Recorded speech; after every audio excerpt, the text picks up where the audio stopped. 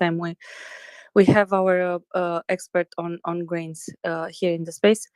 So they keep a fairly regulated temperature due to the way they are built. They keep the grains dry, and rodents, right, the pests, away from the grains, right? Because before anything else, these are the three things: um, s- direct light and so exposure to light, to the sun, and a variance in temperature, and if the moisture, right? You don't want, you want them in a dry place, cool, dry place, preferably. And silos are built basically to do that. They are very um, they don't have, if you look at the silos, they don't have windows, right? Exactly for this reason. You don't want light on the grains, or anything else you are storing inside. They have really thick walls to keep the heat exchange to a minimum, and they have systems to keep them dry. So um, I hope that answers your question. For sure, we will ask it, as Domen said, further. We, what was her name, Domen? Elena. Elena. So Domen had, I think, 2 interviews with Elena. She's really knowledgeable on this, and aside the fact that um, I think Domen likes your the grapes in your picture, in your avatar, because, well, Domen likes everything that is wine related. And he talked about wine with Elena at some point. But all jokes aside, they had really interesting talks, and insightful in what Ukraine grain production and Ukraine economy means. And you have something to add? No, not really. Thank you so much, guys, for all the information and for bringing this up for discussion. It's really appreciated. I'll cycle down now to listener and carry on listening throughout the day. Thank you so much, guys. Have a good day wherever you are. Thank you, Watchful. Wolfgang, go ahead.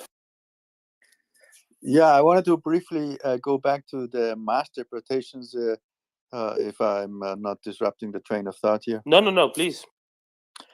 So I think that there's a known method of colonialization that has been used throughout history, effectively, and it entails, like, when you conquer, or annex a new land, that you would deport the people, and you put some new people in there, and those new people, over the course of like 2 or 3 generations, are going to grow roots there, and after 2 or 3 generations, are going to consider this their rightful home and their property and their own. And after 4 or 5 generations, any kind of notion that there was something wrong or illegal there is completely gone, and it's just a matter of time that that the sense of, like, that just time will erode the sense of that there anything having been wrong, and the will and the resistance of the original people that lived there, because the deportation will be broken, and the fact that they're going to be deported and dispersed, it just makes any kind of practical resistance impossible. And this has been practiced in Russia repeatedly. If you go to Wikipedia, since 1920, it lists 30 mass deportation campaigns from either to the west of Russia or the Soviet Union to the east, or from the north to the south, or from the south to the north. Or you can see all these mass deportation streams going over thousands of kilometers in all kinds of different directions, 30 separate mass deportations, and the scale of this is phenomenal. But it's not a new phenomenon, except that I think that the Russian propaganda does a very effective job of sort of like masking this or not letting this bubble to the surface. And I don't think even if to the rest of the world with social media and all of, I know what Anna mentioned, that it's very obvious and very well documented now. Still, inside of Russia, I think that the propaganda is so intense and so strong that without like a revolution or a collapse, really, of the Russian Federation, I don't think that there will be this moment of sort of like through truthfulness or like revisiting like history and the role that Russia had in the way that it happened in Germany after the Second World War and maybe in other places too. So for that, really, there needs to be like I'm afraid like really a catastrophe inside of Russia, like a revolution or a complete collapse for this to for the culture to actually change, I'm afraid.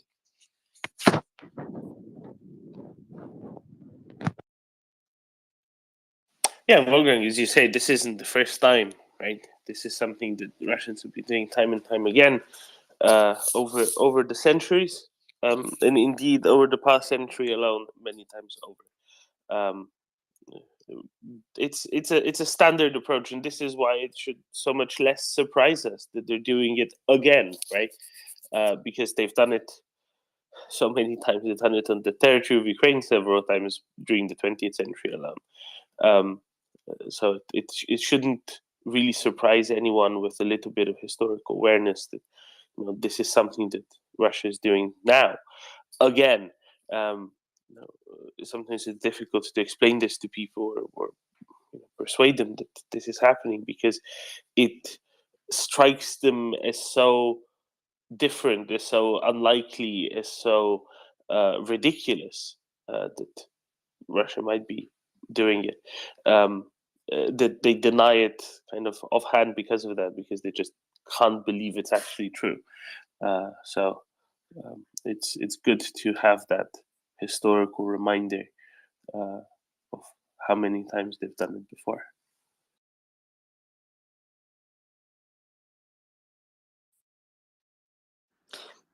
I was thinking, as a general rule, right? I think we discussed this yesterday about strategies and everything. I hope I'm not mixing things up. So about the fact that sometimes when you make a mistake, right, and someone else against someone else, and or someone else is making a mistake towards you, you think, well, it was a mistake. It's something odd, so it's right. You forgive him, and a second time you think, well, you did that already, and it wasn't okay the first time, and I forgive you, but this is not okay. Third time it's like, dude, this is a pattern. This is not the way, right? It's and you kind of starting to push back. And this is Russia, right? They are doing this all over and over and over again, and it's not being the first time. It's not because we bringing up the fact that it's not the first time. It's not because we are trying to reverse history and discuss past projects. It's because we are acknowledging a pattern, right? I think Leonard wants to talk about this. So, Leonard? Thank you, Anda. No, actually, it is not specifically about this, but I just had a little bit of breaking news. One of the other listeners who's, I think, on presently has just sent me a DM that there's another significant explosion in an oil refinery in Angarsk is the name of the refinery, and it is approximately 300 kilometers north of the Mongolian border, so in deepest, darkest Siberia. But there's another clear major explosion going, and it's at this stage it looks like it just happened, and it's hard to tell how terminal it is, but there's just a tremendous amount of smoke and fire that's emanating from that. And refinery fires, I know from specific Alberta experience that if they're not caught and dealt with instantly and highly effectively, they can be disastrous. So just another boom that's happened on somewhere on the Trans-Siberian pipeline. So Leonard, would you agree with me that things at refineries tend to be quite flammable?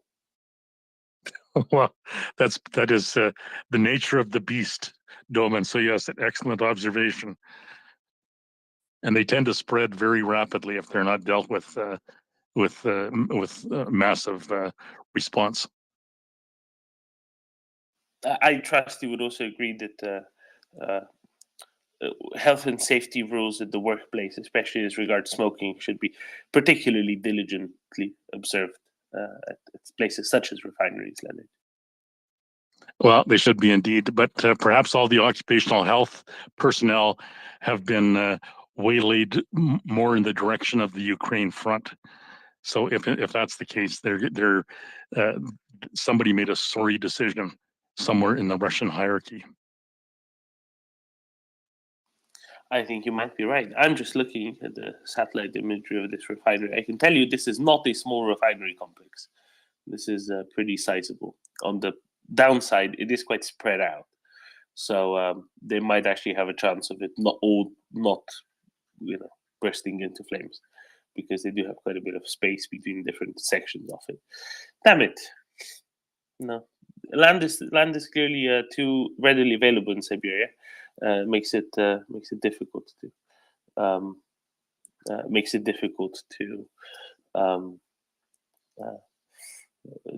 make a refinery that all quite consistently goes into flames in its entirety necessarily. Damn it! With no good reason. At some point, something happened. It's I have two theories. One is more likely than the other.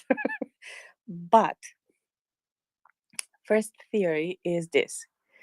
They have taken so many people from the refineries and from the oil companies that the remaining personnel cannot uphold and keep up all the safety measures, because they are this is getting ridiculous, right? We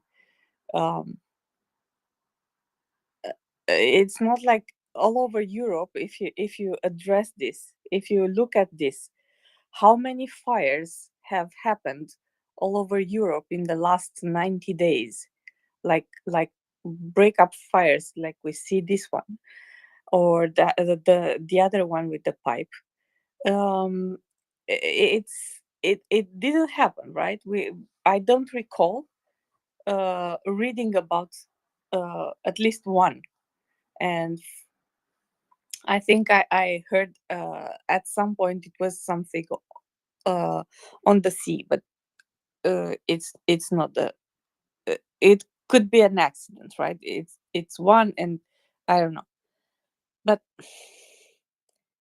this is like a pattern, right? They have this, so there must be a cause. And one of my theories was this: they don't have enough people.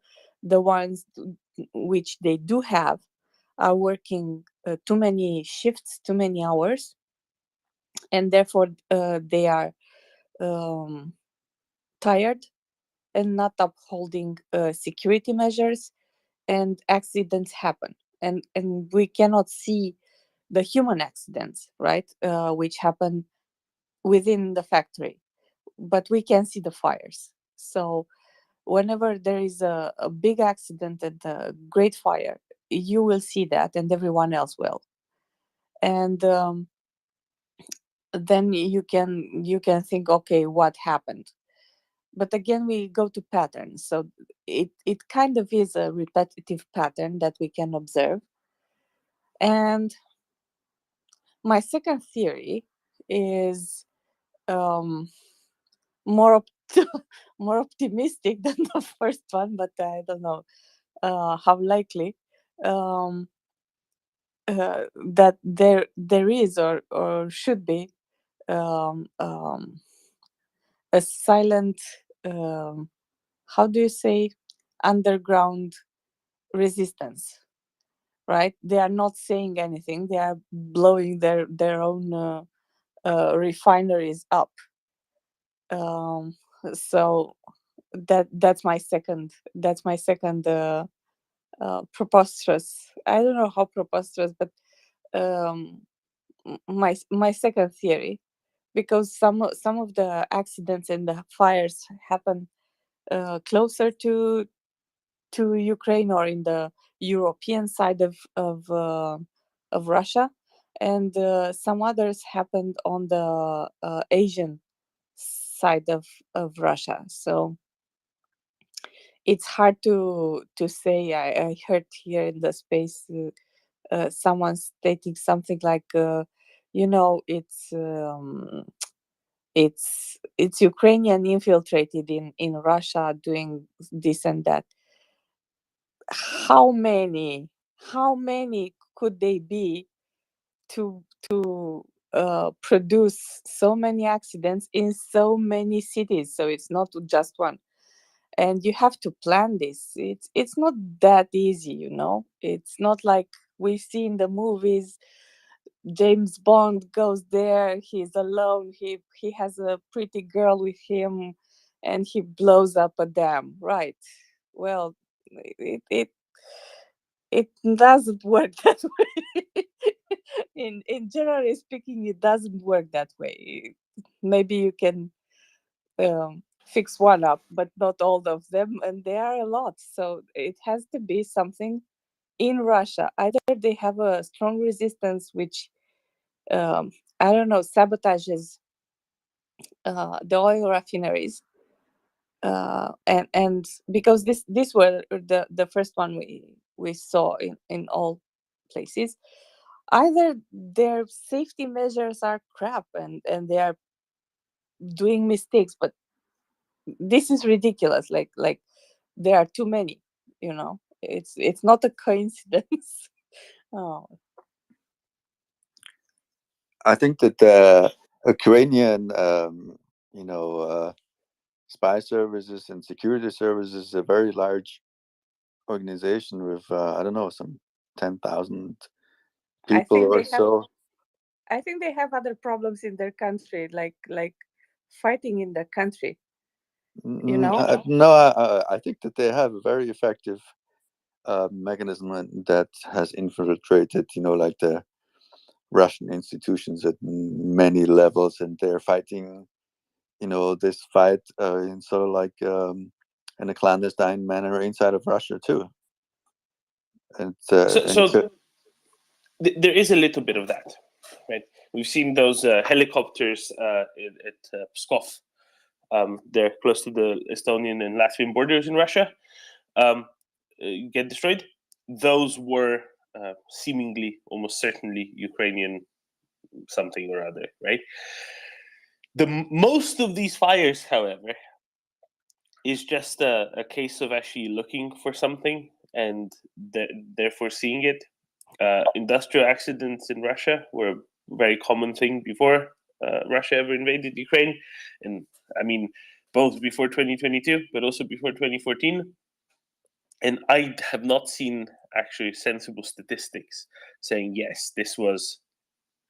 There's more fires now than there were previously. It seems like it's kind of it's kind of comparable, probably, compared to how it was before. We're just looking at it more, and tweets about Russian industry accidents are just more prominent now and seen by more people. That's why sometimes people think, oh, this is something different. A few of the things that happen, undoubtedly, Ukrainian arranged, especially the more useful ones. A few are going to be Russians who don't really want this invasion to continue and degrade rail tracks or signaling or some such. Although honestly, there's more of that in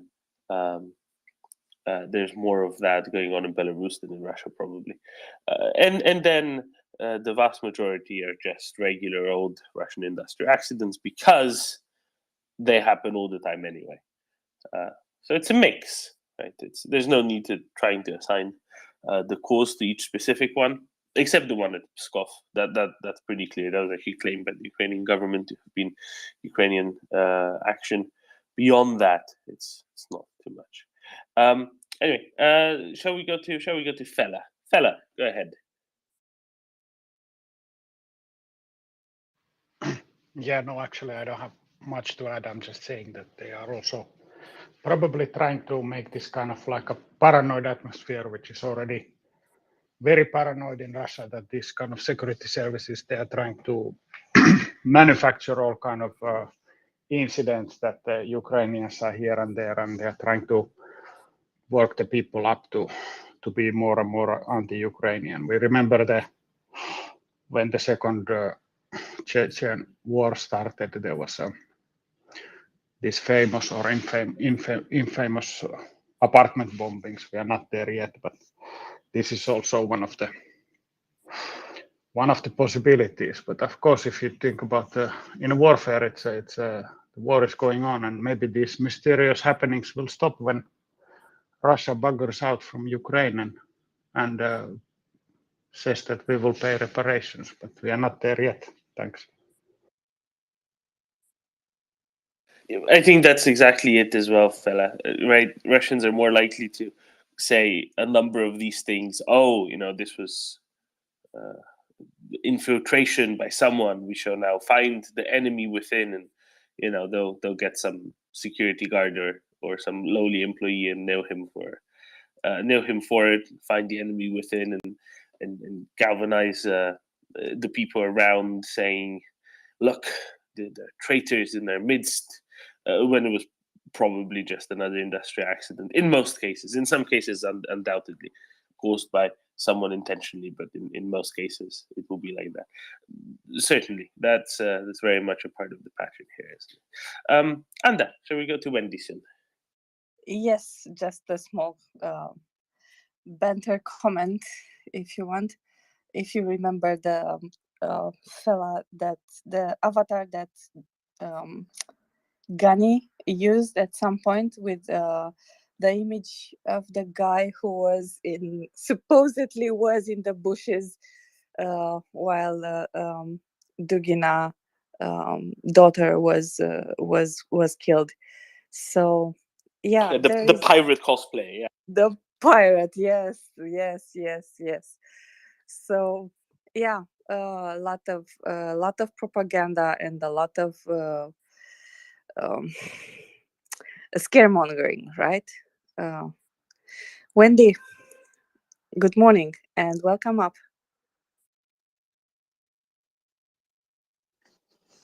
Good morning, Anta. Good morning, Zoma. Good morning, all. Yeah, just a quick one. If our actions, if the actions of a man or the actions of a woman are the best interpreters of their thoughts, and how we act defines our values, then I implore people, as they're walking in the rain today, as they're walking or sitting in the warmth of their homes, to consider the videos of Ukrainian soldiers sitting in Passchendaele-esque conditions with their feet in the mud, sitting in trenches which are waterlogged, in some cases up to their knees, surrounded by a landscape in which every tree is broken by artillery fire.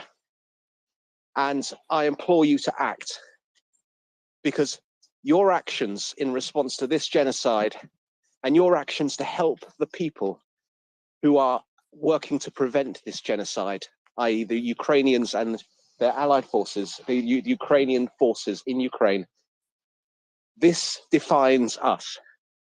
This defines our values. How we act is the best interpreters of our thoughts and our values. So unless we choose to act on our values, then our values are a mere illusion. So I just wanted to say that, and I've got to go. Thanks. Slava Ukraini. Thank you, Wendy. Heroem Slava. And I will just say, with your sound background there was absolutely amazing next to your words, between the seagulls and the church bells. Just fantastic. And he is so right. He's so true, right? We need to put our money where our mouth is. We need to do the deeds, small and not so small, in order to uphold the things we are saying we want to uphold, right? And when I say small deeds, it can be something from tweeting or retweeting something, to donating something, to actually helping someone, to giving someone a helping hand when they need it, right? So I think, thank you, Wendy. That was really touching.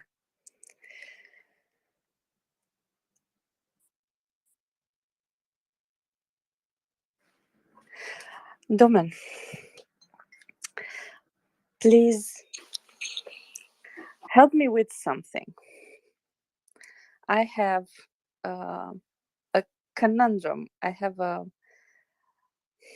speaking of upholding what you said, speaking of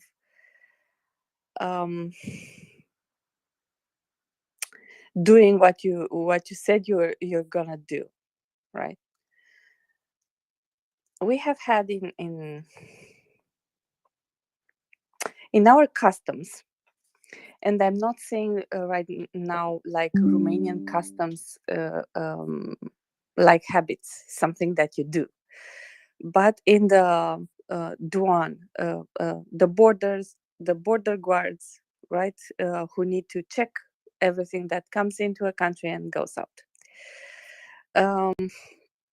Whenever they had to protest, one of the ways in which they protested was by being exceptionally thorough in checking everything that went through customs, right? So like a working strike, like they said, we are protesting for this and that, and instead of stopping what they were doing, they didn't stop, but they were checking everyone like he was the worst of the criminals, and they needed to find every evidence in his car, in his possession, in his person, in order to let them in the country. And what that happened, that resulted in, was lines of cars waiting to pass the border, right? It was hell on earth for the people who wanted to pass the border. And we discussed this earlier with Peter Doran, touched on this.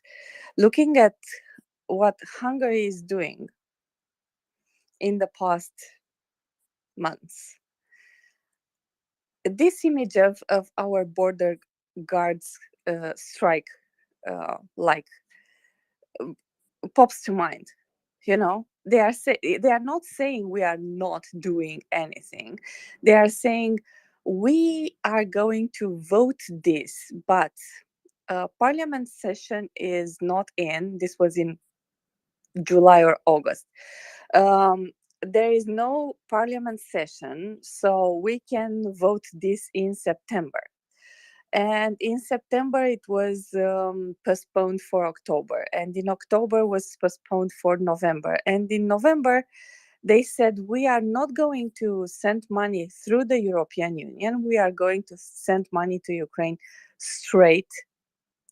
But we are going to vote this on the 6th of December. So from October to December, there are like 5 months. It's not that hard. So it's not such a complicated law to address. And I very much doubt they had so many other laws urgent that needed extensive discussions in their parliament in order to pass. So this to me looks like stalling to the very last point. And I frankly don't have any other explanation. Like, why would they do that? And how to actually solve that.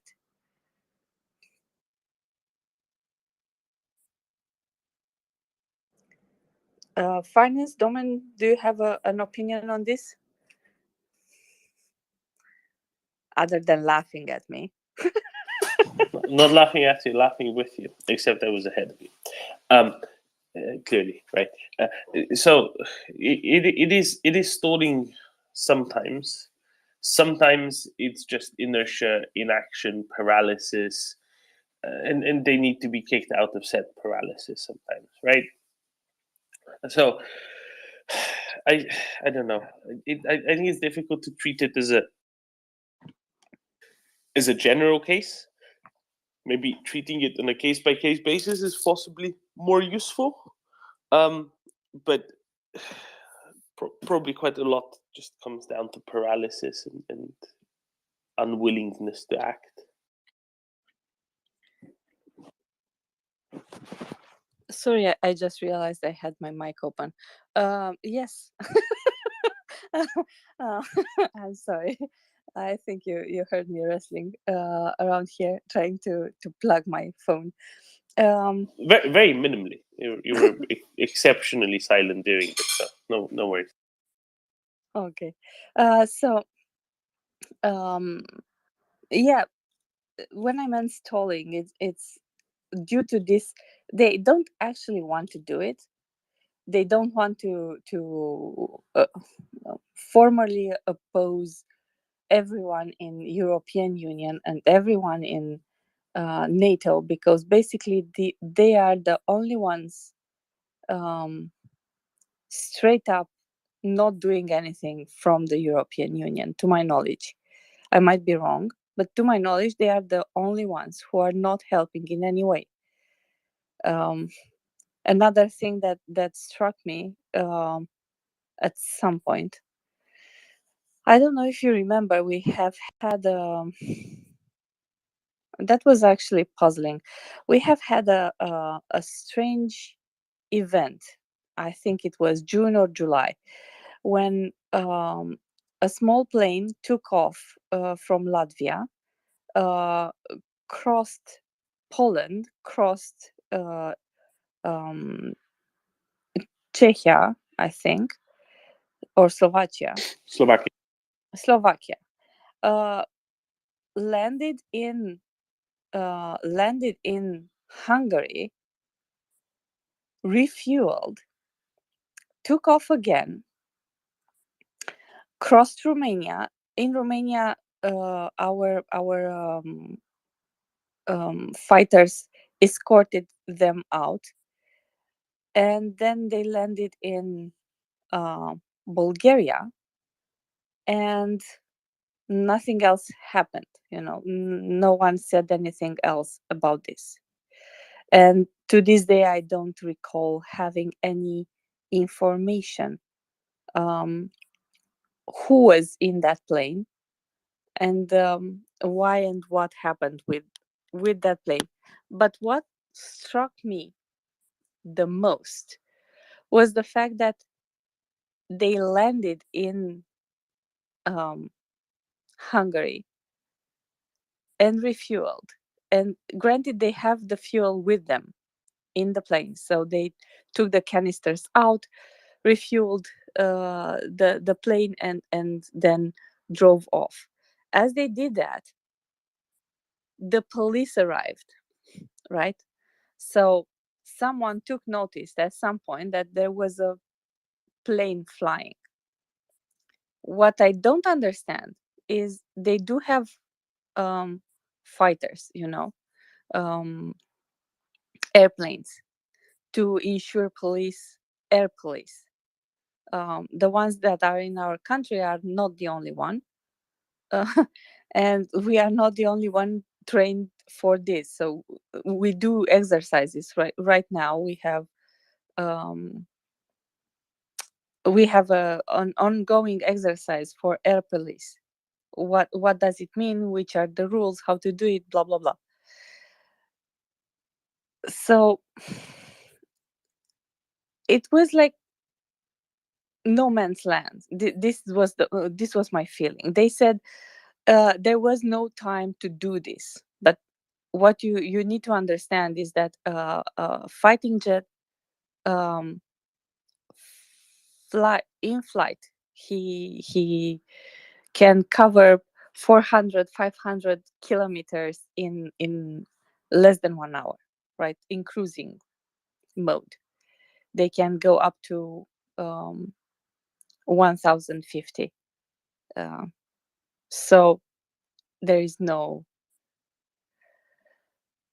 um, there is no no explanation for it makes no sense, right? It's like in every case, in every instance, they are doing the minimum barely possible. When Ukrainians first tried to fled from Ukraine into Hungary, because they have borders, right? They let only the Ukrainian nation to pass. But in Ukraine, there were other people from other nations, which were considered probably somehow undesirable, and such as India, for example, Pakistan, and others, which were actually students in university and who wanted to pass through Hungary, right, through the borders, and they were not allowed. They had to come back and exit Ukraine through Romanian border, right? Through to come into Romania, and at that point, there were at least 2 states who officially thanked Romania for receiving them, right? So I feel like they are doing this. I don't know, in a passive aggressive way. I'm not fighting you, but I'm pushing back at every moment. I push it back at every step of the way. I will do something to push back on everything you say we should do together.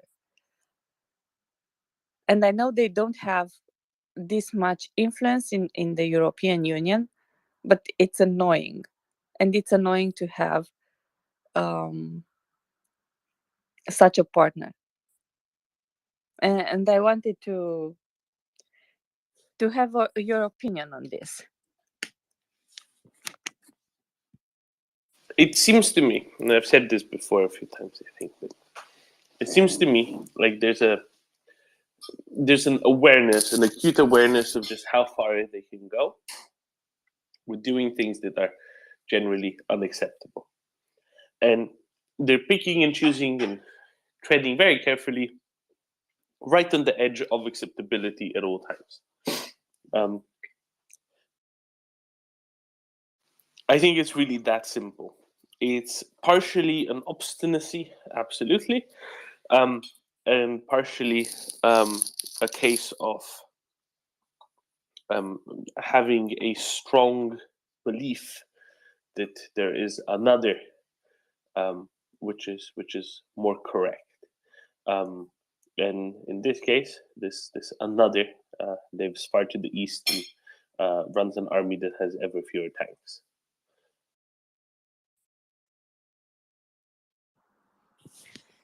Indeed.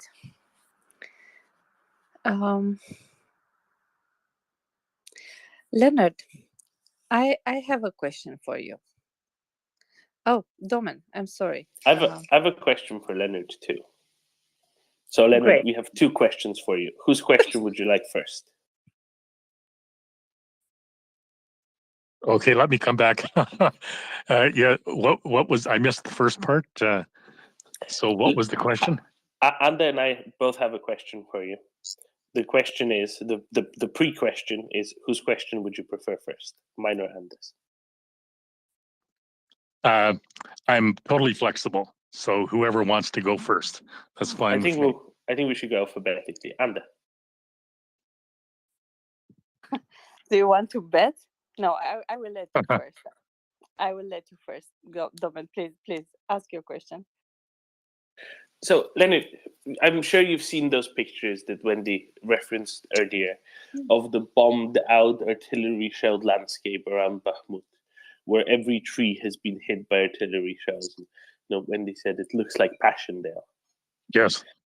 Did you ever expect to see something quite like that in anything but history books? Never, not in a lifetime and not in several lifetimes. I actually lost a family member, not at Passchendaele, but at the opening day of the Battle of the Somme, July 1st, 1916. And that day alone, the British Army suffered 70,000 casualties. And that is the landscapes that surrounded that have sort of been passed down in family history sketches, if you will. And it is absolutely appalling. And I think this would apply to anybody in the West, anybody who has had any reference to either Passchendaele or the Somme or Vimy Ridge or any one of 24 other battles in that horrible landscape. And to see that that is being perpetrated today, this year, 2022, some 100+ years after the last just incredible, surreal kind of destruction and literally unthinkable destruction of human life that went on over a century ago, and that we're seeing that very same mentality, that very same, and you could probably trace the root source of it to pretty much the same human perfidy, if you will, and we're seeing it manifest. It is really unthinkable. And yeah, Wendy drew a very graphic picture and a very graphic reference point for that, and it is just unthinkable that we now, some 3, 4, some cases 5 generations removed in the West from that last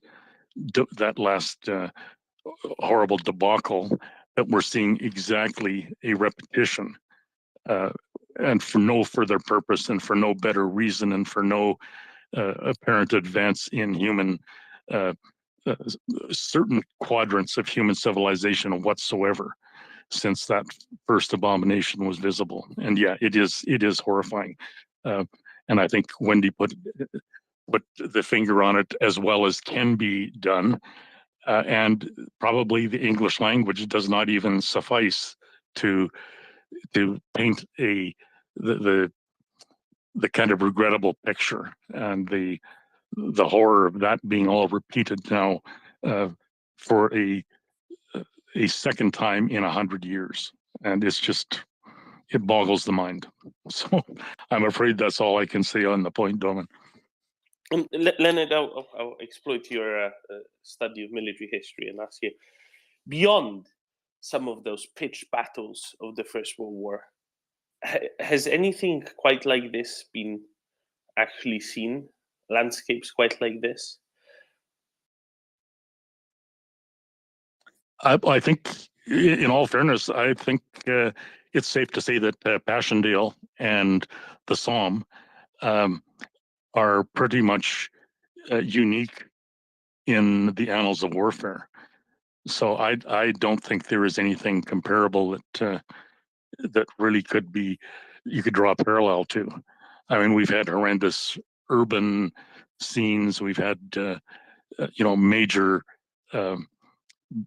battles, shall we say, in the Pacific, and extricating military forces from deeply entrenched cave systems and so on. But really nothing that of this kind of the scale and the just the volume of hardware, the volume of lead that has been poured into the countryside there. I mean, you can read stories today of Belgian farmers in the area of the Somme who still churn up with their plows and their tillage machinery. They still churn up some spent, some unspent shell fire from that era. And I'm sorry to say that we may be seeing certain areas of the Ukraine may well be subject to that very same kind of ongoing horror, if you will, that may carry on for generations.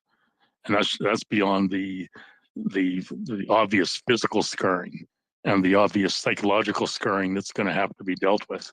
And that will carry right through to the landscape, unfortunately. So yeah, I don't think there are any parallels. No, you're right, Leonard, and you raise a really important parallel here, and a very important point. The issue of unexploded ordnances is going to persist in Ukraine, in these areas that were vaguely near the front at some point. And this is where demining and the detection and removal of these ordnances is going to be absolutely critical. You're right; it's still, in those areas in northern France, in Flanders, there's still ordnances from the First World War that keep turning up. Actually, I have a slightly funny story on this, Leonard, if you indulge me. You're probably familiar, at least by name, with the English Channel Tunnel and the Eurostar train that goes under it. And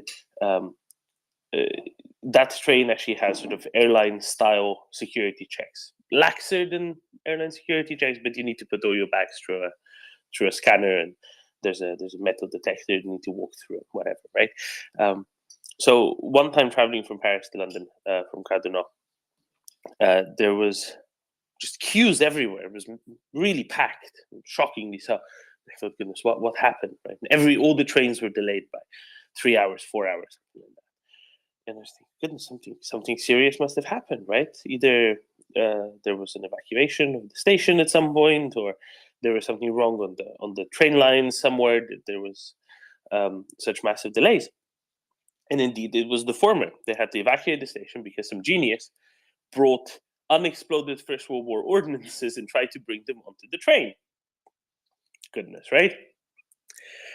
So everyone was delayed by 4 hours because they had to clear out the entire giant Gare du Nord station that sees all the trains going north from Paris to England and to the Netherlands and to Belgium and to Germany. All of those go from Gare du Nord. Not all to Germany, but the ones to Köln go from Gare du Nord. as well as a number of local and regional trains, of course, as well. So next time, about a month and a half later, I was again going from Paris to London, and there were signs everywhere. And the signs say, it is prohibited to bring First World War ordnance onto the Eurostar. And I was really struck by it.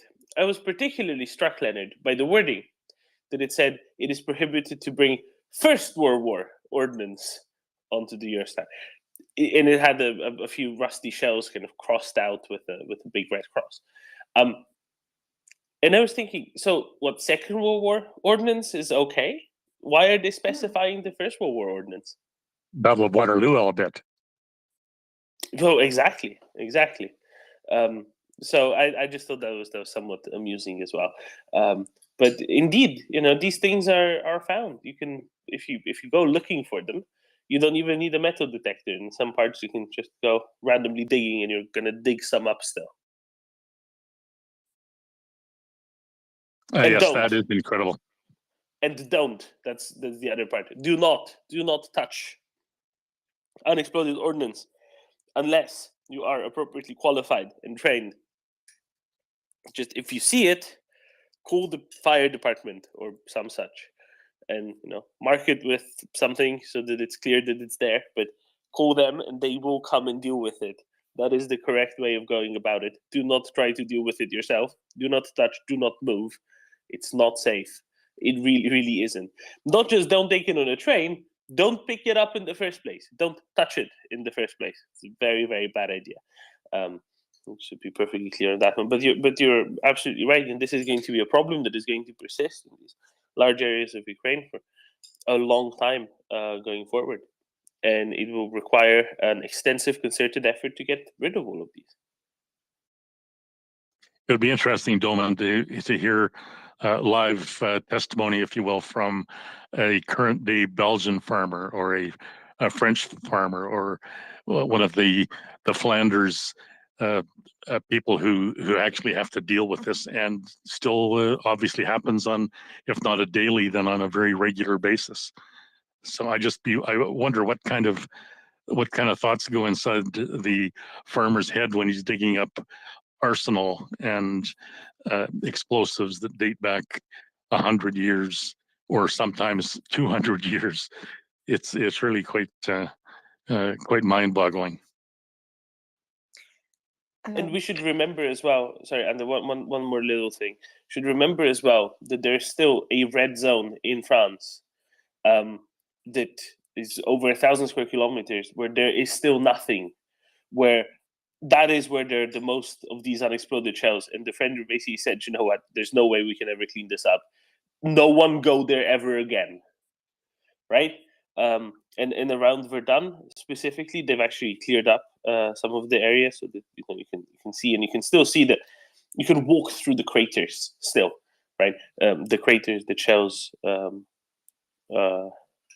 have left behind, right? But yeah, it's interesting, and it's just an example of when it's too much, it can't sometimes actually be cleaned up ever again, because it can be just too much. So from what we've been told by a person who actually is performing this right now in Ukraine, who is with the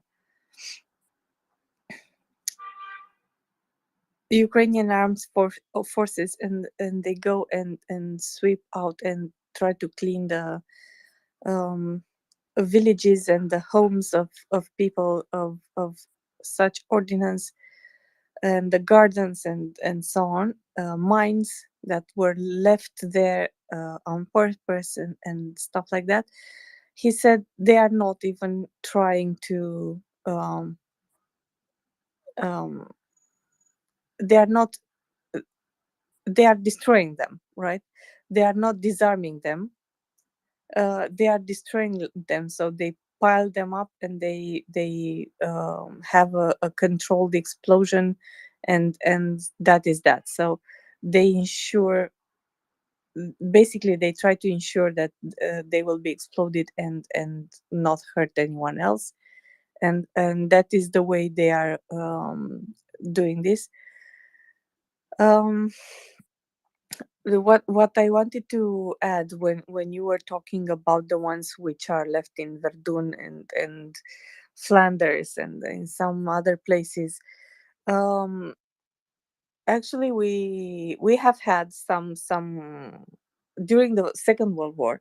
We have had some um bombings, carpet bombings in several regions in our country, and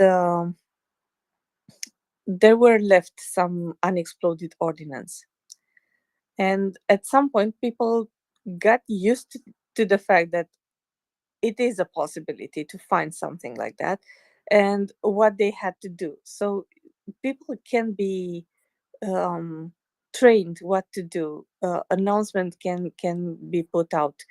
What to do if you find an unexploded mine or an unexploded ordnance, or if you come back home and you open your um, cabinet in the kitchen, and you see in one of the um, glasses you have there a small butterfly mine left there by a Russian, right? um, uh, People get trained what to do. It's not easy, and it's not going to be easy. It's not going to be a walk in the park to ensure that every home and every house it's safe. Um, in March, I was following. I found this space at the end of March, 1st of April. So before that, I was searching on internet and Telegram and everything. And one of the and also on Instagram. And one of the things that I saw, I followed a Ukrainian actor who loves animals. And what he started to do after the cities started to be liberated was to go into the cities and to look for the lost animals, the animals which were left behind from what for one reason or another. um, and when I say left behind, you for the animal lovers, it's not like they the owners run away without the cats or the dogs. It's like they ran to shelter and didn't find the cat, and there was a bombing coming, and they took the kid and ran to the shelter. And in the meantime, they were probably evacuated or didn't have time to come back to their home, or didn't live to come back to their home. So some of the animals were left um, alone, basically. And he was going, for example, in apartment blocks, and you could tell that mm, they were left in a hurry, because he was filming everything. He had a GoPro camera, and he was filming everything he was doing, and you could see uh, you could see for example, the pot with the food in it, because someone was cooking probably when the sirens went on. Or you could see the um, board plank when you iron your things. It was up, you know, and somewhere in this house, which was clearly deserted in a hurry, there was a cat, right? Who was trying to survive there. So he saved a lot of cats, and he took them to Kiev and to Lviv, and um, that's when I understood better, you know, what's it's the impact of this war is on so many levels. Later on, James Vasquez posted pictures with that's why I told you about the kitchen, right? I have seen in his early threads pictures with small butterfly uh, mines in kitchens. Um, and he said something like, "I'm normally not posting stuff like that, but I am doing this now in order for you to be aware. It is a reality. It is a reality." So some some of the Russians, as they were retreating, they bombed, they not bombed, mined the landscape as they were retreating. They mined the homes, they mined the gardens, and the most exposed in this case is are the children, because you as an adult, you recognize what you see, unless you're very very tired and, I don't know, not paying attention. But usually when you go back, you are hyper alert as an adult, looking around you. You know this happens, so you're aware and looking for them. But children don't. They don't realize the danger, and they don't realize um, the magnitude of what's happening. And therefore, when they take, for example, such a butterfly mine in their hand, they can get injured very very badly. So this is the I went off the topic uh, a lot, but this is the thing that comes to my mind, uh, to turn back to the peasants, um, at least in Romania, and I think in Flanders too. Um, they knew what to do. They didn't touch them. They called the police, and the police called. There is a special unit within the army who takes care of the unexploded ordnance, um, to dig them up, to put them on a side, to disarm them, and so on. So um, I think it's not such a often occurrence there, but it will be in Ukraine, and it's a pest, you know.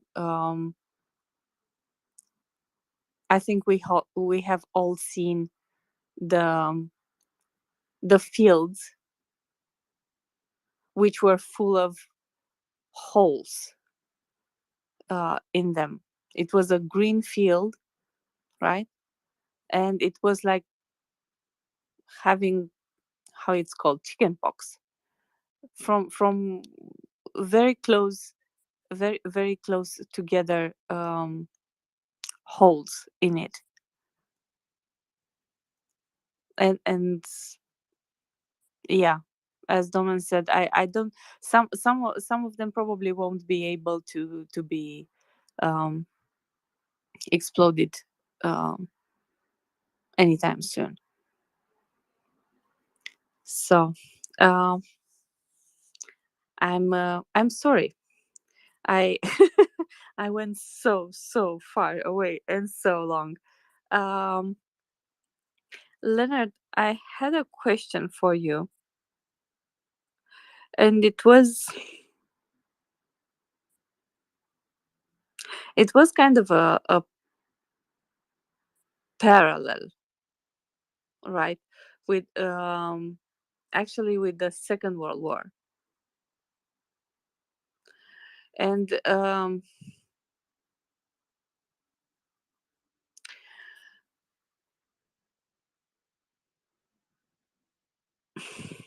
I don't know how to. I have an idea in my mind, but I don't know how to correctly phrase it in order to make sense. So during the Second World War, in France, there were French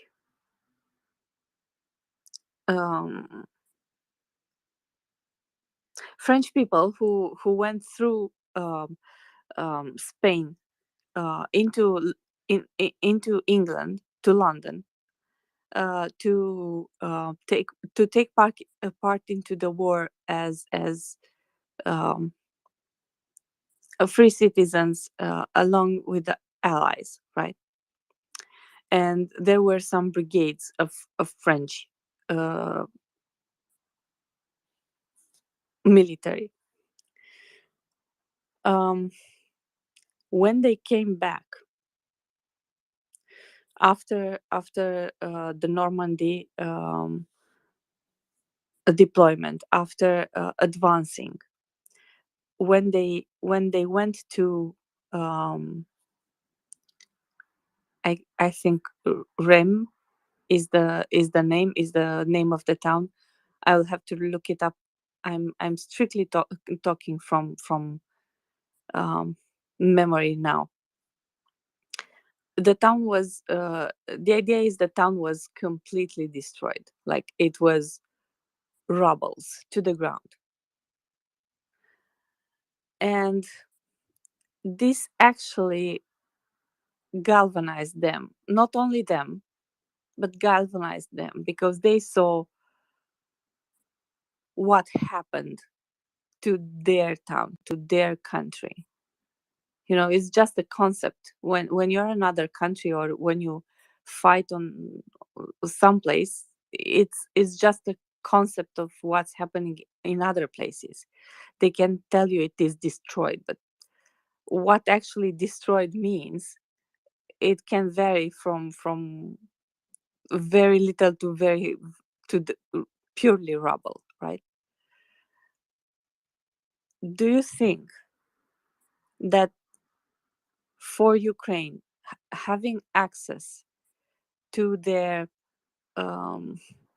to internet, to open information, to pictures with what happens, like yesterday, like today, this morning happened this or that, do you think this kind of galvanizes them in the same way? Like, I don't know, putting fire in them to get Russia out of Ukraine faster? Yes, Anda, I would say most definitely. And certainly for anything I've seen, the reaction of the Ukrainian people as a whole, and not even just specifically the Ukraine army, but every individual in Ukraine who sees that kind of carnage, and they realize obviously that that is a travesty taking place right on their own soil, and directly involving their own neighbors, their own families, their own citizens. And I think that you can possibly extrapolate a little bit of that from World War II. And just as one small example of that, the Canadian First Army landed in Normandy, and then was given the task. Essentially the Allies split off, heading west towards Bastogne, which is where the Battle of the Bulge unfolded, and then the Canadians with some British contingents went north to the the Low Countries, Netherlands, Belgium, Luxembourg, through that vicinity, and the Canadians ended up liberating Antwerp and pretty much most of Belgium, all of Belgium, and all of Holland. But as part of that contingent, you mentioned the French forces that escaped through Spain and then came back and were part of the British expedition across the Channel and the invasion of Normandy. And yes, the Canadian First Army was about 250,000 strong, so 250,000 men, and there were significant contingents within that of there were Polish free fighters who had escaped from Poland, and they were part of the Canadian First Army.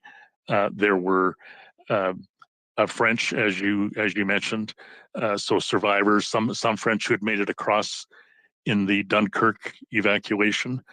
So some French soldiers had been evacuated with the British Expeditionary Force at Dunkirk, and others, as you say, came via a much more prolonged route through Spain and then up through the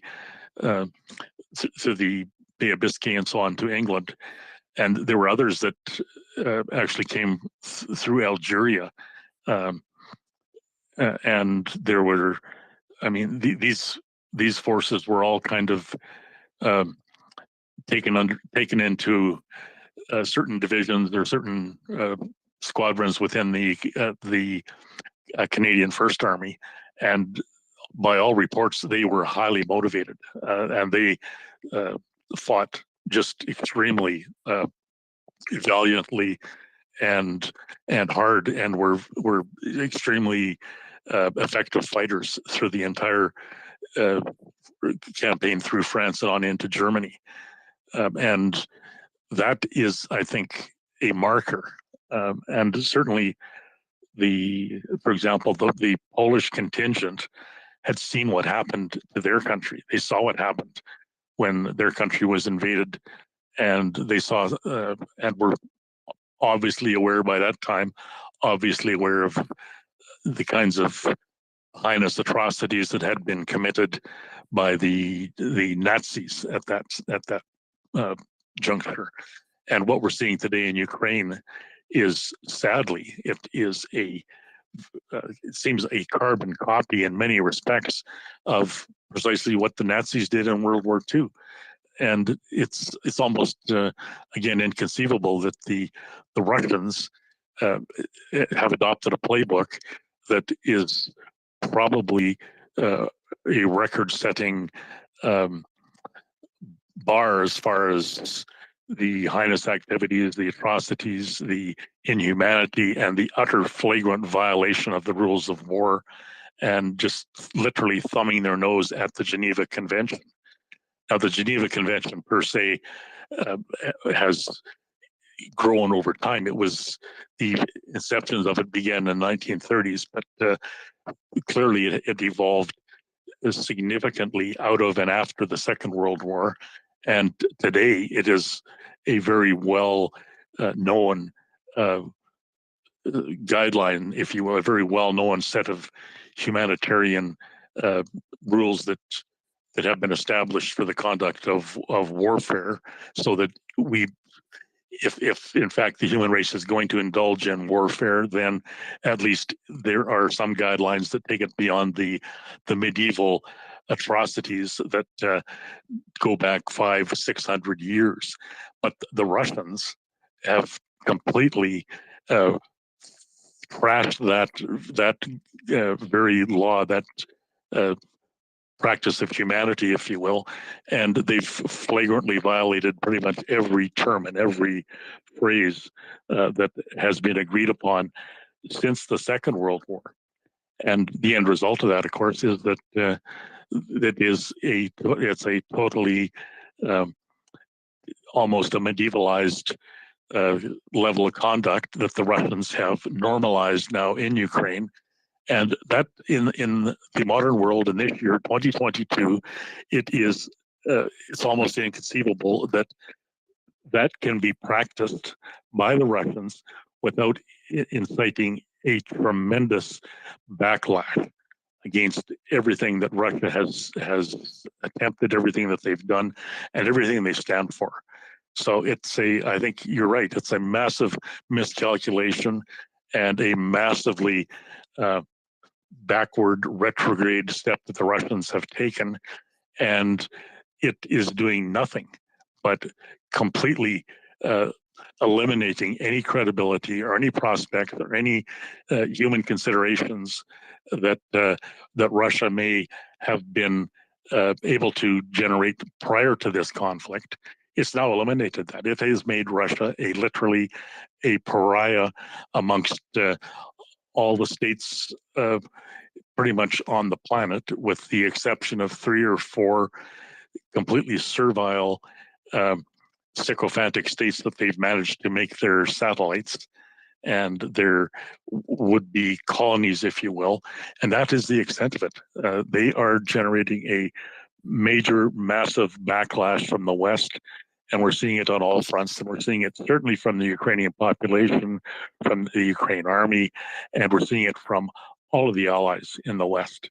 And it is just stiffening the resolve to finish this once and for all, and to make sure that Russia is never, ever again in a position to engage in this kind of perfidy ever again in human history. And I think that will be the outcome of this.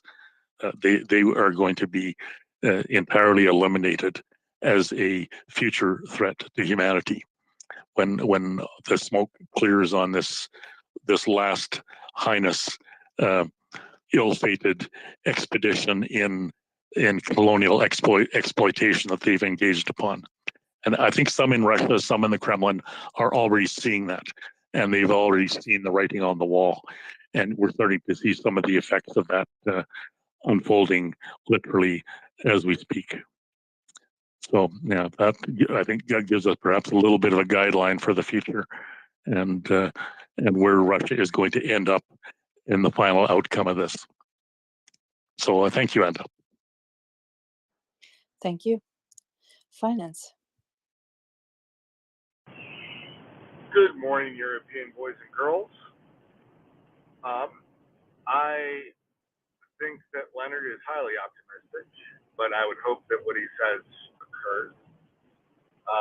Certainly now, given the way that Russia is pushing mobilization paired with economic collapse and instability amongst Slovakia and some other things, there is a possibility of imperial collapse. And that is to say, an actual collapse of Russia as one of the last remaining empires of the sort of pre-World War I era. While they've lost some of their imperial holdings, right? They post 1991, the Russian Empire lost Poland, Ukraine, Baltic states. They still clearly hold large amounts of colonial holdings. The North Caucasus, Dagestan, Chechnya, right? You're looking at Tartarstan, etc. And there's significant possibilities that maybe some of them split off, maybe all of them break up. But it's hard to bet against the Siloviki trying to sort of murderously hold their country together. And there's a lot of foreign influences that, even if they would prefer Russia to lose greatly, don't seem to want Russia to implode as a nation, mainly because of a legitimate worry of who gets the nukes. That said, I agree with Leonard that it would be less dangerous to have Russia cease existing as a massive empire, because as an empire, their incentive structure is to maintain this centralized oppressive hellhole that is going to cause problems and go to war, if not with Europe, then with places like Central Asia. But look, the Siloviki could implode. The Siloviki could hold it together. That is a legitimate possibility. It's hard to bet against those guys. But I mean, even that could look like a horrific slowdown and could drop them back 10, 20, 30 years from where they were before this war started. So, you know, it may at least buy the world a generation. And the more imperial holdings that break off, even if it's just Dagestan and Chechnya, the less powerful Russia becomes the next time they want to be genocidal schmucks and territorial aggressive. Clearly, Doman wants to react to this, and I can maybe tell it, and I'll just be quiet now. Thanks, Finance. Yeah, I wouldn't worry too much about what happens afterwards, because there are so many things that could this could go very many ways. After Russia is kicked out of Ukraine, after Russia loses, it could go very, very many different ways of what exactly happens, right? Anything from somehow the regime actually survives because they've managed to brainwash everyone sufficiently thoroughly that it's okay.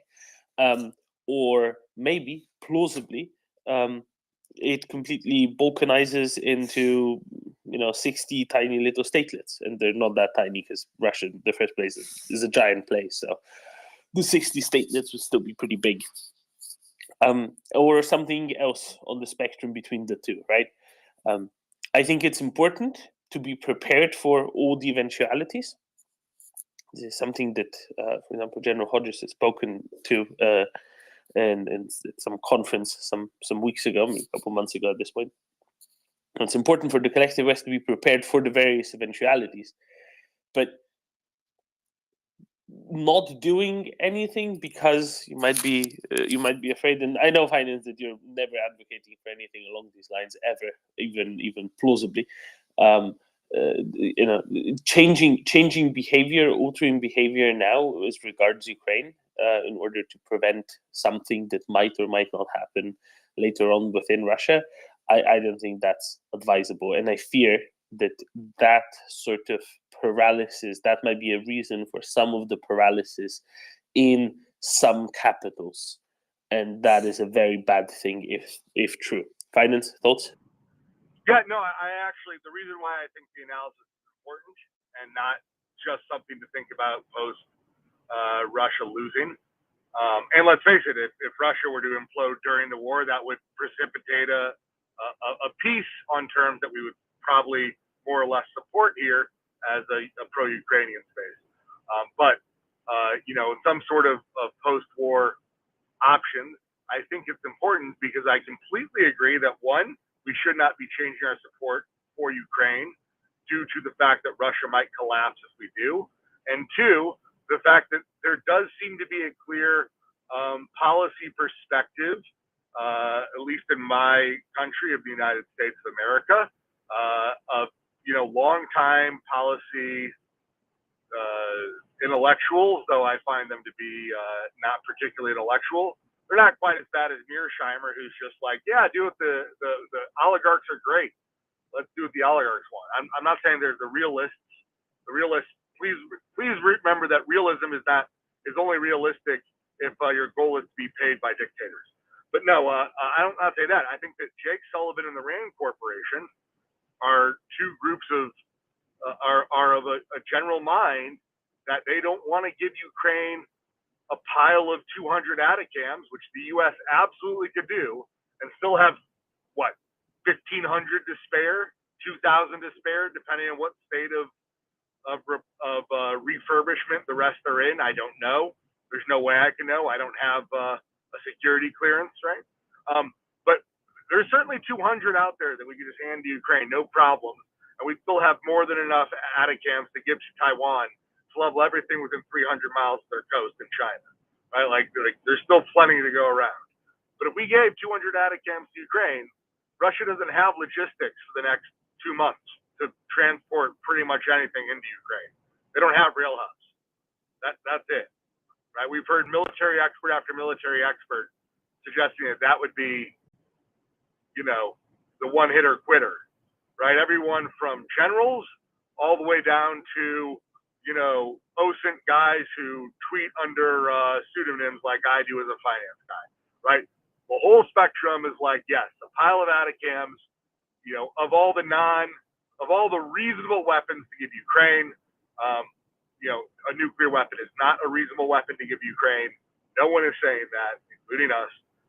But like a pile of Atacams is a reasonable thing to give Ukraine.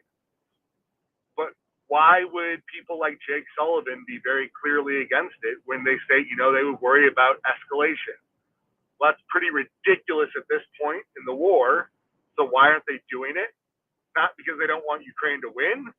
Certainly these people are in general in favor of Ukraine winning, but ridiculously cautious about it.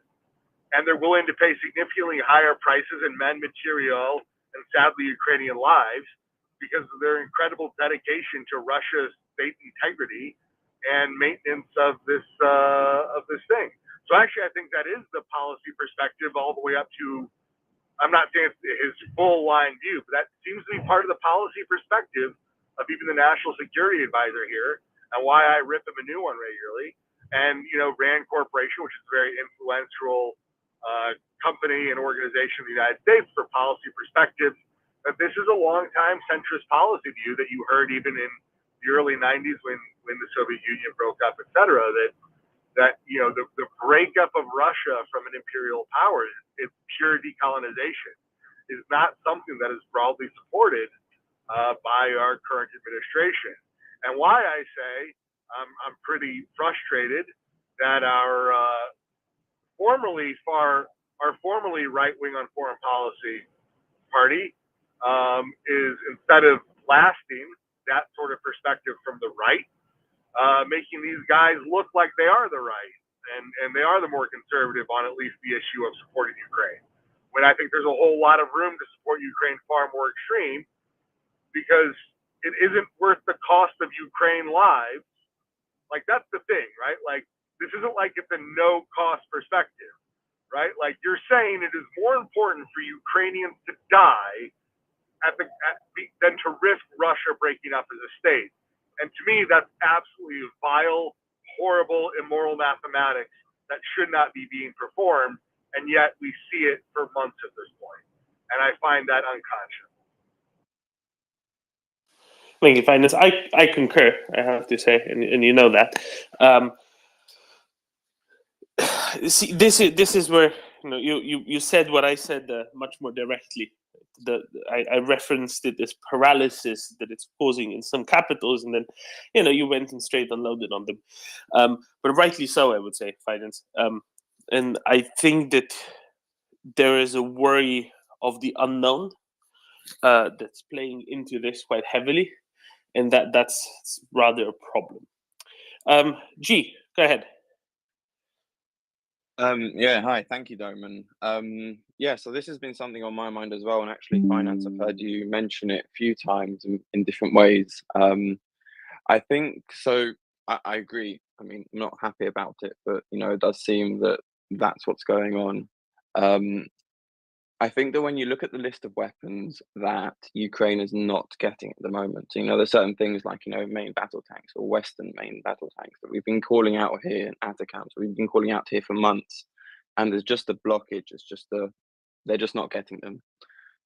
From my perspective, the way I see that list of weapons is list of weapons that would be particularly useful for Ukraine to take back Crimea. And I think that's where the blockage is here. I think that these people who, you know, are afraid to see the Russian state collapse, they might be okay with Ukraine taking back Donbass and, you know, Donetsk and Luhansk and all of it. But when it comes to Crimea, I think there are people who just see that as a risk they don't want to take. And I mean, I think that we should really be calling out because, you know, we don't agree with that. But when the day comes that Ukraine has taken back everything up to Crimea, if that's the way it really goes down, this could become a real issue, and it's better for us to start tackling it now. Thank you. Thank you, G. Let's go to Fella first, and then to Leonard, and then to Finance, because otherwise we'll keep answering the same thing, because I think we're all generally in agreement. Fella.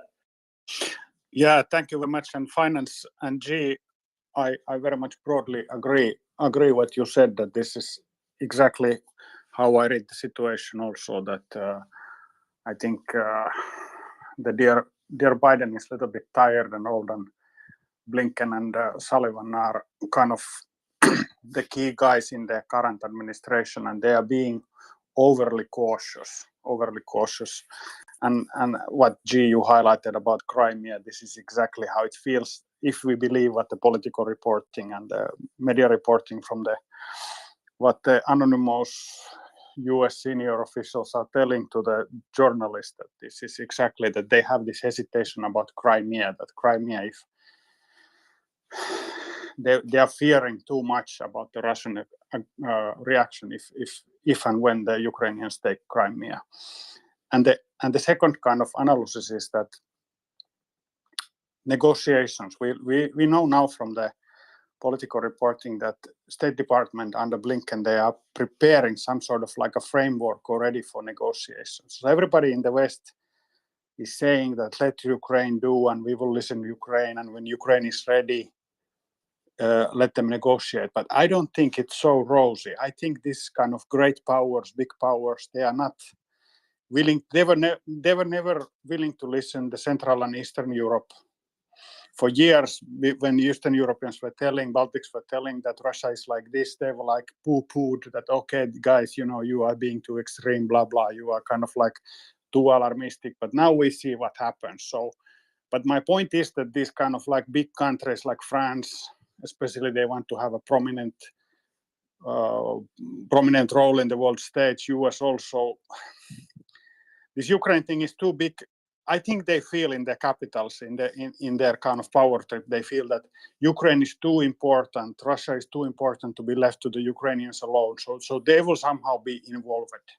And we have to take that into consideration, that what has led to the problems historically since Molotov-Ribbentrop, or since Middle Ages in Eastern European history, is this, that big powers are agreeing and leaving these countries which are between Russia and Europe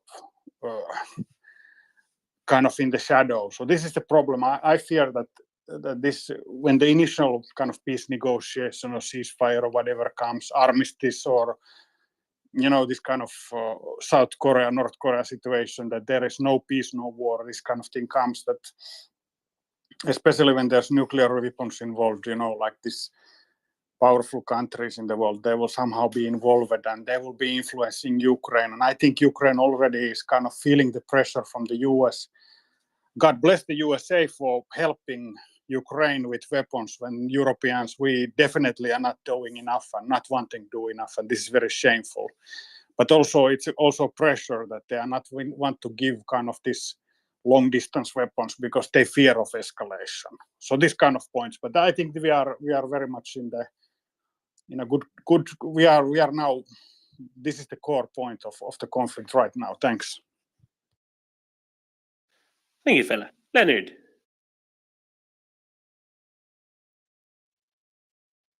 Thank you, Dolan. I just wanted to follow up briefly on what Fella had said, and it's specifically with reference to where the U.S. sits on this. And mentioning Tony Blinken and his protege, if you will, Sullivan. Blinken is the son of the American functionary, if you will, who was at the Budapest signing, so the Budapest Memorandum, which was actually executed in the presence of Blinken's dad, who was a former U.S. ambassador to Moscow and several other locales, but primarily Moscow.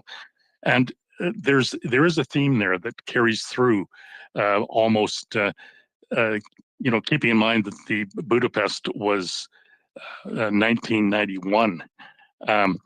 The whole fallout from that there's been a certain reluctance built up within U.S. foreign policy circles. And if you fast forward to present times, that is probably most clearly illustrated by the last NSC advisor in the last administration, who was John Bolton, who made it a project to really completely set the State Department on its ear. And the State Department is clearly where Anthony Blinken reigns, and it's clearly the locus from which Jake Sullivan is drawing all of his sustenance.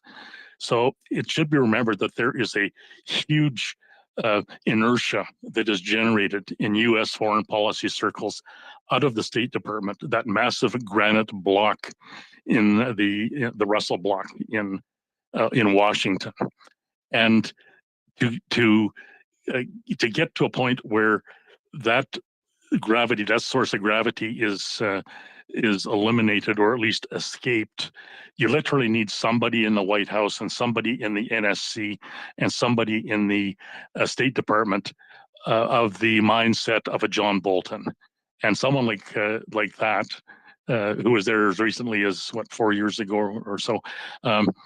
That would clearly be much more harmonious with the military side of the equation and the way that has shaped in the U.S. So Lloyd Austin, the generals, the Joint Chiefs, that whole impetus, if you will, is very much in a different vector than what we see out of Blinken and Sullivan. And I think all that can be hoped for here is that Ukraine stands solid on this. The mentioning of Crimea, I think that is perhaps a bit of a red herring, because there is clearly a strong sentiment in the West, and it's been laid out chapter and verse by the British Prime Minister. It's been laid out by the British Foreign Minister. It's been laid out by the Canadian Prime Minister, and there's even been significant input from the U.S. Congress in the Crimea Council, which is the body based out of Kiev that is strongly in favor of ensuring that the faux pas, the foibles of 2014 are reversed, that Putin and his little green men are ejected from Crimea once and for all and with finality. So if the theory that Philip produces is on track, then if the U.S. State Department wants to pursue that, they're going to run into a massive resistance. They have to overcome the entrenched foreign policies of the entire, not just Great Britain, but the Commonwealth nations as well as the strong sentiments within Ukraine, obviously. And if this thing is vectoring towards a Ukrainian victory, which is clearly in the cards at this stage, then it would be very difficult, I would suggest, for Anthony Blinken, no matter how much of a sea anchor he wants to be, or how much of a sea anchor that Jake Sullivan wants to be, to progress on Crimea. I would suggest that they're going to be swimming against some pretty strong tides. And just a final point on finance. Finance is quite right. The zeitgeist within the Republican Party right now would do very well to resurrect and look to their old mentor John Bolton, because John Bolton has absolutely crystal clear policies on Russia and on Putin, and he would not be countenancing for 1 nanosecond the concept of Crimea somehow being sacrificed as a sop to Russia in some weak-kneed final impotent peace process that either Blinken or Sullivan may have somewhere in the back of their minds. So thank you. I'd just go with our friend Peter Duran, or harken back to Republicans' favorite president of the modern era, Ronald Reagan. John Bolton is extreme even by my standards, as he's never saw a war he wouldn't advocate starting. So I'm not so sure I'm as pro Bolton as you are. But as far as Russia goes, everybody I just mentioned, and I think you could agree, had a stronger Russian stance than at least some of the current Republican Party. Clearly, the Republican Party is split on the issue, with many people, again, like our friend Peter Duran, even in the conservative wing of the party, who are still very much of the older pro-democracy, anti-authoritarian, anti-communist mindset. and I'm in favor of that wing of their thinking. Unfortunately, obviously, there's the other line of thinking which has grown to be some percentage of them, and who knows how much. Kevin McCarthy of the House is sadly one of the Russian bootlicker caucus, and hopefully they will outvote him, or he will just have too many desertions on his hands if he tries to come up with that policy. Yeah, good points, Finance.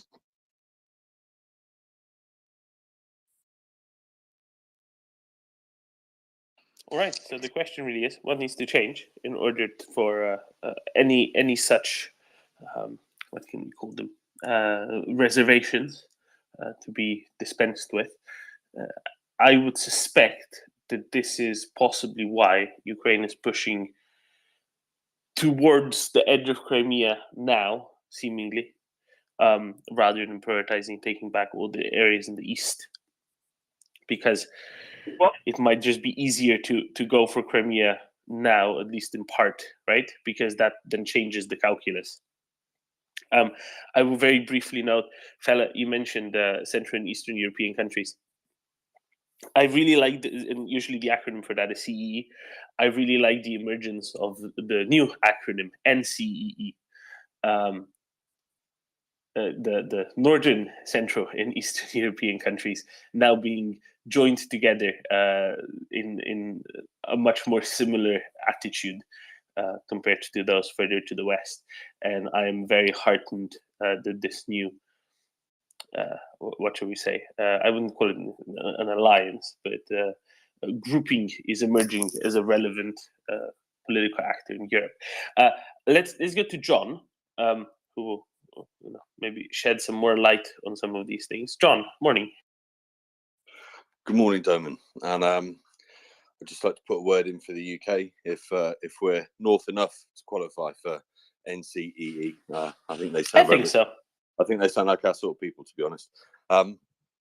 Anyway, I just want to. I want to commend all of the speakers over the last sort of 25 minutes or so that I've been listening. It's been a really, really high quality discussion, and I mean, I think I've just maybe not to say anything different, maybe to say it slightly differently, and just to try and build on some of the points Finance had. I think that the major problem is that Western policy is centering Russia rather than Ukraine still, and they are looking to the future beyond the conflict and relationships with Russia and what happens with Russia, and that is the basis of a lot of fears that are guiding policy and dictating policy choices, particularly choices in terms of what not to do. And I think that's absolutely right. And I think when you then say, well, what is it that needs to change? It needs to be the action needs to match the rhetoric. The rhetoric is all that, Ukraine must liberate itself. It must be free. That must, that is the principle behind which everybody is standing, supposedly. And I think making that the reality rather than the reaction to the anticipation of what may happen if, basically putting the concerns around Russia above the concerns of fully liberating Ukraine. And I also think, and I didn't catch the chap's name, he was a Brit because I was driving, so apologies. But he made the point about Crimea potentially being linked to, the supply of other equipment and stuff. I don't know if there's a direct link there. I think he's absolutely right that there is a fear in the West, in policy communities, that Crimea is a step too far for the Russians, and that although they're prepared to accept the risk of Ukraine kicking Russia out and effectively, inflicting a massive defeat on the Russian state in Ukraine, they are very, very fearful that Ukraine retaking Crimea, which they are perfectly within their rights to do, would be the thing that potentially tips Russia over the edge. So I think in terms of the caution of policymakers and the way they're looking at this, I think there's definitely something in that in terms of Crimea. Whether it's linked to equipment supplies or not, I don't know. But I think the broader point is a good one. John, how would you prescribe going about it? Go for Crimea early as a way to release those, to show that actually Russia isn't going to lose it if Ukraine gets, let's say, 15, 20 kilometers into Crimea, and that might then allow those who are cautious to be willing to release some weaponry that they were hesitant to hitherto. I mean, just from a purely practical point of view, you'd need to take Kherson and Zaporizhia oblasts first before going into Crimea. That would be my suggestion. I think it would be extremely risky to start pushing into Crimea without doing that first. Oh, for sure, yeah. Yeah.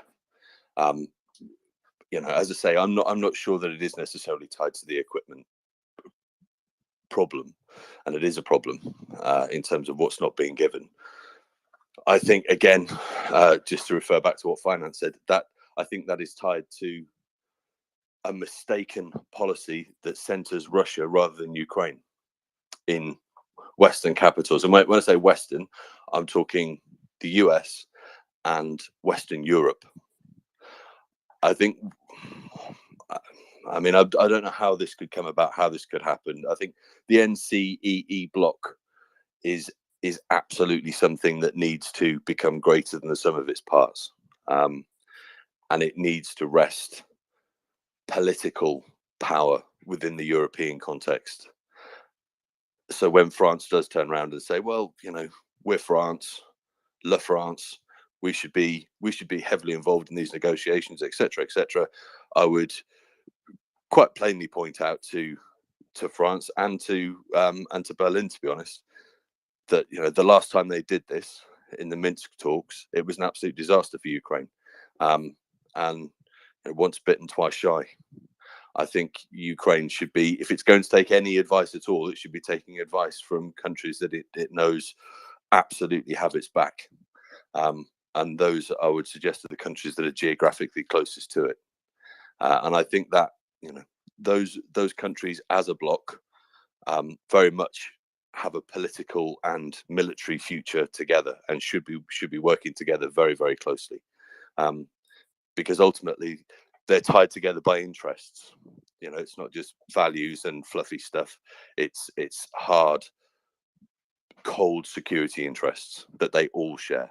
And as a result, I think they should be coordinating very, very closely and pushing back in no uncertain terms and publicly if necessary, when Western Europeans or potentially some Americans who are not as committed as they might be start trying to push their opinions forward.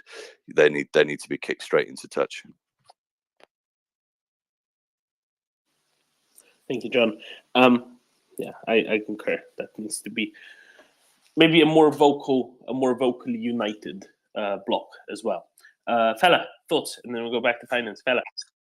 Yeah, thanks. And thanks, John, for very, very, very good points. I think this is exactly the case that Western policy is very much and remains to be very much Russia focused, and Ukraine is like many capitals, I think, are starting to really know about Ukraine. And there was this dismissive attitude when they took Crimea in 2014 that Ukraine is corrupt, that Ukraine has governance problems, blah, blah, blah. This was like kind of condescending attitude towards Ukraine. So I think now many people hopefully are looking at the mirror. But on Leonard's point, I think it's very, very, very good news that you say that maybe Blinken and Sullivan they have a little bit their hands tied, that they cannot be so kind of like so weak. But then again, I'm thinking that the US federal system is such that in foreign policy, the presidential executive has a lot of power. So can they dismiss this? But coming back to Bolton, I think Bolton has very hard opinions, but he is very analytical, very, very kind of experienced operators. We always listen to him carefully. But what was the Bolton argument was now when this war started that we were not able, or West was not able, US was not able to deter Russia from attacking. But we have to also remember that Bolton, and he's not maybe totally guilty about it, he was NSA and he had some kind of with Pompeo and others, he was not, he was maybe in a minority, he was very kind of hardline and he was not maybe enjoying this kind of corridor fights, he was not succeeding, but he Trump administration actually, and I like what Alexander Windman is saying, that this Trump administration weakness was one of the kind of driving factors in Russian calculations that US is weak and we can take Ukraine like this and blah, blah, blah. And I would really like to ask John Bolton about that actually it was Trump administration being very much pro-Putin and dismissing Ukraine and playing political games, especially with this crucial aid, which we see Ukraine really needs, that they were like, Russians see that, okay, West is kind of divided and weak and US is Trump. So I think Windman has a point when he's saying that this disaster has history in the weakness of Trump administration also. That's what I wanted to say, but thanks. Cheers, fella. Yeah, alas, we don't have John Bolton. We only have John Howard here to talk to, but I think we'll do. I think he'll do just fine. Finance. Yeah, no, I was going to say that Luhansk and Donetsk are far more easily attached to Russia by rail. They are far more defended by long-term trenches and fortifications that have been in place since the 2014 start of the war with Ukraine. So I am unclear that the terrain is as favorable for the Ukrainian way of war in Luhansk and Donetsk than it might be for Crimea. Right? It's very possible that Crimea might be able to be starved of supplies far more easily, just by its nature of having far fewer and less dense connections to Russia, making them plausibly a problematic thing for them to keep supplied and going if things get nasty in the times to come. So that's just one of my thoughts as far as logistical side of the two, that maybe there's some sort of thought, though I'd love to hear one of our bigger military minds, the General or Corporal Spencer, on maybe the logistical differences there. But it does seem like there's a much thinner rail connection, a much thinner ability to resupply into Crimea than there is into Luhansk and Donetsk.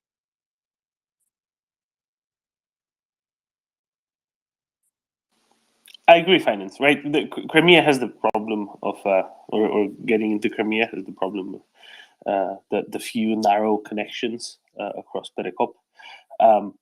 But as you say, it's a lot less easy for Russians to supply it. Now, they've built up stocks there, undoubtedly. Question is how much of those stocks that they've built up over the years, they've already had to move up into Kherson and Zaporizhia anyway, since the Kerch Bridge is somewhat less than fully operational now. And that's probably limiting them somewhat as well, right? And how much will they be able to still resupply once Kherson and Zaporizhia have been freed? All of Kherson, the vast majority of Zaporizhia at the very least, and Ukraine is moving onto Crimea. That's a big one, I reckon.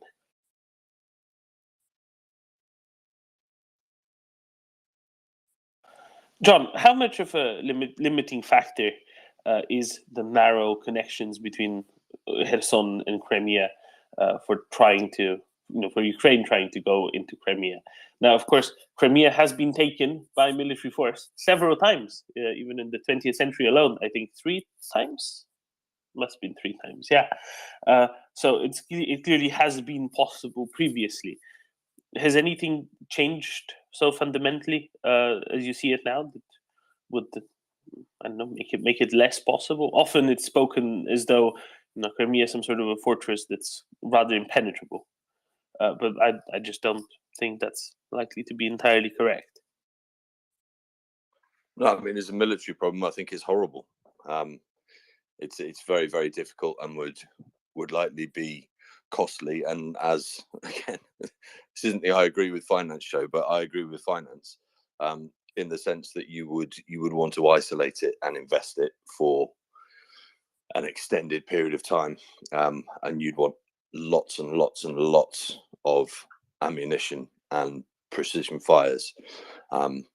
And to wear down and reduce the force inside there considerably, because you to clear them, to clear that bottleneck, as you state, to actually break into Crimea, would be very difficult. I mean, it's doable. It would be difficult. It potentially costly, and I mean, I would imagine if I was Ukrainian, what I would want is lots and lots of armored mobility, to actually move through. Once you're through that bottleneck and you have to move through, I wouldn't want to be charging around in Humvees.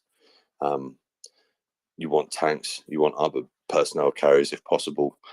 You want at least to deny the air to the Russians, if you can't even, if you're not able to dominate it yourself, which would be the ideal.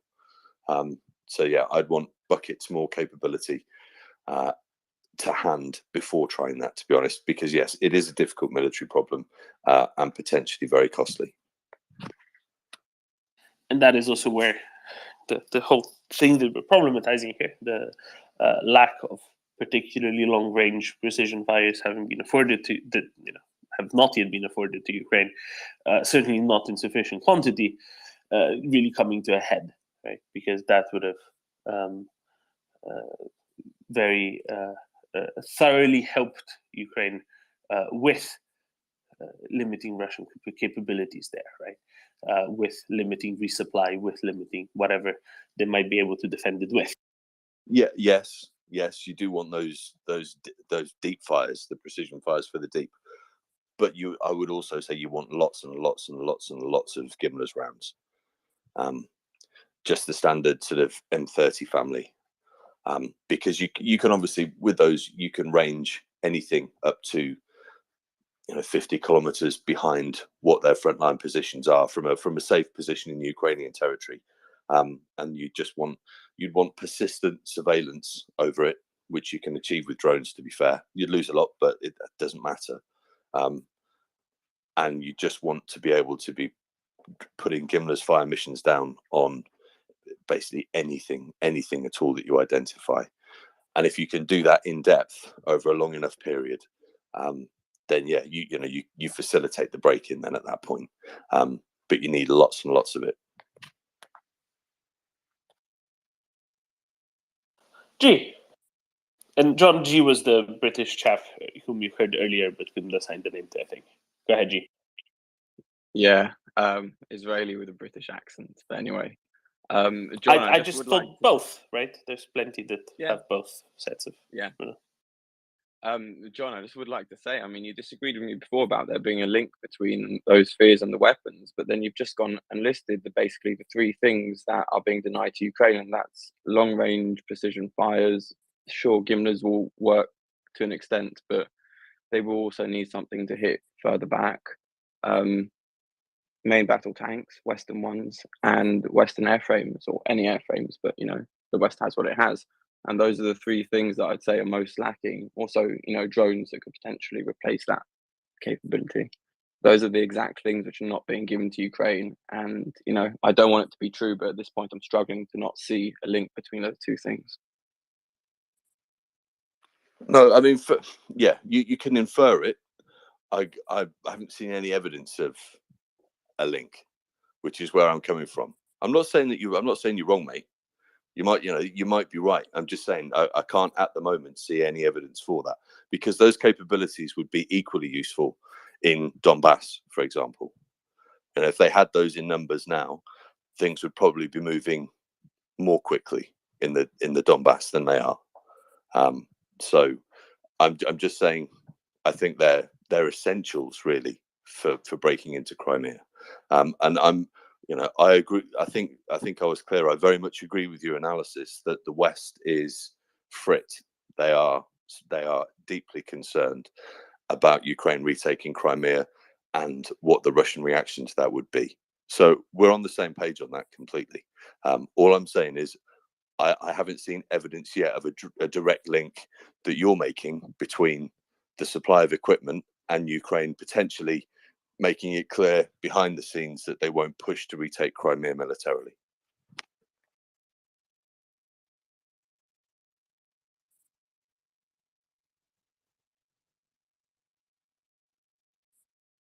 Yeah, the only thing I'd follow up on that is something the finance has said as well, but Ukraine isn't going to stop fighting. They're going to go for it, and they'll probably make a go for Crimea, whether or not they get the equipment that we think they need.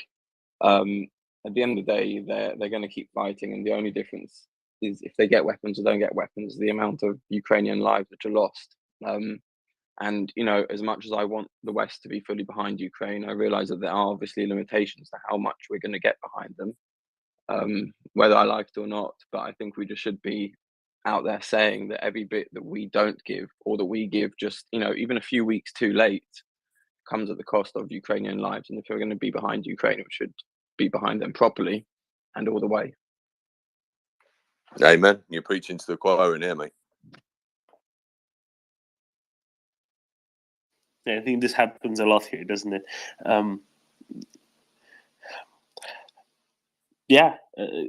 As G said, Ukrainians are going to keep fighting whatever happens.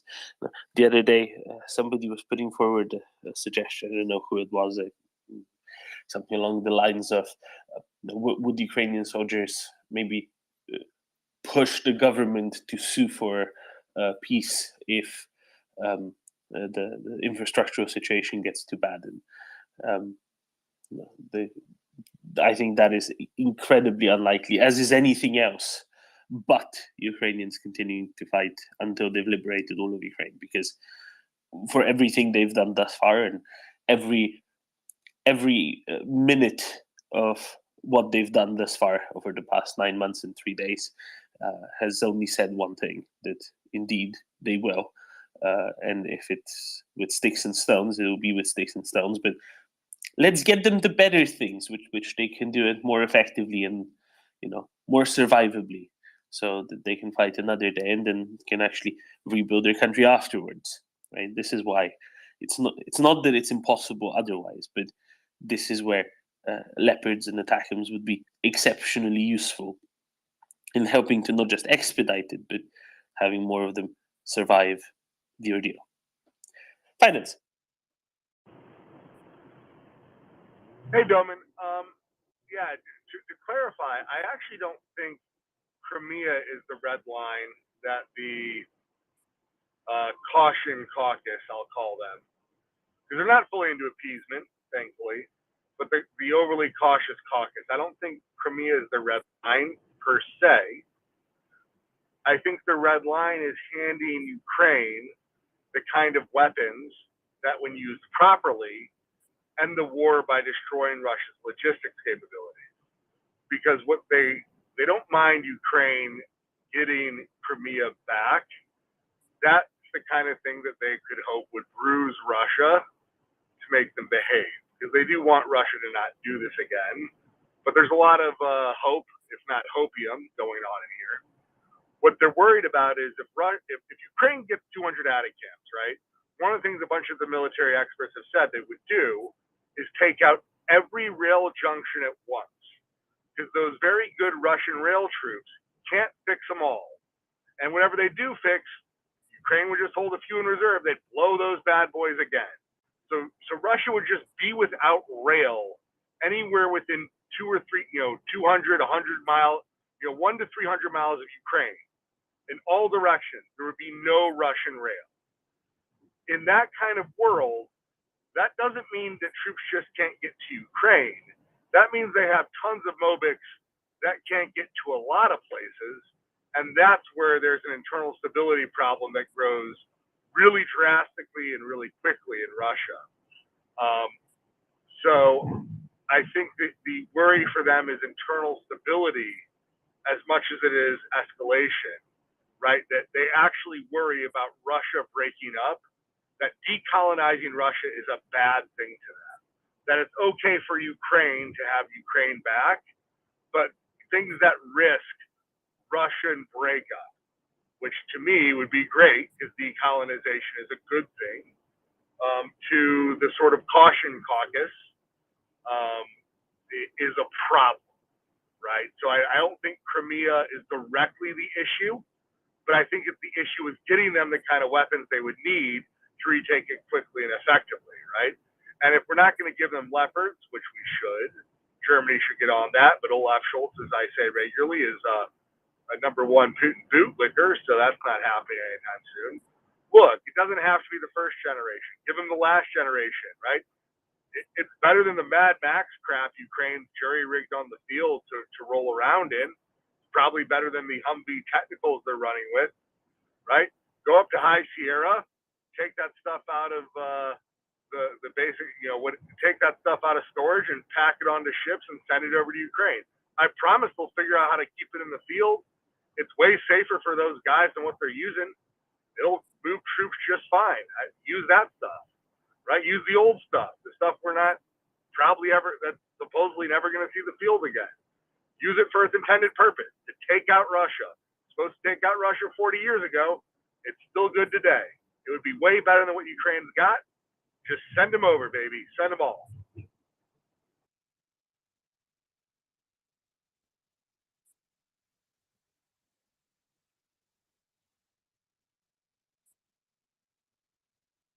A lot of the time we end up talking about the things that would increase capabilities, right? That would augment the capabilities of the Ukrainian military. Often, finance, right? It's often forgotten just how much more volume of the stuff that's already there, or of the type that's already there, is really needed, right? APCs, as simple as that. Just things that will keep soldiers safer for longer, or less likely to be injured, or less likely to be killed in the event something explodes nearby, or less likely to be harmed by small arms fire, right? That alone is worth a lot.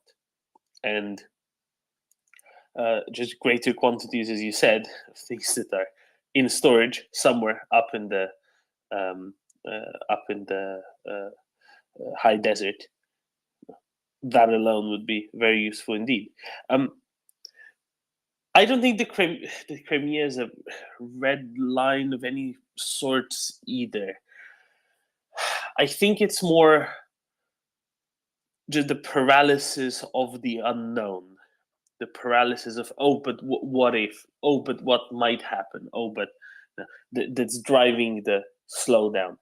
There was an interesting article separately from that in the, was it The Spectator? John, you must have read this. Others probably did as well. Of there being some sort of an agreement saying, no ATACMS, no tanks, no Western-made jets. John, did you see that one? No, I didn't read it, buddy. What I did hear was an outright denial by the UK government that any such deals were put in place or existed at the NATO level in terms of what could and couldn't be supplied. But that said, so the UK government's denied that, but those systems 8-9 months in are still not being delivered. So there is something, clearly there is a cause, there is a reason why those systems are not going. And if it's not an official agreement, then it's something else. So I think it's the right thing, it's the right thread to pull at. I just don't think that any sort of agreement is necessarily the answer. Yes, reading that, I thought, it's something that's back fit. That's fitted, that somebody's looked at what's been going on, or rather what's not been going on, and said, okay, well, there's no way that they can prove a negative, so I shall construct a narrative that kind of makes sense, that gels with the facts that are evident and provable, and then just leave it there, because how are they ever going to prove it's wrong, right? The one way they could prove it's wrong, of course, would be very easy, which is send a bunch of leopards and attack them. That's the one I'm rooting for anyway. John? Cheers. Yeah, but, I mean, yes, absolutely. But I'm pretty sure I remember it was either Schultz or Macron, but I think it was Schultz, who said that there was an agreement in place not to supply those systems very early on. In fact, I think it was Schultz. Is correct? It came out of Germany anyway. I'm not sure if it was Scholz himself, but it was somebody in the German government that said it. Yeah, because that was what led to the denial of that by Liz Truss when she was Foreign Secretary under Boris. And the Czech defense minister and the Czech foreign minister and quite a number of others elsewhere as well. Yeah. Right. So it's sources in Germany and the Spectator versus senior people in various NATO governments. So you can named ones. Yeah. So you can weigh that one, whichever way you choose. Finance. Hey, one of our longtime listeners has sent me a nice message pointing out that I believe it was Thomas Tyner who said, at 100,000 lives, Russia's done. Given that Russia's at what, 80,000 casualties now in counting? 86,000 something, yeah, 87,000 thereabouts. Right. Given that the mobilization continues at a faster than ever pace, I don't know that 100,000 number seems as a stopping line anymore. Looks like they're going to hit that bad boy, unfortunately, because while the Ukrainians aren't dying in anywhere near the numbers, that Ukrainian number is also going up, and that's not a good. That's really bad. So I'm curious people's thoughts. I'd like to bring it up. I think you made a great point. What does the sort of panel think? I'd love to hear John's thoughts, the military man, on like, is there a casualty number outside of like 100 million or something ridiculous? Like, is there a casualty number that says Russia's donezo and packs it up and goes home? Like, what the hell does it take for these idiots to just, admit they've lost? I will very briefly say that yes, there is such a number. The problem is that we don't know what the number is, and I don't think that anybody knows what the number is, and also it's somewhat movable, and that's part of the problem. Like, frankly, I don't think the Russians know what the number is. Hell, these guys don't even know how many soldiers they have, let alone how many would need to die before they're done. Like, I don't think they know either. But I'm curious what our military currently. John is our military expert. I'm curious what our military experts think on this question. John. Yeah, I'm an expert in the way that somebody who can drive a truck can't also drive an F1 car. So it's not the same thing. But yes, I mean, I was saying exactly the same thing early on, that if they could get to 100,000 dead Russians, then the Russian army would effectively fold because it would cease to be combat effective. And I believe that was the case. And that's why we've seen the mobilization. So whatever that number is, the point at which the army says, do you know what, we're done. Forget this. That's where the number is. It's the number where the army turns around and says, no, this is enough. And we're not doing this anymore. But due to mobilization, I mean, that's been kicked out to wherever. I mean, who knows? Who knows where that is? As you said, even the Russians themselves won't know what that is. I mean, the way I see this, just to put it very simply, the way I see this now is that Russian Army 1.0, i.e. the force that came in February, has been defeated. That army is defeated and is largely destroyed. The Russians are in the process now of building Russian Army 2.0, which is what they're hoping to unleash in the spring. And all of the mobilized who've been sent forward in the interim are there to effectively try and maintain to the greatest degree they can current lines and Russia's current position, so that in the spring they have a platform to launch this new 2.0 army from. The quality of the troops in it will be lower than 1.0. The quality of the equipment in it will be lower than 1.0. That doesn't mean they're not going to try and have another go, which I think is the entire Russian strategy at this point.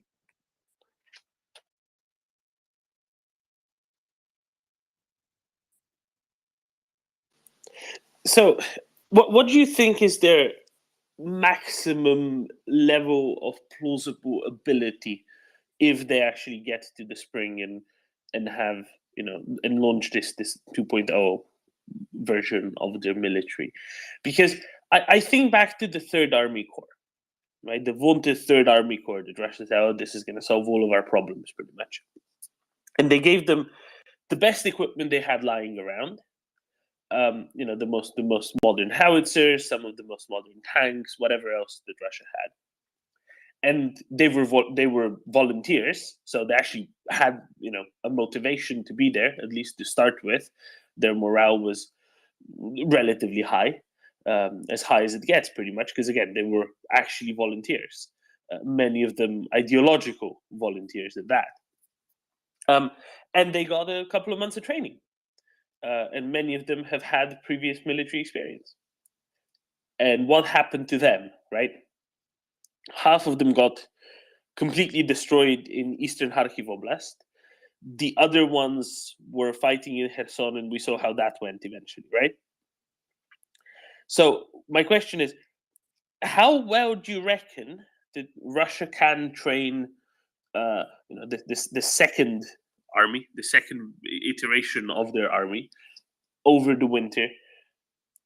How useful can they actually be? How much beyond what the mobiles that are now being sent to the front lines are? I don't know is the not very helpful answer, but I would point to two things. Russia suffered some of its heaviest losses in the shortest period of time at the very beginning of the invasion, because the strategy that was employed was ridiculous.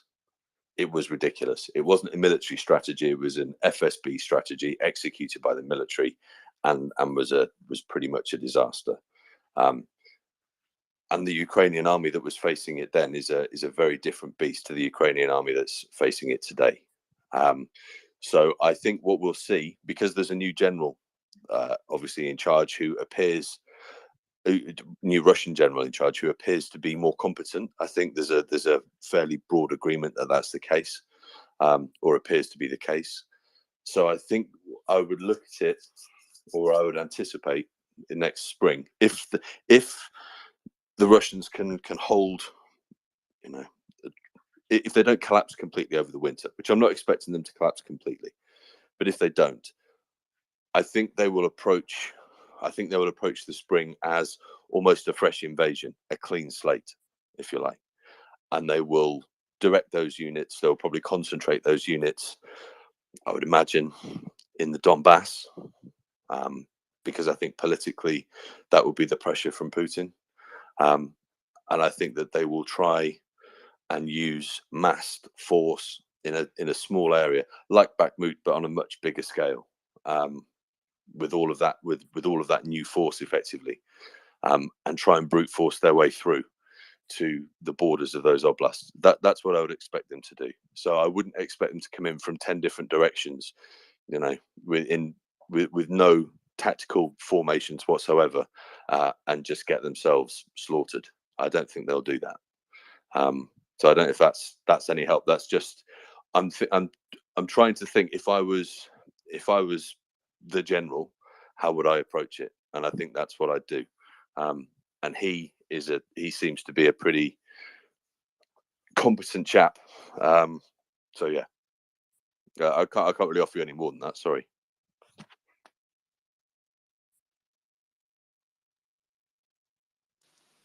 I'm trying to get Axel up, but at the same time, John, those images that we saw from Bakhmut over the last couple of days, where every tree has been blown to bits by artillery, those images that are something like out of World War One books. I mean, it's astounding, isn't it? No, it's absolutely horrendous. But what we're seeing there is the Russians throwing light infantry at trenches or at entrenched positions. So that's what's going to happen. The 2.0 in the spring, I would not expect to be like that. I would expect them to actually revert to their own doctrine, which is mass fires and armored mobility. I mean, that's how they're trained to fight. They did not fight the beginning of the war according to their own doctrine. That's why I said it's an FSB plan. It's a Kremlin inspired intelligence plan that they assumed there was going to be a coup de main, and they would just roll over the place. They didn't expect to fight the war that they've had to fight, which is why they got smashed up so much. I think they will come into this next year very much with the idea that they're fighting a conventional war, from the beginning, and approach it that way. No evidence at all. This is just how I think they would do it, because that's the logical thing to do. Just because that version just makes so much more sense than, not that version. I do wonder, you say mass fires and armor mobility. I do wonder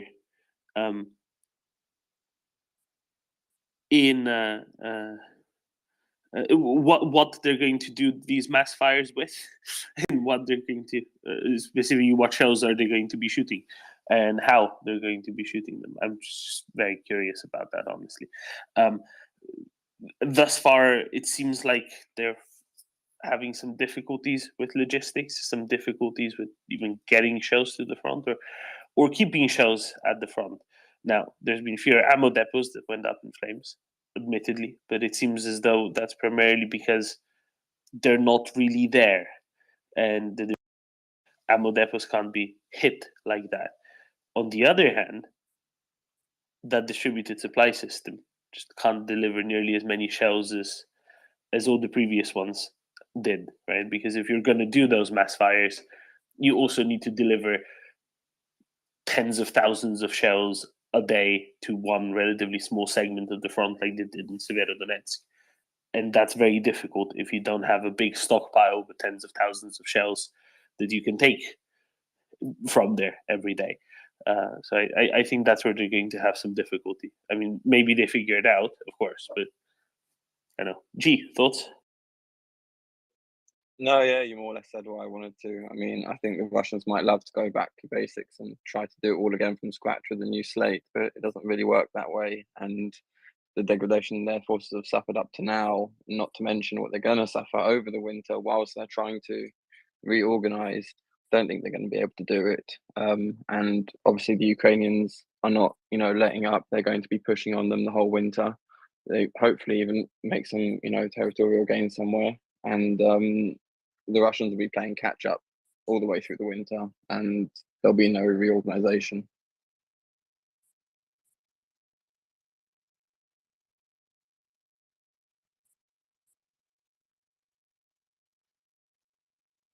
I'll just add a little bit to this. Yesterday, 2 days ago, that Ben Wallace, the UK Minister of Defense, came out and basically said exactly that, that Ukraine is going to be pushing hard through the winter, and that Western equipment is going to help extensively in that. Just another thought that's I like it when somebody here unintentionally echoes the exact words of Ben Wallace only a couple of days earlier, especially when they're so positive. Fella, go ahead. Yeah, thanks. No, I was just thinking, this Russian capabilities, because it came as a kind of like a shock. Of course, it's a positive shock, but if I listen to our military experts who are retired and they can speak freely, and me also, and everybody is like, we look at the May Day parade and we look at the VDV, we look at this Russian exercises with huge, this thing. Of course, the thing is like, exactly like John, like you said, that this was an intelligence plan, that this directorate responsible for Ukraine was completely like telling the Tsar Putin that what he wants to hear, that we will just march in like this. But in any case, this like, I think it came as a shock to many people who have built their career just following Russia very closely, military capabilities. And you can hear it from the former military intelligence guys that I think they always know that there is problems, there is corruption, but when you see this kind of like a lack of capability from their best forces like the VDV and others, it came as a shock. And also this kind of, okay, we know that it's corrupt, the generals are lining their pockets, this general responsible for Ukraine operation, this Surovikin, he's very corrupt, this is the law of the land that they are corrupt, but how it affects that they have kind of like a shitty tire, sorry to say, in their trucks, and armor is not up to standard, the tanks are rubbish. And I mean, like, I don't think many analysts kind of predicted it so bad, that's the point I was making. And then the other point is, of course, about the morale that everybody's saying. I mean, like, of course, war is hell, and Ukrainian soldiers, they are just civilian guys like everybody else, but the morale is there, they are against the wall, they are fighting. And what is the morale for Russian guys to fight there and die for what? For what exactly? If you are some guy living your life and you have family and you try to survive in modern Russia, it's not easy, and then you go to fight for what? For what? I don't understand. So it's like, end of the day, like, you have the best equipment, like, maybe some of you don't like this comparison, but look at the Taliban, they're like medieval guys. And they were just, time was on their side, and US had all the air power, everything, and best soldiers, best everything. And the Taliban win. So it's like the morale was there because they believe they go to heaven, they will fight, and in the end they can take as much as casualties. So morale, in the end of the day, that's what resolves everything. So the thing I'm thinking a lot is like, I think we discussed it here also. Does, like, time, in whose side is the time? Is it in Russia's side, or is it in Ukrainian side or Western side? This is something I'm still contemplating. I don't know, maybe you have some ideas, but it's interesting to analyze these things. Thanks.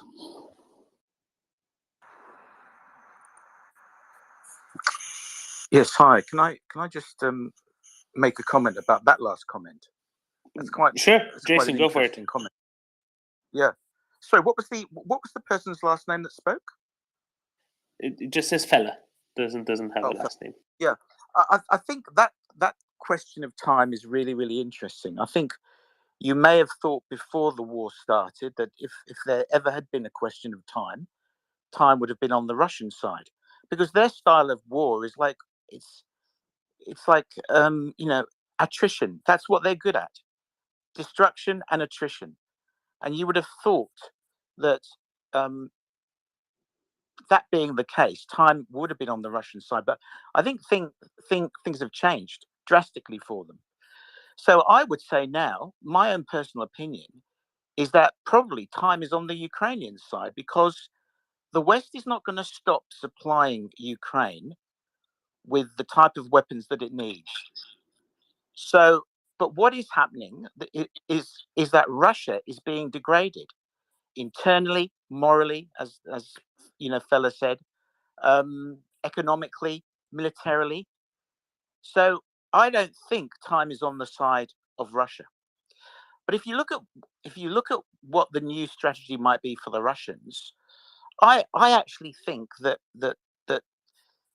it's very uncertain. But what I think is, if the Russians could hold the Donbass region, which I think is their military objective now, then you might see them call this a victory and pull out. I think Putin has to So have do you mean pull out of the sort of a rest, say Kherson and Zaporizhia, just to be clear? Yeah, because they would say, well, look, we've achieved one of our objectives, and it would still mean a loss for Ukraine, because they don't want the Russians in Crimea, they don't want the Russians in Donbass. It would be a loss. So I think it would be a minor win for Russia if they could hold on to the Donbass region.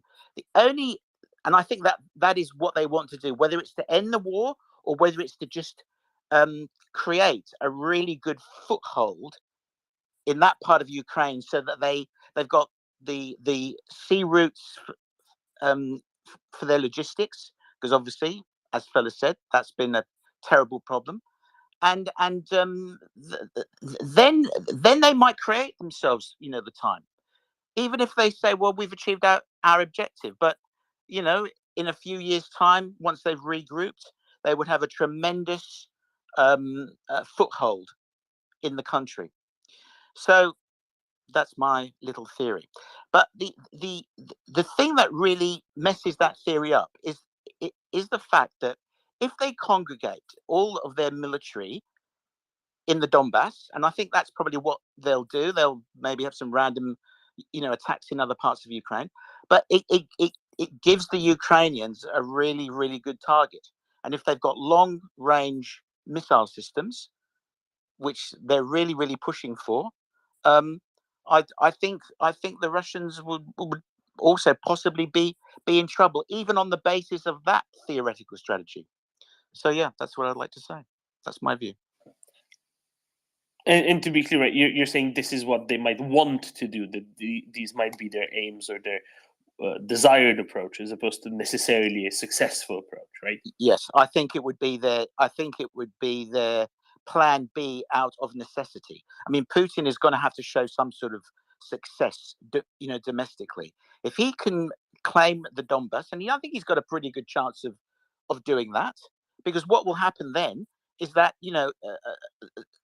the Ukrainians would have to pull troops from other part of the country. They would have to. Their resources are not unlimited either. But I think it would be a win for him to just secure the Donbass, and then perhaps say, well, look, we've done what we've really wanted to do. We wanted to protect the people in the region, the Russian-speaking people, in the region. That's enough, for now. They'll annex the Donbass, but it will be a terrible, terrible defeat for Ukraine. And that's the really interesting part of it. It would be a terrible psychological defeat, especially because Zelensky is always talking about, the taking back all of the parts of Ukraine that were occupied. And then what it does, it just continues on the tension and the unknown for the poor Ukrainians.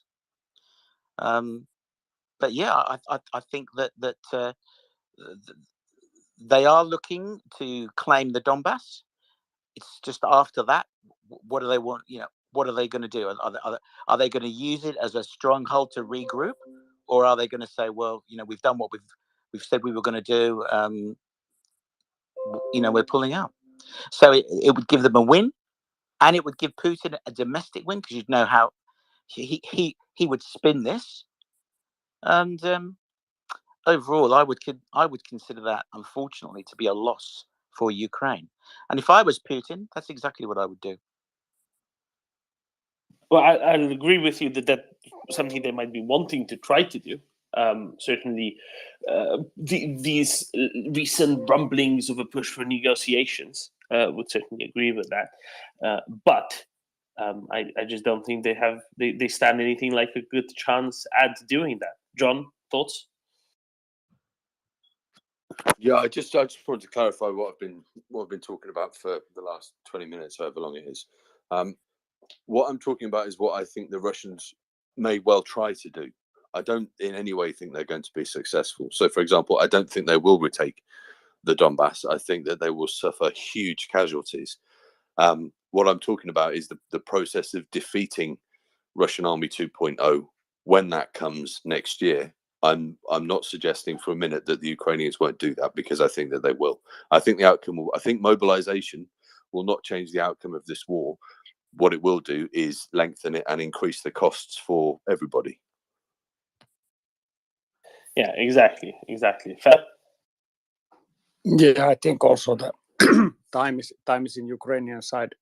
If you think about it carefully and listening also to you guys, this is the thing is just that kind of like Putin and his cronies, they cannot afford to lose, because the losing authoritarian in Russia has a bad track record. What happened to Gorbachev, what happened to Nikolai II, and so I think it's like the most thing he's worried about is his regime survival, and his people also, who are also kind of getting very old. These Patrushevs and Shoigus and all, they are getting old, and there is this other level of cronies that we don't maybe even know, because it's a kind of Byzantine system.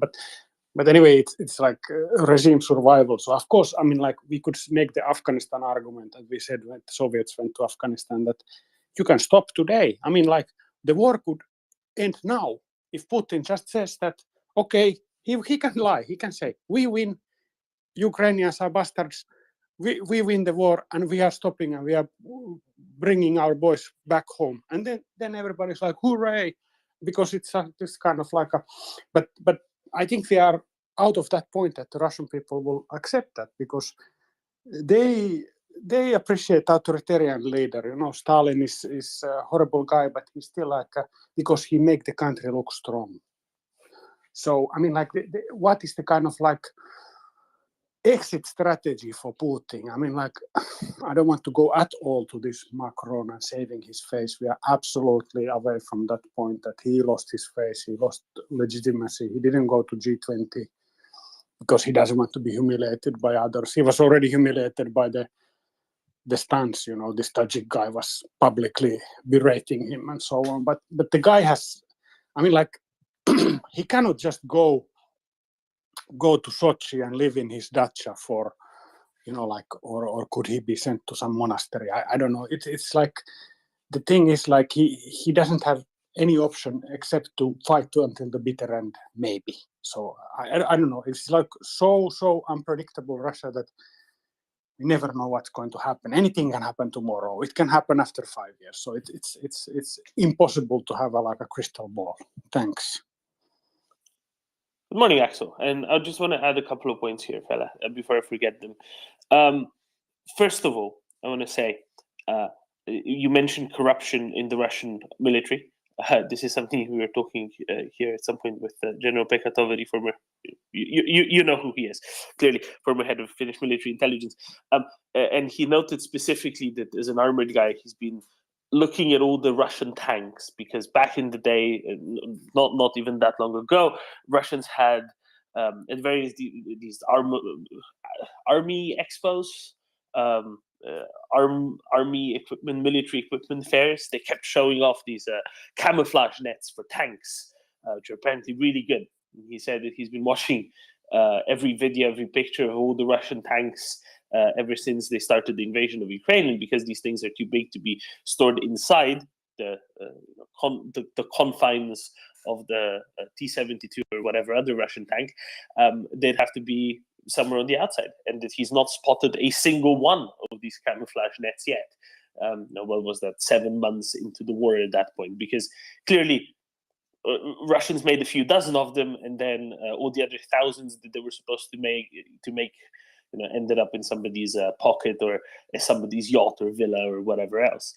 So that's the one little snippet on the corruption that you reminded me of, that you're mentioning of Russian corruption reminded me of. The other thing I want to say is, I have a suspicion, and I don't think this is very likely, but I think it's plausible, as in it's a maybe 10, 15, 20% probability kind of thing, as opposed to something more assured. I think that Putin might actually be in a position where he can, if he loses the right way and leaves Ukraine the right way, might actually be perfectly well able to stay in power despite that for a number of years to come still,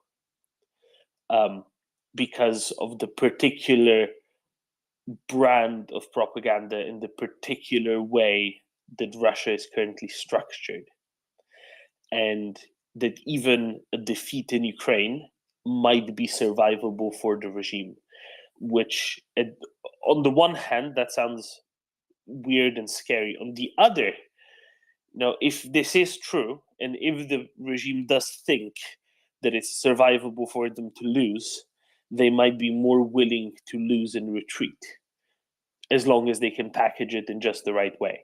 And I think that they've been constructing the foundations for just such a retreat for months now, because the very first Western equipment that showed up they said, yeah, it's the Brits operating the M777s, and it's the Americans operating the HIMARS, and there's 20,000 Romanian mercenaries and God knows how many Poles fighting for Ukrainians. And look at all of these African Americans. And Malcolm Nance himself probably destroyed 6 Russian BTGs at this point, and they captured and killed him 3 times already, as he noted at some point while he was getting his hair done in New York. And there's 15,000 American Navy SEALs commanded by 6 Canadian admirals, and they're fighting all of NATO. And this is kind of a good groundwork for why they lost. It's a good excuse, because you can say, well, no, we lost, but we were alone against all of NATO, and look at what valiant a fight we put up, and we accomplished whatever else in the process as well. I think it's actually possibly, plausibly, just about maybe survivable for the regime to lose, and that's a great thing, because that means that they're much more likely to be willing to leave. And I certainly hope that's true, and I certainly hope that they realize it, or think they might stand a chance regardless.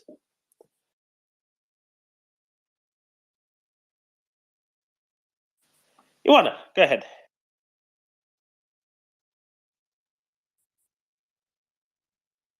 Thank you, Doman. So I have different thoughts on what's happening. I don't know. I will share some of them. First of all, I think right now we are facing, or there are 3 different battles. One is the kinetic battles, or battle on the front line. And for the moment, Ukrainians are winning, and I think they will continue to win, especially during the winter. There was that talk about 100,000 deaths for the Russians during the next months. I think it's plausible, because the last month, 20,000 Russians were dead, according to the Ukrainians. And for the next 4 months, the situation will be even worse. So kinetic battle, I think Ukrainians are winning, and I think it is essential for them to gain something during this winter, maybe even take something from Donbass, or advance towards the south from Zaporozhye or whatever. If they are managing to have some victory on this front, it will be significant. Then there is the battle of civilians against terror. This battle with the missiles that are terrorizing civilians and destroying infrastructure, and menacing to keep a lot of millions of Ukrainians in the dark and cold during these months. So this battle has to be won, and Ukrainians need the help of the West with anti-air systems, with equipment to repair the power lines and whatever, transformers, substations, and everything. So there is this battle, and it is important for Putin, because he tries to obtain some significant gain from it. Otherwise, he wouldn't do it, because he's already depleting his missiles. But I'll come back to that. And then there is the most important battle, I think. It is the battle of the wills, between the will of Putin and the will of the West to support Ukraine on a grand scale, like support Ukraine until it gets all the territory back, all the Ukrainians that were deported, until Ukraine gets everything it deserves and it should get back. So in this battle, Putin is one will. The West is composed by many different wills. We have seen the United States being strong with Ukraine. We have seen Great Britain. We have seen eastern flank of Europe. There are some wills that are not so strong, but we are seeing now that Germany and France are, at least at a statement level, they are really with Ukraine. So this composed will should be with Ukraine, and it is very important, because what wants Putin now? He wants to hold the lines until the spring, by no matter how many Russian soldiers he loses. He just fills in the gap and hope to hold at least some lines until the spring, because he hopes that until then he will have some trained army, some equipment, maybe some weapons from North Korea, from Iran, from internal production, because they want to pass to war economy and produce even more, and they can produce shells and some missiles and well, munition and so on. So he hopes to hold the line, and in the same time he hopes to break the will of Ukrainians and to break the will of the West, to make this will fade, to make some wonder if really they want to support Ukraine until the end. And I think that's the most important thing, because well, I wanted to comment also about the Russian army. If the Russians manage before okay. sorry, one just before you go there, I really want to emphasize this. I think you put it really well, but just in case anybody missed it, right? There's three things fundamentally that need to be done all at the same time by the collective West. Give Ukraine more air defenses to keep civilians less in the harm's way. Lots of, really, really lots of. Help Ukraine repair the infrastructure so that Ukraine is survivable for civilians over the winter. There's an immense need for that. It might sound trivial, but the need for that is truly gigantic.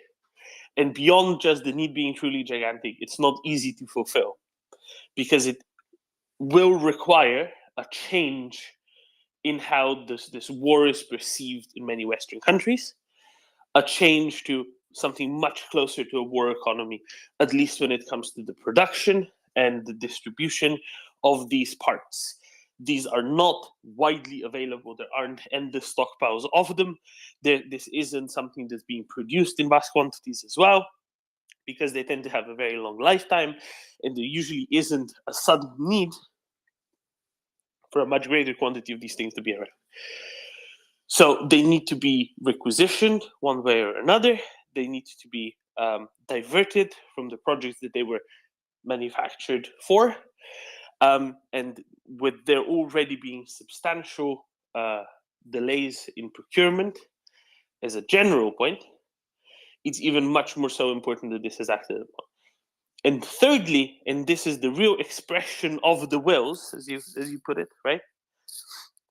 There needs to be a whole lot, and I mean a whole lot of things delivered to Ukraine that constitute effectively offensive weapons, as the Germans might call them. I'm sure they have a 75-letter word for this, right? And that includes tanks, it includes long-range precision fire, such as ATACMS, it includes a whole lot more of a whole lot more. And all of these things need to be done simultaneously. It particularly pains me when I hear from someone, the priority now is such and such. This and this is the priority now, as though there can only be one thing done at any one time, as though Ukraine isn't a country of many tens of millions, and as though the collective West doesn't have many hundreds of millions, and instead pretending that Ukraine is some sort of a single individual who can only do one thing at any one time. And that is often particularly painful. So all three of those, air defenses, infrastructure equipment, and tanks, ATACMS, other weaponry that has hitherto not been delivered, all at the same time. And this would be the real expression of the will that you reference. Sorry, Ivana, carry on. Thank you. So I just wanted just a little, well, a commentary on the Russian army and what they can do. First of all, we are talking about Russian army, but I'm not sure that there is a Russian army, but because it seems that there is no unified command, and there seem to be different strategies, if I can call them so, because they use tactics, but at strategic level they are not really convincing. So they are even competing. Some different groups that are involved in the war, they are even competing with each other. There is no communication between some of them. That's why we are hearing about friendly fire and so on. So the Russian army can, if they can bring some new mobilized, trained, equipped, and armed soldiers in the spring, after March, maybe in April or so, there will be a really difficult moment for Ukrainians. And in order to avoid this difficult moment, they have to take the advantage of the moment now. And they have to keep rotating troops in order to have them healthy and with high morale. They have to keep supply them with equipment, and they have to have wins, because wins enhance the morale of the troops. So that's why it is very, very important that they continue to this winter. And in the spring, if the position of Ukrainians is better than now, and I really hope there will be, and I'm also convinced there will be, they can counter this, and it's not 2.0, it's 3.0, because there was the first army, then the mobilized army, and the one in the spring, if there will be one, it will be 3.0. And they could counter this army. And the new army, well, we know that they lack commanders, they lack officers, the Russians, they also lack doctors. Apparently, they lack some very important equipment like night vision and so on. So this army, if there will be one, can be beaten. But for this, Ukrainians must really keep strong and have a high moral, and they have to be healthy and well taken care of. And again, Ukrainians are doing as much as they can, but they need to be helped in this regard. That's what I wanted to say. Thank you. Thank you, Juana. Yeah, I think that gels very well with what John was saying. Bar the what is it? The ordinal question. That is to say, is it the second or the third? Although maybe the current one, I guess John considers the Mobics a part of an extension of the first one, a worse extension of the first one, because they are really mostly soaking up Ukrainian bullets. That reminds me, actually, yesterday there were some notes from the Georgian Legion, and I'd love some people's comments on this, because I didn't get to talk about this with anyone yet. Specifically, apparently, Mobics that are captured by Ukraine or that willingly surrender to Ukrainians, or maybe not even, are acting as artillery observers, are directing fire on Russian command centers, and especially Kadyrovite positions, those that are used as Zagradotriady, right, as blocking troops, in a very Second World War sense, or even well before that in the Soviet military.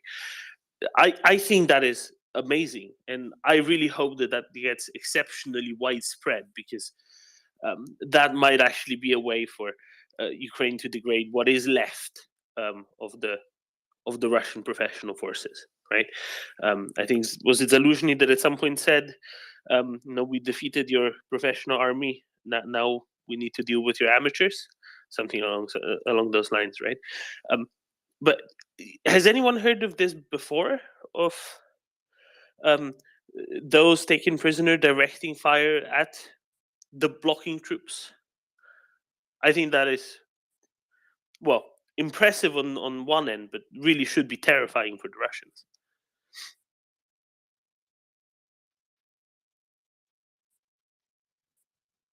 That's really amazing, and I think all the Mobics, they want the war to end, because they are just losing their life and their health and everything on a foreign land without a purpose. So I think they want the war to end, at least some of them. I hope most of them.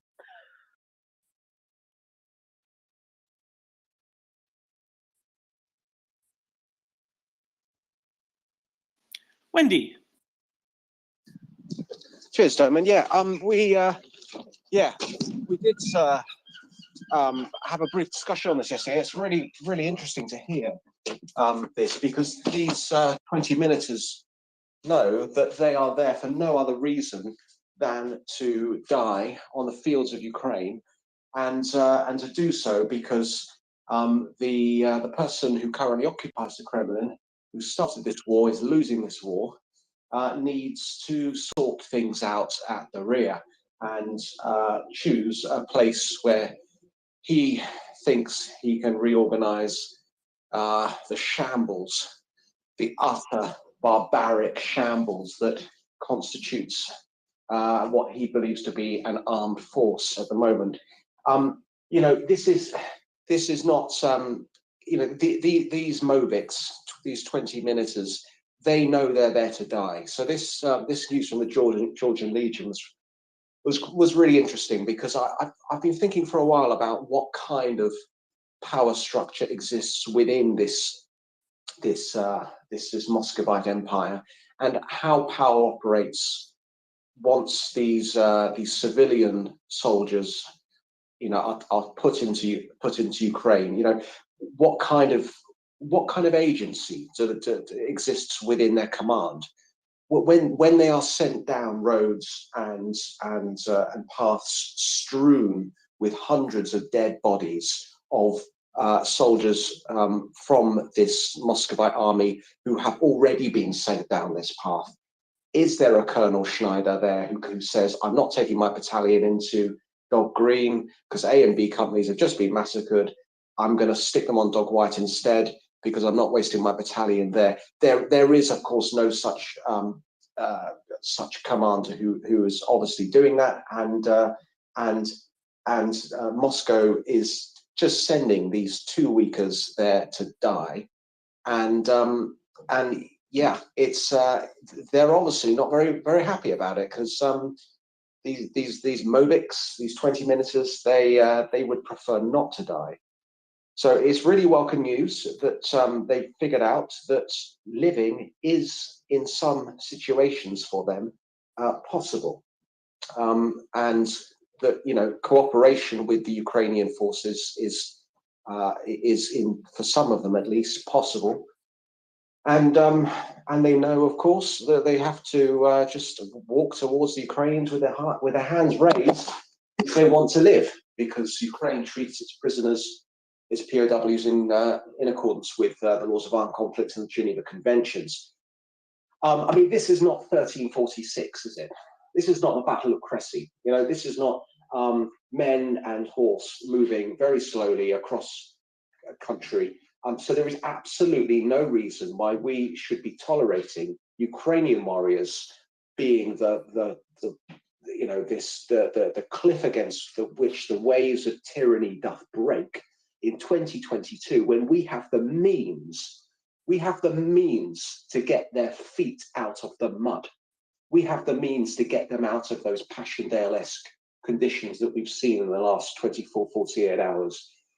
It is incumbent upon every civilized person to ensure that Ukrainians do not have to endure this alone.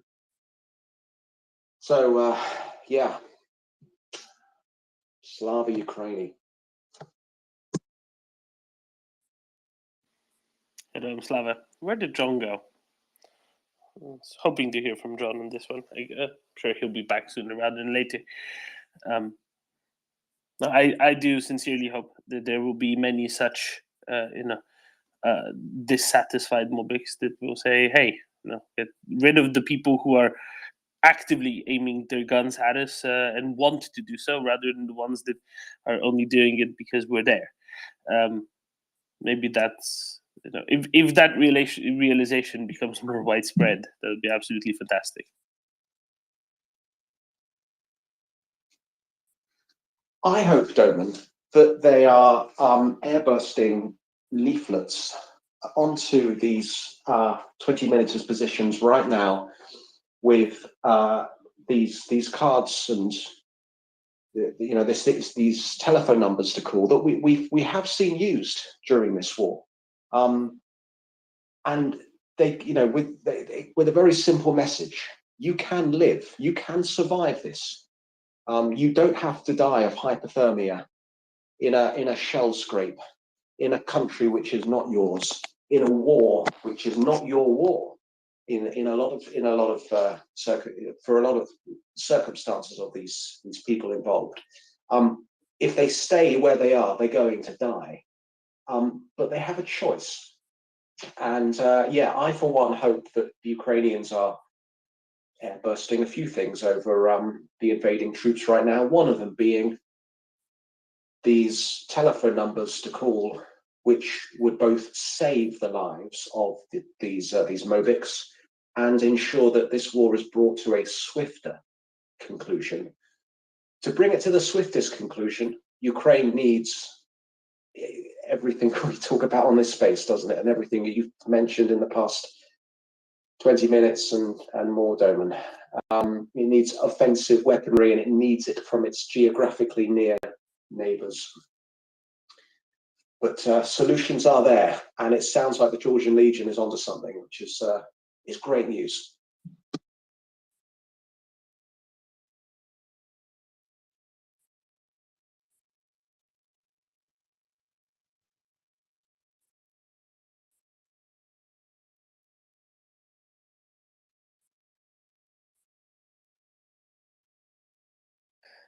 I see that the good people of the internet are seemingly already setting up what they call to be the Vatnik GPS Georgian Legion Fund.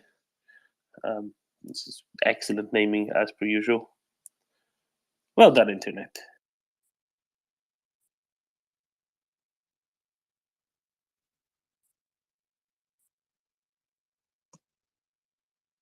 Shall we talk about Belgium? Wait, I need to say it 3 times. Okay, Belgium, Belgium, Belgium. That should be enough Why for are we Tim to talking appear. about Belgium? Well, we spoke of Belgium yesterday already, actually.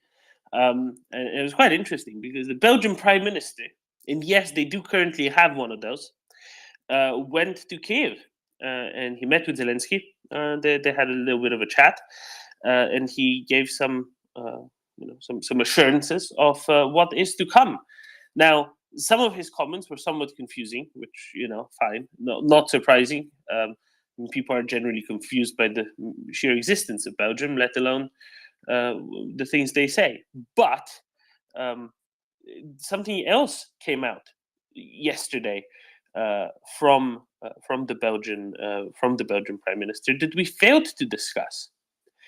Specifically, the Belgian Prime Minister apparently said that Belgium will be supportive, strongly supportive, some such, of Ukrainian accession to NATO, which I think it was the second, let's say, old Western country, other than Canada, to have come out and said this quite so outrightly. I don't think Britain has it, right?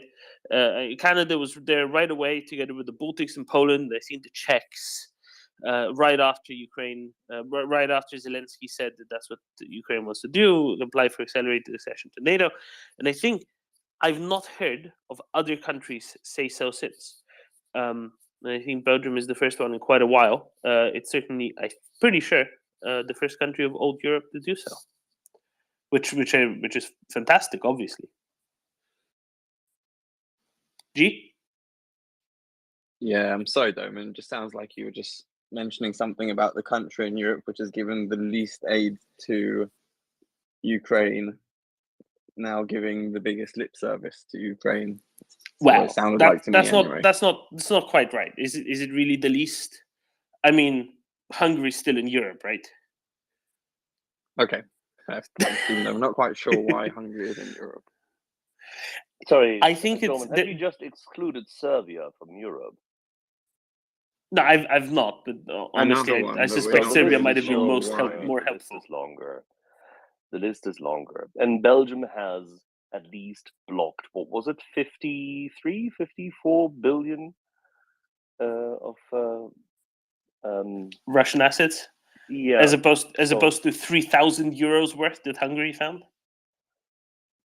They found I'm not kidding. Euros. Yes, they actually reported. This is actually in the report. Hungary said yes. We froze 3,000 euros worth of Russian assets, box ticked. That must have been the dinner bill for one of their boys, right? They froze, one case of claret worth of Russian assets in Hungary, or is it one case of Essentia? More money. If I'm not quite mistaken, their business people spent more money in a Budapest brothel in half a day. I wouldn't be aware of the details of those transactions, Axel, Well, but they I have would been be reported. minded to believe it. They have been reported to ravage Budapest in a different way in recent months, so there must be something to it. Oh God, no, but I will say, G, I do agree with you. I think that the Belgian Prime Minister's visit to Kiev was precipitated by Oryx. Oryx, the visually confirmed losses in wars people, because a few days ago, Oryx said that at this point, Luxembourg, which is a much smaller country, doesn't really have a military. We checked yesterday, 939 active personnel in the Luxembourgish military. Has now delivered more military aid to Ukraine than Belgium has, and obviously, Belgium cannot be seen to be outdone by Luxembourg in any capacity, so they had to go and act upon it. I think that's where he went. But yeah, G, thoughts? The only thing I have to add to that is that Belgium continues Diamonds. to benefit, yes, of a low tax regime, specifically to encourage the diamond industry to continue operating there. And they know full well that a lot of these diamonds come from Russia. They have a very close relationship, specifically with Rosa, which, as you know, is basically a branch of the Russian government at this point.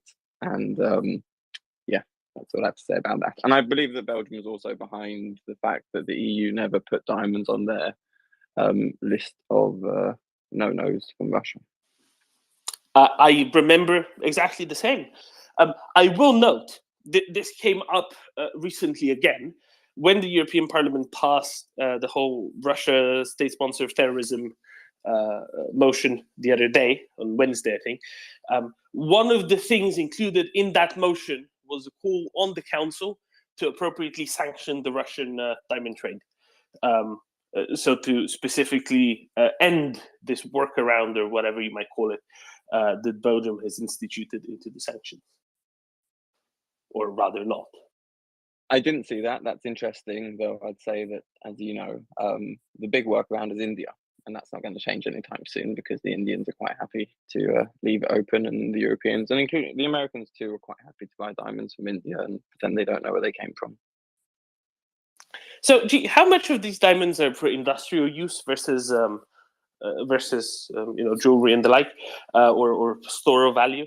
And are there still diamonds for industrial use, non-synthetic diamonds for industrial use? Yes, there are, but they are obviously very low value, and they're not very difficult to get hold of. There's lots and lots more diamonds for industrial use that come out compared to the amount of diamonds for, high value diamonds for mostly jewelry use. So there's no real shortage of them, especially if you're Russia. There's quite a lot of mining pits still open, as far as I'm aware. So really the issue aren't industrial diamonds, it's all the other stuff, right?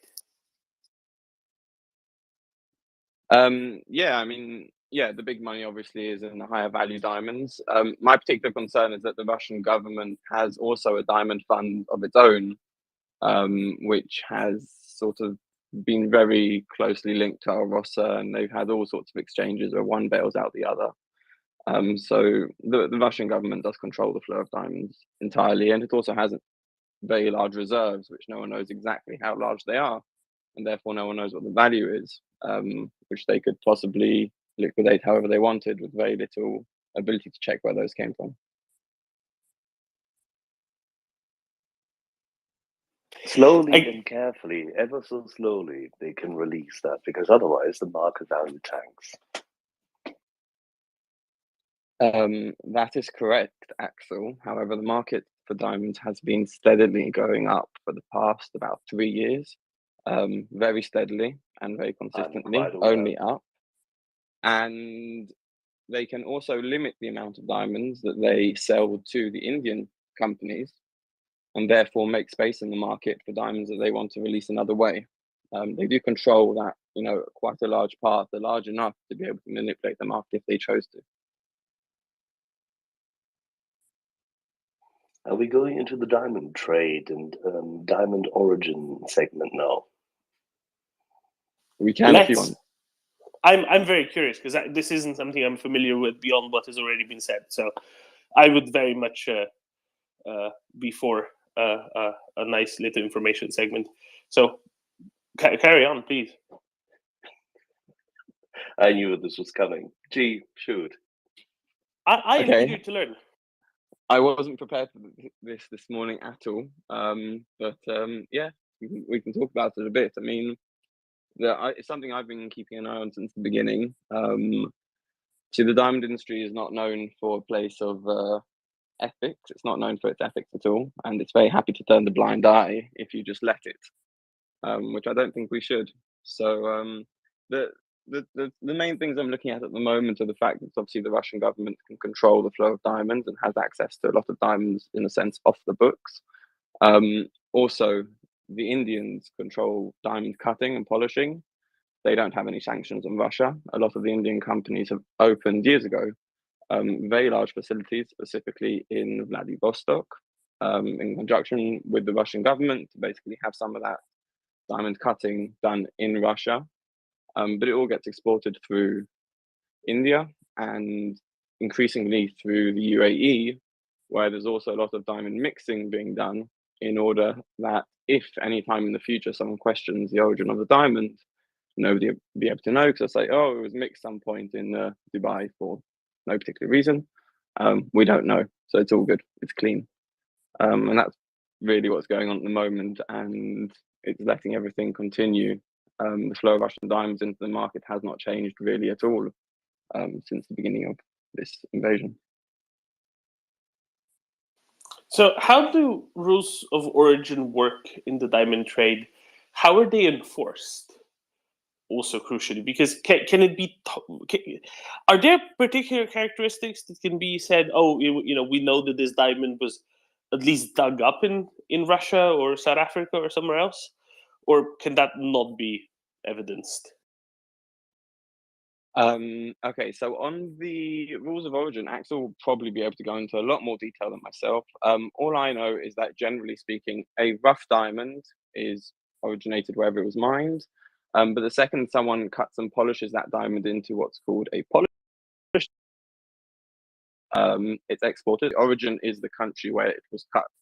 So Russian diamond, rough diamond gets exported to India, gets cut, polished in India, exported to the United States or to Europe as a polished diamond. It's an Indian polished diamond, and if India doesn't have any sanctions on Russia, then they're allowed to do that. Of course, if you have secondary sanctions, which Axel might want to talk about a bit more because I understand far less, then I think that could potentially throw a spanner in the works. As for identifying a diamond, there are very complicated and very scientific ways to be able to maybe identify where a diamond came from. Practically, it's not very doable, and not everyone has the equipment. There's only a few labs in the world who can do it. You have to have a sample from the original mine. If you don't have that, then you can't. It's very complicated and it's not happening. And there's too many diamonds out there to actually, do that individually with. So yeah, untraceable.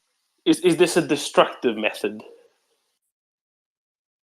No, not at all. It's a relatively new method that's come up in the past maybe 5 years. It's been very expensive up to now, but basically you're tracking a chemical signature which is associated with even a specific part of a specific mine. As long as you have a sample which you know is from the right place, you can check if a diamond came from the same mine. It's a very new technique, and obviously it only works if you have a sample from that original place, which usually involves cooperation of the miner, which in this case is Alrosa. Got it. One little one that I think you'll be very qualified to comment on. What's the value added of cutting and polishing the diamond?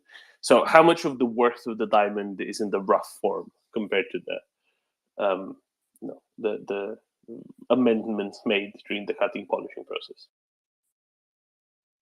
Okay, that's a very difficult question. It varies hugely.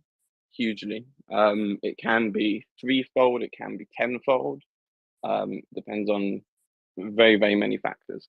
The one thing I would add here is that generally when you talk about values of diamonds, there's so many factors There's very few countries in the world, to be honest, probably none apart from Belgium, who have special authorities who are able to accurately assess the value of diamonds being imported or exported. It depends also on the person who's exporting or importing, what part of the supply chain they're in. It's very easy to manipulate these numbers. If you own the ability to mine, cut, and polish a diamond, then obviously you can extract the full value of that diamond.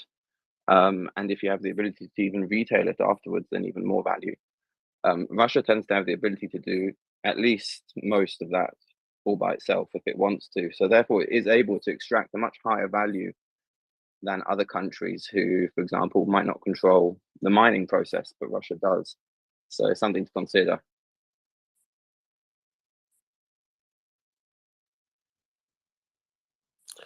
Interesting. So how much, let's say, compared to some other things, how much value do you think that Russia might be able to extract from this while now under sanctions for other things?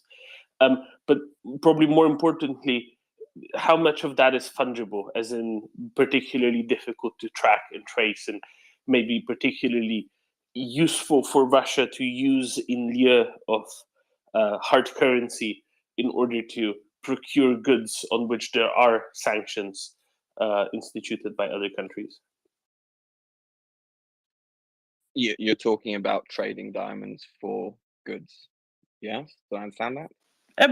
Pretty much, not necessarily directly, but you know, maybe through an intermediate. But kind of, I'm imagining, you know, instead of somebody going off with a suitcase full of dollars, going off somewhere with a suitcase full of diamonds, and that being worth a whole lot more than a suitcase full of dollars, and be able to procure things through less official channels on which there are in general sanctions that mean that they shouldn't be sold to Russia.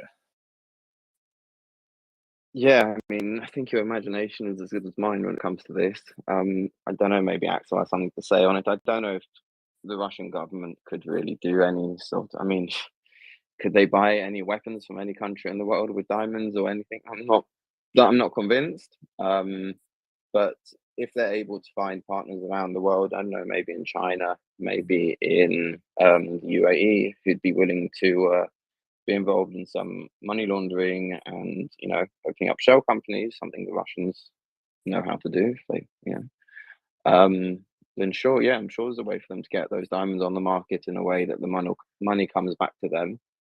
Like I say, we've also got a whole bunch of very, very large Indian diamond manufacturers who've set up in partnership with the Russians their facilities in Russia. Now, there've been lots of cases of all sorts of corruption and, you know, blood diamonds and all that kind of stuff happening in these companies who have a presence in Russia. Because if your diamond cutting facility is in Russia, you can go about and do whatever you want with those diamonds, and you know that nobody's going to come, and you're not going to get a surprise knock on the door and a checkup to make sure you're doing everything, you know, kosher. You can pretty much do whatever you want as long as you're paying the right people, and that's been done before. So I have no reason to, you know, to think it's not happening today, to be honest. What's the size of the sector for Russia? Do you have a rough number for that, or the value of exports, perhaps? I don't. You know, maybe in a previous year. I don't have numbers. I know they're about 30-35% of the annual rough diamond market is Alrosa itself. In terms of hard numbers, you can find it online. I haven't actually looked recently. I can't remember the numbers. So.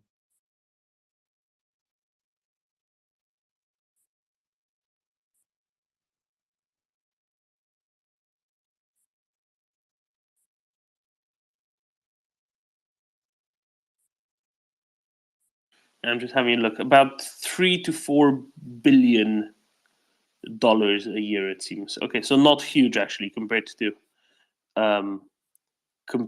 their total exports. So that would be about, well, less than 1% of total exports. Of course, the baseline for the exports is going to go down quite a lot, especially when the energy sanctions start to bite. So it will become more significant. So I'm guessing the biggest question here is the fungibility, right? Anything that you can that they can use them for, let's say, deniable payments to people who wish to be paid. Because as you say, traceability is very minimal, and that's why they might be useful for them in the first place. Yeah, so one last thing, and I'm going to have to go in about 15 minutes. But so something that I've sort of had an eye on for a while. It's difficult to get any interesting information on it because it's all held, quite close to their chest. But the Russian government has a diamond fund. It's basically, just a place where they store the Russian diamonds, the Russian government's own, I don't know, fund of diamonds. It's called Gok, and I think it's got a name. I'll have to look it up. Anyway, they've done a few transactions with Alros over the years. So in the financial crisis in 2008, I think it was, they bought 100 million odd carats or something, some huge transaction like this, where they basically bail out Alrosa every time. Alrosa's normal customers end up with a little bit of a credit crunch and they're not able to pay for the next batch of diamonds they're going to buy. And they did this recently as well. They did this when COVID hit. I believe they did one of these at the beginning of the invasion as well, when all the Indian companies stopped buying for a while because they had to find alternatives to SWIFT, to the dollars, which swiftly resumed. But anyway, so it basically means that you've got these huge amounts of uncut rough diamonds, basically the lowest possible value of the diamond, being given to the Russian government and put in this fund, which nobody knows what happens to it after them. It's conceivable that they've accumulated a huge amount of value in terms of rough diamonds, and if they wanted to have those diamonds cut and polished to maximize or the value of the diamonds, they could have done that. And then the only question is, how do they get those onto the market? So conceivably, they could have quite a big slush fund there. And that's actually something that I'm a little bit more, I think is a bit more suspicious than necessarily just the continuation of the diamond market. Because like you say, it's a very small percentage of the overall. It's a backup.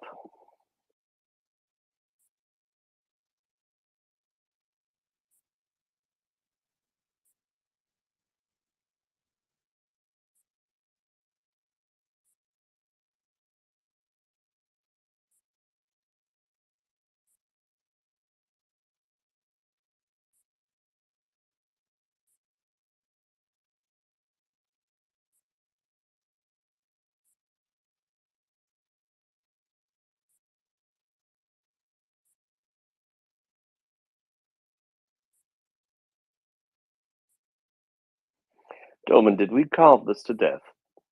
Looks like it. We've said Belgium so many times that Tim really should have shown up by now, and I'm starting to worry something's happened to him. Nah, it's lunchtime, so he's feeding the ever-expanding family. On that point, I've not seen lunchtime all day. What's going on?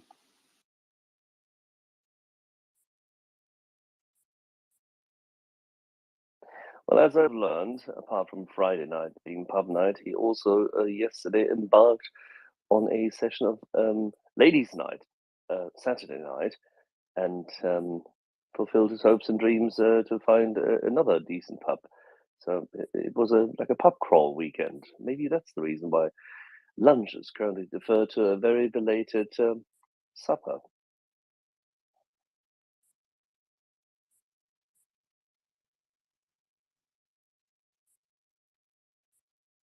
All right, well, let's highlight something else then in the meantime then. Whilst we're then touch and go for supper at, what's it, 12 o'clock Eastern? What's that, 5 UTC? Today? Yes, it is. Yeah, we'll have a little aviation panel, meaning the whole, we're going to nerd out a little here and have 4, 5, maybe 6 people who all believe that we need more aftershave and better hotels, as Gunny would say. Discussing aviation topics, given the fact that fixed-wing and rotor aircraft have not yet played a massive role in this. I think that would be very interesting indeed. So in just under 5 hours, we'll have a bunch of people talking about things that fly with people on them, as opposed to the more usual discussions of things that fly that don't have any people on them. Exactly. I know it sounds utterly boring. I apologize for that already in advance. But for those who are in awe of chemtrails, here's your favorite opportunity.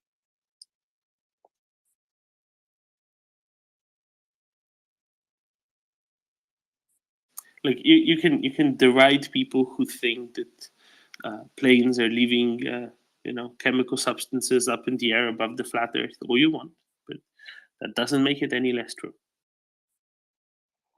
Have they ever said what happens when you pierce through the sky there where the chemtrails supposedly are above that very flat Earth? I mean, horrible things. No one's ever returned to tell the tale of it.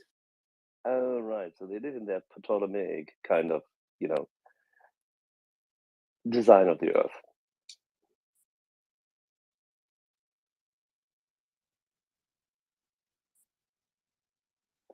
Good heavens.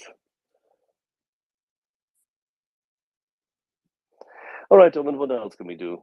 Our listenership is currently obviously doing Sunday lunchtime in Europe. Guys, can I make a suggestion for another topic? No, of course not. We were just about to nerd out here about lunch, but please, Jason. Oh, well, you can consider this topic after lunch if you like. All right. I think it is very interesting to look at the psychology of Putin.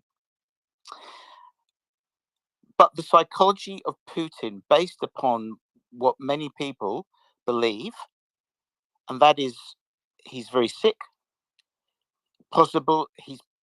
It's possible that his life will be cut short by the illness, and that his intentions, his recklessness, are driven by this thought. Think of it. He's a man that wants to make his mark on Russian history. He's a man that knows he's dying. He's a man that knows that it doesn't matter who judges him after he's dead. That, I think, is possibly true. He doesn't look well. My mother had a blood cancer as well. People are saying he's got a blood cancer. She had something called diffuse B-cell lymphoma, and a lot of that steroid look that he's got, the puffiness in the face, that's what she got because she was being treated by steroids and all sorts of other things that cause that. If I am correct about that, I think it really does change the game for everyone, because if Putin, because of his impending death, is reckless and doesn't care, I don't know whether that's something that we need to factor in. Over to you. What do you think? We are arranging for your very own clinical psychologist to come up and speak to this. So instead of Axel and I giving proclamations of it, we'll leave it to the professionals. So it'll be a minute or two. We'll just circle back to that when we get to Tom up. Yeah, I think it's better it's for a good qualified topic. personnel. Yeah, it certainly is. But it's better for qualified personnel to give a considered opinion other than me portraying myself that I'm an expert because I once walked through Harley Street. Well, let me put it to you this way. I mean, I don't know about you, but I don't actually believe in psychology or psychiatry as a science. I mean, what is it? After all, it's the opinion of a very well-trained man. You know, I'll just give you an example. I had an ex-girlfriend of mine who was suicidal, and we took her here, we took her there. Every psychiatrist came up with a different diagnosis. One said, "Oh, she's got personality disorder A." The other said, no, it's not personality disorder A, it's personality, what I'm trying to say to you is it's really not an exact science. I talk in generalizations. Of course, I'm not a psychiatrist or a psychologist, but you have to question the motivation of a person who knows that their life is coming to an end. Some people will want to do good things, good acts, because they will want to be remembered for those acts. True. And others may perform as Macbeth. Yeah. Others may not care. They have no responsibility. Nothing. Power without responsibility. I mean, think of that as a concept. It's awful. And you bring me back to pub quiz questions of the 1980s, when prior to the advent of Google. Yeah, power without responsibility. This is like giving Arthur Scargill money. Why do you bring up these people from the past? These dinosaurs. Arthur Scargill? I've never heard anybody mention Arthur Scargill in my whole 26 years I've been in Australia.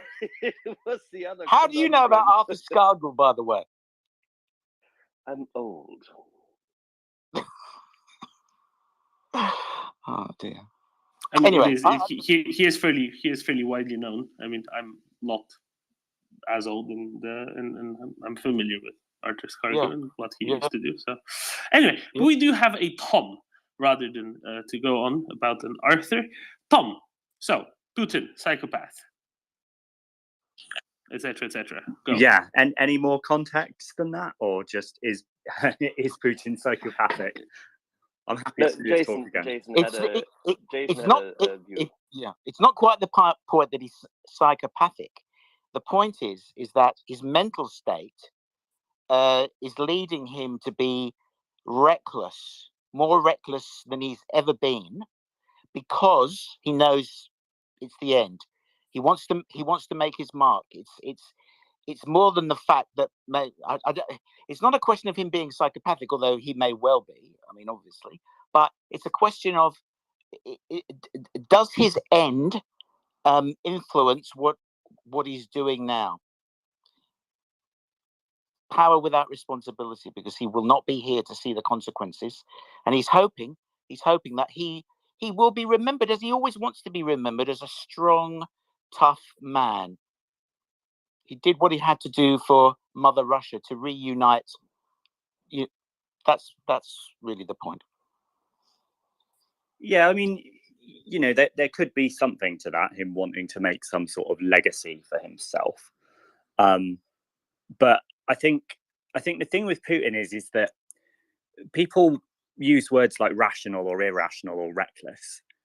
And I think the thing is, I don't think he's actually been irrational. Sorry, Tom, just a second.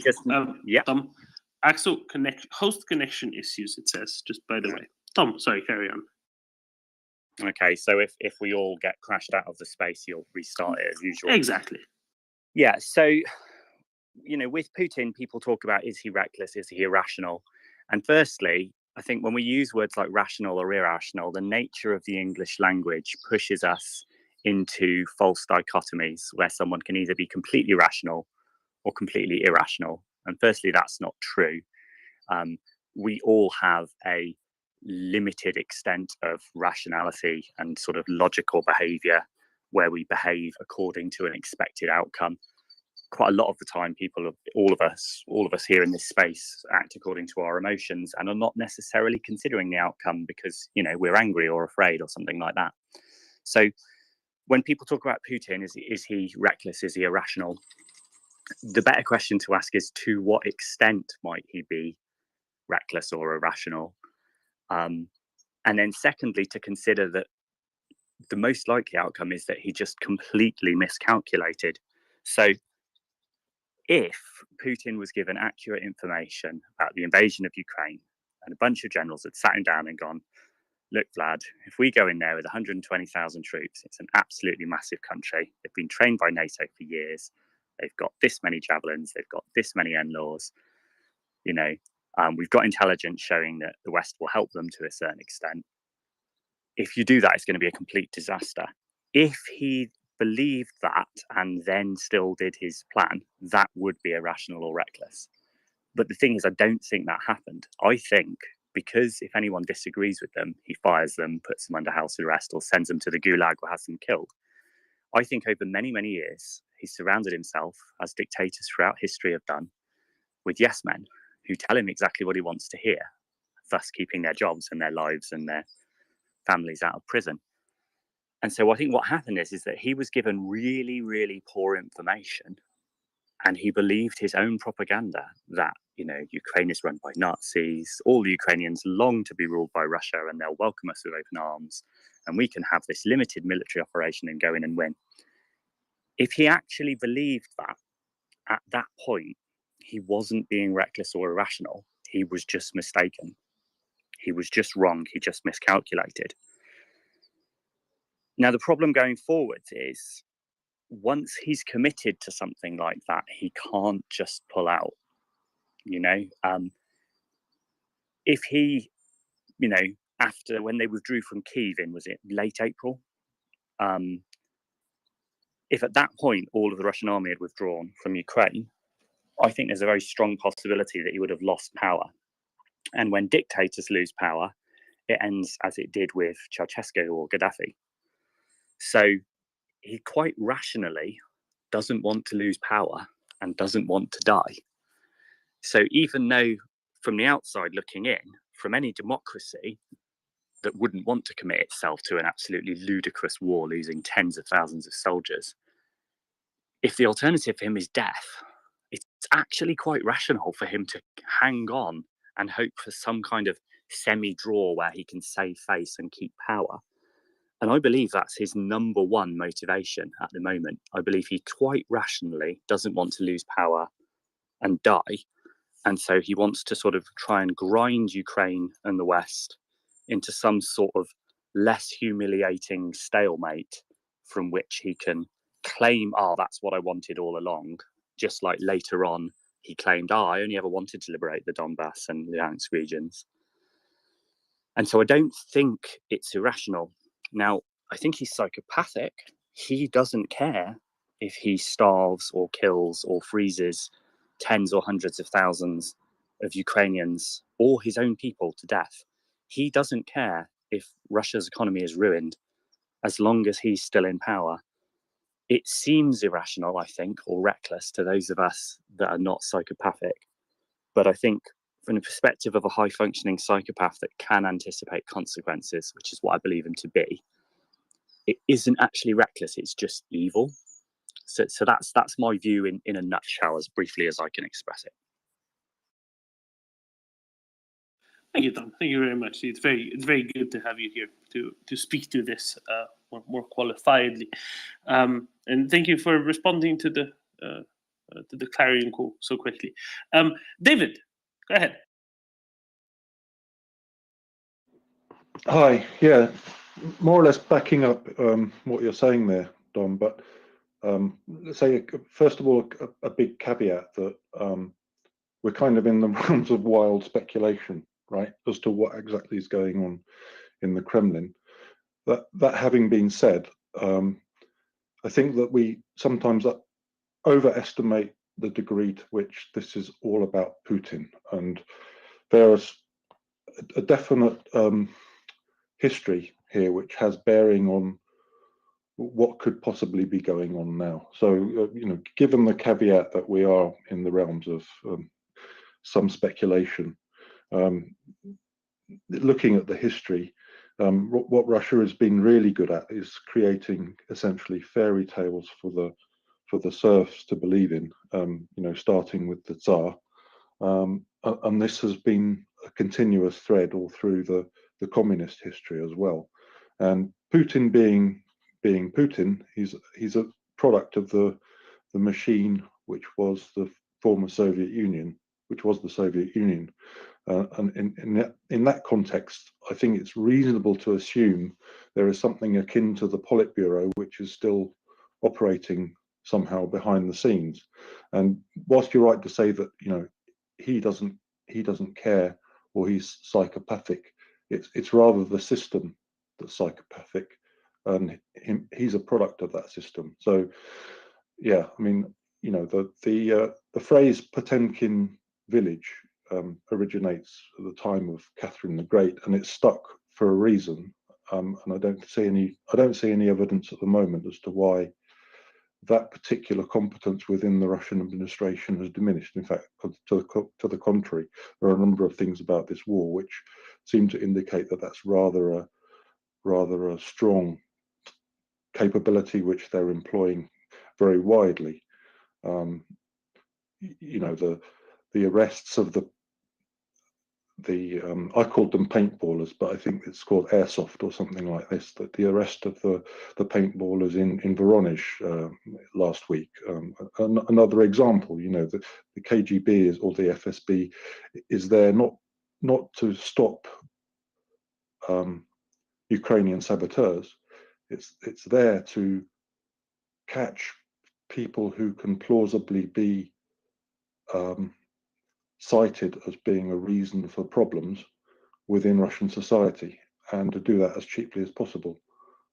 Yeah, so I mean that's basically the sum of what I wanted to say. That yes, Putin doesn't care, but maybe the problem isn't so much Putin, but also the system around him. You know, the Politburo kept its chairmen of the Central Committee on longer than they should have been going on for, in exactly the same way, and I see no reason to suspect that that would be any different in Putin's case. I don't know if has anyone seen his speech to the mothers, the video of him speaking to the mothers. Oh, that was appalling. Yeah, so there are some things on social media about that which I'm not sure whether how much they're reliable points, kind of undermining the plausibility of that particular video. But you know, so certainly it's reasonable to assume that the people in the room weren't necessarily mothers of people on the front right now. And second of all, whether he was actually in the room or not seems to be at some doubt. But I don't know if anyone's got any information on that point. Well, it does seem that there was only exactly one mother actually there, and her son died in 2019. Even though she said that he was storming Severodonetsk earlier this year. So, you know, well done. Clearly, they have a literal zombie army. But Tom, go for it, Tom. Yeah, so I'd agree with a couple of things you said there, David, and I disagree with some other things. So the things I agree with first is that I think that Russian society is psychopathic to a certain extent as well. And I totally agree with you that Putin is a product of the system. Where I disagree is that I don't believe there's anything like a Politburo with the same level of political power that was held during the time of the Soviet Union. And I disagree that it's purely the realms of speculation. I mean, anytime you think about somebody else's mental state and what they might be thinking, what motivates them, unless you ask them and they tell you the truth, you are hypothesizing. But I think we're hypothesizing with quite a bit of data here. So, I mean, firstly, on the Politburo thing, you know, I don't know if you saw the speech that Putin gave to basically his cabinet prior to the invasion. I mean, he basically humiliated his head of intelligence and got them all to basically say, we agree with you, there's absolutely no choice, we have to invade Ukraine. And they looked terrified. You don't have to be a psychologist to see the fear on their faces.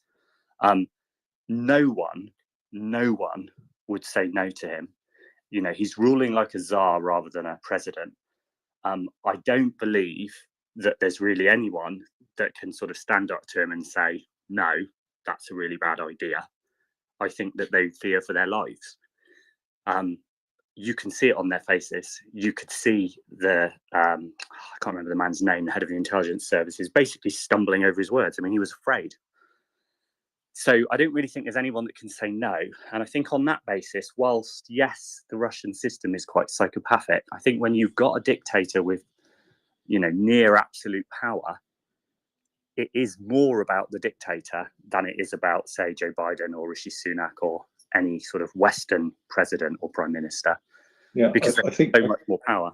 Yeah, go ahead. I think you're right, but I think that that kind of ignores the previous history, and what you just said about Putin would have been exactly the same with regard to Stalin, for example.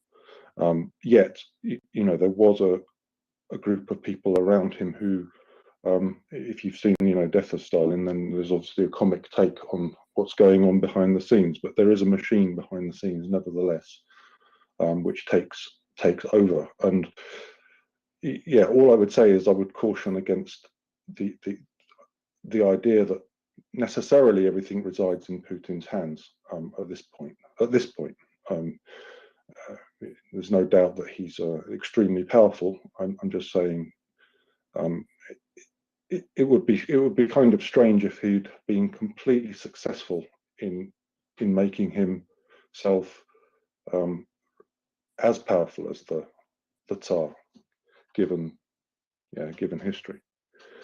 The other thing is that there were certain people of him which were cowering in that particular section, the particular interview or set piece. But first of all, it was a set piece, so it was clearly staged and clearly there to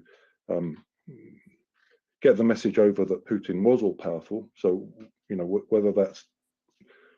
whether the fact that that's what the Kremlin was trying to achieve necessarily means it's the truth is a questionable thing. The second thing is that there are certain people who are ominous for their being out of that picture.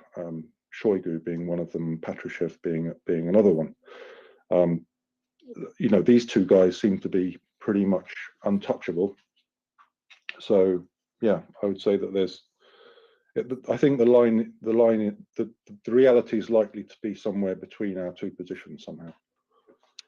Guys, can I just make a comment on that? I think, Tom, I absolutely agree with you that the possibility is that power really rests with Putin and no one else. However, the days of the Politburo have gone. They were able to exert some checks and balances, but I think the power here behind the throne, if you like, it's a bit like a mafia family. It lies with the oligarchs. It lies with the oligarchs, who are very much grey men. They're in the background, but I think these are the men that have put him into power. And the interests of the oligarchs are very much financial. And at the point where I think they feel that their interests are being compromised, and many of them have spoken out already, I think that is when Putin will worry. In terms of that meeting was with what was called the Russian Security Council, and I think basically, yes, it was staged, but you could see that it was Putin that was calling the shots, and I think he does call the shots with the proviso that behind him are a lot of the oligarchs, and how that power transfers or where those power lines go, we don't know. I think it's very interesting to compare the Russian government to the government of China. Now, when you look at Jason, sorry. Yeah. You're piling things one on top of another there, and it's difficult to keep track. I'll just push back just a little bit first. No, because oligarchs do not hold the power. If they did hold power, and with all of the negative outcomes that have already come for them since Russia invaded Ukraine, they would have put a stop to it by now. They clearly don't have the ability to, or they would have had done something about it by now. So no, oligarchs do not hold power. Yes, however, one thing I will agree with you on, or at least with David on, just because Putin goes doesn't mean that the regime is over. right? Because there are other power structures that might be able to pick up where he leaves off. But let's not delve too deeply into comparisons, because it's frankly it's not going to be necessarily helpful, for there will be just as many differences as there are similarities. Yeah, just let me jump in for a second, Domin. I absolutely 100% agree with you. So the point about the oligarchs is demonstrably false. The oligarchs don't have virtually no power. So the oligarchs live at the whim of the security services, and really the way I look at it is that it's a big mafia organized crime gang. So I would call these people the firm that are in control. And basically the whole system exists to make sure that the firm stays in power. That's all. I'm afraid I have to drop down now, but thanks. Thank you, David. Tom, go ahead. Yeah, so I think when we talk about power and the division of power, I think what we need to consider is that, people have got their own individual slices of power, but I think that Putin probably holds vastly more power than possibly anyone since the time of Stalin. I mean, if you think about things like politburos and the like, it's all well and good having a politburo, but if you're in that politburo and you think, if I talk out against Joseph Stalin, I will probably die, you're probably not going to talk out against him. So you can have a facade of power sharing, whilst de facto, because of fear, because of a mafia style thing, which I think we can all agree on, people will not speak out against Putin. I think, it's not that it's entirely Putin. Putin is a product of his environment to a certain extent, but, so was Yeltsin, so was Gorbachev, so was Medvedev. Do we think that Gorbachev or Yeltsin or Medvedev would have done this? I don't think they would have. I mean, we haven't got a time machine to go back and see, but I don't think they would have done it. And I think, we can all agree that Putin holds a very, very, very large chunk of the power in Russia, enough that basically he can tell the military what to do, enough so that if anyone disagrees with them, he can just have them killed or arrested or poisoned. And he does do that. We've got lots and lots of data on this. And so I think a very large amount of it is because of Putin's personality. Not entirely, there's an evil Russian regime that will be there after he's gone. But I think we're so used to power being divided up in Western democracies that I think it makes it harder for us to think about how these things work in dictatorships. I think, we have got a lot of data on these things. I mean, the thread that people have put up in the Nest on, is Putin psychopathic, or rather, to what extent is he psychopathic? I literally use the hair psychopathy checklist and go down it, looking at different items. And yeah, he really is. And so I'm rambling slightly now.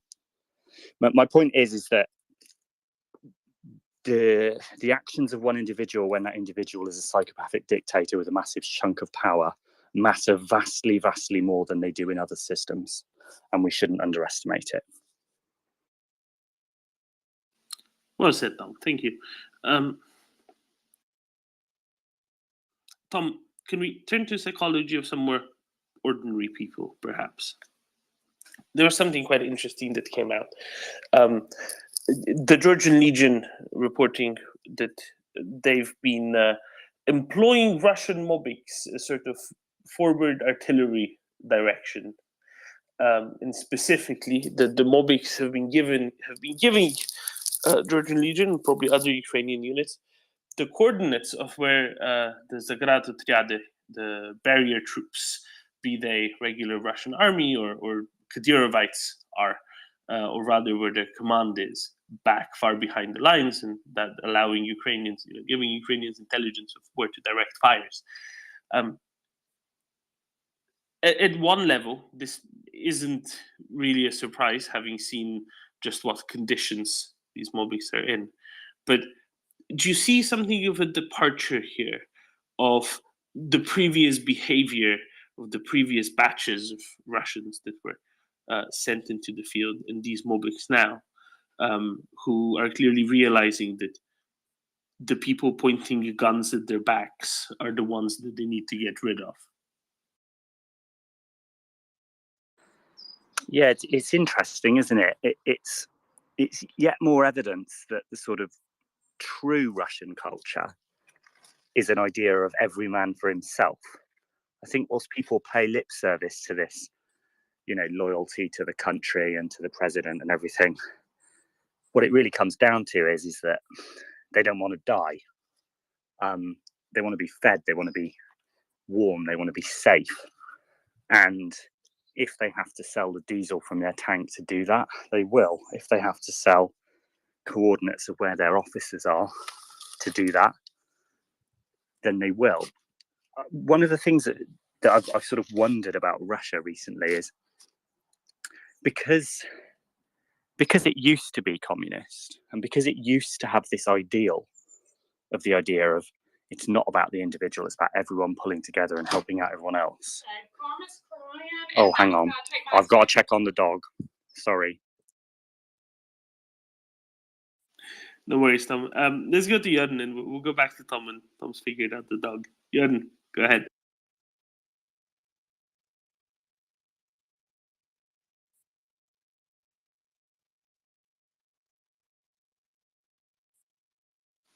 Jörn? Nope, technical difficulties. Okay, so tech issues, canine issues. I think we'll figure it out. We'll figure it out eventually. Hopefully, Tom will be soon. We'll be back sooner rather than later, because I really want to hear all the rest. I'm back now. There we go. Excellent. Yeah, I just have a dog that is crying a little bit. She's fine. She just wants attention, but she can join me in the back garden. So, if you hear my wife in the background talking to her like a baby. Oh, hang on a second.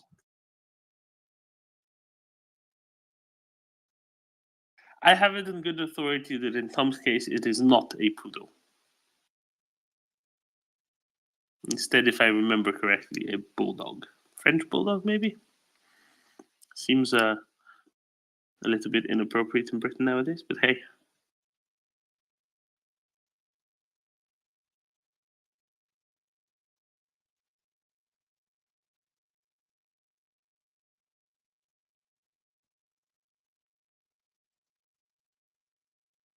Right. Dog disaster alleviated.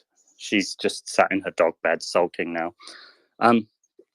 Yes, the point I was making about Russia is that they had an ideal of communist utopianism that has failed.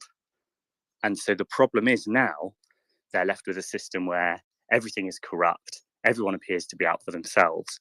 And I just wonder what that does to the psyche of the average citizen. If they think, well, it really is just everyone for themselves. Anyone that says that something can be better is a liar. And I wonder if that's one of the reasons why there's so much corruption.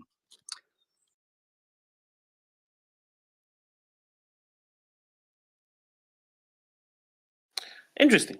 I would also be, maybe this would be too hopeful a hope to even voice, but I, for one, would be rather hopeful that, this behavior goes, many other places sooner rather than later as well, right? There's many bits of the front where you have such truly dissatisfied, mobilized Russian troops that they do actually turn on those who have guns pointed at their backs.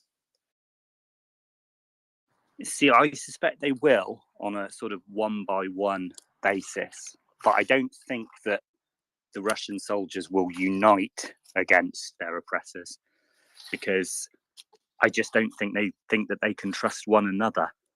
I don't think they've got anything akin to that spirit of Maidan that the Ukrainians have got, where one Ukrainian will risk their lives for the sake of others. I don't think they believe in anything bigger than themselves. I think that that's been sort of crushed out of them from just decades and decades of corruption, and the failure of the communist ideal. I think people People just think that it's every man for themselves. It's a dog-eat-dog world, and that's how it is. So yeah, individuals we know have shot their recruitment officers or run over their commander in their tank, but I can't see units doing it. But I hope I'm wrong. Damn shame. Damn shame, isn't it? Damn shame. Charles. Hi, good afternoon, Dolman. Hi, Tom. I've got a question for Tom, and I don't really know how to put it. I've sort of kind of been rattling around in my head. But we were discussing this earlier on the space about why Russian conscripts don't surrender. And I think we were talking about the winter, and I said something along the lines of, I can halfway empathize with the Russian conscript because they can't go forward, they can't go back, and they can't stay where they are. But they seem to have been completely conditioned that they can't identify the fourth option of, or even consider the fourth option of surrendering. I just want to highlight, of course, my empathy only goes so far. I mean, these people are war criminals and all of that. I'm curious, Tom, about the psychology of this, just truly being in a hopeless situation. Does that make sense, Tom? I'm sorry, I'm not crystal clear. Yeah, I kind of get where you're coming from with that question. I think there's a few things. I mean, I think in plain English, who do you think is going to treat you better, your own side or the enemy? I mean, everyone's going to say my own side is going to treat me better, right? Then you look at how badly the Russians treat their own side. And then when the Russian soldiers assume that the enemy will treat them worse than that, they think, oh my God, I'm not going to surrender. I've seen what happens to Ukrainian civilians, even if they haven't done it themselves. Because not every single Russian soldier is an absolutely atrocious war criminal. But I bet every single Russian soldier knows soldiers in their unit or other units that have done things like that. And so then through projection, you assume that others are going to be somewhat like you. You assume, everyone's corrupt, everyone's in it for themselves, everyone's quite evil. People that pretend to be good are just liars. Clearly, the Ukrainians are going to treat me worse than my own side. Absolutely no way am I going to surrender. And I think it's as simple as that, really. I mean, there's other things. Some of the torture videos that we've been made aware of have been put on Russian telegrams saying, look, here's Russian soldiers being tortured by Ukrainians. So just literally a direct lie saying it's the other side doing to us what's actually been done to them.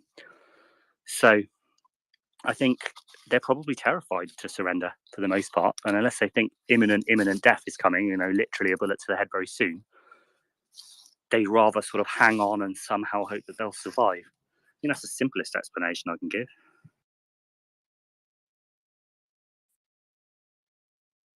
Charles, follow?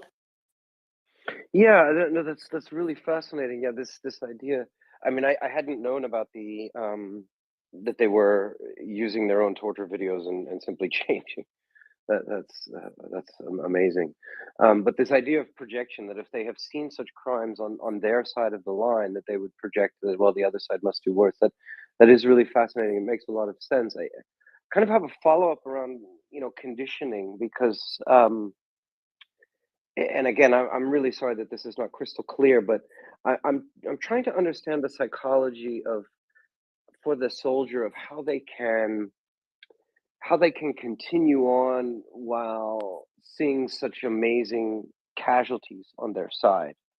I mean, obviously, on the Ukrainian side, we know that there have been casualties, and that is very sad, but not nearly to the extent, especially in some of these conscript units, that the Russians have seen.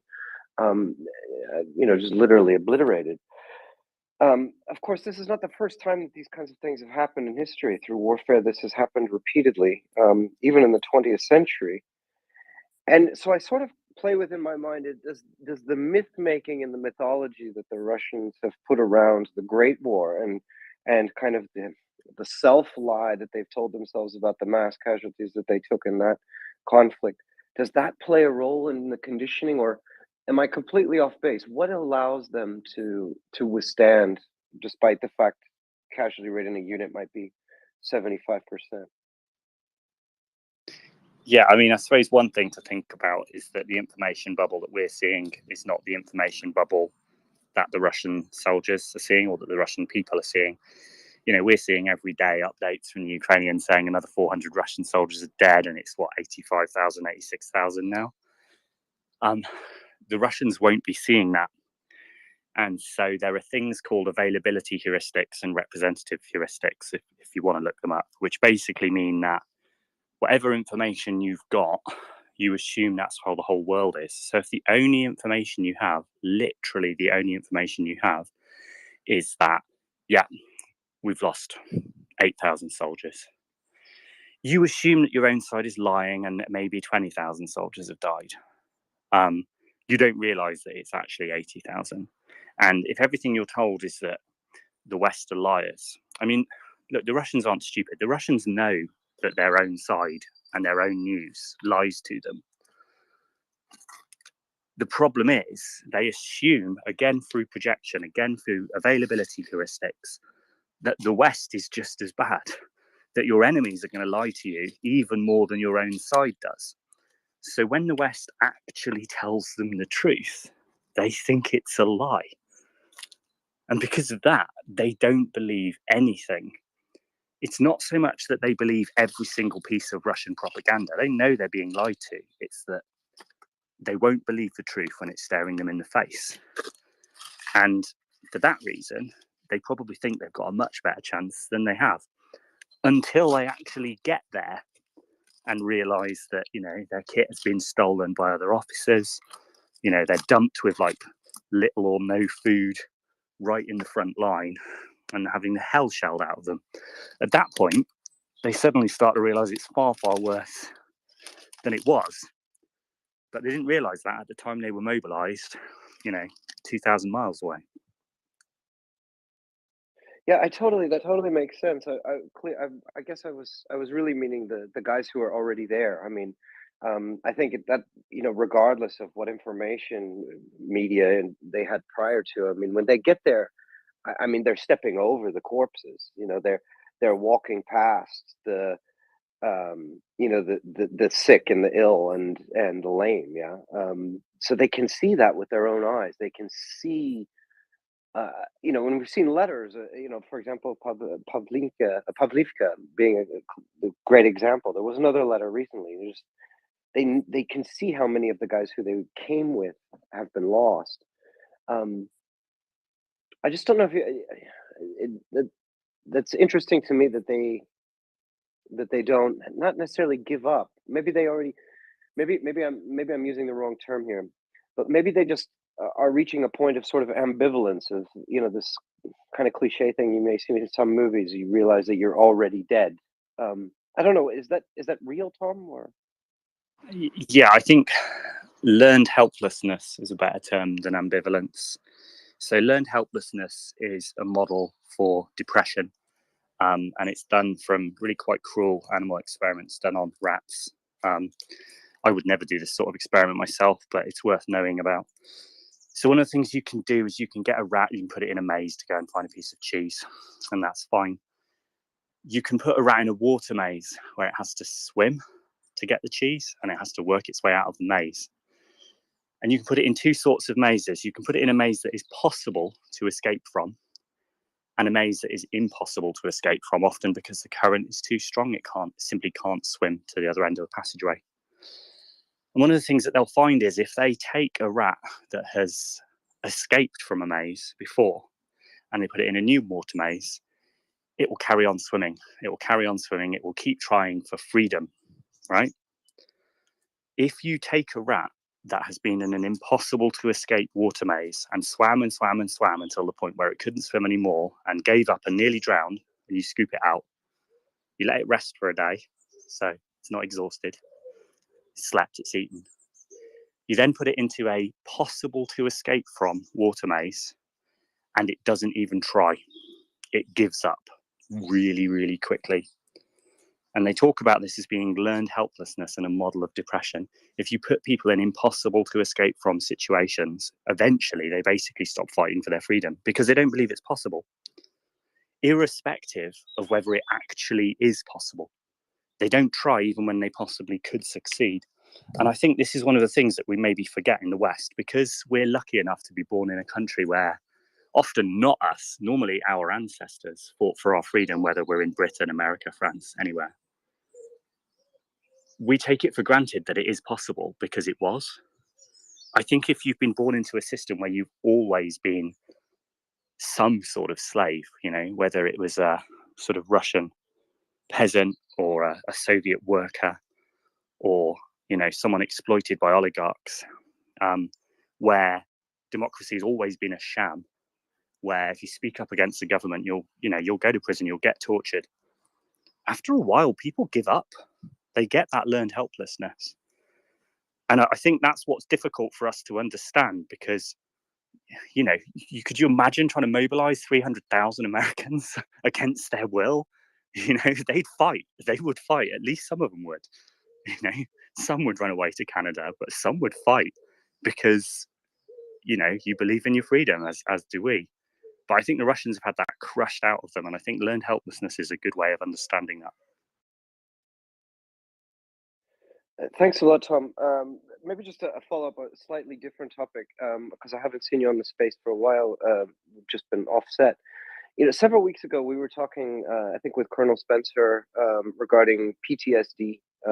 Maybe you remember that topic, and I think you had addressed something about working together or looking at the mental health support for veterans in Ukraine. I just didn't know. Did you have any updates on that? Yeah, not really. I mean, it's something I'd like to get involved in. There's Natalia from the Ukrainian Veterans Fund was raising money in Washington, I believe, and she was going to get back to me about that.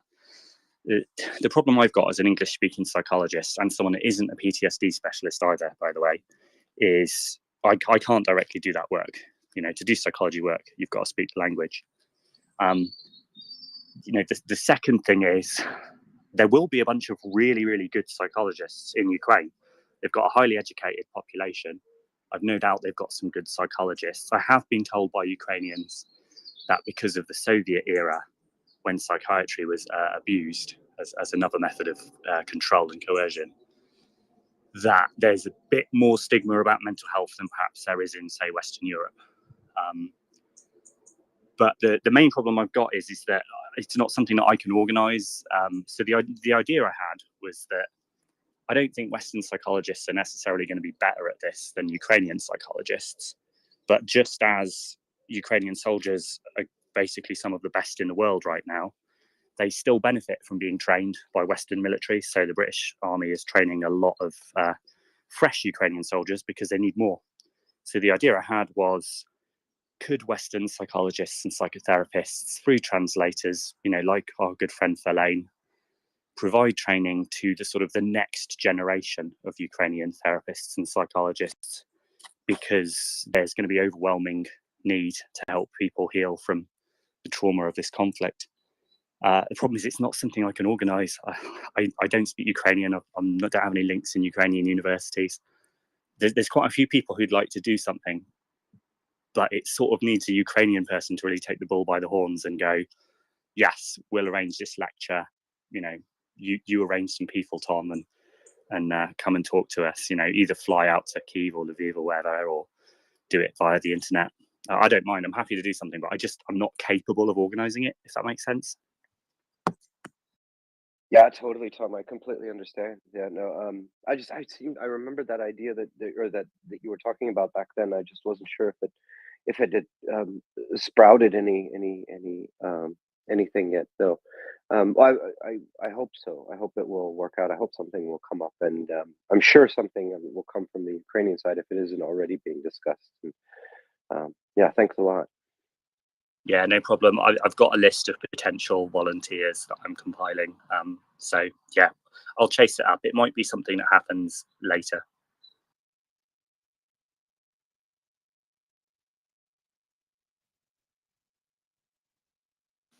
Thank you, Tom. I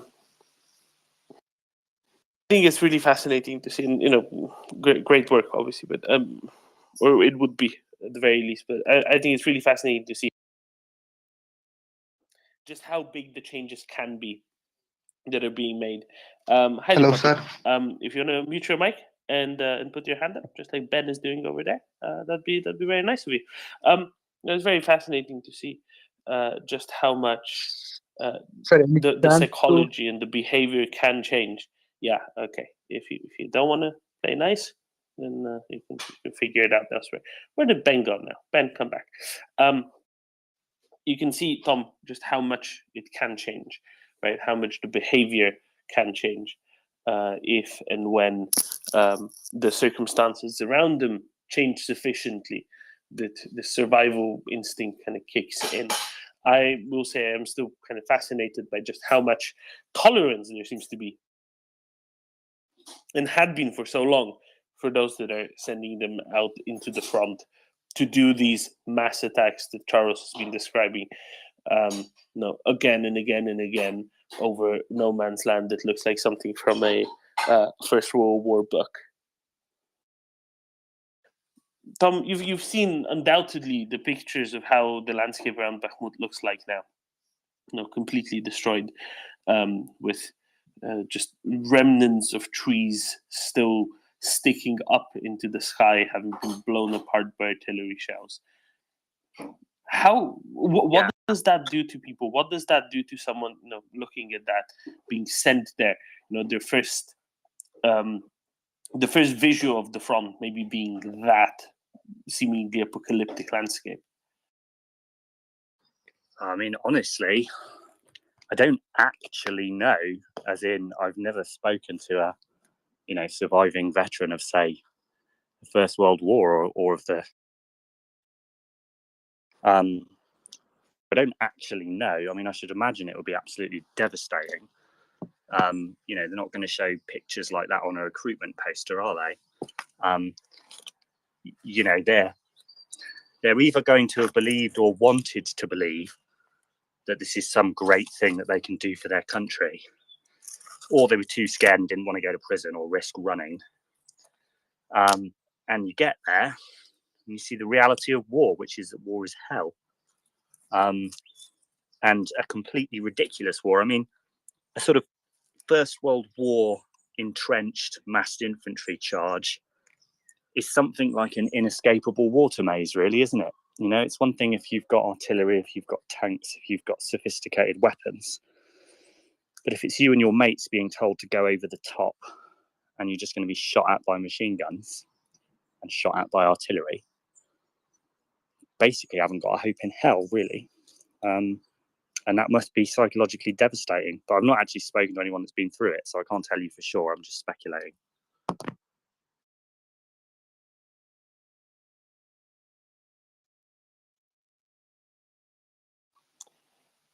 Interesting. Thank you, Tom. What I'm just thinking is the combination of what Charles mentioned with there being literal piles of bodies left over from previous attacks, but also just somebody arriving to the front. Let's say they're freshly mobilized.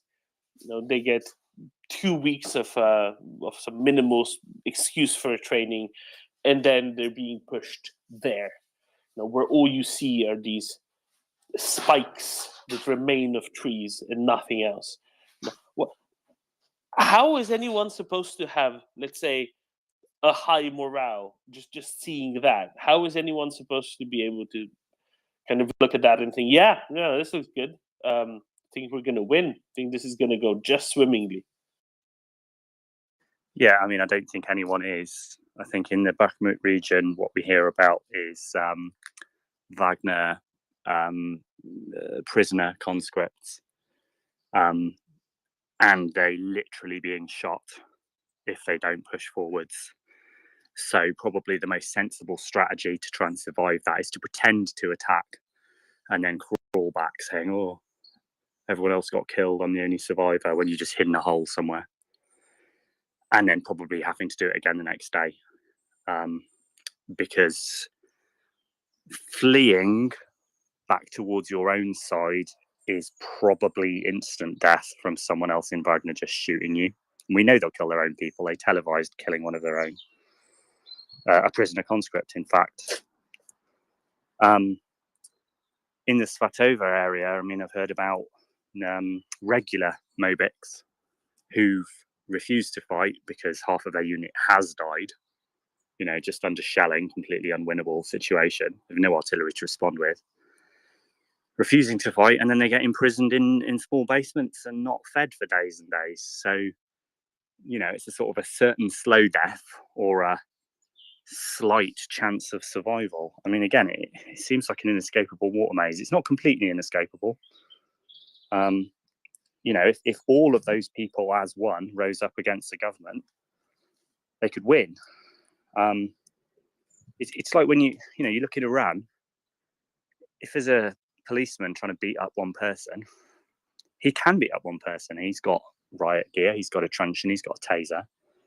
But if 20 people turn on that cop, or even 10 people, that cop is in a lot of trouble. You see it in Russia. No one runs to anyone's aid. Everyone for themselves. They don't help each other out. There's no sense of unity to withstand it. And that's the only way they can win. If one person on their own tries to stand up to a brutal regime, they'll just get crushed. Everyone has to turn on them. You're seeing it in China. If one person did that in China, they'd be crushed. But if everyone does it, you've got a chance. And I don't think the Russians have got that sense of unity and purpose that transcends your own self-survival, unfortunately.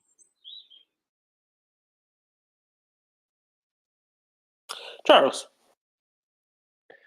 Yeah, that's interesting.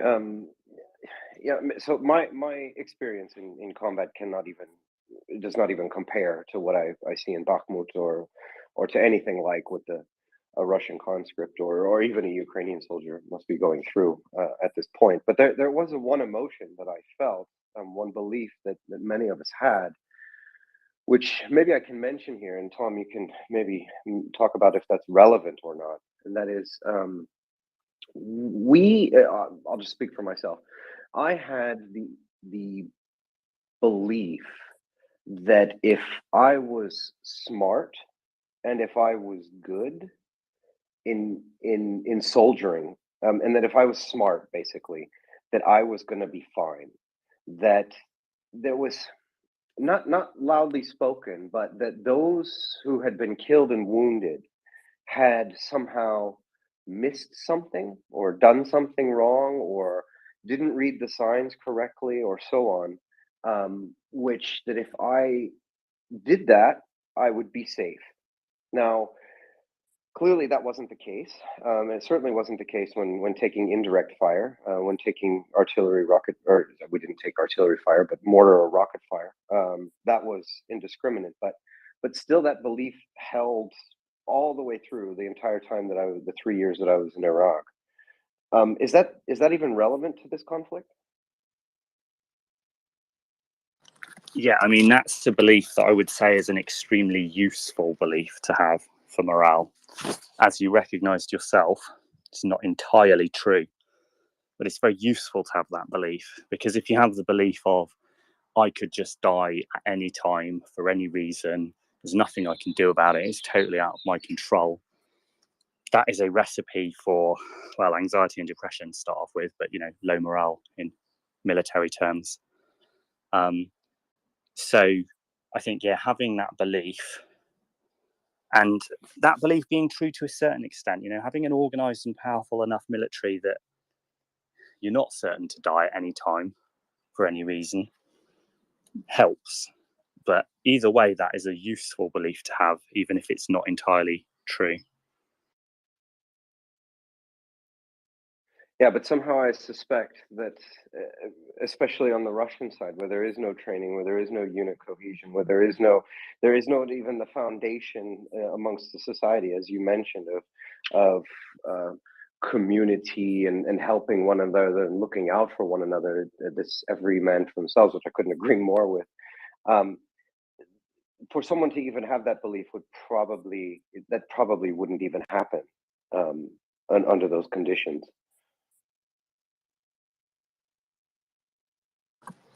Yeah, probably not. I mean, at the very least, you know, I can only really think about British and American soldiers. You'd know that if something bad did happen and you did get wounded, you'd get some sort of medevac, you know, a helicopter would turn up and take you, and you'd, you know, go to a military hospital somewhere and you'd be okay. But also that people would try to save you. People would do their best, particularly if you had ever been involved in helping other wounded soldiers escape. You know your buddies would have you back. I just finished reading John Spencer's book last weekend, I think. And he's talking about unit cohesion, and one of the big things being knowing that there are other people that would risk their lives to save yours, and knowing that you will risk your life to save other people, creates that unit cohesion that leads to combat effectiveness and high morale. And I think the Russians don't have any of that. I just don't think they have it at all. I don't think they have it in their society, let alone their military. And it's another reason why their morale is so poor and their combat performance is so poor. I mean, it seems to have dropped to the point within these conscripted units that, you know, you hear, granted this is anecdotal, but you hear from prisoners or so that, you know, they may not even really know what unit they are in. There is no more insignia. There is no more. So it doesn't even have the identifier part of cohesion. And of course, that's the easiest way to create any kind of team or collaboration or something, is to at least have some kind of symbol or some kind of marking of who is us and who is others. And when that is gone, of course, that shows you the depth of how little cohesion there must be. Yeah, I think they've got very little sense of identity, very little sense of purpose. I mean, you know, we can argue about the merits of communism or the flaws of communism, but I think it is a fact that there were people that did believe in it and did think it was a cause worth fighting for. And I wonder if that's something that the Soviets had in World War II that the Russians don't have now. They've got nothing. Like, even if they survive, they're going to go back to a hellhole country that's ruled by corrupt oligarchs. I mean, what's the point? Like, the smartest ones have ran away, really. It would be even better if they all stood up en masse and fought, but I just don't think they'll do it.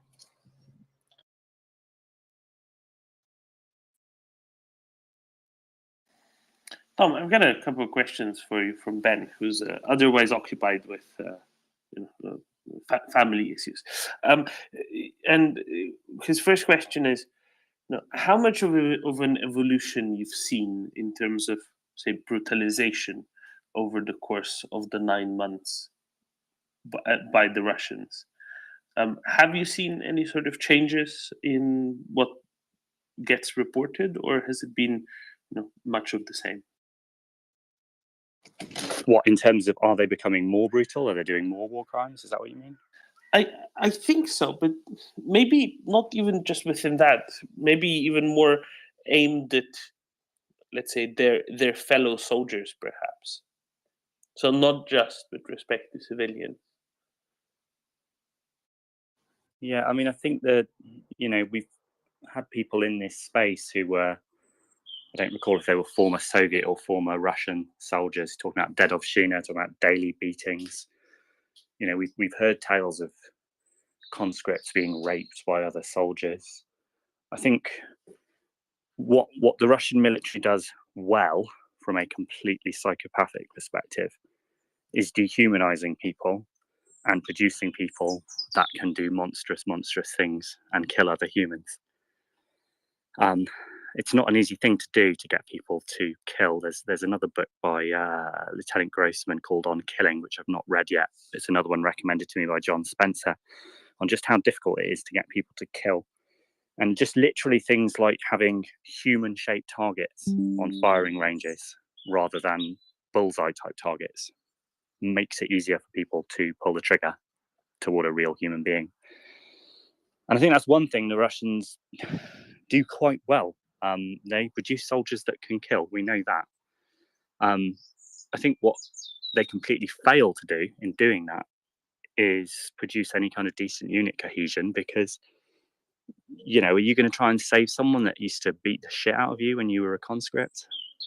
no, or you're going to at least be a lot less inclined to try and save them than you would do in any kind of decent military. I think, are they becoming more brutal? No, probably not. I think we're just much more aware of it now. I think they were doing the same sort of stuff in Syria. They were doing the same sort of stuff in Chechnya, in Grozny. They were doing the same sort of stuff in World War II. We know that. I just think it's much more in the media now, and we know about it.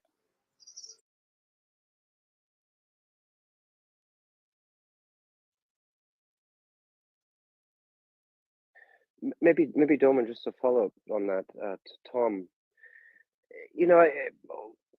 When I'm thinking about this, yes, I think a lot of that makes sense, but I also think, kind of as I alluded to earlier, these kinds of, how do I say, militaries and organizations like this have, how do I say, warfare like this is not new. So I mean, we have seen World War I, we have seen many wars through the past, World War II, and brutality even by American soldiers in Vietnam, and hazing within and abuse within militaries has only really been eradicated in Western armies over the last 100 years, let's say, in many cases.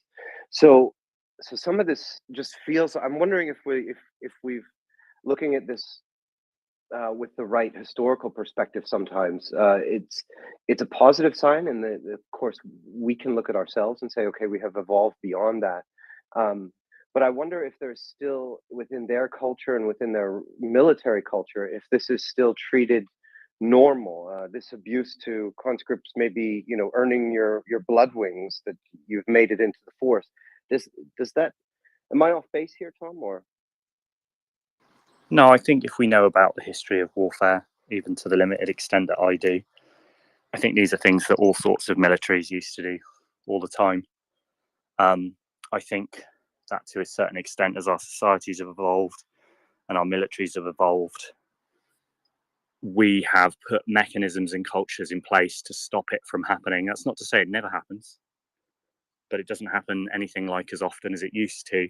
So, I mean, again, just because I've read John Spencer's book recently, it's a good one to just draw from. When he was training as an officer, he had classes on the My Lai massacre in Vietnam, with the intention being that this is a war crime, this must never happen again, this is what you do if a soldier shoots a civilian. And indeed, he, in 2003, a soldier in his unit shot a civilian looter that was fleeing, and everyone in his unit was completely disgusted with this guy, and everyone testified against him in the investigation.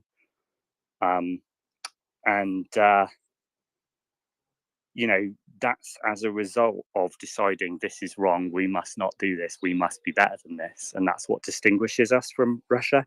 It's not that I think Russia is especially evil. I think probably everyone was that evil once. It's just that they're more archaic. Their culture hasn't evolved to the same extent. And so they're doing things that, no doubt other militaries have done in the past, but just not recently. I'm sure there's been war crimes committed in Iraq and Afghanistan, but on nothing like the same scale, and not in the organized, permissive manner. You'd be talking about rogue soldiers, rogue units that will do something and often get punished for that. Not always, and might not always get caught. But generally speaking, Western militaries try to stop these sorts of things from happening. Whereas the Russian military doesn't. I think it encourages it.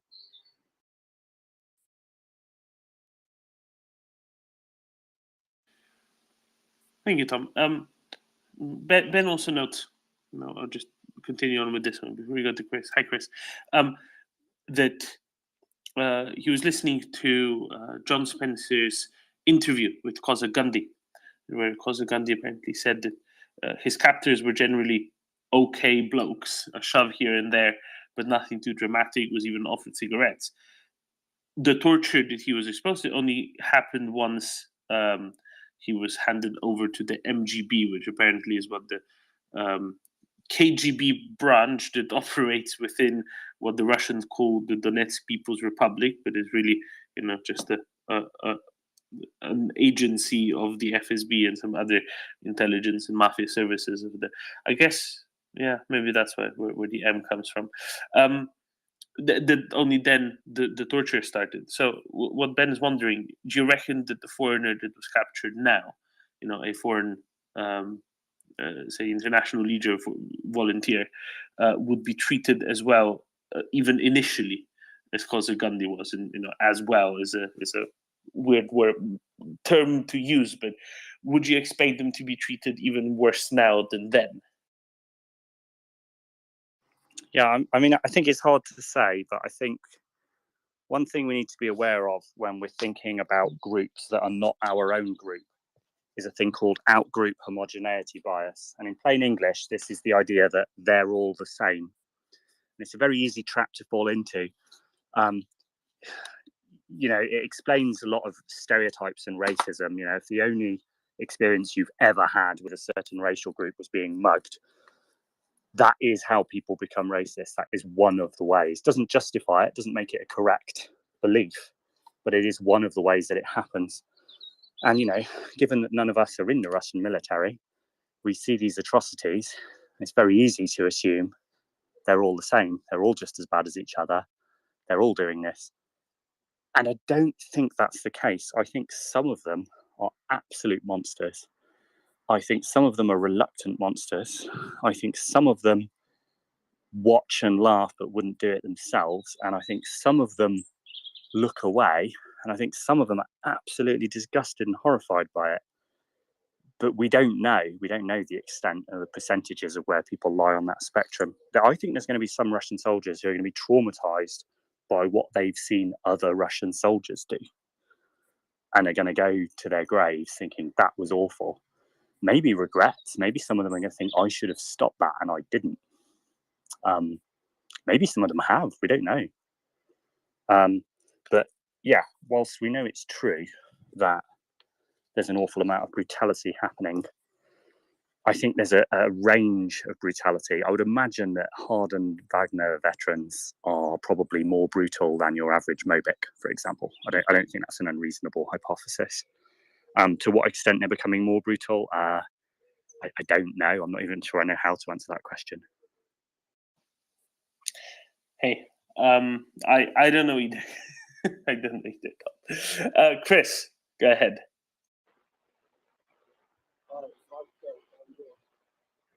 Chris, your audio is not workable. It sounds like you're surrounded by static. How's that? Oh, much better. A little bit loud, but other than that, perfect. Okay, well, I'll just hold the phone a bit further away. So, Very good. yeah, I was. So actually, this sort of went back a bit in the conversation, but actually, what Tom was just saying there, I think queued this up actually. So, I was, there was a period where I was like watching every video interview that Volodymyr Zolkin did with the POWs. Probably everybody knows about him, do they? Yeah, I know. Yeah, and so obviously I'm not a psychologist or anything like that, right? Nor have I been on the front lines, but I was searching through these, basically like trying to understand what the heck was going on in their heads, and then there was one that came up, which was a Russian that was. He was in a they recognized that he had administration capabilities, so they shoved him in basically in an office role, and he was doing all of the admin stuff, the paperwork, the computer stuff, everything like that, and he was pretty horrified, in fact, with what was going on around him. And so he plotted and he planned very carefully to surrender to the Ukrainians. And so basically, I mean, he put like a whole load of things together to achieve this, including using the Ukrainian app, which I forget the name of now, the one where the Russians can basically speak to Ukraine and say, "Hey, I want to surrender." Maybe it's called that, is it? Anyway, so basically, he bided his time, and then when he saw an opportunity, he basically, and he collected everything. He collected like maps, compasses, everything like that. He bided his time, and when he saw an opportunity, he just went for it, and he had to walk, I don't know, 20 kilometers or something like that, maybe more or something like that. And, all sorts of things like happened to him. And he'd been speaking to a Ukrainian lady as well, I think via this app. So he was sort of like, keeping her updated and all the rest of it. And, eventually he got to a spot where he was able to rendezvous with the Ukrainians and surrender successfully. So it was just an example, really, of actually what you said, Tom. Right? I do it all the time now. I basically say they're all the bloody same, but actually there are some that are different and somehow manage to, work a way out of, as you described, this like water trap. I don't know if that's useful. Yeah, I think anytime we've got an example like that, it's real. Such people do exist. On its own, it's an anecdote. And what the human mind tends to do when it's got limited information is assume that everything is the same as the examples we've got available. This is the availability heuristic. So if the only thing we knew about Russians was them executing one of their own men with a sledgehammer, we would think that that's what they're all like. We do know that that did happen to at least one person, another person in Syria as well, I believe. And what we don't know is, do those evil murderers represent 5% of Wagner troops, 10% of Wagner troops, or 50% of Wagner troops? We don't know. Equally, with the really good example you've just given us, we know that that person exists and it's true. What we don't know is that 5% of Mobics, 10% of Mobics, 20%? We just don't know. We don't actually have enough data to generalize and infer and know things like the level of willingness to surrender in terms of a percentage of mobilized troops. We just don't know.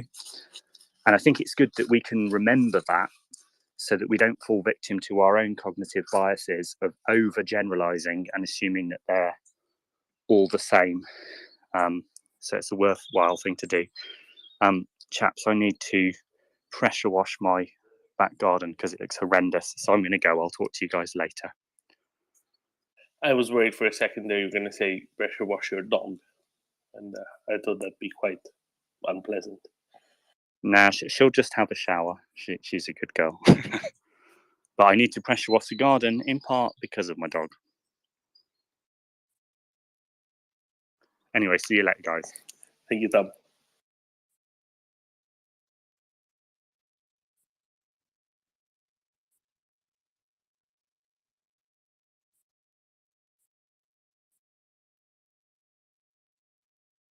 Charles.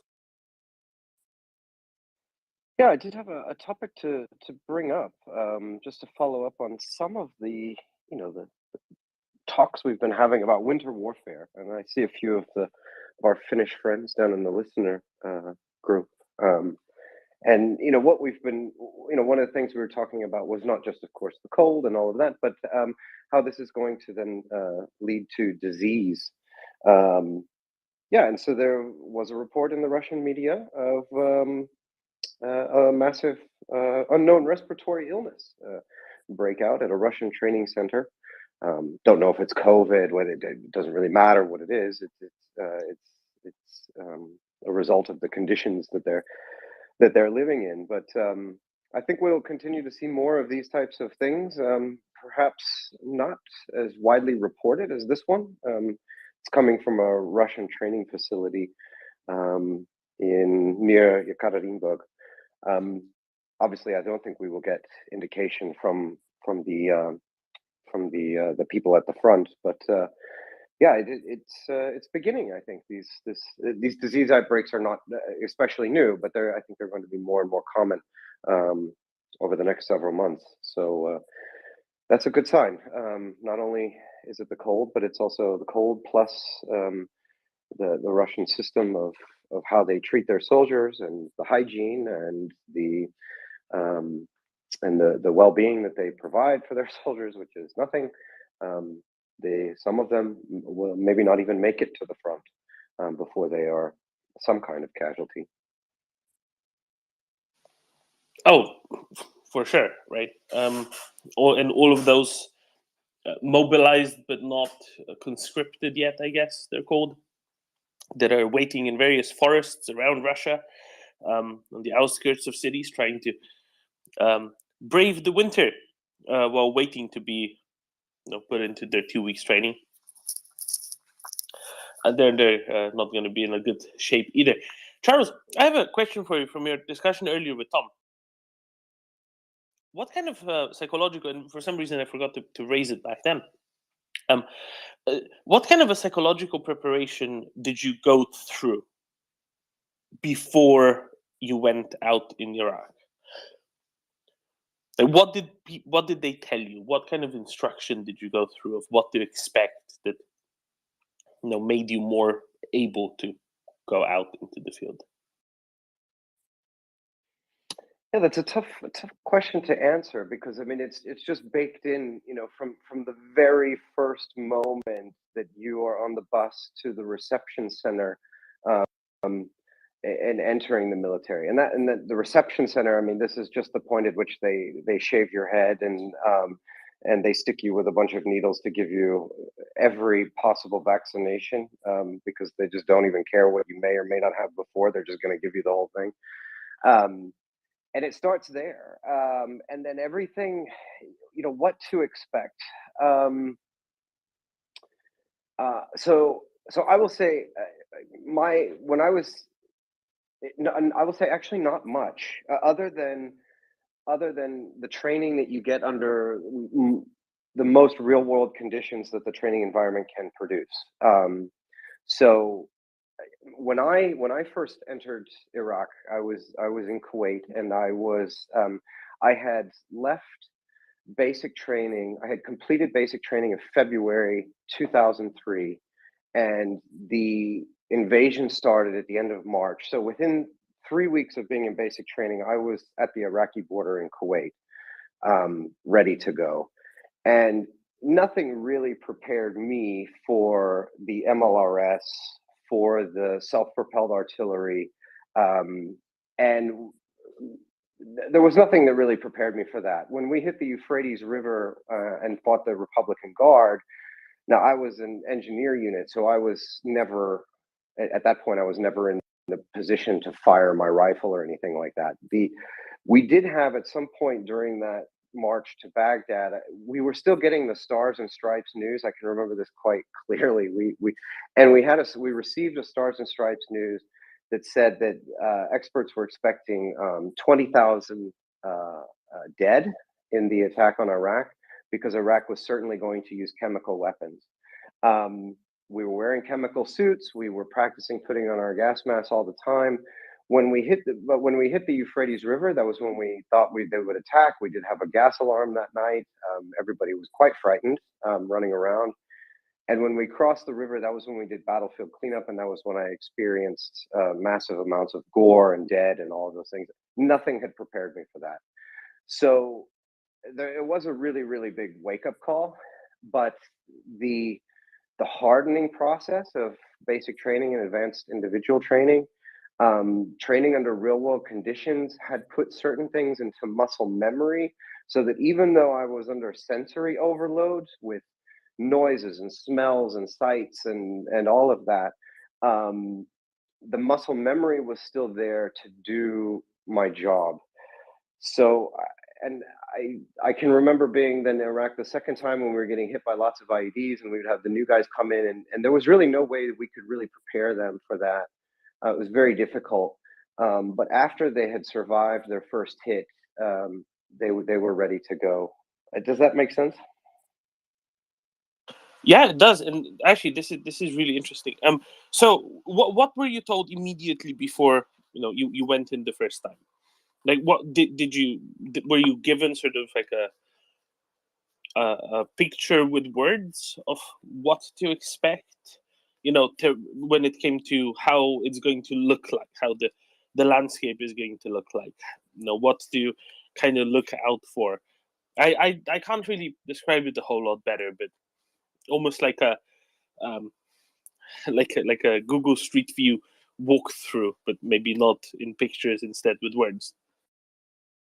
No, well, yeah, we certainly had mission briefings. So, I mean, this is one thing that is not in the Russian army. We know through the command and control, but let's back up to kind of what I kind of knew. So, I mean, my world was really small in 2003. In 2003, we didn't have mobile phones. We didn't have any. I mean, I didn't call home for, God, I don't know how long. And then I had, I think after 4 months, I had my first 15-minute phone call on a satellite phone. But but at night, we were all able to listen to the nightly intelligence briefing for our brigade. So we were in the 3rd Infantry Division. So it was the 2nd Brigade, 3rd Infantry. And we could all listen to it, and we could hear the colonel and the major and all those people briefing what the situation was on the battlefield. So we had some situational awareness, kind of like listening to this space, if you can imagine that, sitting inside of an armored personnel carrier. Then prior to any of the assaults, we would get a mission briefing, so we knew what was supposed to happen, what the plan was. Okay, we're going to approach the river. My squad is going to secure the this area looking that way. I'm the machine gunner, so as the machine gunner, my job is to look that way and do this. And basically my squad leader tells me, okay, as a machine gunner, it gets down as simple as this: if you see somebody move, shoot them. And okay, so you lay down, and if you see anybody move, you shoot them. But there wasn't more than that. There was no Hollywood kind of like, this is going to be a momentous occasion of your life. And there was none of that. There was no background music. It was just, here's the mission, go out and do it. And then all the sights and the sounds are all new for you, but the muscle memory, the training, and the unit works, because that's been pushed into you.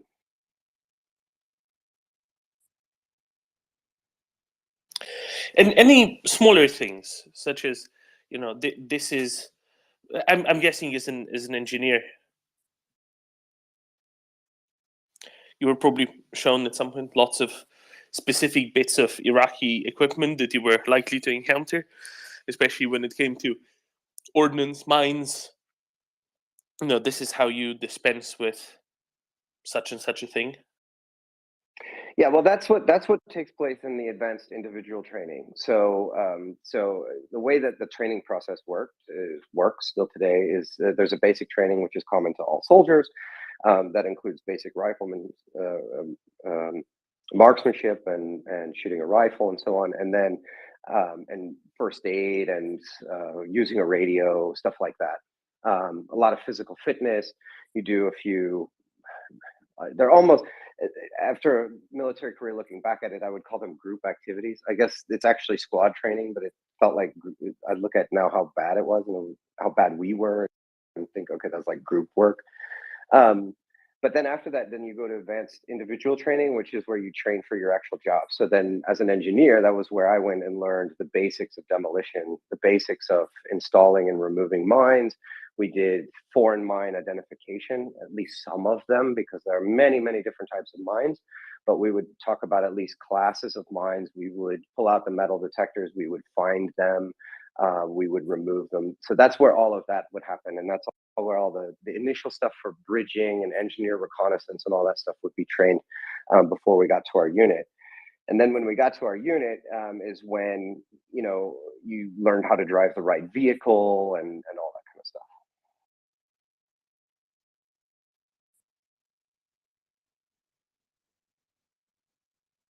Would you get a reminder of all of that just before you were likely to, you know, encounter some? No, we didn't. Although I no, and especially, you know, with when we were in combat, and I can say that that first year that I was there, when I was really just Private Rye, you know, we were doing training when we weren't on mission, but the training was usually always refresher training on first aid, on radios, how to fill a radio with the right encryption keys, how to fix radio problems, maintaining the vehicle, sticking IVs. If we had an extra IV bag, if we felt like if we got some more IV bags, we would train that a bit. Dressing, sucking chest wounds, these kinds of things. A lot of chemical. We would do downtime training, battle drills. So how to evacuate. You know, if you had a casualty in the gunner of the APC, how are we going to get them out? We would train through that, but not back onto mines and foreign ordnance or vehicles and things like that. Although I must say that after several weeks, once we encountered the Iraqi army, we didn't really need that training anymore, because one of our jobs was to destroy ordnance. So just, you know, so we would go around, we wound up going around the whole country to ammunition depots, going into these bunkers, pulling everything out or assessing it, checking it for booby traps, seeing whether it had been looted. And we just got really good at identifying stuff over time.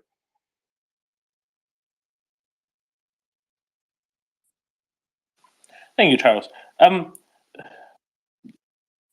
Let's maybe go a little bit more into the psychology of things, if you're okay with that. You know, you said that the first time you were experiencing a particular thing, that was kind of difficult to, that was the difficult time. And then is that true for all the different things, that every time something happened the second time, you were kind of mentally and psychologically already prepared for it? But what was your own, let's say, in your own mind, how did that debriefing that you did with yourself, that I presume you had done, look like? Or what did you do yourself? What did you think through to be able to then the next time you encountered something be okay with it? Or did you do this as a group, as a squad, as a platoon? Yeah, that's a good question. So I mean, you wouldn't, you know, the first difficult situation wouldn't always be the same for each time. So you'd learn each time, and sometimes we would talk about that.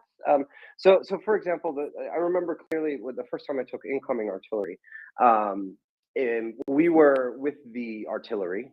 So we were kind of co-located with the artillery, engineers and artillery. We tend to travel together.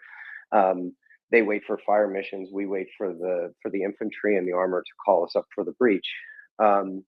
And you know, we're widely distributed. And then all of a sudden, like, you just hear this boom, boom, boom, and three of the paladins had fired in quick succession.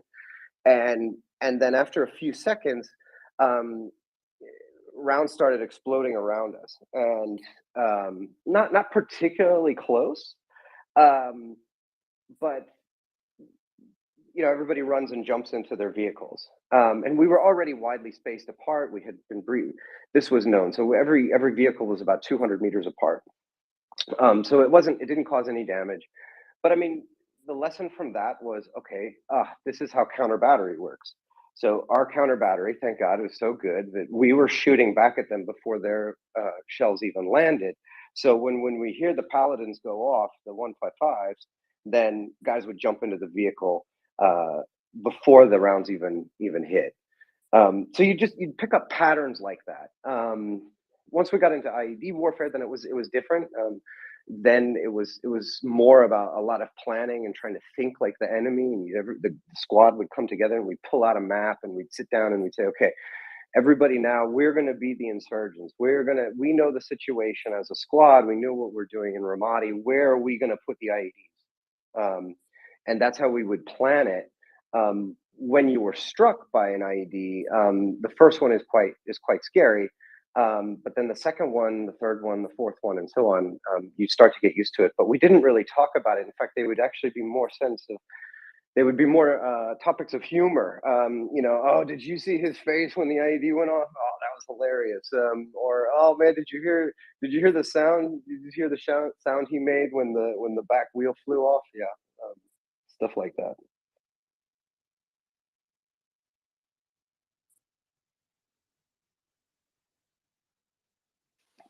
And what process did you go through, let's say yourself, to be better prepared next time you encountered it? Yeah, well, we to be better prepared. Yeah, well, you do things like so, like with the artillery thing. I mean, you just start sleeping with your flak jacket. We didn't have a body armor, ceramic body armor at that point. We're still using the flak jackets, so you'd sleep with that on top of you instead of underneath you. Things like that. For IEDs, you'd start just planning better. You'd start looking at more time. You'd talk about, okay, well, what happened last time? What happened this time? You'd talk to other units and you'd be like, okay, what did you see? What did I see? You start exchanging information to get smarter. Sometimes it'd be little tricks. You'd develop. So, for example, vehicles would get hit and you wouldn't know whether there was a casualty in it or not. The radio might be knocked out, or they might be busy, or they might all be dead, and nobody can check in on the radio whether they're okay or not. So you develop certain signals quickly within the platoon or the company. You say, okay, well, immediately after this, we need to give this signal whether there is a casualty or not. And then we realized that, okay, well, we started going through our casualty drill too quickly because, yes, there was a casualty, but we didn't need to evacuate them immediately. It might be like somebody's foot is slightly bleeding, but it's nothing we have to rush. And so then you develop a third signal, and so you talk these things out. We didn't really have these formal AARs, these after action reviews like we had in training. We didn't really have them in combat, but we certainly did things like that in these debriefings, and we would share information and with each other, and that's how it worked. Thank you, Charles. I'm kind of mapping this, to let's say what the Russian conscripted will be experiencing. Because the last thing I'll ask you before I pass it off to Anda is, how much did trust in your squad mates matter in this, or your platoon mates? I don't know. I'm sure there's a better word for it. That makes it sound less like a kindergarten, but I can't think of it. Please feel free to correct me. Actually, the word that the army used back then is even worse, and that was your buddy. So I think I actually like the mate better than buddy, because I always hated that. It felt like we were gonna all sit in a circle and sing good morning to each other. Trust. Yeah, I mean, it's very important. It's really hard for me to answer that because I can't really think of a time when I didn't have it, or I didn't have some level of it. The trust, for me, when I think of trust, I think of character and competence, right? And so what can that person do, and how is that person? And that's how I assign trust. I think that's how we all kind of assign trust.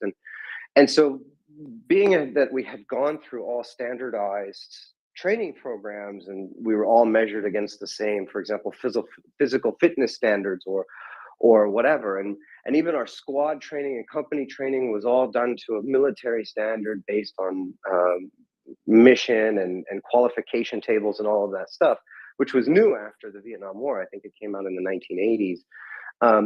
But that gave it so that you could look at any other soldier and you knew that they have a baseline of competence in something. Otherwise, they're not even allowed to be here, right? The character side, I mean, I must say there were guys who I didn't like. There were guys that I didn't like working with, and I think with the trust thing, obviously the trust is incredible, but the army also did a fairly good job of how do I say, kind of weeding out the guys that weren't trustworthy based on their character. You couldn't really fire somebody in the army, but you can move them or put them in roles and positions. You assigned them to somewhere in North Dakota, basically, right? Yeah, exactly. Exactly. So every squad, every platoon had that, a couple guys that, weren't trustworthy, but not based on their competence. It was just on their character. But it was baked into the culture that, okay, we're going to have a team that we can all rely on. And it was very important, but it's hard for me to answer because I never didn't have it, And the same goes, so unit cohesion, I think, was the word I was looking for earlier. That was a really important part, I trust, of making sure that you were confident in doing what you were doing, that you were confident in how whatever task you got on a given day was going to be executed not just according to the rules, but everyone looking out for one another, subconsciously as well as consciously. Yeah, exactly. And I mean, looking at the competence level, I mean, for example, I would be sitting there, when we'd be priming a bunch of demolitions, which can be it's a delicate job. I mean, it doesn't frighten me that much, but I mean, it's a delicate job. And, you'd be sitting there with people who, you don't really necessarily always know that well. But because we had that baseline of competence and we had that level of trust, I always felt comfortable saying, okay, you prime this one, you prime that one, you prime that one, without really having too much doubt that they were going to blow us all to smithereens. Got it. Well, thank you very much, Charles. Anda, go ahead. So I'm enjoying. I have told you, Charles, I enjoy your stories because you give us context, and I think that's beautiful. I saw a picture the other day, a tweet of someone, with a soldier sleeping with his gun. So he was sleeping on his back in a sleeping bag, and his gun was on top of him. And my question in my mind at that point was, apart from being alone in the forest, right? When you are alone in a forest or somewhere else and you need to keep, an eye open at all times, and you need to sleep like that, probably. Isn't there a system when you go somewhere and you have at least in Romanian army, and uh, I made fun a lot of times, or I talk.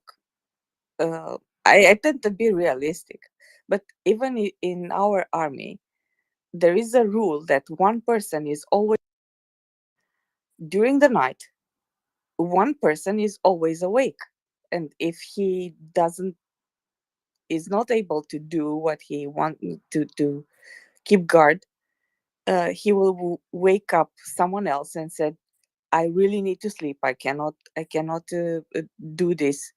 Take my place. But someone else always awake and looking out for his buddies who are asleep. So in this case, I truly didn't. Someone was there because they took the picture, right? He was not alone. So why would you sleep with your buddies in the same? It was a house. It was somewhere on a couch. So why would you do that? Why would you sleep with your gun on yourself? Is this common, or is this an exception? Because we just talked with Tom Zimbardo. We see things And that's why I like talking with you, because we see things which are taken out of the context, and maybe someone is making fun, or I don't know, and I think context is important. Yeah, that makes total sense. I mean, I slept with my gun a lot. In fact, most of the time. It used to be kind of difficult to explain the relationship between a soldier and their weapon. I think it's a bit easier now because I think all of us kind of have the same relationship with our mobile phones. You know the feeling that you get when you have left your apartment or your house and you have left your phone somewhere, and you check your pocket and there's that sort of frantic moment like, oh shit, I've forgotten my phone, and you run back in and you go and get it. That's exactly what it's like. And I don't know, but I think most of us have had the experience of sleeping with our phones in one form or another. It's pretty much the exact same relationship, and it's a very weird feeling when you are finished and you redeploy or you go on leave or anything to check in your gun and to no longer have it with you. You feel like it'd be like you just don't have your mobile phone anymore. That's that's the feeling there. So it doesn't surprise me. In terms of sleeping, yeah, obviously when you're in even if you're in a rear area, and I mean, guard duty is still held and all of that. Yeah, there's going to be shifts, and at least there should be shifts, where, they might say, okay, at this time it's 50%, so 50% can sleep, 50% is awake.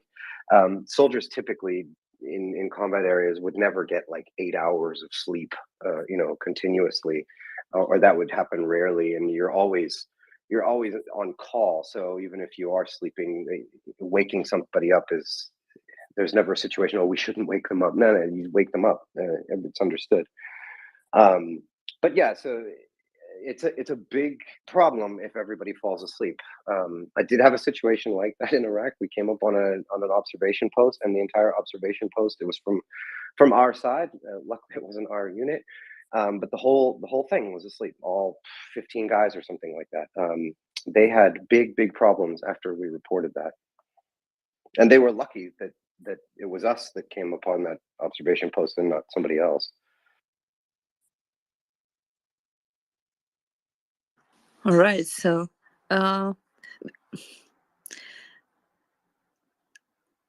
okay, so I suppose from what you're telling, just for me to be sure I understand, it's like, we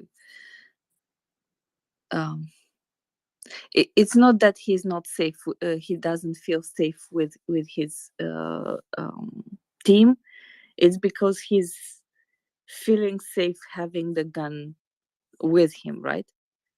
Like all times. Right. And I don't even know if it's a safety thing. I guess it is, but no, I don't think it has to do with him protecting himself from his comrades. I think it's more just that's natural for soldiers to feel that way about their weapon. And in case anything happens, right, you want to have it in reach when you wake up. Chris, go ahead.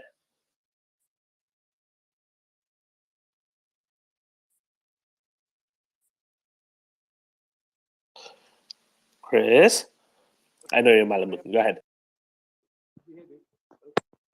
Very distant. Can you hear me now? Very loudly. Go ahead. Oh, okay. Yeah, sorry. I just keep trying the headphones, but not working. I was going to just say to Charles a bit of a sort of a mental game, if you like, or so obviously not being political, but when he was going into Iraq and that, he was in the situation basically of being an invader. Obviously don't go political on me on that, you know what I mean, right? But it was invading another country, right? With all the beliefs that he had about the rights and wrongs of being in that war. And can he so perhaps maybe he could just speak to that, and then perhaps the opposite, which is like, can he imagine himself as being a defender in America against an invader? The Canadians, to be clear. Yeah, okay, that'll do. Well, I'd be going after Yehuda units first, or at least the command and control, because I don't want to face his soldiers. My God, they must be really good. Okay, being an invader,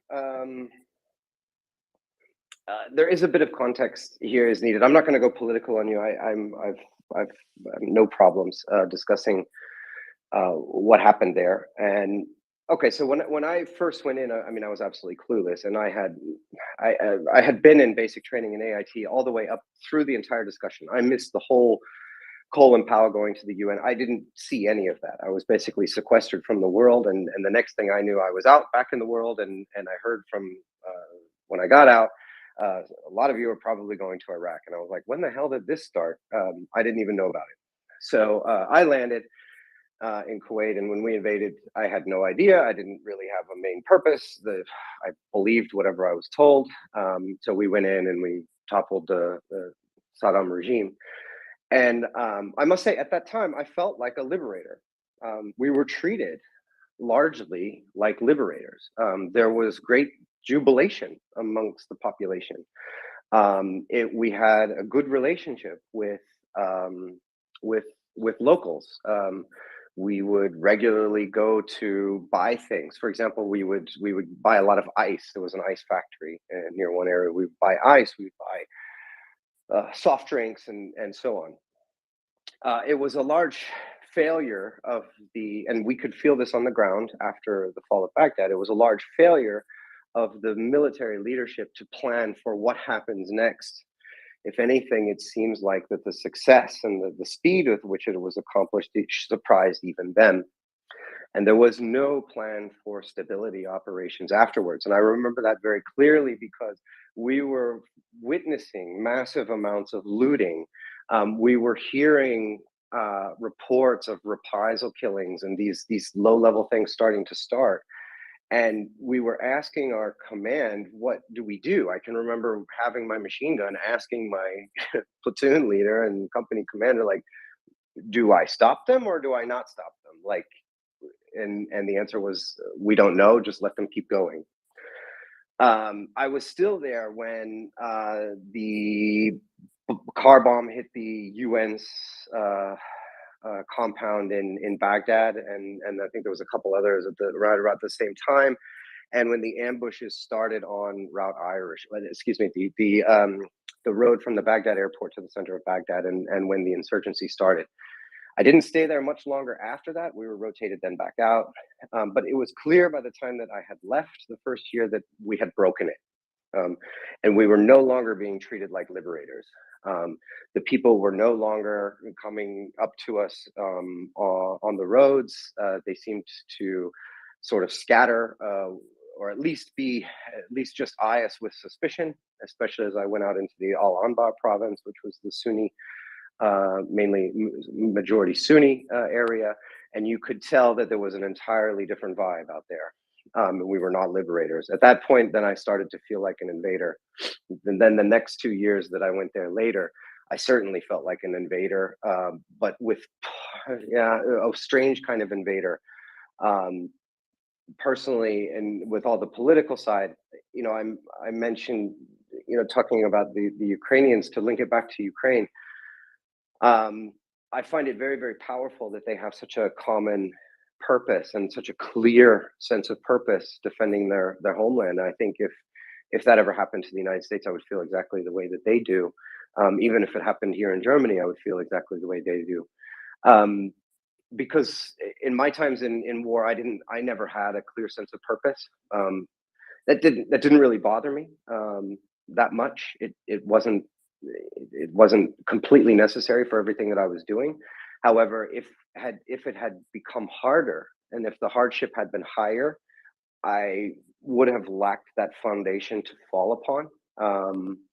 Because especially by 2005, and then as we go into 2008, 2009, it was well known that the initial stated purposes of the conflict had turned out to be false. And we never really had that purpose. Maybe, does that answer your question? Yes, it does.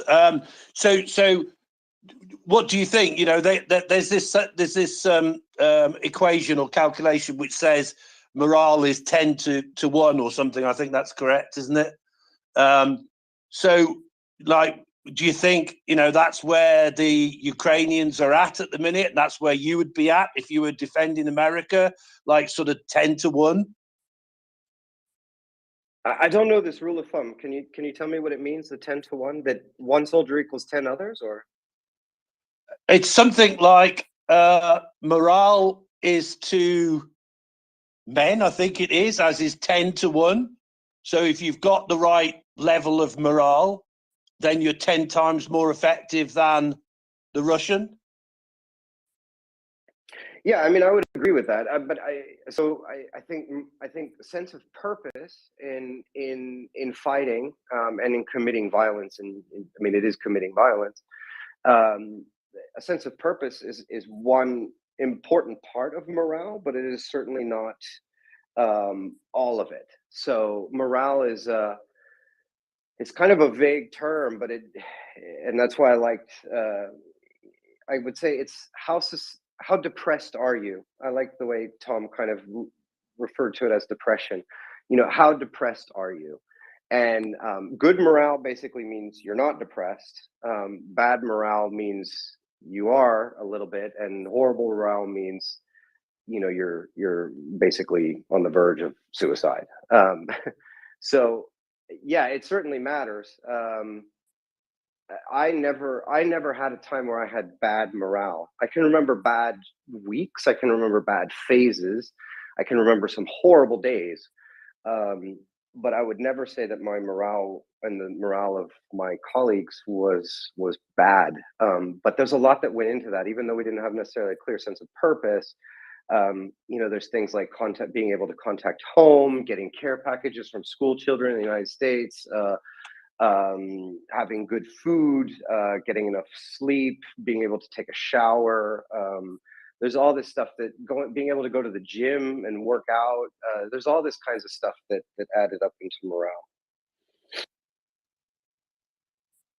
Yeah, brilliant. Thanks, Charles.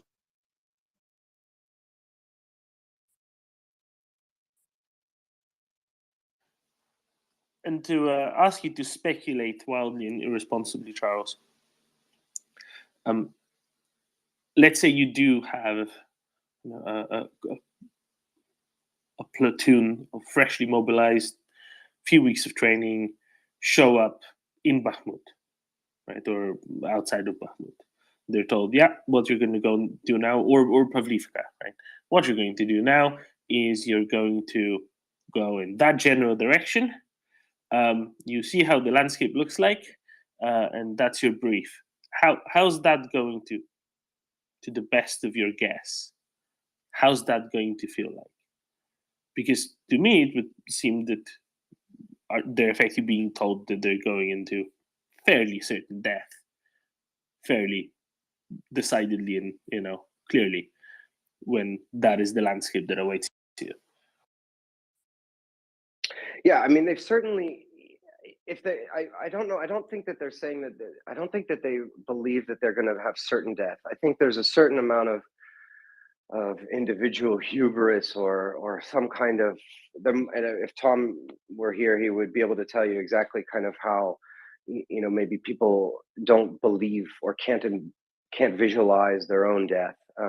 So this, I believe that there's certainly going to be an aspect of, okay, it won't happen to me, right? But they have to be knowing, and they will be knowing that the chances are not great. You know, how they're looking at it, they may be looking, okay, well, there's like a 50% chance I might not come back. There's a 25% chance I might not come back. So they're certainly going to be knowing that. It's not going to feel great. And the thing is that what's interesting about these Mobliks is that how we say it, Mobliks? No, M-O-B-I-K-S. Mobiks. Thank you, Mobiks. Is that they don't know what they don't know. So you know, they may actually be putting their chances like, okay, I'm young, I'm fit, and let's just say it's that type of person who's been conscripted. I've beat up a few guys in the pub. I'm a tough dude, whatever. But they have no idea what they don't know. I think in a lot of cases. So I don't think they're going to be fully aware of how suicidal the order is.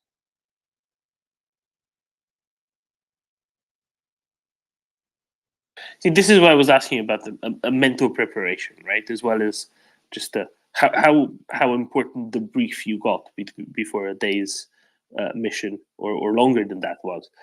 Because I just wonder, how does the brief have to look like for that, for them to be willing to cross over and go on out of the trenches or whatever positions they have and on across that landscape. I think that's it It's has not. to be very It's going to particular. be. Yeah, sorry to interrupt. It's just going to be totally factual. There's not going to be any discussion about what happens if or any of this. It's going to be like okay. We are going to go down this tree line, then we're going to cross this field. We're going to shoot at the enemy in that direction. We're going to take this foxhole, because all the briefings are going to be as though it will succeed, right? So there isn't going to be in the briefing there's at no point is it going to be like, okay, we're going to go down this tree line, we're going to cross this field, and we're all going to die. That's not going to be in the briefing. That's what's going to happen, but that's not what they're going to get in the briefing. Sorry to cut you off. No, not at all, not at all. But see, this is what I was kind of trying to pull out of you in the first place. So perfect. Alan. Hello, Domin, and hello, Charles. I just want to say that you explained some components of what being a soldier is to an amazing extent, and very well. I wouldn't be surprised if someone would approach you and ask you to do a TED talk or a speech or something in front of cadets, because some of the things you're saying is hitting really home, and it's very nice to listen to. And I want to emphasize that yes, the information that you're getting from your NCOs and your officers before you do when you plan a mission, etc., it's vital for your morale, because if you're in the blind, and I've been in situations where leaders didn't do their job, not because they didn't want to, because of some foobar or something, when something goes wrong and you don't get the information that you're supposed to, and you just sit there, and you probably experience this as well, you get incredibly frustrated. I remember being stuck in a military column for 4 days, and someone got sick and information wasn't relayed. We did our job. We asked twice what is happening. We didn't get the info, but damn, people got really, really frustrated. And imagine this for 6 months or 8 months, every day. You don't know what is happening. You don't know where you're going. You don't know why you're there. And you don't get food and proper clothing. So, yeah, I think people break after even a week sometimes. But the first part of the invasion, so professional soldiers are, well, they at least trained for a year or two with army, and they accepted a lot more stuff, and they knew more or less how to take care of themselves. But they didn't get the information they were supposed to, and that's why you see all these people doing all these horrible things as well, I believe, to some extent. Yeah, do you agree with that, Charles? Yeah, definitely.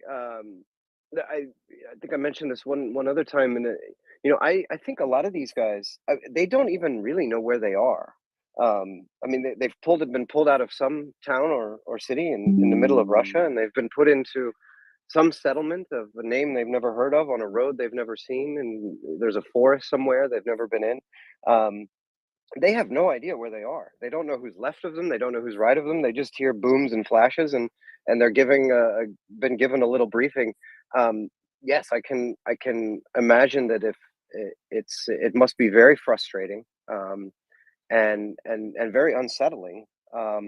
But at a certain point, I think that they will kind of, if they haven't already, and if it's not already baked into them, this sort of resignation that, well, that's just information I'm not supposed to know.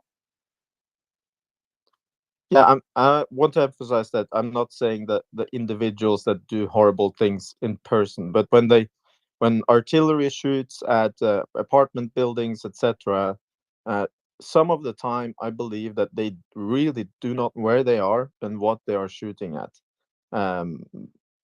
At least that's my inner hope, but I think that is possible and probable.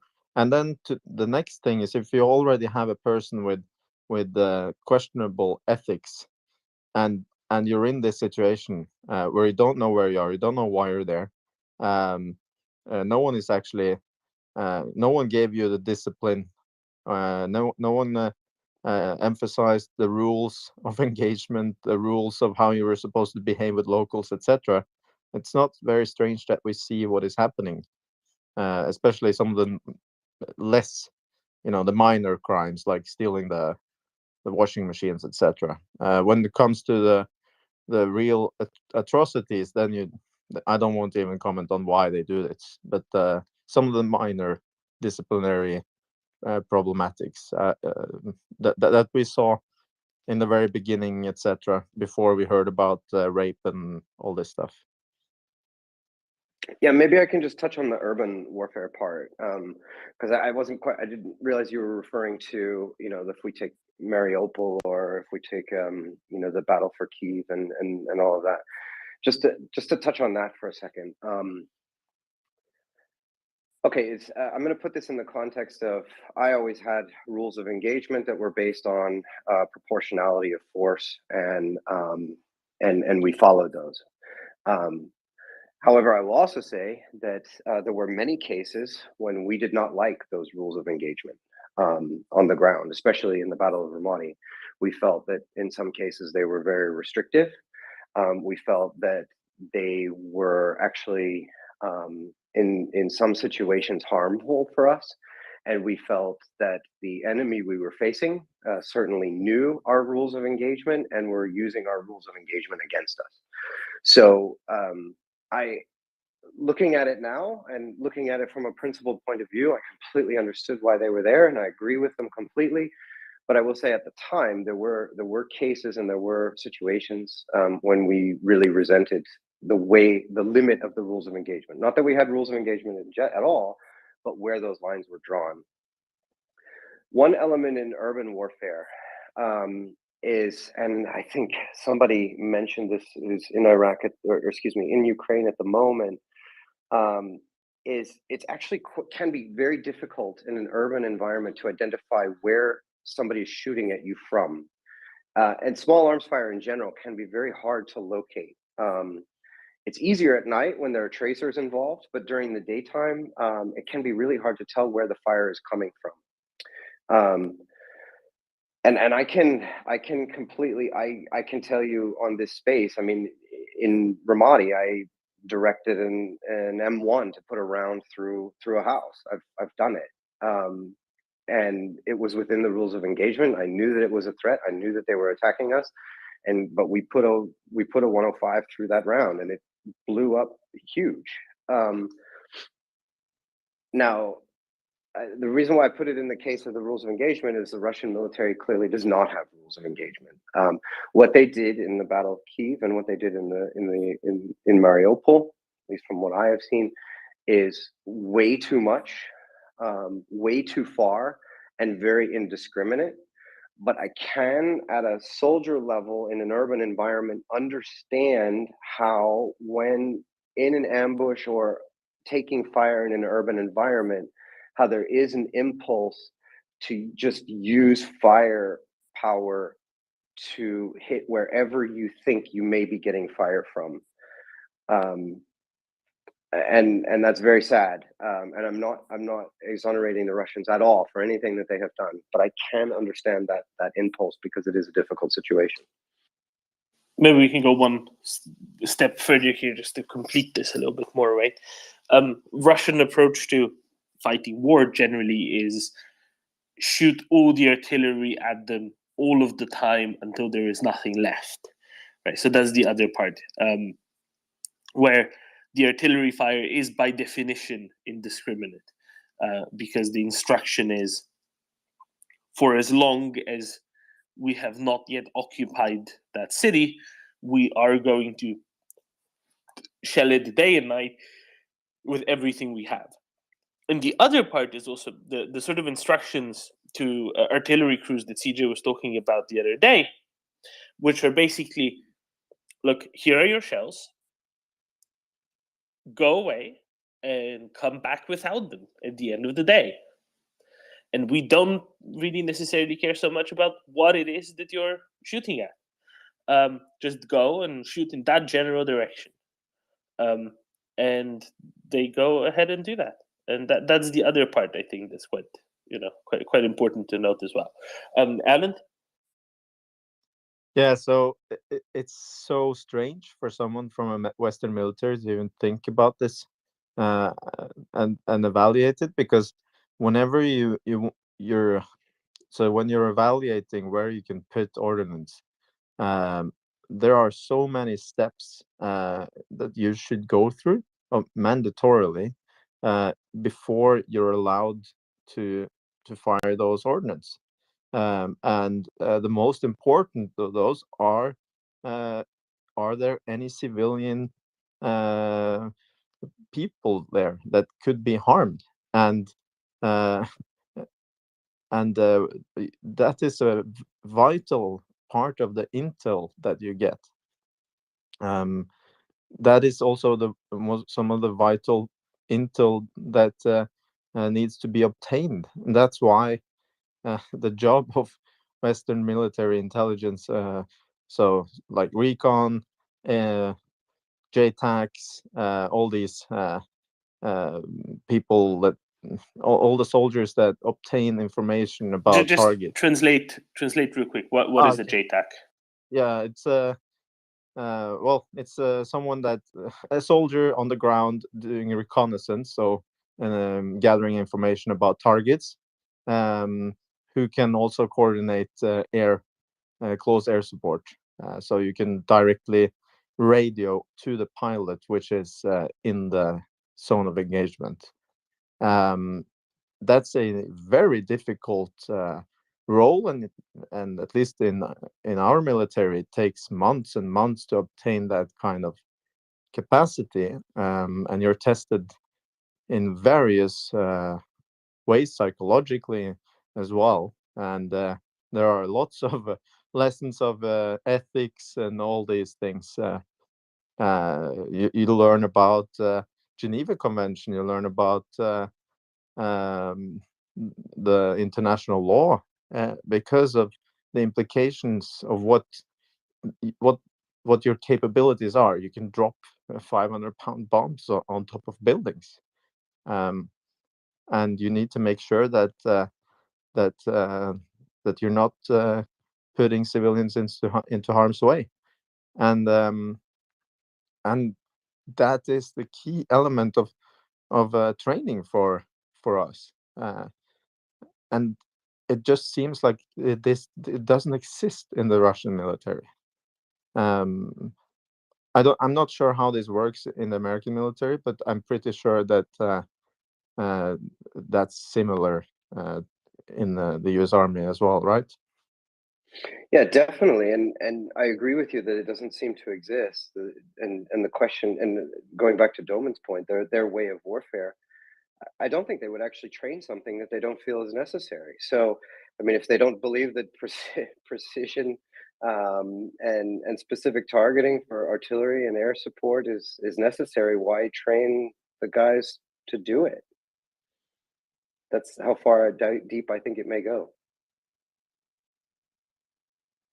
So do you have triple verification processes before you hit the target? I don't know. I don't know what I don't know these processes. I will say it's very, very simple for me. I had the F-18 on the radio, and I'd call the F-18, and we would coordinate on the target, and he would hit the target. I assume he was relying on me and his own eyes of what he could see to determine that yes, it was a valid target.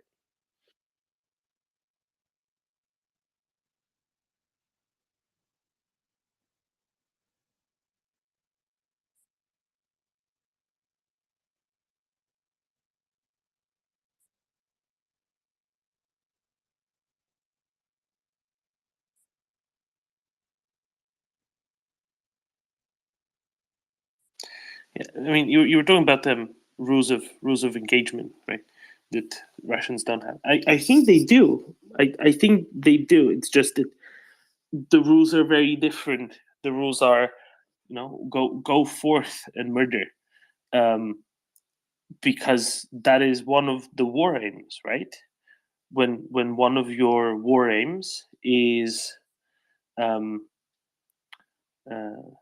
when one of your war aims is genocide, when one of your war aims is the destruction of the people, then that is the rule of engagement, right? The rule being go forth and murder. Alan? Can I break? Within the last 2 minutes, Petro Kotin, is the president of Energoatom, said on the Teleton, which is running here in the background, that the signs are clear that Zaporizhia nuclear power plant may actually be left by the Russian forces. Excellent. I just saw it literally the second before you said break. I saw one of the Ukrainian aggregators write that, but they didn't reference him. So I'm really glad to know where it's actually coming from. Just looking at them thinking, If we can get Slava up, because I think he watched it live. I see it here with 1 minute delay. I can go ahead and try and leave you in the capable hands of Joanna. Thank you, Doman. Glad to be here with you. So I have a question about these rules of engagement. When the Russians tried to take Severodonetsk and Lysychansk, they bombed the city, and they kept bombing the city. Then may have had a significance because they wanted to take the city. And even if you destroy it, you can say that you advanced on the military level. What is the reason, if any, because I don't see any, for them right now bombing Kherson or even the city of Zaporozhye, which are, as we can see, impossible to retake or to take? Is there a reason, a military reason to do this?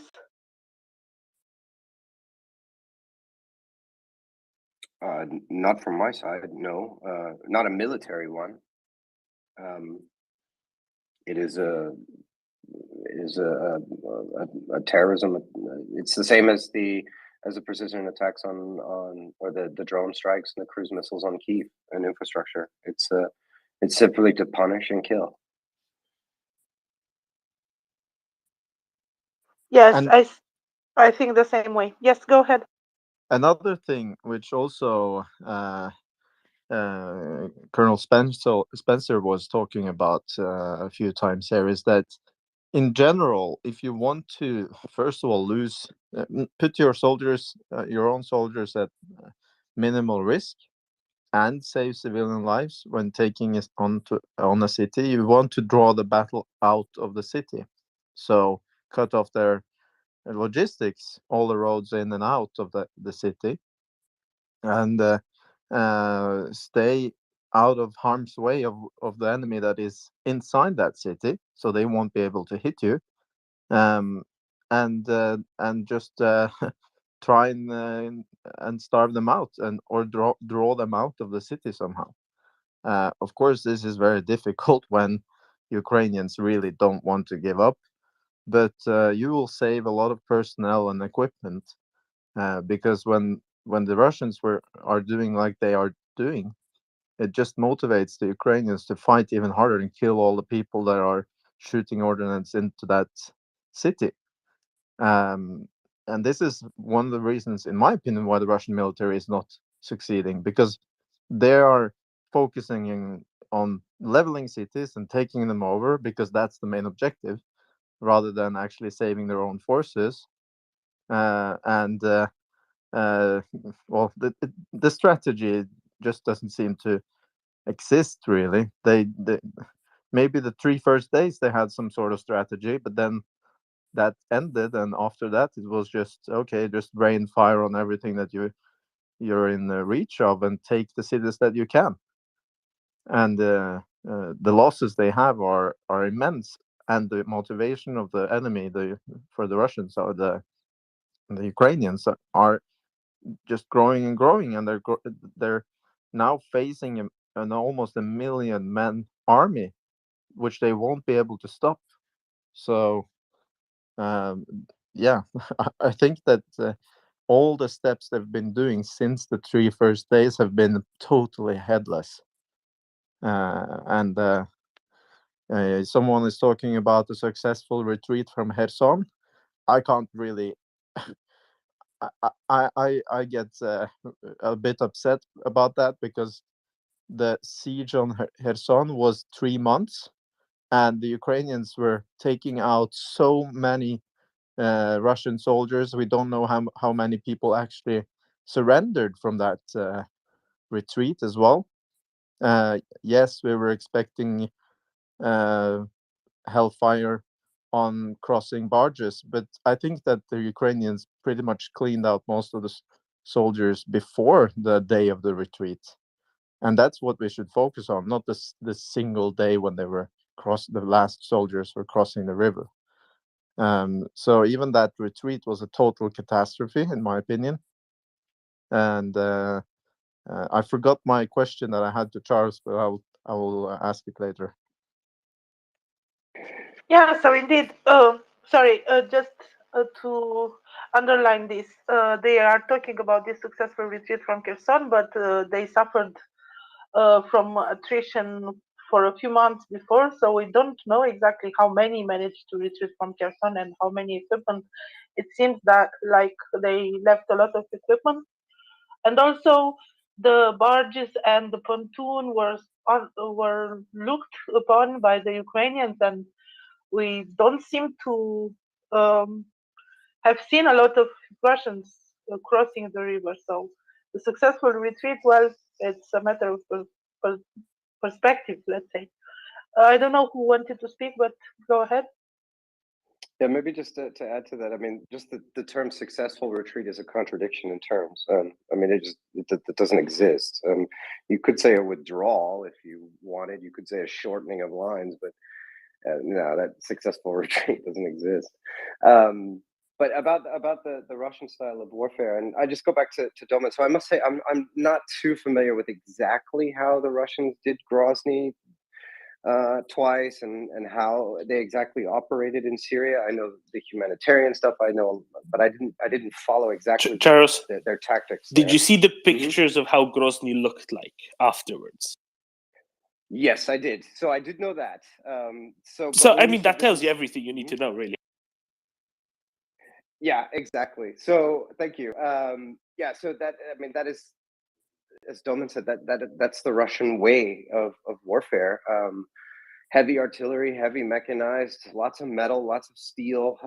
As soon as they run into a problem, flatten it. And it doesn't matter whether the civilians or not. And in fact, if there are civilians, then just flatten it more and flatten it dirtier.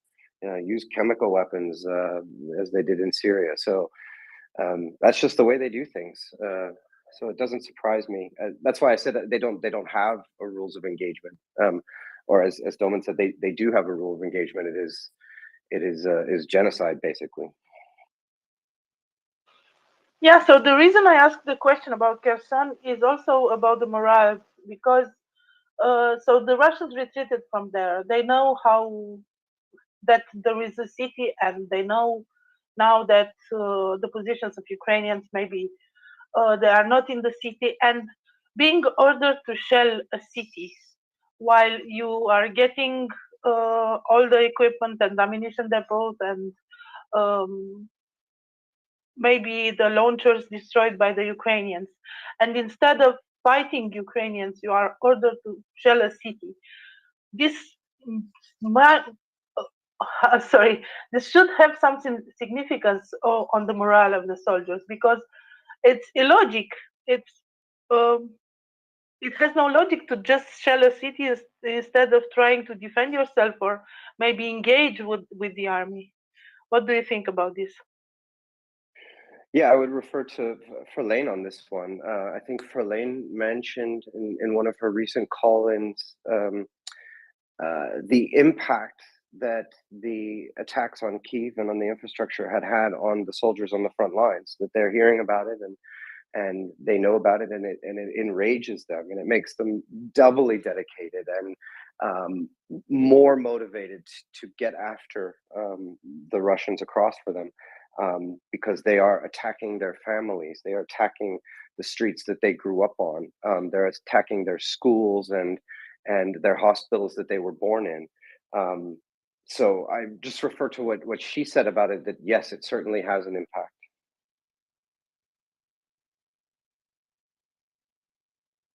Thank you, Charles. Yeah, well, what I wanted to say is that a number of years ago, I met a person who used to serve in the Soviet army as an officer. And I asked about this very question because this was after 2014. And I asked about what are the ethics taught in the Russian military. And he said that he thought that they just took the whole ethic classes thing away, and that they used to have some teaching of ethics both in the academies and also for the conscripts, but that he felt that this was something that they copied from the West in order to kind of please someone in the process of being closer to the West, and this was in the late 80s. So I guess this was a Gorbachev trying to please someone. And I wouldn't be surprised if what he said is true, that they just forgot about the whole thing and don't really teach it anymore. He was a very strong anti-Russian well, he had very strong anti-Russian sentiments. So it's a bit strange, served in the Soviet army. When the Soviet Union fell, you leave the country and move to the West, and you suddenly become anti-Western. I think that anti-Russian. That tells a lot about the system and the country per se already in the 90s. Yeah, but I think they don't have rules of engagement really.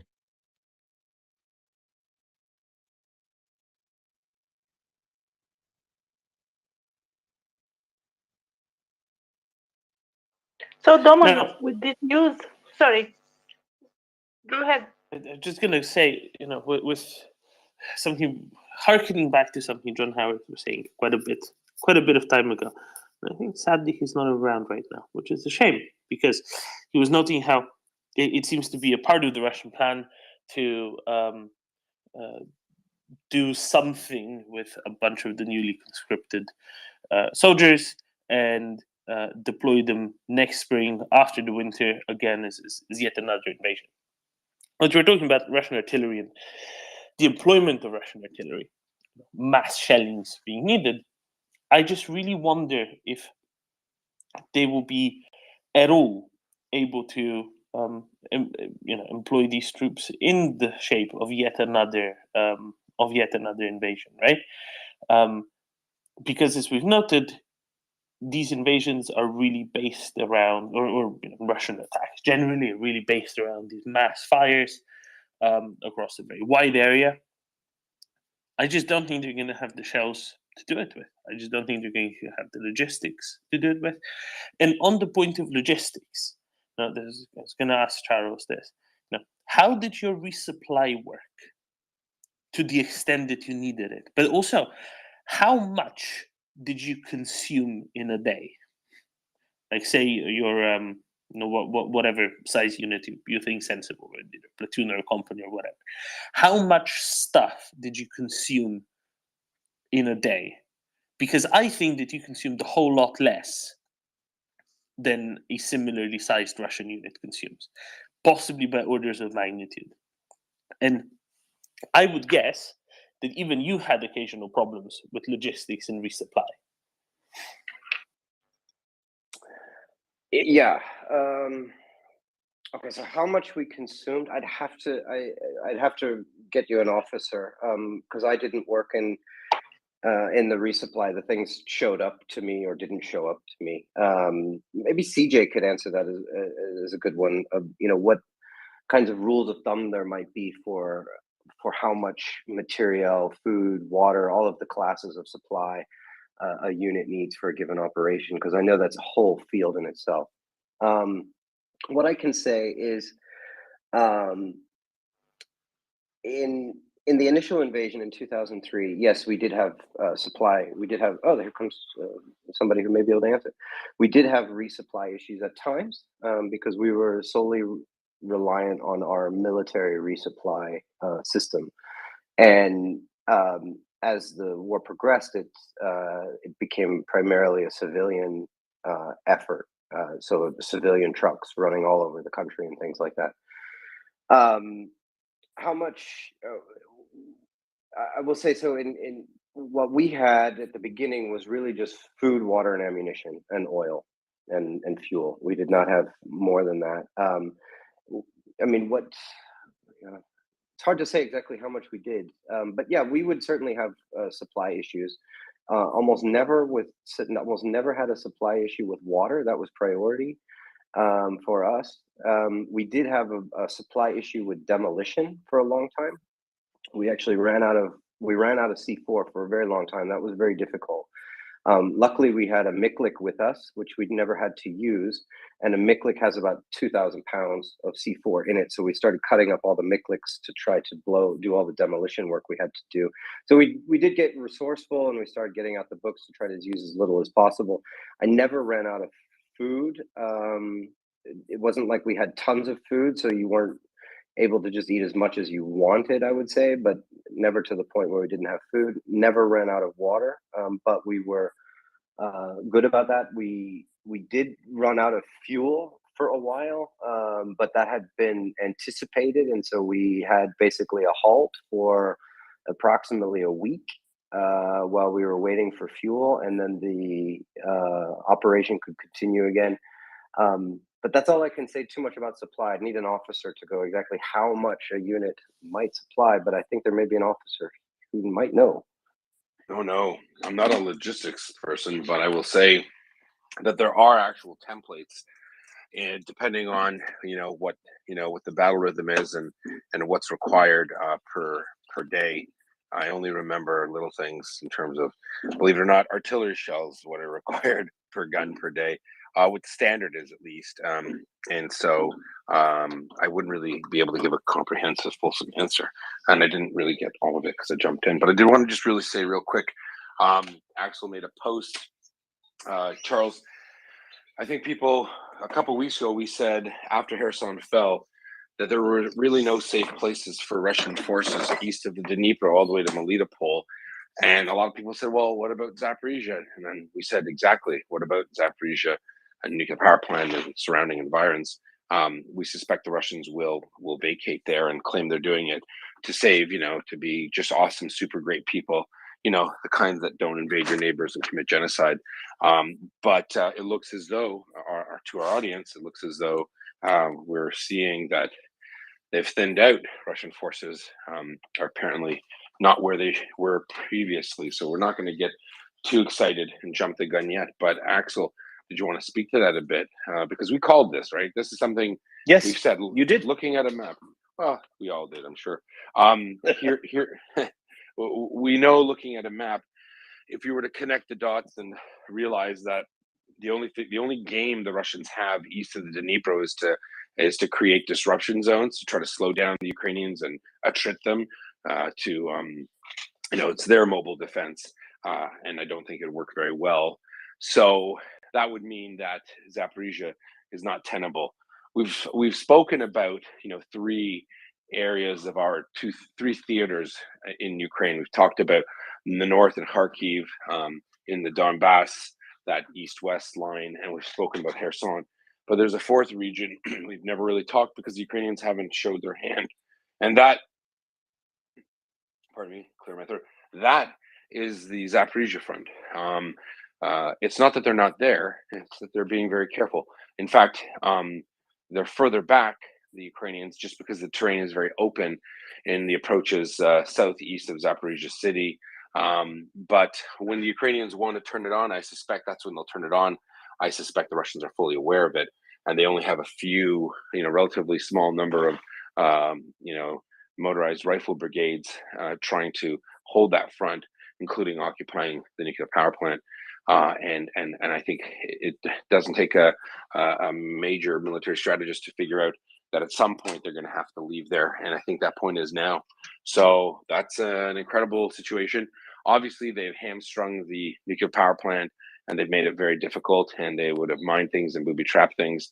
They would love to have the Ukrainians walk into a trap there, but I think the Ukrainians are still going to be very smart. There's still Ukrainian personnel and staff that are around there, and I'm sure they've taken notes as to what the Russians have done to sabotage the plant, to make it slower in bringing back online.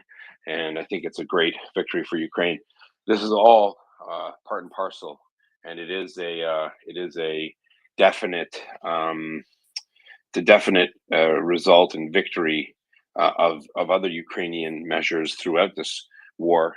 Don't look at this as a gift, please. This is not a gift by Russia to Ukraine.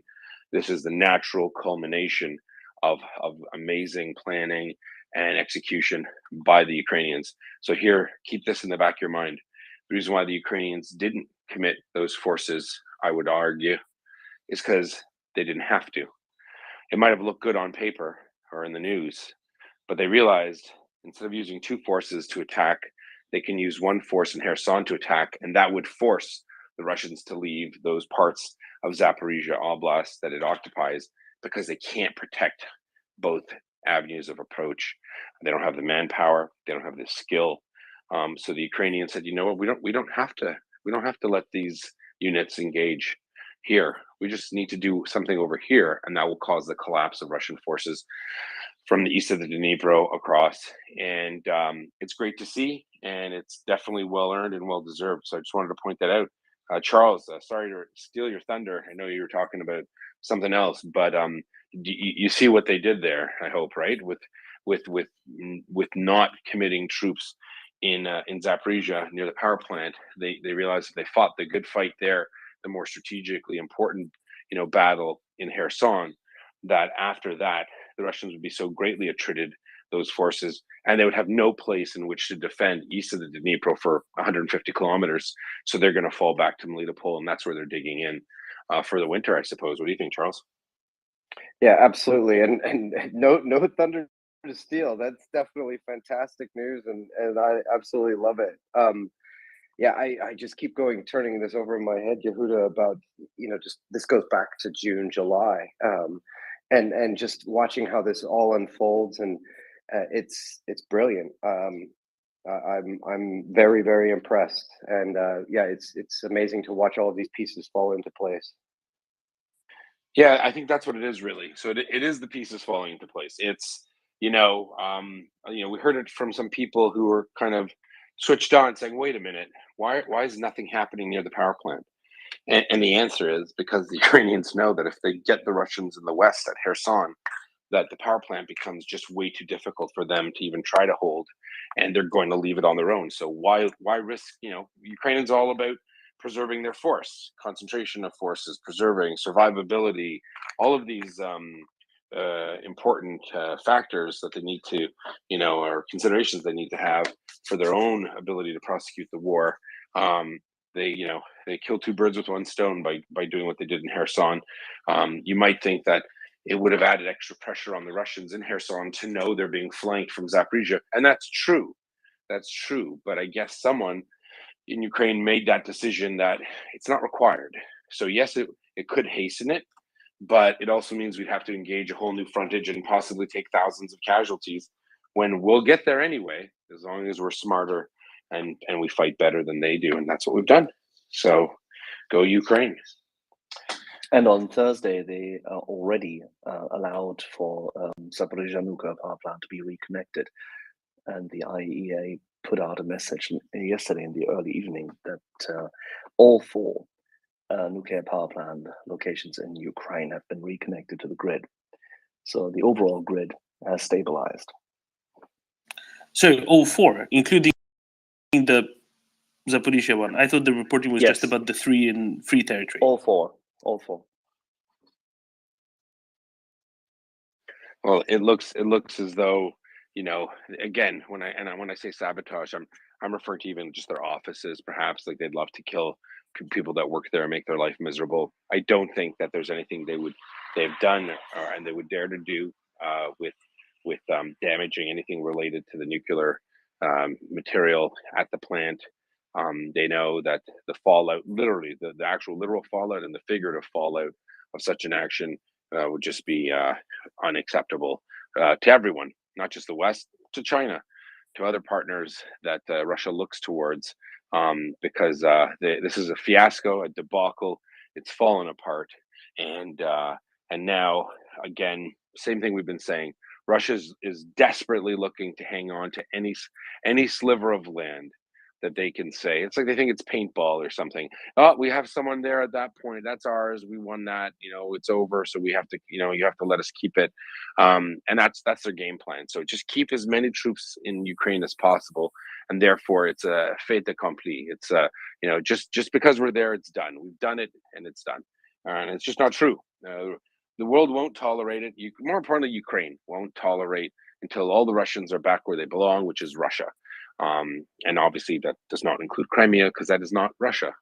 So Russia's learning the hard way, simple geography, I suspect. Please do come up, come and chat with us. There is, I should let you know, there is a very famous Ukrainian news station in Kiev. They're starting an English service broadcasting. They already have one for Europe and North America. They're making an international one.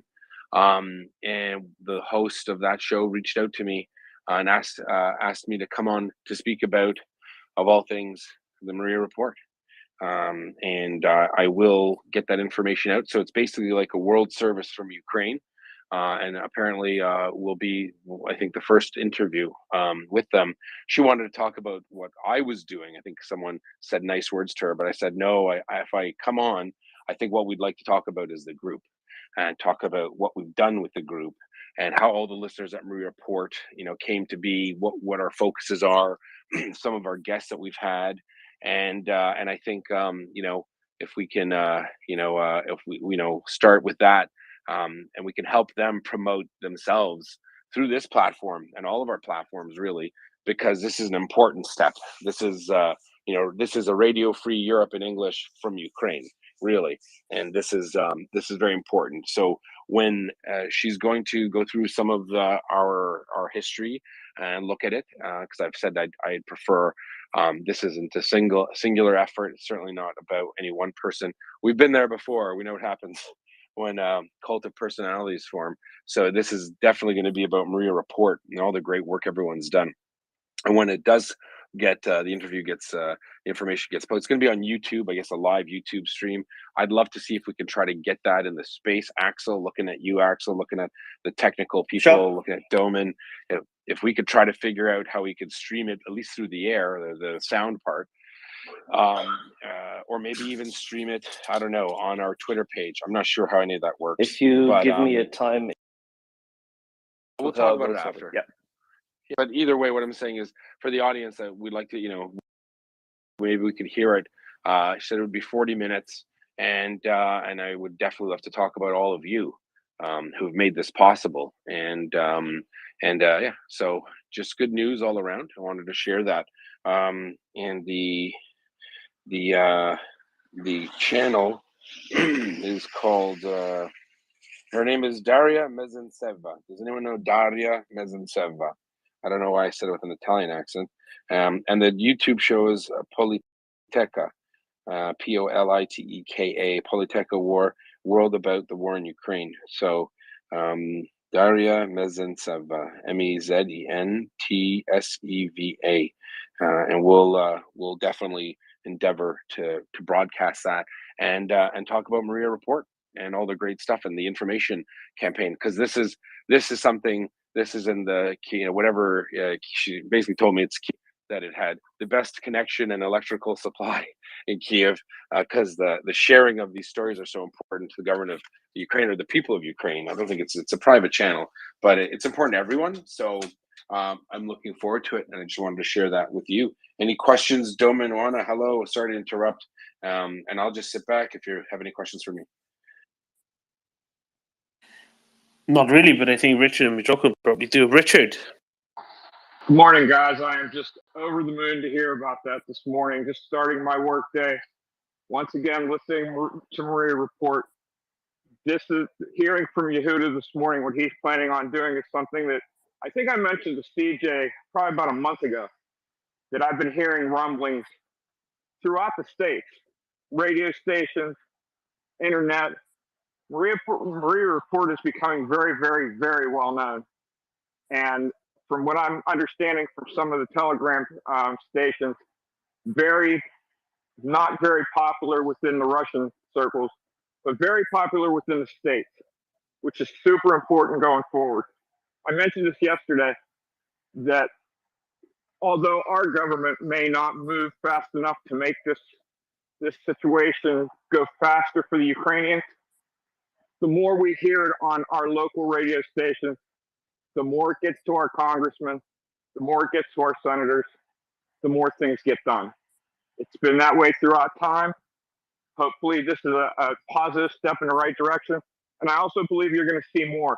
I have heard rumors, nothing but rumors so far, but MriyaReport has been talked about as far as some journalistic rewards. I know you guys don't look for that kind of stuff, but it just kind of tells you how popular this station has become and how important it is. A lot of people don't realize that. They just think that it's just somebody reporting on Ukraine, trying to get money for Ukraine, things like that. But it's a whole lot more than that.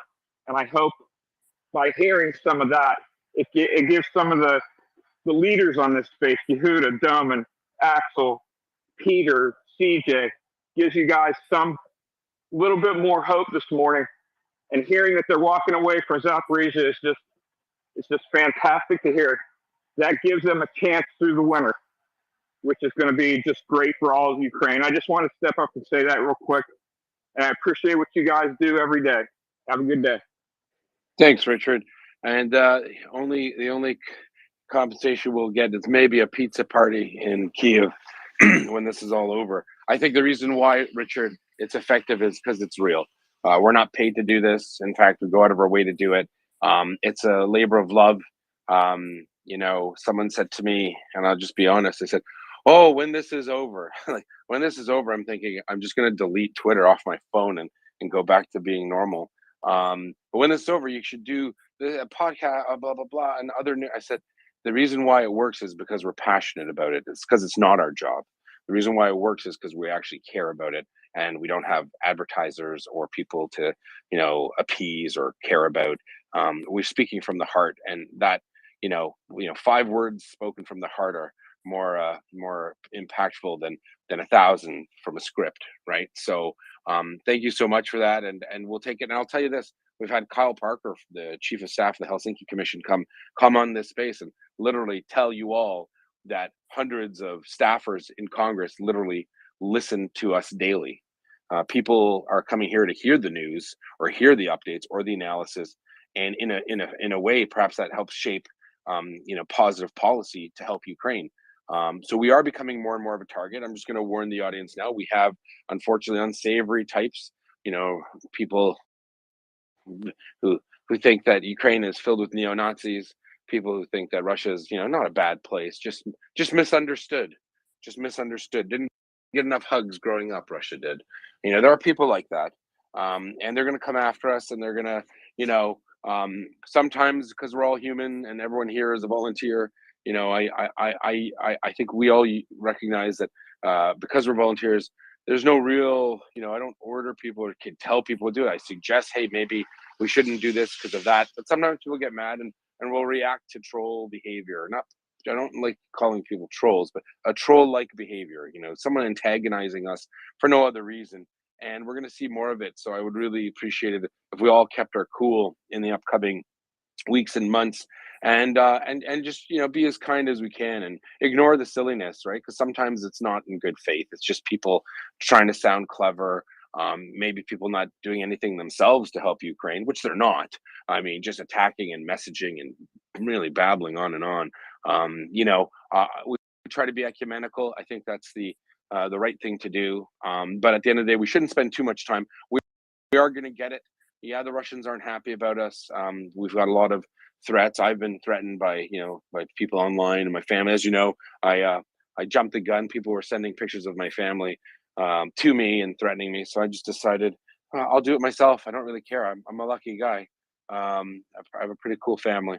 So I'm not. I just didn't want to get them involved because it's the internet. But it looks like some people who were formerly associated with us decided that they would. So what goes around comes around, I guess. Well, I wouldn't, karma, like they'll get theirs in the end. Any illegal behavior and activity will get dealt with. And so God bless them, because they'll need it. Anyway, thanks for all the kind words. We do keep pushing. And, with the new platforms that are reaching out to us, I think we'll have a greater reach and impact. I think that's what counts. It helps Ukraine in the end. Thanks so much, Richard. And who was next? Let's go to Kozak next, because he's in Zaporizhia and maybe his reception might cut out. Amazing. Kozak. Amazing, Kozak. Yes, hello to everyone. Thank you for jumping to me because I was probably third in line. I also want I have time to thank. I don't remember who it was, but the guy, he shared his experience of being soldier in Iraq. It was very interesting for me to hear it. Information. Thank you very much. Also. Yehuda, you have a beautiful wife. You are a great couple. I saw your wedding video. It was super. About Zaporizhia,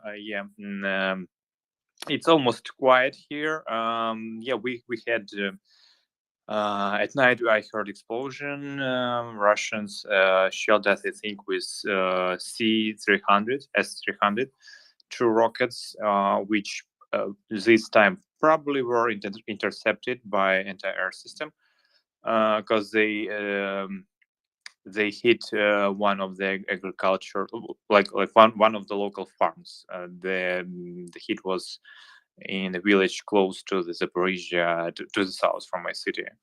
And the previous time they hit car service station. I think it's called in English like this. I don't know if they were actually targeting it, or because I have a guy who I know from that location, and he said to me there's another power station in that area, so they may probably be targeting it to cut off the power line to some objects, or maybe they're actually targeted this target this time, because according to information from our local news channels, this station, it has a personnel of 15 people, and at that time when they made a strike, these people were get ready to work, but they were in another building, so they luckily no one was killed, or I think even wounded in this attack. So this Kozak, is what is. Yeah. Did you hear anything about what was on the telethon about an hour ago, 45 minutes ago? The head of Enerhoatom saying that it looks like Russians might be preparing to evacuate the Zaporizhia nuclear power plant.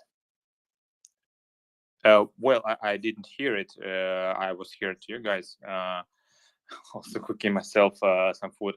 But I was one of why I saw this message, which is kind of strange to me, and I wanted to ask you, like, I can't believe that it may happen, but like this place, this city in Enerhodar, it's far away from the front line in Zaporizhia Oblast, and also from newly how to say it, liberated Kherson areas. So even if this happens, I think it may be like demilitarized zone. What do you think about this? Because I can check now Telegram channel, official Telegram channel of Energoatom to see what the statement is. Yeah, it's a good point there, Kozak. So the situation, if you were to look at a map and just imagine the terrain from the Dnipro east to Melitopol, it's not a good place for the Russians to try to be. Now, why is that important? Because you have to just imagine that not in Russian hands, and the areas towards Zaporizhia itself and near Nohadar in Russian hands. What it does is it creates a Russian peninsula, a thin peninsula into Ukrainian territory. And that means it can be attacked by both sides really easily, and the Russians would be decimated there. So those 4 or 5 VTGs, those Russian soldiers facing off against Ukrainians southeast of you are in a very dangerous position. And I think evil Mr. Clean over there,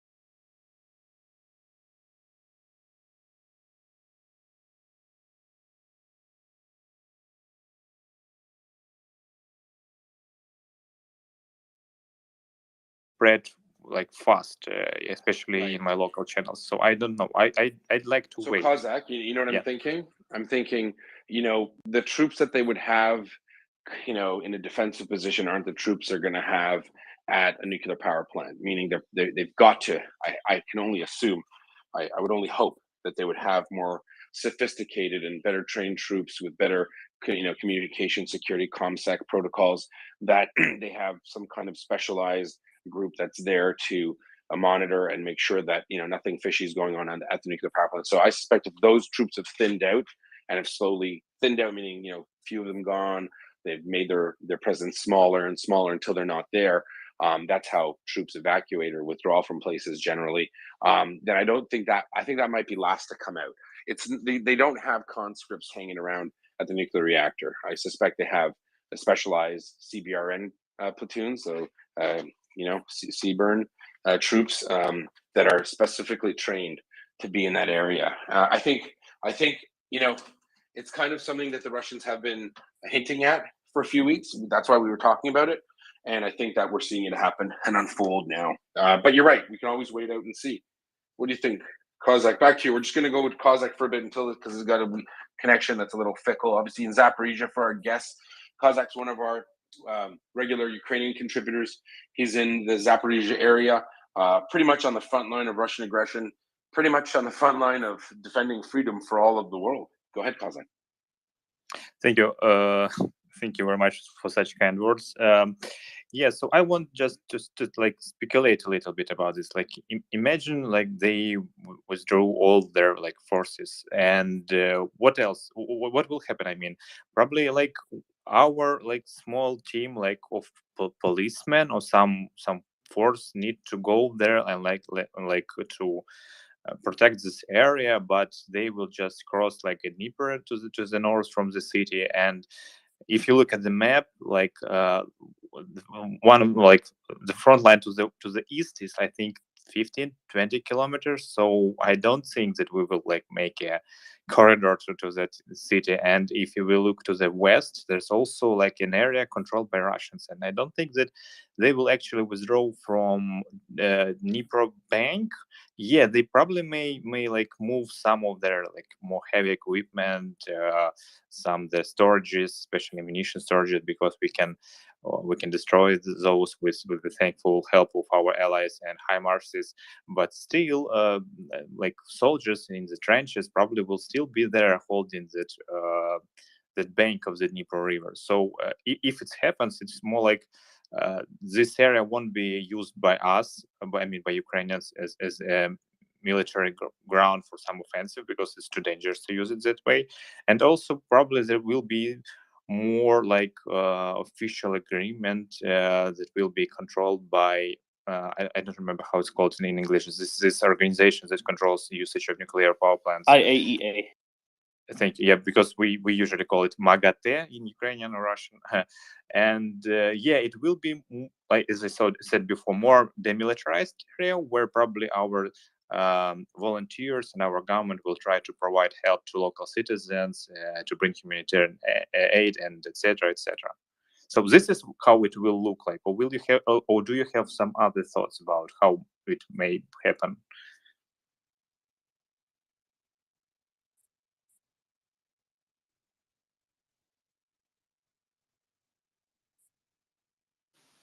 Yehuda? I'm sorry, I got a call, so I missed all of it, but I'm sure it was meaningful, and I apologize. Oh, so I'll briefly rephrase Kozak's question to you. So he says that if Russians leave, he's thinking that they'll probably just leave the immediate area, but that the front line isn't going to shift just because of it, because of how far away the current front lines are, that it will be more of a demilitarized area. Or do you think that this would concurrently happen with a bigger Ukrainian move? Yeah, I know. I can't agree with that. I think if you're looking at what the Russians are doing, they've set up what's called a classical disruption zone. It's not called it's called a disruption zone. It's basically areas that Russians are positioned between the Dnipro River to Melitopol, but they're not there in big numbers. Their concentrations aren't great. What they intend to be is a little dam in a stream to stop the water flowing, and then when it becomes too great, the current, they fall back to a different position and try to stop them there. That exactly what the Ukrainians did so successfully through this war is what the Russians want to do. I'm not just saying this because I have no respect for the Russian military, but I don't think they have the ability to conduct that. It's a hard operation to conduct. I suspect they will be destroyed in place, but that's what they've done. So they do have Russian positions. They're not all gone in those areas. So I wouldn't be surprised if they set up disruption zones in the Zaporizhia area, expecting a Ukrainian counteroffensive. Either way, with Ukrainians already on the east bank of the Dnipro, with them shaping and locating and defining their enemy, when they are able, right now, don't think that they're taking a pause. The Ukrainians are figuring out how to get their armies on the east side of that river, how to get them situated, what to do, how to set up bridges, how to set up supply, depots on the East Bank, how to protect those bridges with air defense. All sorts of planning is going on right now since Kherson fell. They didn't take a break. They're not having a party. It's not winter. They're not setting up Christmas trees, getting ready to do whatever. They are definitely on the move. They're definitely geared up to do something. And when they do push east across, the longer that Russian forces remain, situated to pose a threat to Zaporizhia, the less time they will have to withdraw as Ukrainian forces push east across that map, that trace. So as the Ukrainians bash through Russian positions and get to Melitopol, all of a sudden, those forces are in the underbelly of those Russian forces. So in essence, Ukrainian forces will have pretty much gotten into the rear of Russian lines that are in Zaporizhia. So they could be there, Kozak. They could stay. It's a horrible idea. I suspect they've thinned out to a degree as well. I think they are looking at Melitopol as the last bastion before Mariupol. And I think they know that when Melitopol does fall, Crimea is done. I don't think they'll go for Crimea right away. I think they know that Crimea will be done. I think the Kerch Bridge will be destroyed completely at that point. Not until then. I think that Mariupol will obviously, be in the cards, and eventually, what I suspect we'll see at some point, I think I'm right, is we will see Ukrainian forces providing a massive division-sized guard on Crimea, meaning forces big enough to repel any Russian advance into the mainland of Ukraine, but not moving forward, guarding, blocking Russian forces from coming into Ukraine, coming into the rest of Ukraine from Crimea. And you will see the rest of the Ukrainian military literally on the northwest and east of the Donbass. So the Russians will be confronted on all sides by Ukrainian armed forces. The only place the Russians could go would be backwards, which is into Russia, which is frankly where they belong. So it's kind of like they're doing them a favor. So that's where I think we're gonna get to, and actually it's playing out pretty much that way. Kherson, push them out that way, move across the rest of Kherson Oblast towards Melitopol. Any of those forces up towards Zaporizhia, they're going to be compromised and vulnerable. Either they have a breakout and they do what, I don't know, because where are they going to go?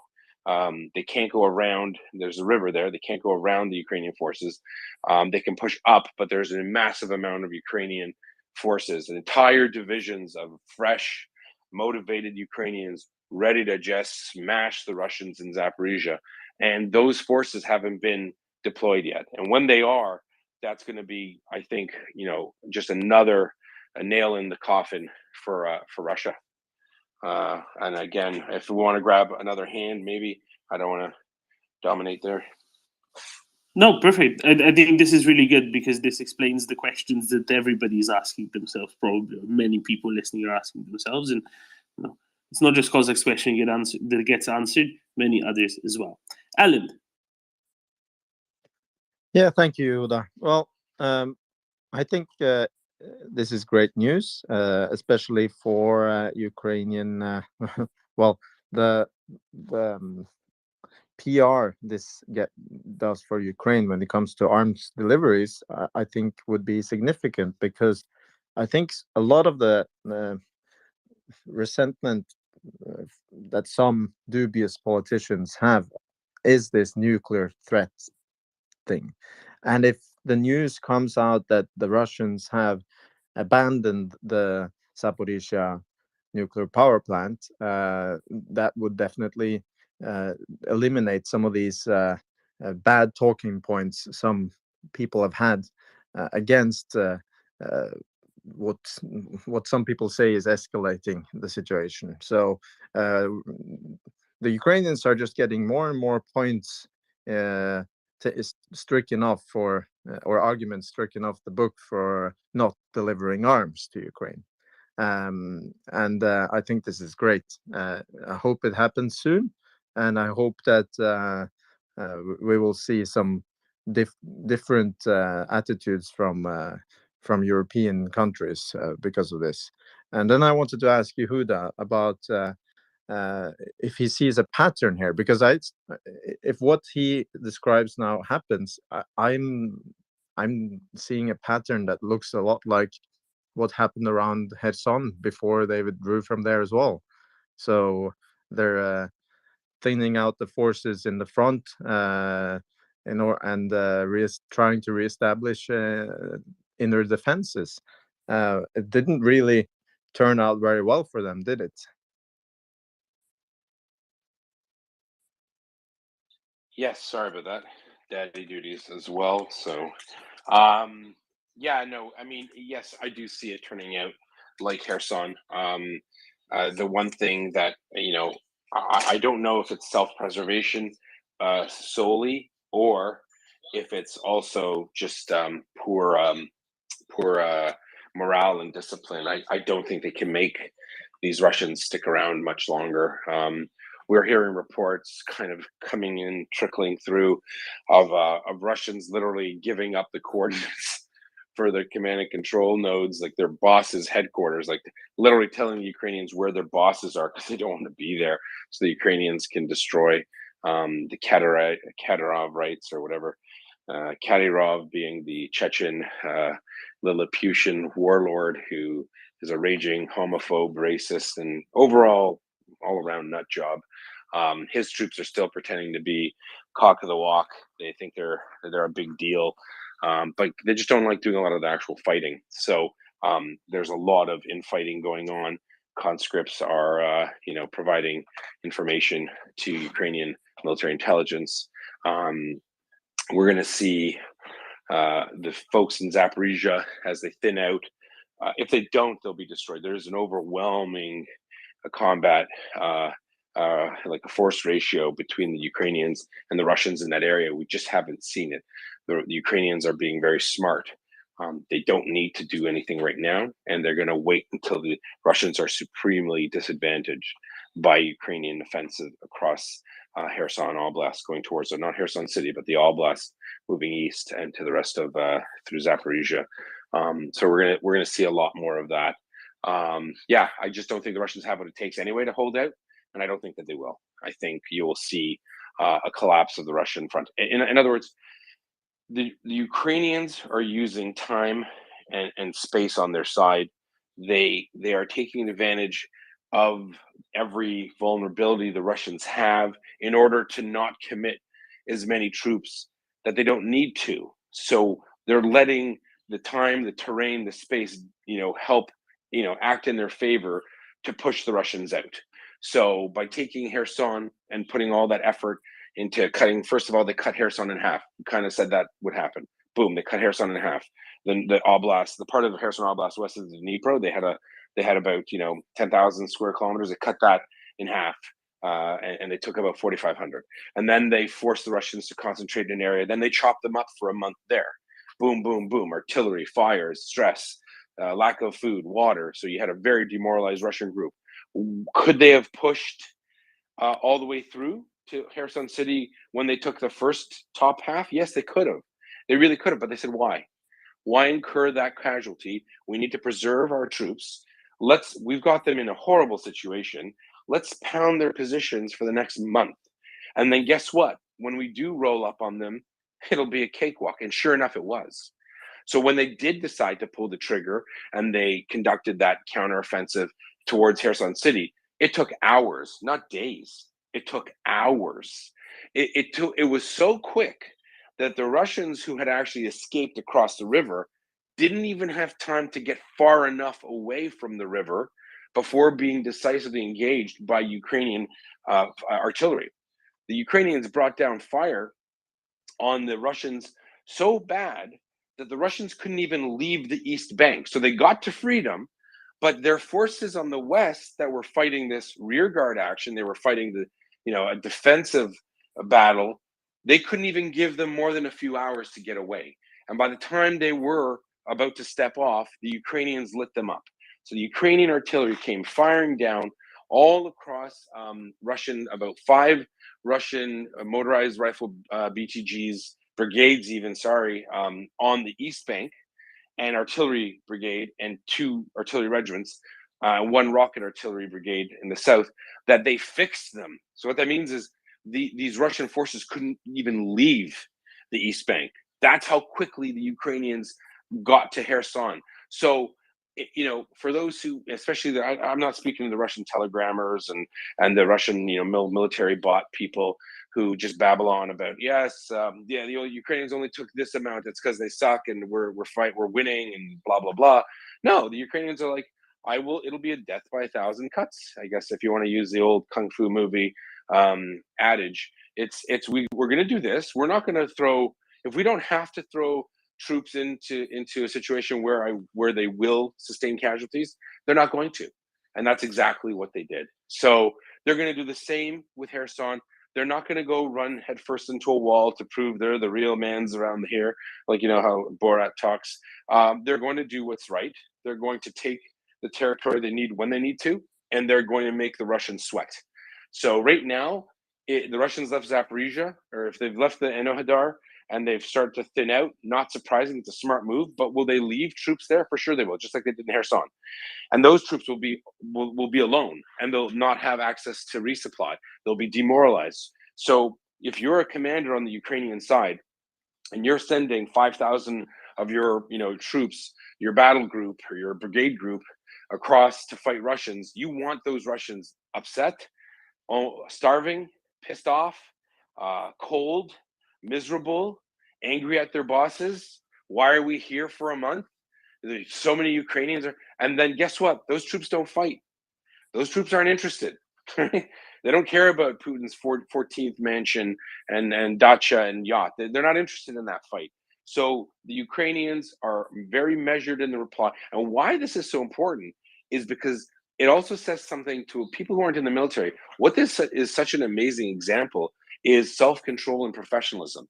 Imagine that company commander, that battalion commander telling his troops, look, I know you know that there's only, you know, 500 really crappy trained Russians on the other side there. And we know that our families are freezing back home. And you know that you're in a formation of 5,000 really well-trained, well-motivated troops. Relax. Don't lose hope. You're going to sit there. You're not going to do anything. We will wait until our orders come down to attack that position. And that actually is a consideration. That affects morale. But the Ukrainians, not suffering from any of it. They have supreme faith in their command. They know there's a bigger plan, and they know their role in that plan. So when they're waiting there, they're not mad, like, no, we must go, you know, let's just fire off some rounds and take those Russians. They're like, you know what? There are other Russians worried about where we are. Let's let them get comfortable, or let's let them sweat. And then when we're ready, we go boom. And sure enough, you saw it. You saw it in Kherson City. Remember, the Ukrainians could have taken, you heard on the news, oh, they're having trouble.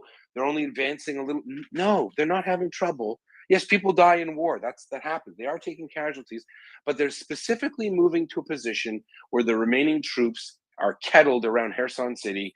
They're confused. They're angry at their own bosses. They can't get resupplied, and then the Ukrainians wait.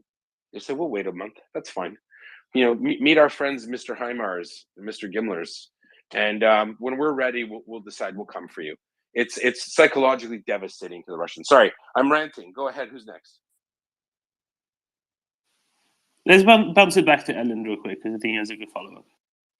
Ellen? Yeah. So the reason why I'm asking why there is a pattern is because I remember just before this last, a couple of weeks before the liberation of Kherson, I listened to or heard, I saw translated phone calls and some messages relayed from Telegram, where soldiers were complaining about just what you're saying, that their commanders are terrible, they're leaving them behind, but also that the Ukrainians were superior in their discipline, in their training. One of the soldiers telling, I think, his mother or his wife that these are really good soldiers, and the wife is absolutely not. That's not possible. On the news here, they're saying that the Ukrainians are, underpowered, blah blah blah. But the soldier basically telling that no, these are superior force, they have better weapons, they're disciplined, and then coming with some racist slurs, but also mentioning that their position is terrible. They're losing a lot of troops, and that he lost almost like half of his platoon, etc. And I was thinking that maybe the Ukrainians were gonna hit that side first, and then boom, two weeks later, Kherson was liberated. And I think that it seems like their lines are thinning out. They're not able to hold on to those positions. So there's a first time I see a real like pattern, which is so similar twice, when it comes to the way the Ukrainians are reclaiming territory or pushing the enemy. So I wonder if you can have a quick comment on just that. Sorry, yeah, just sorry. So you're asking, is there a pattern to the Russians' withdrawals? I'm not sure I'm getting the actual. No, pattern to the offensive actions of the Ukrainians, especially comparing Zaporizhia and south of Zaporizhia and Kherson. Yeah, I thought I kind of said in the last reply. Yeah, the Ukrainians are moving where they need to, when they need to, and they're taking advantage of all of their, force multipliers, their artillery, their drones. They are they're conducting a type of maneuver warfare, but at every opportunity they get to find large concentrations of Russian troops, they attrit them. So they're not doing the charge of the cavalry, the light brigade, flying into Russian defensives. They're methodical. So they're getting into positions that they want. They're shaping their enemy. Then they use their ability to attrit the enemy, and then they advance. So when they do advance, in every case, these quick lightning moves, they're catching the Russians off guard and really vulnerable. So yes, that there is a pattern there. Okay, great. Thank you. Watchful. Mic check. All good. Go ahead. Right. Okay. Hi, everybody. Just a quick question. What systems can we expect to see start failing because of the Arctic conditions that Ukraine is heading into now, like oils and rubbers and stuff that under extreme temperatures do not behave in the same way that they were designed for? Thank you. Where are you from, Watchful? I am a mixed bag of. No, like where you live. I live in the UK. Okay, so when you say Arctic, I kind of giggle because Ukraine doesn't have Arctic temperatures. No, I know that. I'll just let you know that. Well, you said Arctic temperatures, so I yesterday was 5 degrees Celsius. I was in shorts and a t-shirt in my garden. That's Canada style, maybe. I'm not trying to say we're hardier people, because we are, but rubber, the tires on my car at -20 don't fall apart. That's a civilian vehicle. That's it's more the creature comforts that become a problem. Personal care. I'm not a logistics expert, so I can't tell you, but I'm pretty confident that any temperature that in Ukraine this winter, whether it's -15 or 20 Celsius, which is pretty much a regular winter, here in Canada, and in the warmest parts of Canada. Yeah, it's not Arctic. So will it be cold? Sure. Will it be manageable? Absolutely. Again, I don't know what the stress points in terms of cold temperature for rubberized equipment. I can't imagine it not being rated to withstand Ukrainian winters. That's just me. Could be wrong, but I think I'm right. Where it is a problem is when it'll be winter warfare, right? We conduct winter warfare exercises in northern countries all the time. Countries like Canada, do winter warfare exercises. I'm sure Norway, Sweden. We have sovereignty exercises in the north of Canada. There are all sorts of things that we do to train for the weather. Are things much slower? Yes, because it's cold. but those are actual Arctic temperatures. We have Open where units go up to Northwest Territories, and that's just around the corner from where Santa lives, if you're prone to believe in him. So that's cold. Ukrainians aren't facing that. And, personal care is a big deal. So if you're in a trench or in a defensive position on the Ukrainian side and it's -10, that sucks. Why? Because you're not moving, you're sitting. So can you use heaters? Can you use Coleman stoves? Can you use things that give off thermal signatures? Do you want the Russians knowing where you are? That's a problem. So, when we're up in the Arctic or we're in northern conditions in Canada, you have tents. In the tents, you have, basically a stove that's a heater, and you have that on, and you have a fire watch where someone stays up to make sure that thing doesn't go out so no one freezes to death. So there are all sorts of things that people do and soldiers can do when they're trained. I suspect the weather is not going to be as cold for Ukrainians, but they have other factors to worry about, and that is their heat signatures, because Russians could throw up drones as well. So I'm not going to get into too much of that, just for other reasons. But if Kozak wanted to jump in, go right ahead. Thank you. Yeah, I just want to add that I don't know why, but this is like a widespread question, like what NATO equipment may malfunction during the winter. I'm a regular listener to Ukrainian podcast called Poplava with CEO of volunteer organization Come Back Alive, and last time when there was a question from auditory about this, and Taras Chmut said that we did not have, he did not have information and reviews because there was no cold, winter has not come in full strength, so there were no such cold weather right now, and we just cannot, he could not tell what will fail or what could go wrong. So as one of Serbian pro-Russians says, time will tell. We just need more time, and we'll see. Yeah, I think what's though, let's just be clear, a lot of NATO countries are pretty cold, and the equipment we have doesn't fall apart because it's cold, and you have oils have freezing temperatures. You do have to store certain things a certain way. Weapons have to be treated a little differently in extreme cold so they don't sweat, and you obviously don't want them to rust. Weapon could rust if it's not being treated properly, if the bluing is removed. There are certain things that these are all field craft, tradecraft things that I would argue Ukrainians are supremely poised at. They're good at their job. They've trained themselves. They've been trained by other countries. Canada, not to forget Canada. Cold weather, and the Americans obviously do a lot of winter warfare training. So I would say to you, I would argue to who asked is a watchful eye. The training that Ukraine has from its own history, and also from the trainers from NATO, of which so many of them are friends of the show here.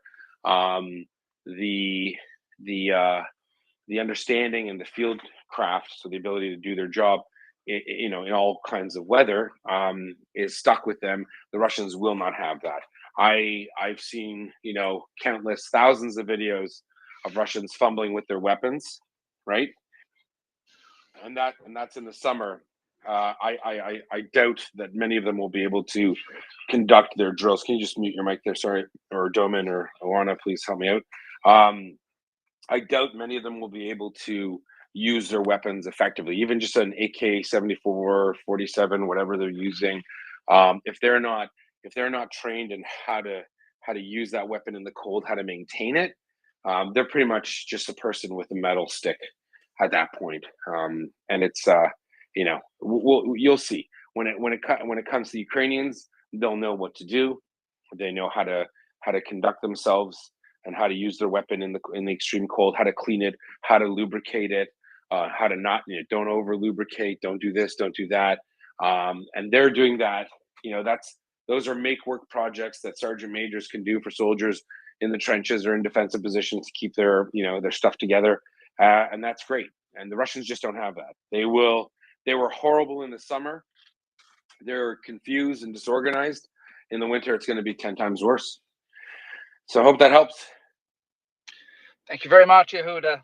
Great as ever. You're welcome. Thank you. All right, Slava. Who's there, Slava? Слава Україні, героям слава. Привіт, козак. And hello everyone else. About the Kherson, I wanted to chime in. So in our marathon, it was said that this was tactics of the choking the Russians, like choking all this like artillery, choking arteries that providing life to the Russian soldiers, and this like Ukraine just for a few months choked them, and Russians have nothing to sustain themselves, and this is the reason for them to just withdraw to the left bank of the Dnipro. And there is some another news that they soon is gonna be leaving the left bank of the Dnipro, because again they have no ability to sustain the normal life on the left bank of the Dnipro. About the nuclear plant, the Zaporizhzhia plant, yes, I was with you. A few interesting things that he said that it's still like Russians still not abandoned power plant, but it's like a two-step abandoning, like a planning. So what he noted that on the Russian TV already there is like a talk to get to transfer this to MAGATE. This is like a first step, and then second step like from the MAGATE is gonna be transferred to the Ukrainians. Another thing that he Sorry, Slava. Apologies. Just to translate, MAGATE is the IAEA, International Atomic Energy Agency. Thank you. Go ahead.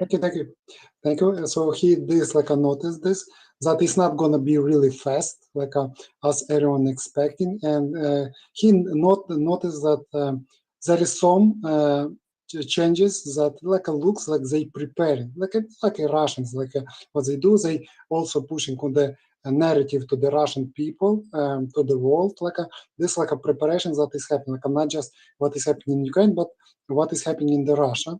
Another thing that he said that main problem for the Russian to keep control of the Zaporizhzhia nuclear power plant, and he also noted this like a month, 2 months ago, Ukrainians, heroes who works on the workers on the Zaporizhzhia power plant refuses to work for the Russians, and they really highly qualified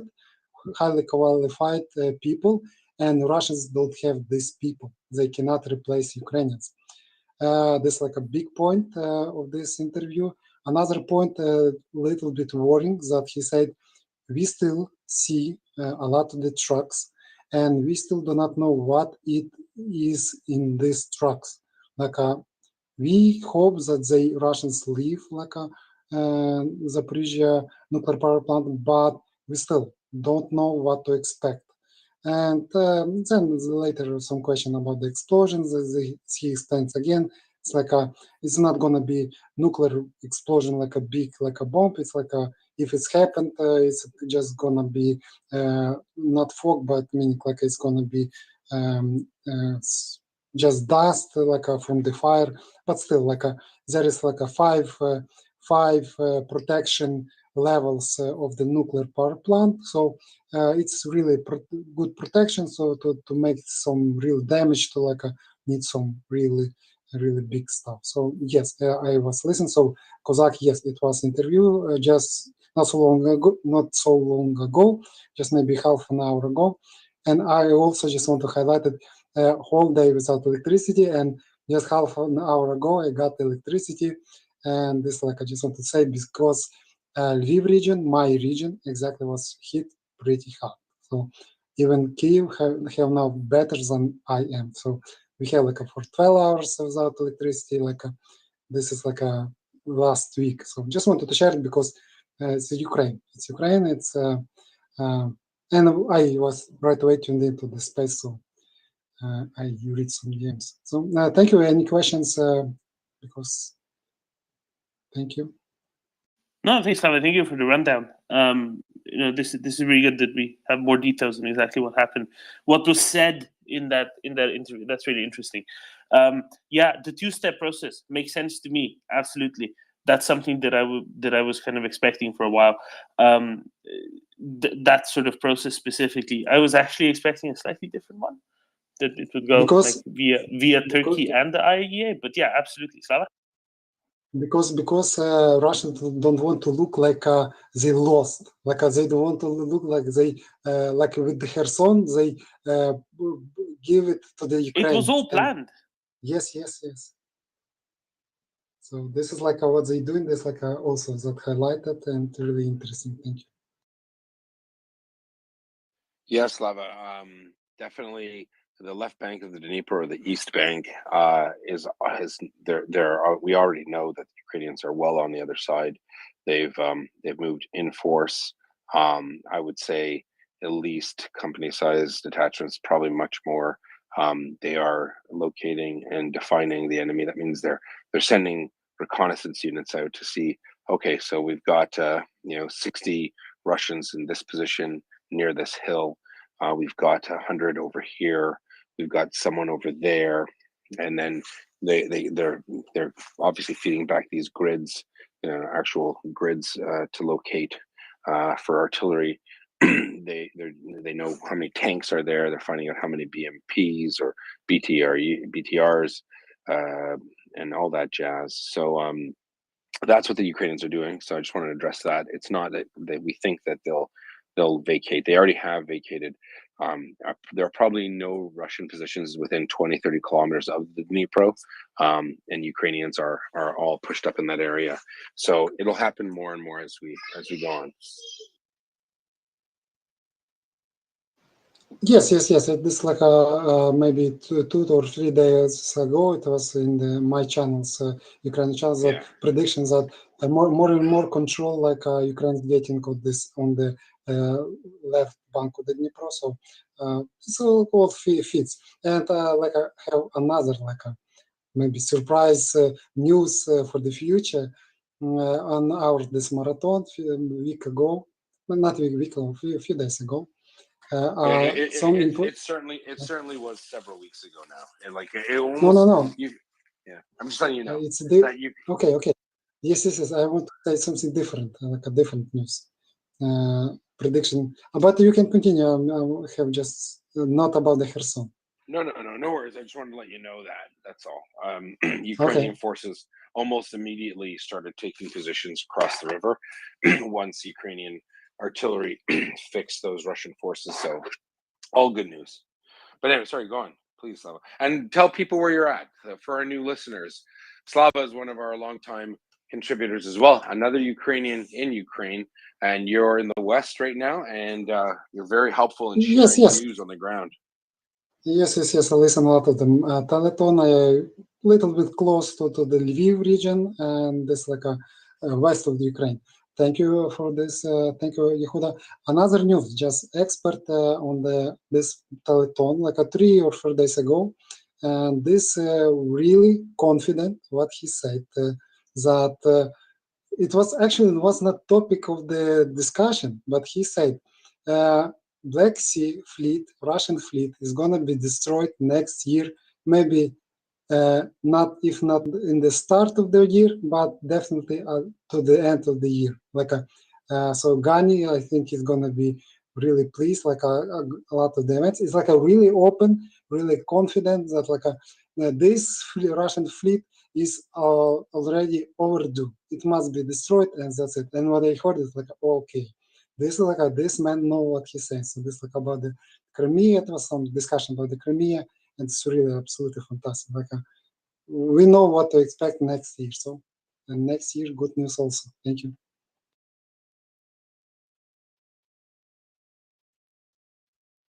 Right. No. Yeah. I can't. If Alex will bring the co-host up again. We have some friends listening actually from Politeca. So I want to say hi to Daria. She did tune in, and she's very impressed with all of our the information. So thanks for listening.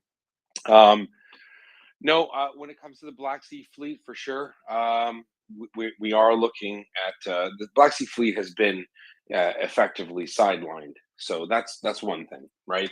The sinking of the Moskva, their inability to be effective in that battle space has been evident from almost the beginning of the war. It really becomes the Russians are probably scared out of their pants to lose their 4-kilo subs in the Black Sea, and we're going to see those people nowhere near anything Ukrainian. They're quite well aware that the Ukrainians have the ability to destroy them if they get within range. So that's a good thing. And thank you for that. Over to you, Doman. You could, if I may, I have a question from a listener.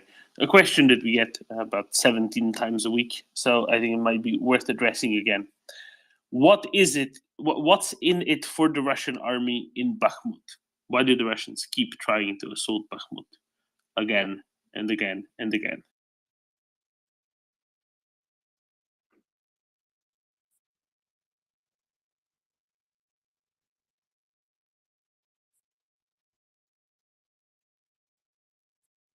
Ukrainian heroes also wondering what the hell with the Russians. They dying for this Bakhmut area and nothing is happening. So this is just mystery. Thank you.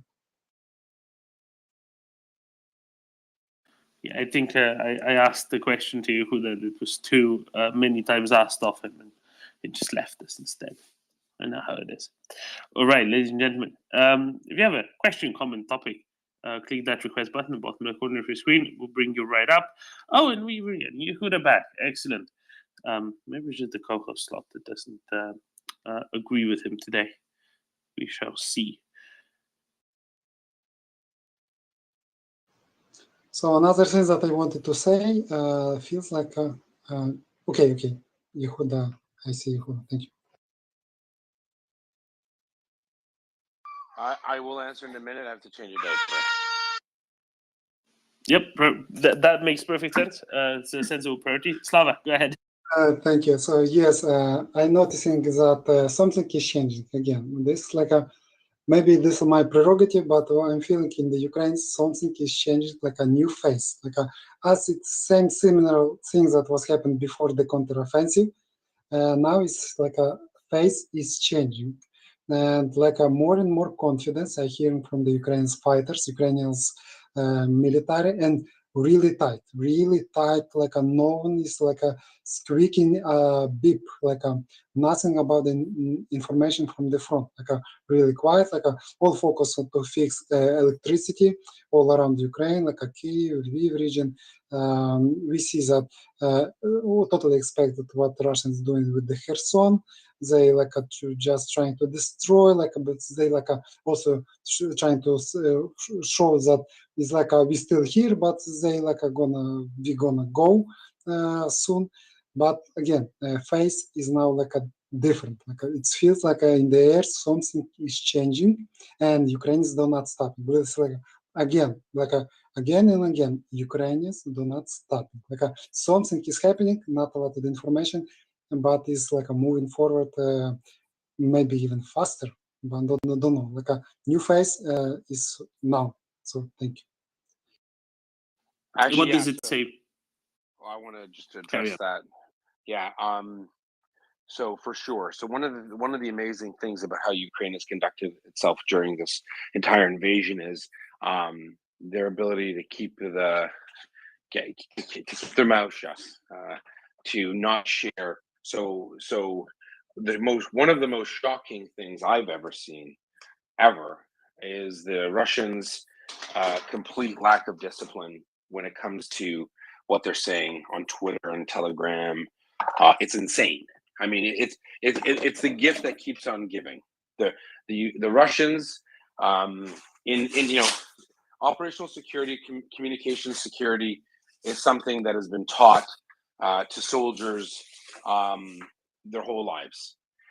It's like, imagine in the trenches of World War I, the Germans or the French sending telegrams, like writing out where they are on a piece of paper and crumpling it up into a ball and throwing it into the enemy's trench. That's what the Russians are doing. It's phenomenally stupid. I think it's based on a lot of hubris, a lot of arrogance. It's a belief that the Ukrainians are incompetent, so they don't care what they say openly. And what it does is it provides a very strange, I mean, that's the reason, one of the reasons why we're so effective in calling and predicting. You know, people think that we're wizards. The Russians are telling us everything.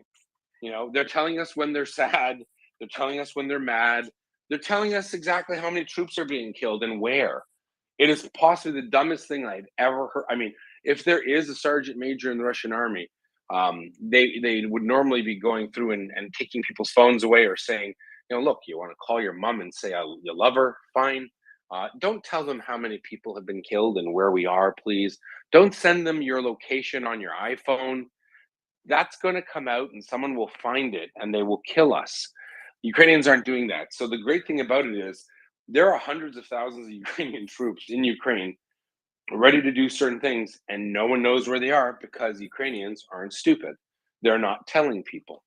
You know, they know where they are if it's in the news.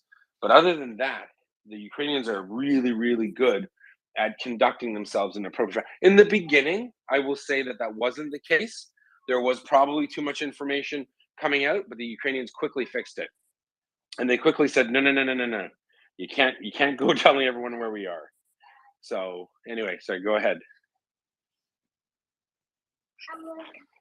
Now, I'll just say, Slava, I completely agree. When there is nothing, when there's conspicuously nothing being said at such times, you know that there is something probably, definitely, certainly somewhere afoot.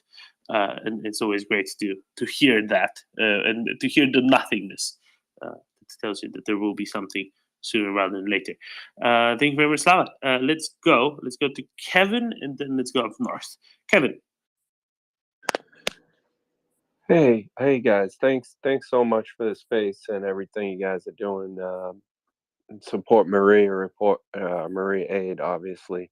I had an off-topic question that it's just been sitting in my mind, so I wanted to get it out there. It's basically like, how much does close quarters combat, like in even more specifically hand-to-hand combat, come into play, do you think, in modern wars, especially obviously this particular conflict? But do they train it more or less than they used to? Is it as much of a factor because of all the long range weapons? Thank you. Well, in a nutshell, yeah. I mean, close. You know. Okay. So there's training for that. Are they getting that close? In reality, no. Close quarter combat. I mean, you know, I can tell you one thing. I would put my money on a bunch of Ukrainian soldiers, you know, storming a Russian trench with their disposition and their morale. They're on their homeland fighting. But other than that, you're right. This is, you know, this is a war of weapons and weapon systems. So without getting into a conversation about bravado and machismo, I'm not sure it's so relevant when it comes to special forces and whatnot. Different story, but most of the Ukrainians fighting, you know, for their country will probably get within, you know, if they got within 100 meters of Russians, it's not always common and certainly not really close to getting to hand-to-hand combat. So I hope that helps. Hey, thanks a lot. Again, appreciate the space. Have a great day. Thanks, Kevin. Klaus, go ahead. Thank you. I was thinking about the continuous attack on the Bakhmut. Looks a bit like Hitler's obsession of conquering Stalingrad, that was later renamed to Volgograd, where it didn't have any military significance. So it's kind of perplexing that they are so hung up on trying to conquer Bakhmut. So that was just my small observation. Thank you. Yeah, so you could ask a question from earlier. Why are the Russians going for Bakhmut? Yeah, so it's a good question. So and sometimes there's no real good answer. I mean, you know, they in their mind think it's It's a gateway to Kramatorsk and other cities within Ukraine. That would have all made sense if and only if Liman and Izium hadn't fallen, but they have. So they're not using. It's not very common sense. There's very little. Hold on. There's not a lot of common sense being employed here. It seems to be they've gotten their head around that Bakhmut is super important, and it looks like they're just going to keep doing what they're doing. Wagner might be selling this to Putin as Bakhmut is the place that we're going to win this entire war. Once we get through Bakhmut, it's just going to be a cakewalk to Kiev, and we're just going to destroy all of Ukraine. And that's why so many Ukrainians are there defending it, because they're so afraid to lose it. When in reality, I would argue that the Ukrainians are there to tie up the Russians, to fix them there. The Russians want to commit all these troops, 30,000, some of their best, and for what? Nothing. I mean, they could fall back to Kramatorsk. They have defensive positions dug in behind there. They can fight a delay if they need to. What do the Russians really gain? The more the Russians move forward in Bakhmut, the more vulnerable they are in that area. Why? Because the Ukrainians are to their north, right? So that line collapsed months ago. When I mean a line, if you look at a map and look at Bakhmut, and you draw a line from Izium and Liman to Bakhmut, it looks like a north-south straight line. The Ukrainians are well east of that now. So I'm not sure where Wagner, Prigozhin, or his people on the ground went to tactics school. But if you want to keep fighting in Bakhmut, and you have the enemy in your rear on the left and right flank of you, you got to be pretty colossally stupid to think that's a good idea to be there. So they want to commit the troops. The Ukrainians are in no rush to inform them of their mistake. Tying up the best portion of Russian fighting forces, their combat power, tying them up in Bakhmut is great for the Ukrainians and really bad for the Russians. That's all I can really say about it. I know that Task and Purpose, a very famous YouTube channel, did a thing on it where they said that, in fact, it is important because once upon a time, Ukrainian general said Bakhmut's important. 1 second, please.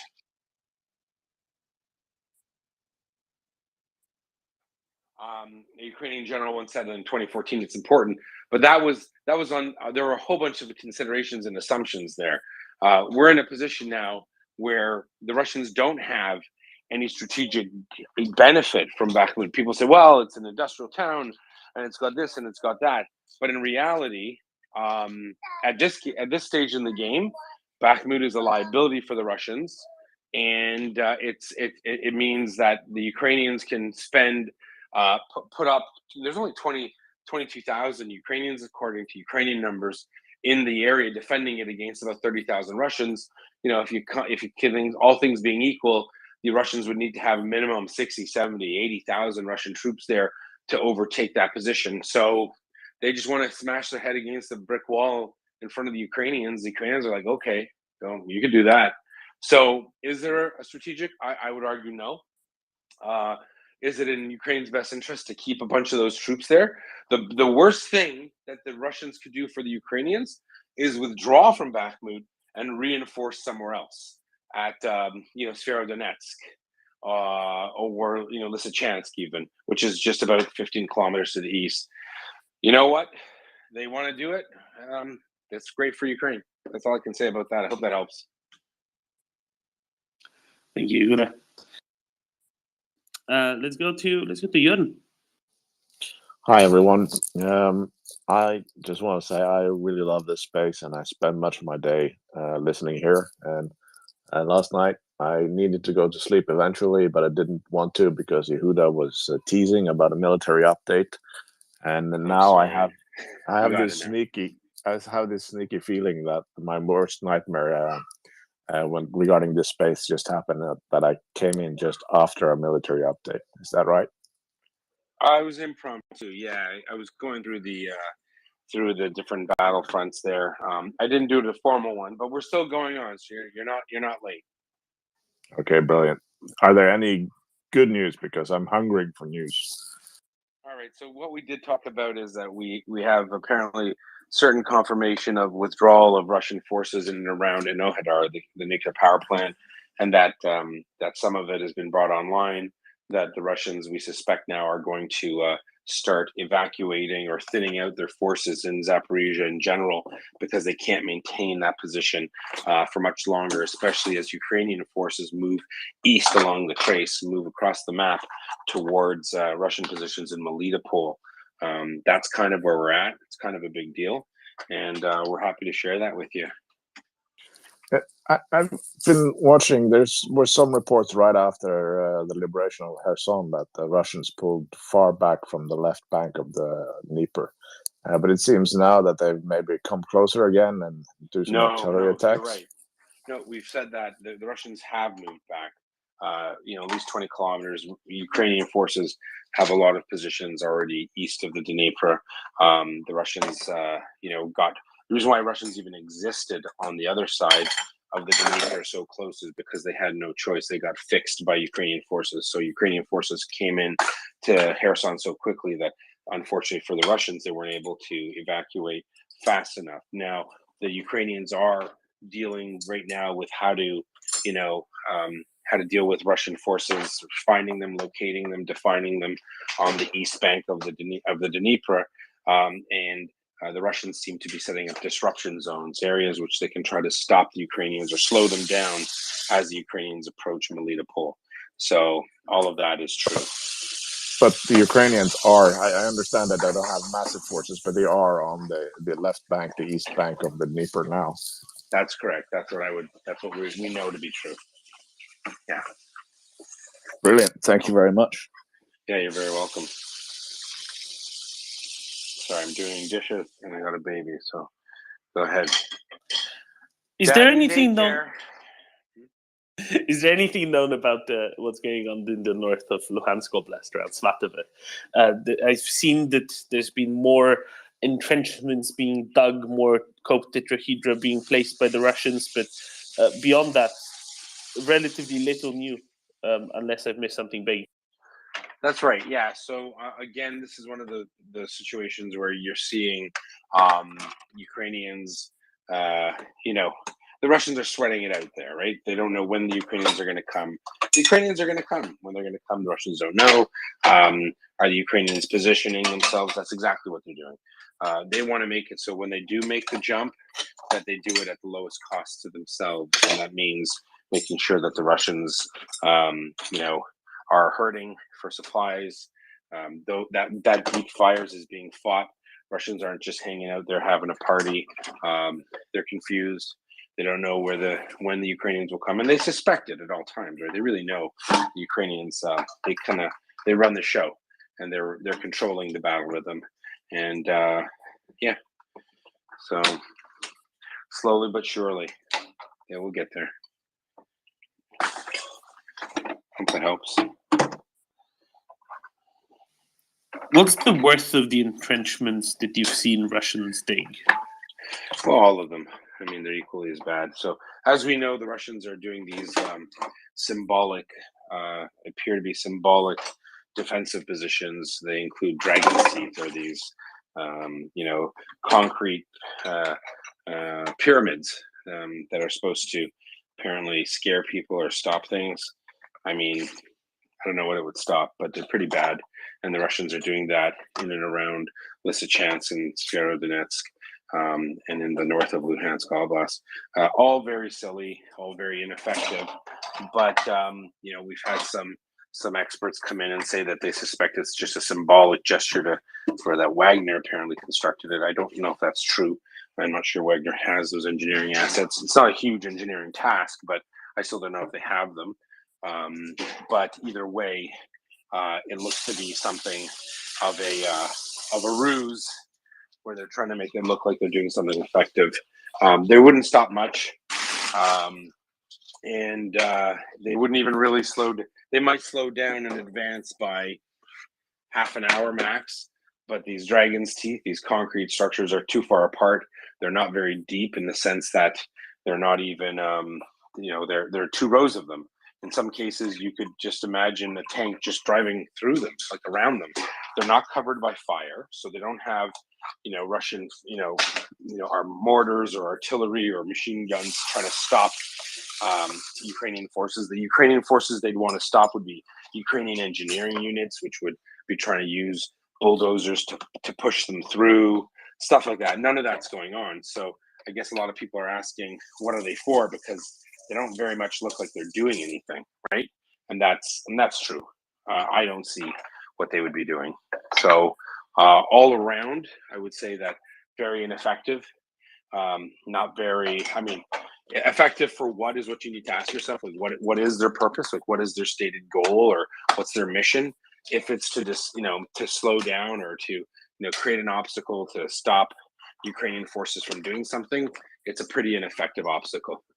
So I wish I could give more than that, but there's not much more to say. It's just all the defensives in the north are pretty bad. And again, the fact that Ukrainians aren't pushing it could very well mean they're more than happy to let the Russians think that they're that they think that they're good defensives, but they clearly aren't.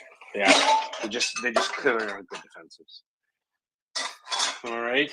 And we've literally seen a BMP drive straight over the tetrahedra as well, right? That probably tells you all you need to know. 100%. Yeah, these aren't people who are being serious about defense. So what it does for Ukraine is it just makes it easier. They'll get there when they get there, and the Russians will have to figure out what they intend to do. What they intend to do, I have no idea, because they're all around super bad ideas. So hope that helps. Thank you, Huda. Fella Dib. Hey, sorry, can you hear me? Yes, we can. Okay, just a quick, super specific question for Yehuda, just what he said just now.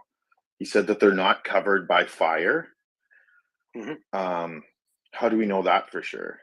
Just layman question. Yeah, you could just see, right? There are kilometers and kilometers of this one tank ditch and the Dragon's Teeth on the one side, and nothing for kilometers away. So you would have to, within 100, 300 meters of that obstacle, or even a kilometer, you should be able to see something, right? Artillery can't cover 300 kilometers worth of a line of something, right? You would have to have actual infantry covering, and there are no infantry positions. Okay, thanks for the answer. Keep up the good work, guys. Yeah, no worries. Yeah, you would definitely be seeing a Russian army presence somewhere near there, and we're talking hundreds of kilometers of nothing. Thank you. Jörn, go ahead.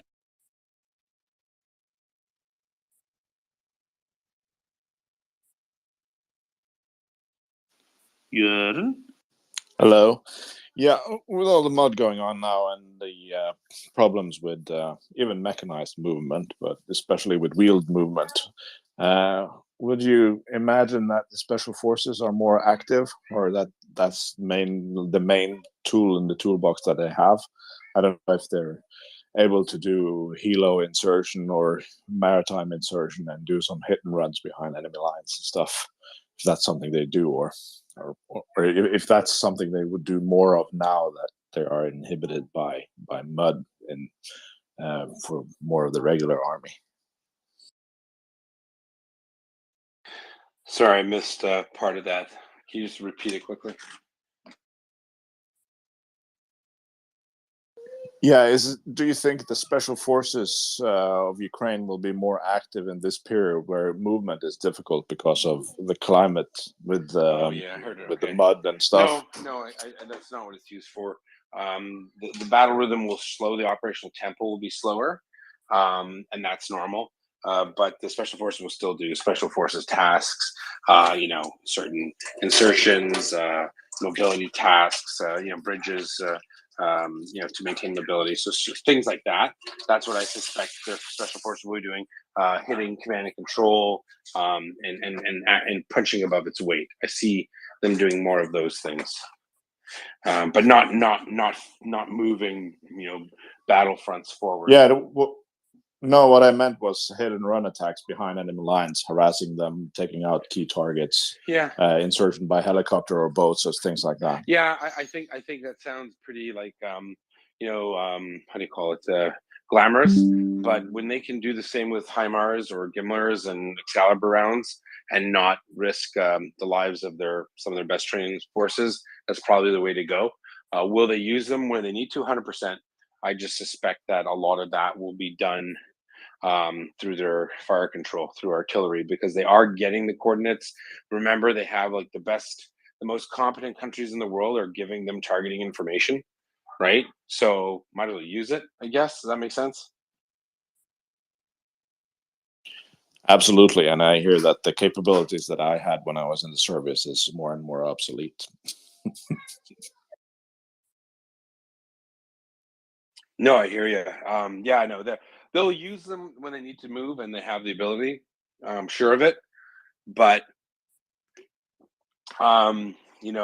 risking helicopters and men and manpower when you could hit the same target a different way, that might be the better way to do it. But for the Russians, I think it's great that they're constantly worrying, are a bunch of crazy Ukrainian commandos going to come over and schwack me in the middle of the night? So there's a plus in that for sure.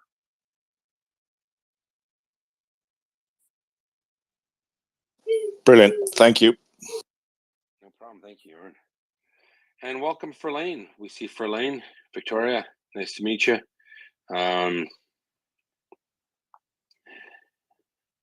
Oh, she's not there. She's coming up. And Doman, I have a bit more time here. If you want to take some hands, I can drop down after. Yeah, ladies and gentlemen, if you have a question for Yehuda about anything military related, do request to speak. Click that button in the bottom left corner of your screen, and we shall bring you right up. Yehuda, there have been notes today released about mass outbreaks of infectious diseases in some Russian mobilization centers, I guess, training centers, at least one of them. Would one presume that such things are likely to keep happening and happen more and more when they're bringing people from all corners of Russia into these training centers, putting them in, packing many more of them in than really ever before, probably, and not equipping them well, not providing them with necessary hygiene requirements? How effective do you reckon their training will be, and how effective will they be once they get deployed to Ukraine, if they get that far? Yeah, I mean, I'm not a doctor, but I did stay at a Holiday Inn, so I can't speak to any of that information. I've never heard it yet, but obviously, if if they have improper sanitary conditions anywhere, that's kind of a recipe for all sorts of things, depending on the type of sanitation issue. Or is it just COVID related stuff, or is it the flu, or is it sexually transmitted diseases? Is it typhus or dysentery? I can't really speak to it, but as you can imagine, if you have poor hygiene, especially with people training and they're hot and sweaty and they're close together, and one person gets sick and then a bunch of people get sick, but obviously that's a big problem for all parties involved. So you can't train if you're in bed sick, but anyway, even if they weren't sick, they wouldn't train well either. That we have come to the realization that it doesn't really matter how many Russians get to the front. All it does is delay somewhat the inevitable. They're not good at fighting. They're not good at what they do, and we've accepted that. So it's good fancy. Thank you. Adding to this question, so there is this Mobix, whose probably purpose is just to be cannon fodder and distract Ukrainian artillery, or to force Ukraine just to use up its ammunition. is there still anything like proper soldiers that had past training, something like NCOs, people who know tactics and who were, for instance, like VDV, taking part in some aerial landings? Does Russia still have any of those capabilities, or are they already all expended? Well, the short answer is I don't know, but I highly doubt that that the Russians have very much available left to them, professional army-wise. Their VDV has been decimated. They have, I mean, they're on their own websites through different Telegram channels. You can see just an enormous thousands of VDV graduates, officers, and others have been dispatched in this war of genocide. I really can't tell you. I know they obviously have. I'm not a big proponent of their effectiveness. I mean, being watching, being a fan of military history, and for years watching the public information available about the VDV. I've never really thought that they were on par with anyone in a NATO country. So I don't have much. I never had good to say about them, and I have less good to say about them after seeing them in action. I know that they're the best of the worst troops they have, I guess, is the best I could say. And so whatever formations they have, it is what it is. Do they have other ones in other parts of the country? Yeah, you got to remember, Russia is the largest physical sized country in the world. They have enemies in many places, often in their own mind. Is every single Russian troop in Ukraine? No. Do they have millions of Russian troops? No, they don't. Do they have hundreds of thousands more? They have hundreds of thousands of people in uniform, not necessarily troops. They're committed. They're all in Ukraine. A lot of people think that there's millions of Russian troops waiting somewhere, just waiting to invade. Even if that was true, why aren't they there now, right? Why haven't they done anything? So we have to assume, just by using common sense, that since Putin doesn't want this war to be going on anymore, because he's losing and he's a genocidal psychopath, that he would have deployed any of those troops. He has no troops. There are no more Russians ready to do this. There aren't 10 million Russian young men available to go and attack Ukraine. It's game over. The question is when. So whether or not they have 10,000 VDV.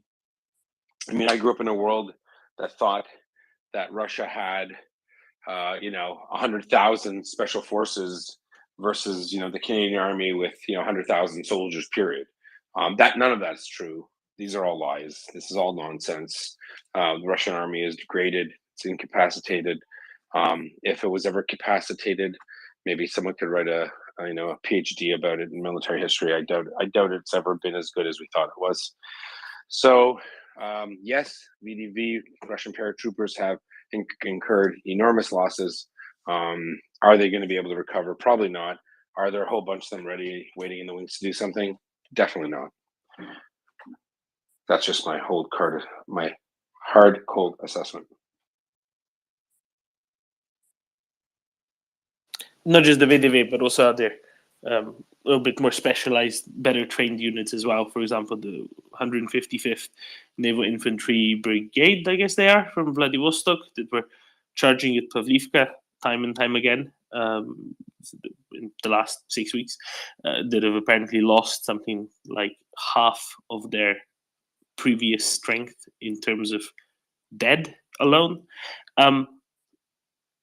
There's been reports that they've been directly backfilled with new recruits into that unit. What does that do to a unit when you're mixing people in straight, kind of from the street, civilians in green clothes, as you call them, into a unit that's been there for a long time but has suffered just massive losses? Yeah, I mean, it's the answer's in your question. Obviously, there's nothing you can do.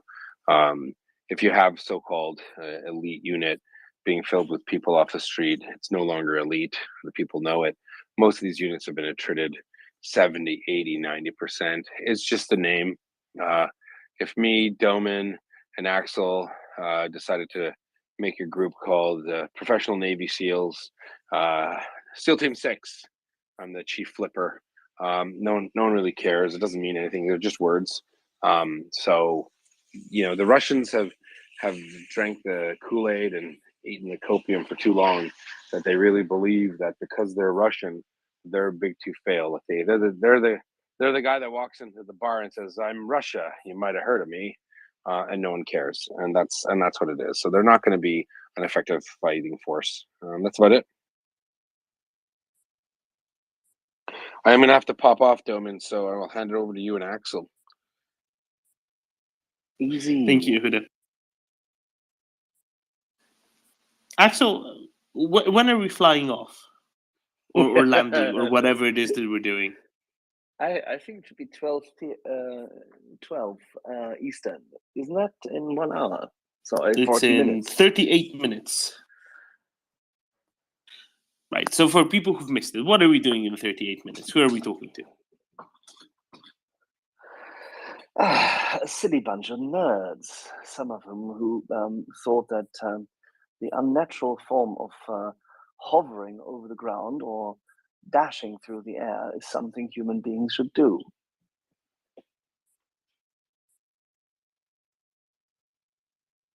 So we're going to be talking to... It's going to be a mix of fixed and rotary wing, right?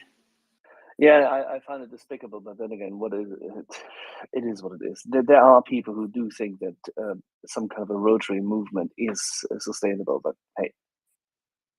I mean, for Medivac, yeah, I'll give you that.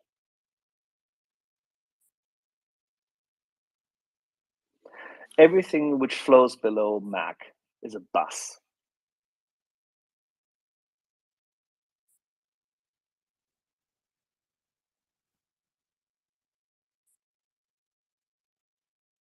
And we'll be talking about what all. We'll be talking about what can be delivered, how they've been using things thus far. Capabilities.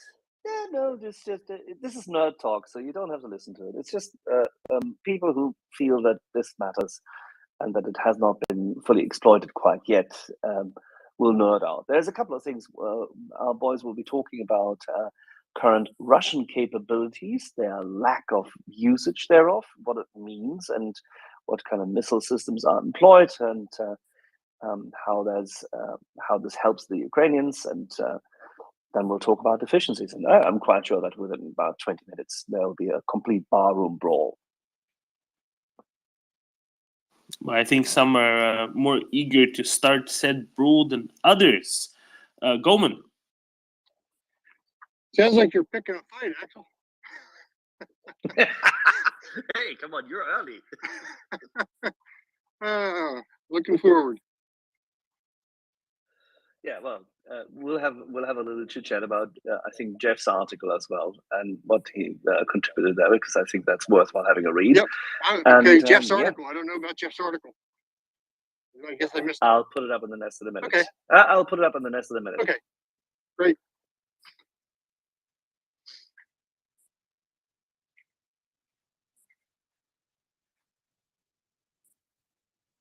And why would I pick up a fight with someone who actually has to, get people out of harm's way?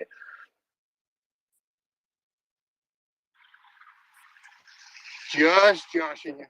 Sounds like just having fun.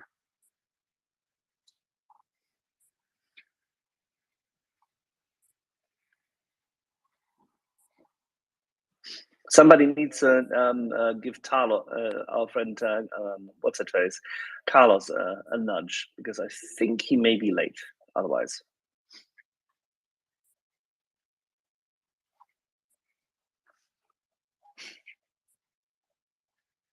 Gentlemen, take it away whilst I ding Carlos. All right, ladies and gentlemen, come up and join us, and let's talk things that are not yet helicopters and planes, because that will be in half an hour. Anything else, really? Kind of anything goes, anything flies? Goodness, I should have prepared better for aviation-related puns. And while we have you here, you do feel free to go and check out the MriyaReport.org, our new homepage, which isn't that new anymore. It's been around for a few weeks now.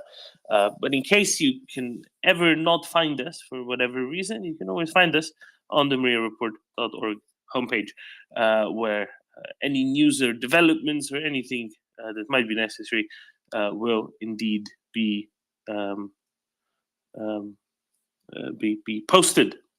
Right. Beyond that, we are here with several missions, but one of them, critically, is to support MriyaAid.org. MriyaAid.org is an excellent non-profit organization based in Canada, Ontario, actually, that helps deliver all manner of non-lethal aid to Ukraine, to Ukrainian soldiers on the front lines, anything from medical equipment to tourniquets, to even including some very nice, very swanky reconnaissance drones that allow Ukrainian reconnaissance units to stay back in safety, overfly Russian positions instead of being exposed to, say, Russian fire themselves, which is a very good thing indeed. Apparently, they're very satisfied with them as well, and they've actually been developed jointly between the Ukrainian units using them, representatives from MriyaAid, as well as the manufacturers at UAV Tech. More recently, MriyaAid has been working on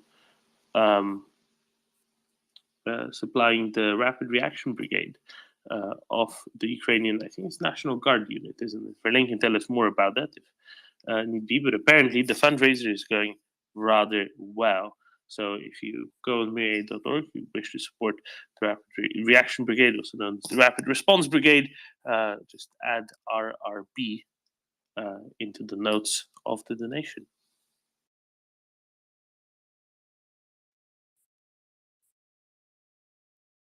This is apparently the time of day. Nobody wants to talk to me. So I will try to spice things up by asking what happened to the Belarusian, what was he? Was he the foreign minister who was in Yerevan one day and then a couple of days later he was gone? And he was announced to have been, to have passed away. But there was only a small announcement in the paper and nothing else. And I'm very curious what actually happened to him, as opposed to what is alleged to have happened to him, because allegedly it was natural causes. But seeing that there were no notes whatsoever anywhere, that's...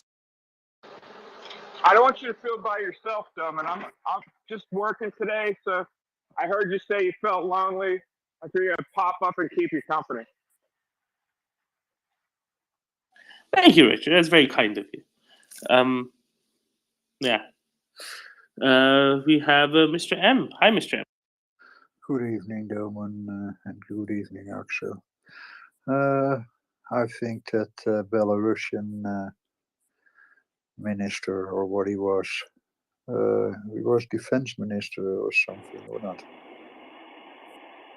So I think he is having a cup of, he had a cup of tea, or maybe some mushrooms. Do you reckon it might have been a cup of tea scarily close to a window? Yeah, and then maybe it might have been the draft. It might have been something else. Yeah, there's always these problems, aren't there, Mr. Amir? All you want is to have a nice cup of tea, look through the window, and what happens? You fly out of the window. I mean, it's just unconscionable, isn't it? Edvard. Yeah, hi, Doma. Mic check. All good. You know what? I bought a new pair of AirPods, Doma. And Aha, they seem this to is work, why we right? can hear you well now. Excellent. Yeah, that's great, right? No, I think it's interesting with this Belarusian guy. I not much for conspiracy theories and so on, but you know, I read. I don't know if it was a war translator, Dmitry, or who it was, who put out a tweet about all of this, and maybe we can see. Maybe there will be some things happening in Belarus. That's my gut feeling, anyway. When Putin has had enough of Luka, so to speak. I don't know. What's your take on that, Doman? You mean you are gonna see more flying Belarusians in Belarus? Is that what you mean? And anything is possible, really, isn't it? It takes a potato gun, I think. Right. I don't know what's going to be happening in Belarus. What seems to have happened is that all that talk of, yes, there's going to be a Belarusian invasion from the north onto Kiev yet again has been rather silent for quite a while now. That's very good, obviously, because it means probably that fewer Ukrainian forces need to be protecting, guarding that area. That's good. That's a good start. I guess. Yeah, I know what you're saying. Internal political changes, right? Hey, fingers crossed is where I'm going to put it. There's not much else that we can really say. Have you seen anything specific going on in Belarus other than the mysterious disappearance of the minister? I haven't, Doman, but I get the feeling that our favorite potato guy, who is not willing to participate in any stupid military actions against Ukraine, and someone else in Kremlin might eventually force him to, and then we might see some stuff. That's what I think. Could be. Hey, fingers crossed. Right, let's move on. Thank you, Eva. Let's move on to Ivana, and then to Trident and to Karin. Ivana, go ahead. Thank you, Doman. So about the death of Foreign Minister Makeyev from Belarus, there is another interesting fact. Lavrov was supposed to travel to Minsk today, or yesterday, I'm not sure, to meet with Makeyev and with Lukashenko. And after the death of Makeyev, Lavrov cancelled the meeting. So I don't know exactly what conclusions can we draw from this. What we know is that Makeyev was not really pro-Russian. We also know that Lukashenko is resisting the pressure from Russia to get more involved in the war, like boots on the ground and everything else. So, but it's interesting that Lavrov cancelled the meeting and did not meet with Lukashenko.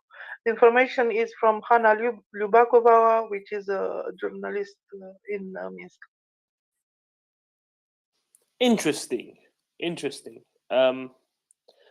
I guess that's also one way to cancel a meeting, right? Lavrov, as the foreign minister, would usually also meet with his counterpart, foreign minister. One way to cancel a meeting is to send an appropriate cup of tea or some such, and then you don't have to have that meeting anymore. And send maybe a signal to Lukashenko. Things happen. Who knows who might be next? Who knows indeed. I wonder if they really wanted to get rid of Lukashenko. Would they put the poison inside of a potato? Would they put the poison inside of a bottle of vodka in a sauna next to the hockey rink? Either way. Trident, go ahead. Hello. I think you're wrong on all accounts. The order of likelihood would be the end of an umbrella, and then possibly that's Bulgaria. They're on our side now. And then possibly a doorknob, and then lastly probably tea, or like you said, a potato. I would just say, and not to defend these folks that in their own way, right, in the way they can, that tried to stand up to Russia.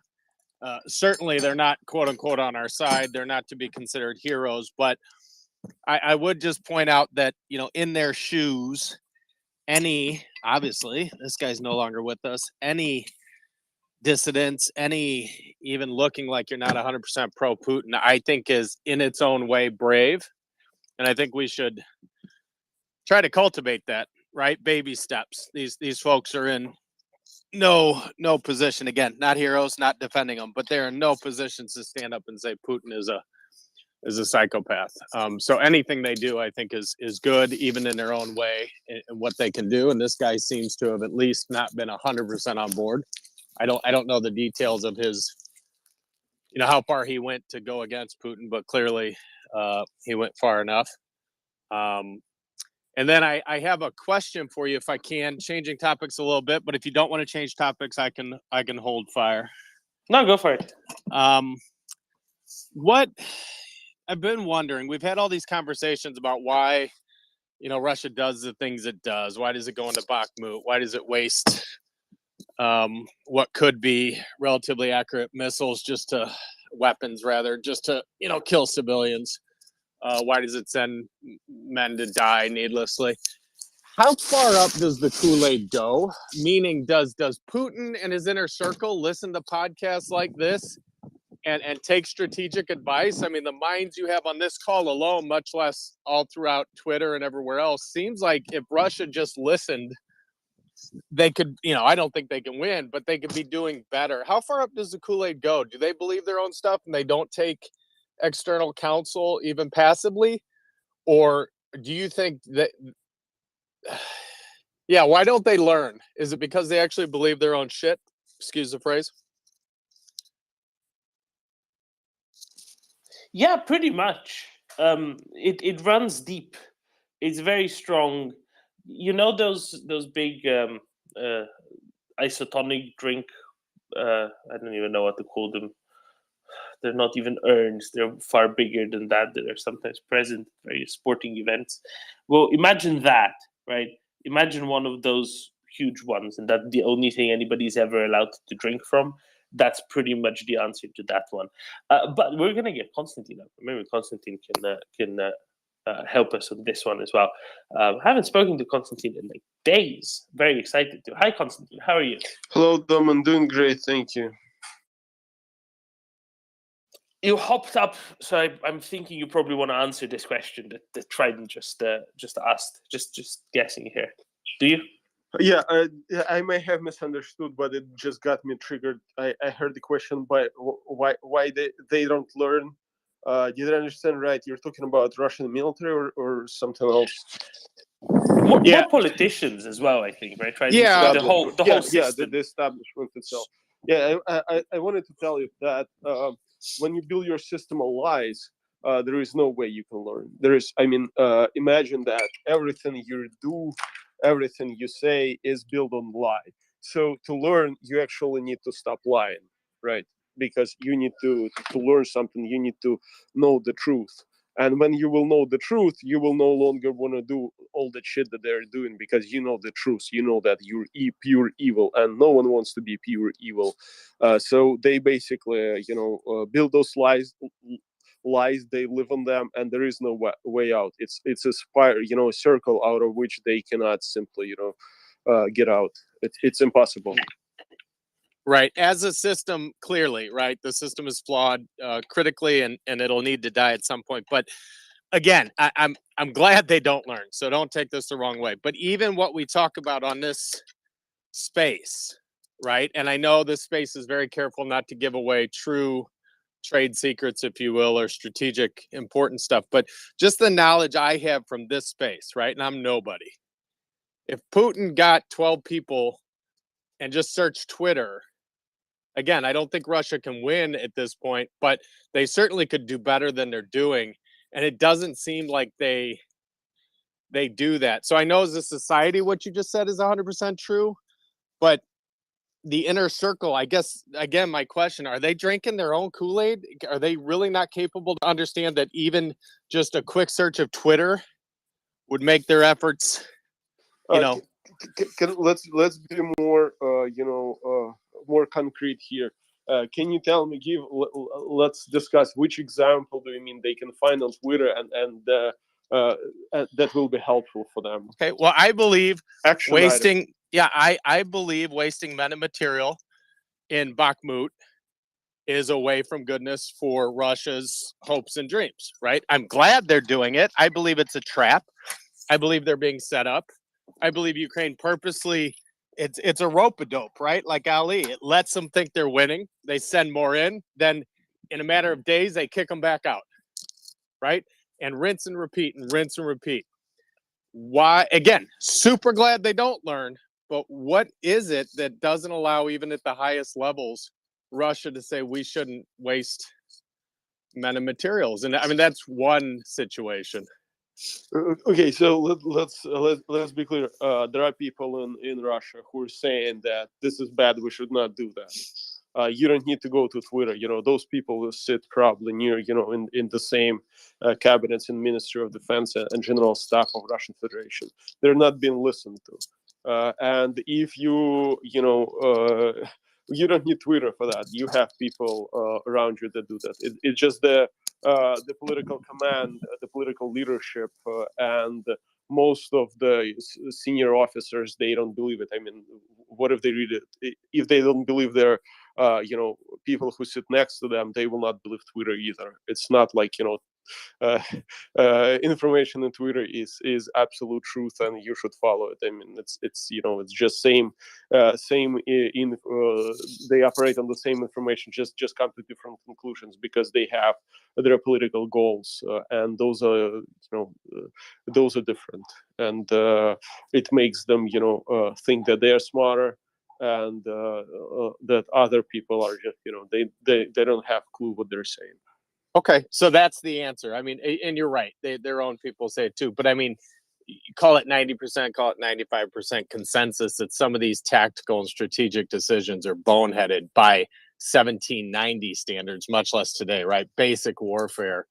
And so that is the answer. They believe their own stuff. They're incapable to recognize and realize that NATO and Western military tactics and strategy. Therefore, the generals and everyone else that's openly on the internet saying, don't do this, you should do this, they're incapable to heed that or care, or they believe they're going to get it. It's just strange to me, right? All right. Anyway, point. I'm digging it into the ground. And again, super happy they're so stupid, but it's almost disbelief after 9 months that they just keep running into walls. So but hope they keep doing it. There is a popular video of that, we're so lucky that they're so friggin' stupid. Amen. Amen. All right. Thank you as always. Thank you, Trident. Thank you so much, Konstantin. Let's go to Ellen real quick, and then maybe, hopefully, we can get a little bit of an update from Verlaine as well. Ellen. Oh, hello, Domin, again. Yeah, well, I'm going to turn a little bit backwards to the whole foreign minister of Belarus thing, because what hasn't been mentioned now is that a few days before the announcement of his death, and I believe his actual death as well, numerous voices were saying that there was patience was running out with Lukashenko, and that he might be taken out by the FSB. And then just a couple of days after I first read this, the guy flies out of the window or something. And I think that Putin is very reluctant to remove Lukashenko because he knows that that might create a power vacuum, a chaos that will not be in his favor. At the same time, it's very clear that Putin is not very satisfied with Lukashenko in general. I think for several years, he has kind of looked down on Lukashenko. And it might be just a way of pressuring the regime in Belarus in order to do the stuff that they want. And I'm not sure if that is to start the Northern Front or whatever. It might not be that, but I just believe they're unhappy with what the regime in Belarus are contributing to the Russian war effort, but and that they're reluctant to take out Lukashenko because I think they can if they want to. So that's my comment on that. And if anyone has any other opinions on that, I would be happy to hear it. Yeah, could very well be. All right, thank you, Alan. Verlaine, welcome. How are you? And can you give us a little bit of an update, both about Ukraine as well as the RRB drive?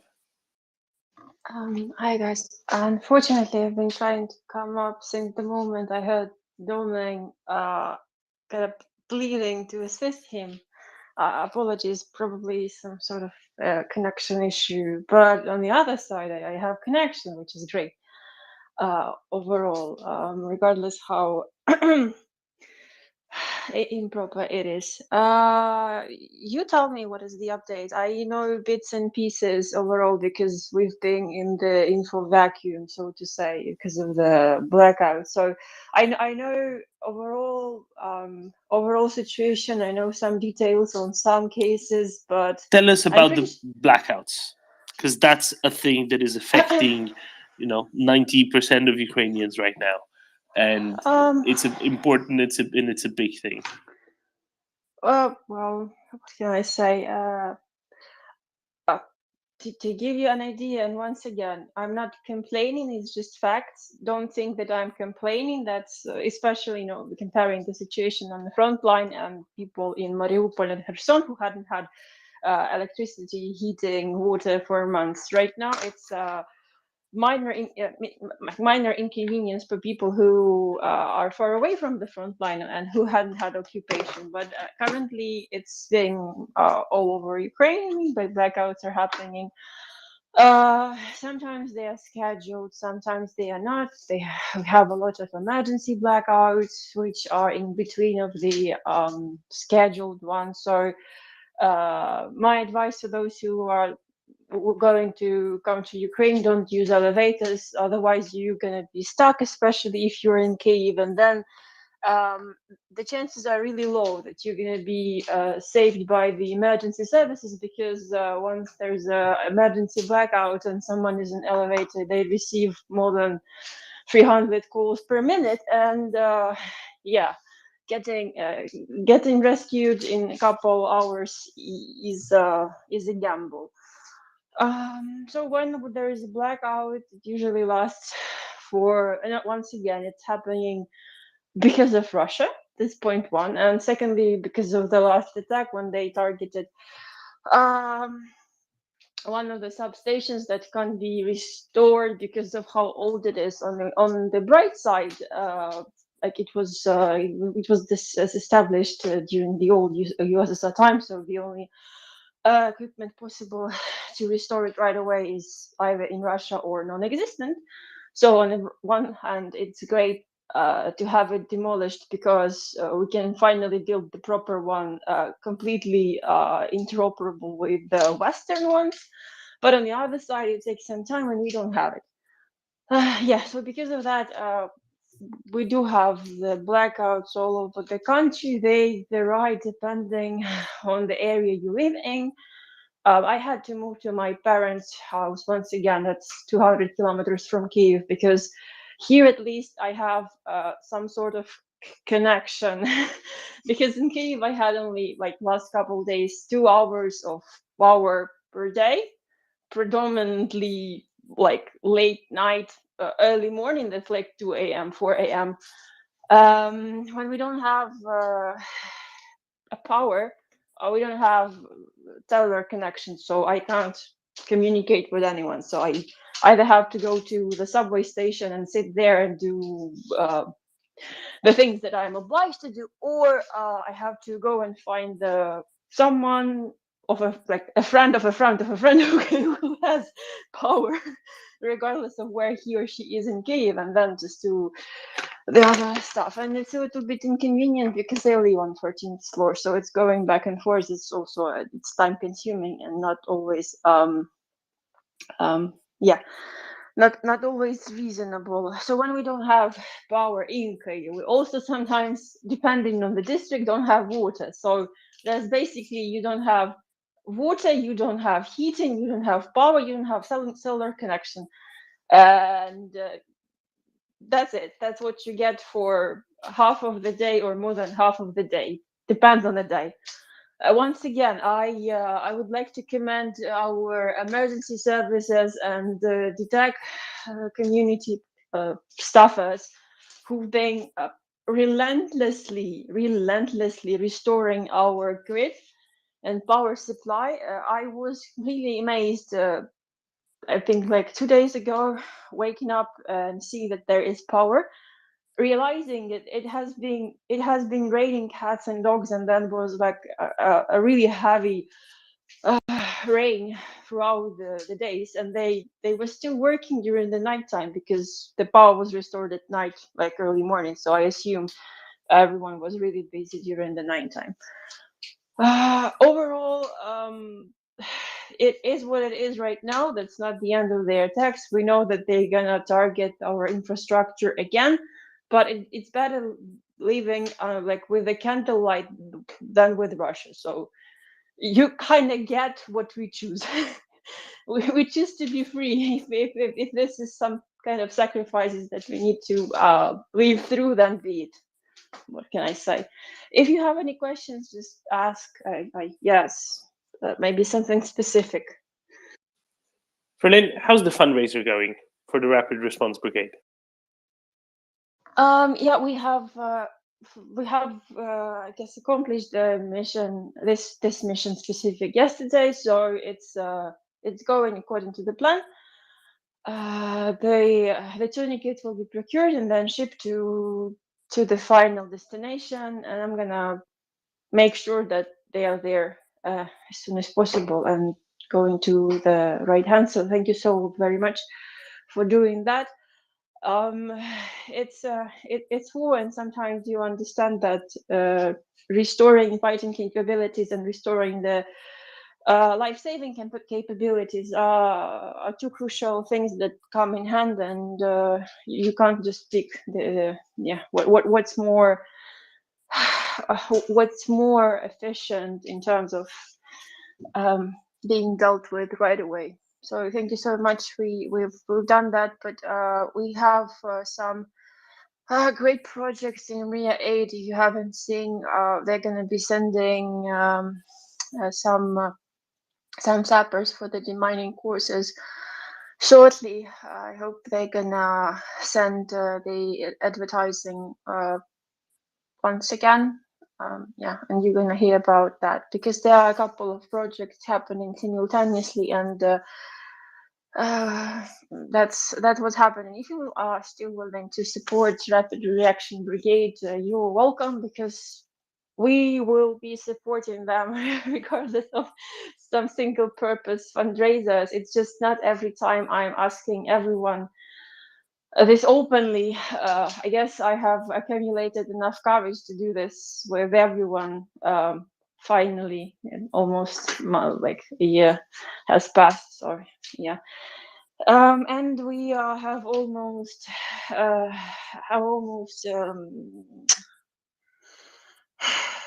sorry about that, just received the text. I almost finalized the first procurement for the Recce platoon. I will be meeting the goods in person in Kyiv, so I'm going to be going back and forth. That's what we do. And I will finish it with the fun fact of the sort of like serendipity when you remember I met Sean from UK for UA. So he was staying with me for a couple of days. Then we've been to one of the units. Then we split some of the medical supplies, and we still did a little bit of going back and forth. And eventually I received one of the requests to deliver some stuff to Ukraine, and obviously from UK.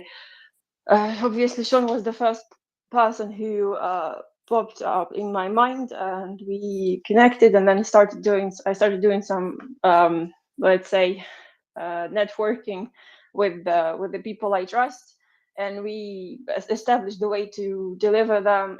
But eventually, throughout the process, if you remember, Sean was fundraising for the DJI doping attachment for both. So fun fact: the people who were asking for the delivery were the ones who actually were manufacturing those. So we happened to connect them faster than it could have been. I don't know how the universe works, but probably good deeds are somewhere entwined in the universe on a whole another level. Oh, that's amazing. That is true serendipity. They'll put it next to the dictionary definition in the next edition. Thank you for that. Apologies. David, hi. Good morning, Doman. Dee Fairlane, it's lovely to hear your voice and glad to hear you tuning in. After a couple of days, I'd been away just as not available myself, just listening in and different circumstances, obviously. But I was very curious to ask, obviously, times are tough on the body, but the soul always, shines bright through in these times. And even hearing from your voice, I hear the kind of delirious delight at the taste and enjoying of freedom. If this is what freedom is, it's fucking lovely, So I just wanted to ask, well, one, celebrate that with you and say it's marvelous to hear the power in your voice, and then also to ask if you have any, if you're doing any reading or any particular tracks of poetry or writing or particular pieces of music, because personally I really miss the old cultural segments that used to go on months and months and months ago, and I don't think it's hubris. I think right now it's probably nourishment for the soul, and often when times are dark that you might find yourself humming an old tune or something. So I'm just curious, and to say it's lovely to hear your voice. And everybody listening, please donate at MriyaReport.org, retweet the space and share. If you're here listening, do your part, retweet and share. Let's do a little bit of free publicity.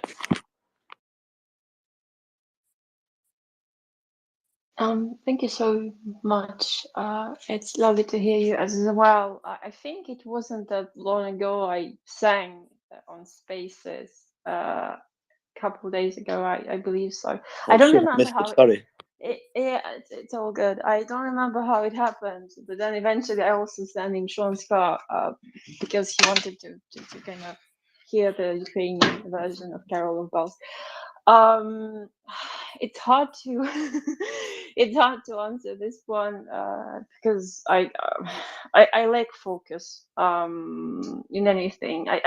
Once we did, I have to admit, when we didn't have power and I was at the apartment and my laptop was fully basically there was no battery, like it was just gone, dead.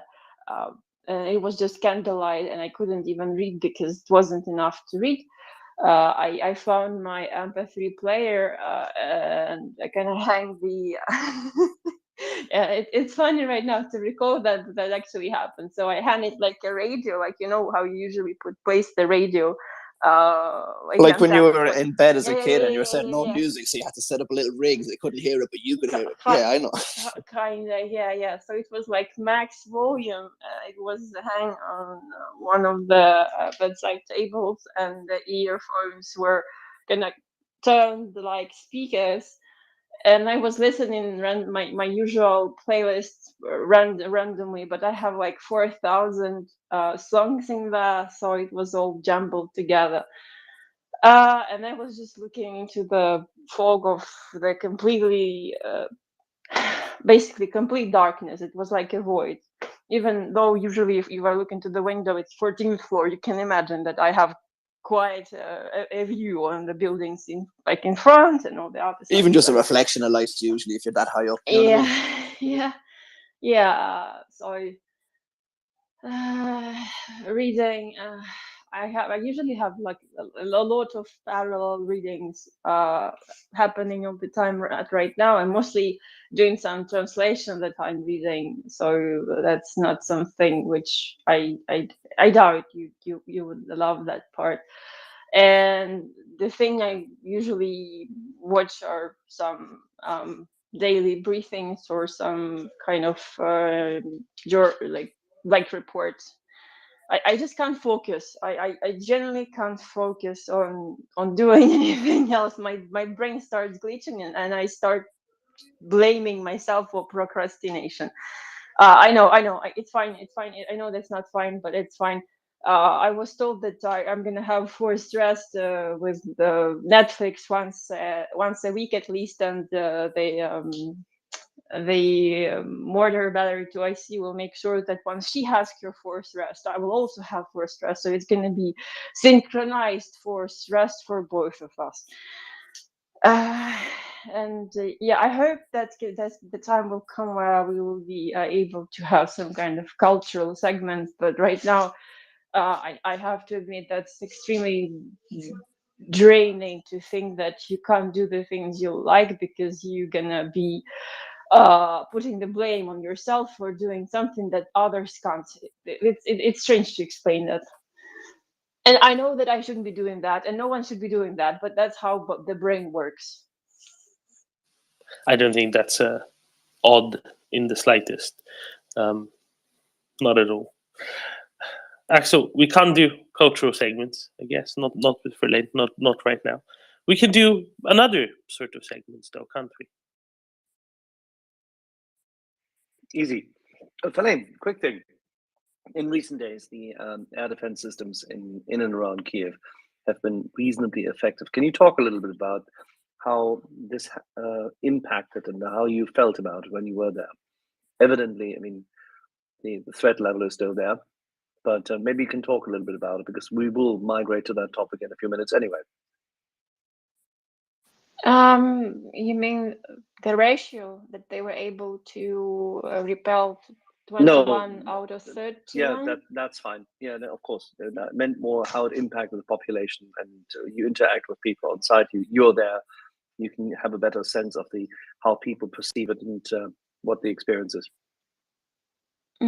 How people perceive the air defenses. Well, people finally have realized what kind of a job, because we had a lot of interviews. We're like not we, but the overall Ukrainian society was able to read a lot of interviews with the air defense forces and what is their job and how they are operating, and with the specifics usually explain some details of how this or that system works. Why aren't they able to repel a couple missiles at the same time, even though they are let's say flying on the same trajectory, etc. Basically, people realize that we don't have enough air defense systems to shut down all the missiles, and they realize no one is blaming Ukrainians for not repelling every single missile. We always know that Russia is the one to blame, and we just keep asking for more air defense systems because that's ultimately what will give us an upper hand, because once soldiers will know on the front lines that everyone is more or less, let's say 90% secure from the incoming missile attacks, they will be more, let's say, the morale will boost significantly. Overall, people, they just have faith in our air defenses and in the systems that had already been provided. And the majority are trying to stay in safely. I wouldn't say that everyone is very careful. There are a lot of people who are still reckless and do believe that we won't be, we won't have as much damage as we used to right now, because the air defenses are reinforced a little bit, not too much, but we have seen the differences in air defenses then and air defenses now, and it's clear to everyone who lived through the February slash March and the last couple of attacks, what is happening. Give something specific, because last time they actually, I wasn't in Kyiv when it happened because I was with Sean on a mission, but they targeted the substation, which is like 1.5 kilometers from my apartment, and out of let's say ratio, they hit like 30% of what they aimed for. So I think that's great result in comparison.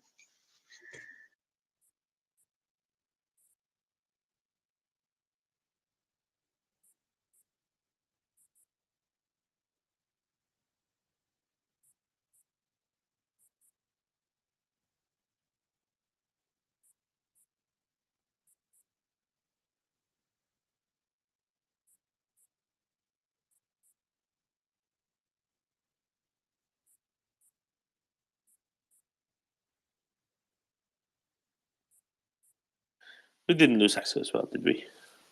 Sure hope not. Verlaine, can you say where you were going off on a mission to? No. No. Okay. Not even like to the oblast level.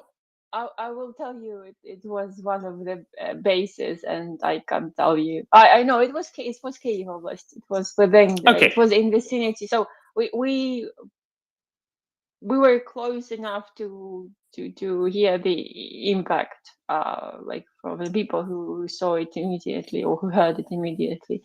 Like we met that day Harry from Ukraine Aid Ops, and they also heard that they heard the impact themselves. So we were in close proximity, so it wasn't too far away in that regards.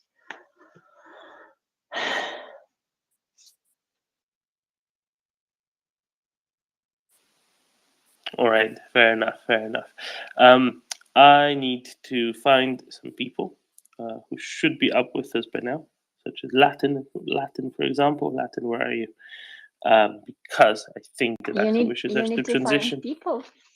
I need to get some more aviation folks up. We've got Goldman, we've got Carlos, but we need a handful more because we're supposed to be talking about aviation, and there's a few more who are still missing. That's what's going on. Hey, Konstantin. I can see a Latin.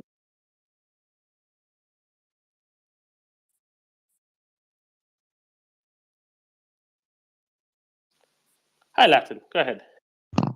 No, I hit that accidentally. Okay, anyways, apologies for my voice. I'll try to communicate as best I can today. You can do it by hand signs, no? Yeah, you get 10 emojis. That should be enough, right? That's only about 10 letters in the usual alphabet anyway. I was telling Axel earlier, a few days ago, there that I might have to find some kind of Stephen Hawking app for communication, but it has improved a little bit. See, this is why I thought that our friend Jeff should be up here quick, so we can pepper him with questions as to the various missiles he's been writing about and Russian air assets. But whilst he's not there yet, maybe we can just start, because we have already Zed Golden, we have Carlos, we have you, and we have Verlaine, who's just been talking about how the Ukrainian air defenses have worked in and around Kyiv, which is not quite insubstantial, if I may say. Whilst the ratio may seem strange to some people, but the impact of the Russian missile campaign is not what they intended. This may sound, again, strange to Western ears, because everybody is saying, oh God, they've hit the networks and they've hit the substations. And yes, they wreaked havoc on some, but the Ukrainians are repairing them. And the intention was to do much worse. Maybe we can highlight this a little. Verlaine, the ratio was what? 85%, 90% at times, and now a couple of days ago when the saturation attack hit, a few more went through. But overall, Kyiv still stands, doesn't it?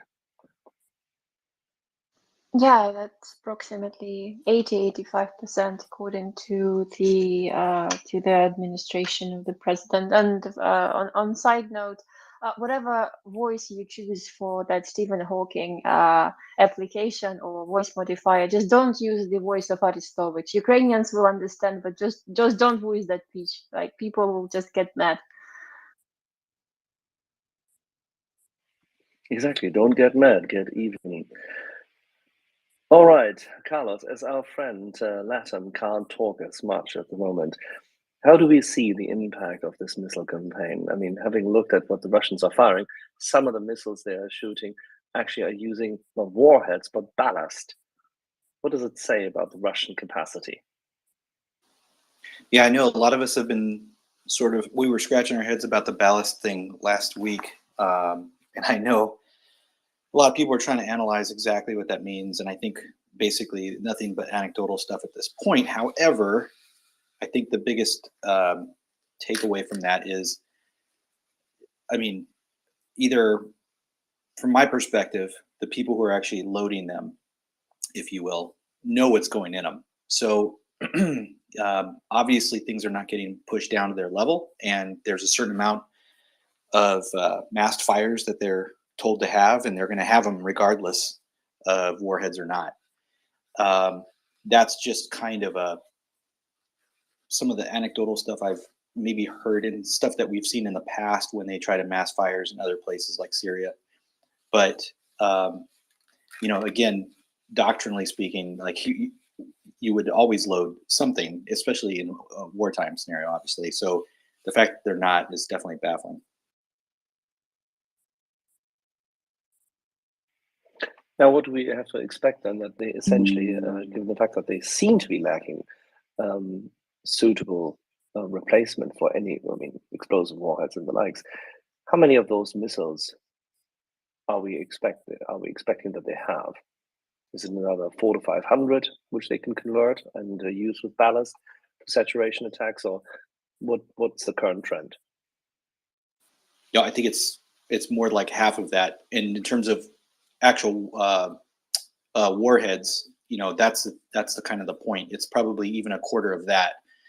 So the statistics we've seen come out, I don't know if I'm trying to find what we saw come out. I think it was a week ago, but basically, in terms of the different types of cruise missiles and whatnot, I know we talked about the KH-101, which by the way is the AS-23 for the NATO designator.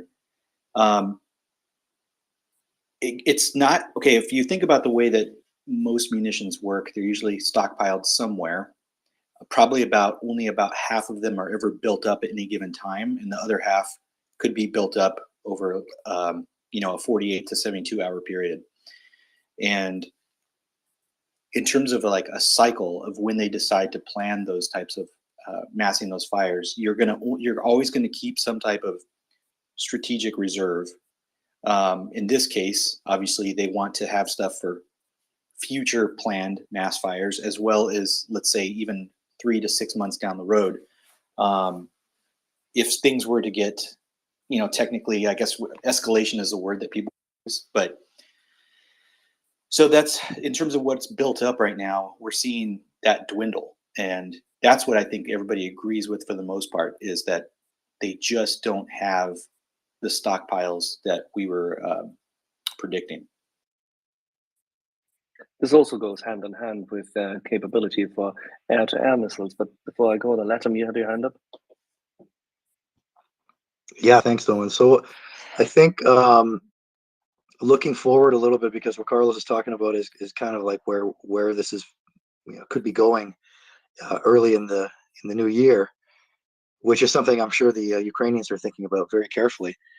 And I'm hoping to have that we can have Alex, guy from he's from the States, I think, but I think there's a Ukrainian connection. But anyways, he's done some really good analysis on his Twitter profile of the air defense situation. And one of the scenarios that we haven't really considered for a while, but I'm just going to throw it out there because it's something that may become a thing in 2023, is that if the Ukrainian air defenses, fixed wing and SAMs, continue to be degraded, depleted, at some point there may be significant openings in the air defense network, big enough so that the Russians might try fixed wing bombing, which they did in this conflict already when they had air supremacy over Mariupol.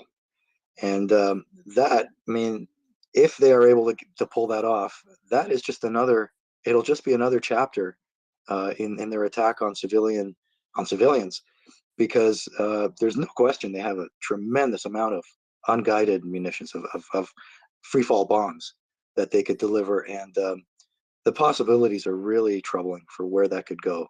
So this is something that the West, hopefully, so far this week we had news of some helicopters being sent over from the UK. There has to be a sense of urgency on this, because this could really go somewhere bad. We all want Ukraine to win. I do fear sometimes of triumphalism and the belief that everything is going well.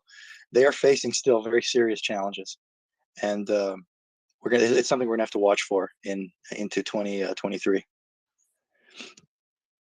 Well, back to the same topic we discussed beforehand, that there is a certain lack of professional attention, as it seems, to the airspace, and because people are so focused on just the missile defense setup, rather than looking to how to support Ukraine to get, say, better capabilities in place and be able to do both combined arms better as well as air-to-air.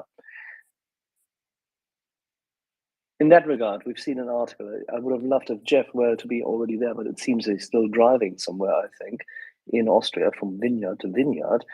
Who knows? But whilst he does so, yeah, Dolman is laughing his head off. But hey, we can't begrudge him. It's a good time of the year to check what's going on there. But having said this, Jeff had written an article, and which was posted in the Kiev Post. He also put it out on his own Substack, but they was discussing specifically the lack of capability the Russian Air Force and pilots do have in regard to the R-37 as well as the R-27s. And I was wondering, maybe you can speak to this. I haven't encountered them before. He knows a lot more about it. How did you see this, given the fact that only China was seemingly the other party who could provide them with backup for it, so the Russian Air Force could actually play a role during both winter as well as the early spring campaign? Can you speak to that? Is that a question for me? Well, Carlos or yourself, whoever. I don't think that Goldman and I have ever had these missiles close to us. Well, I'll just say this, and maybe Carlos can chime in, but the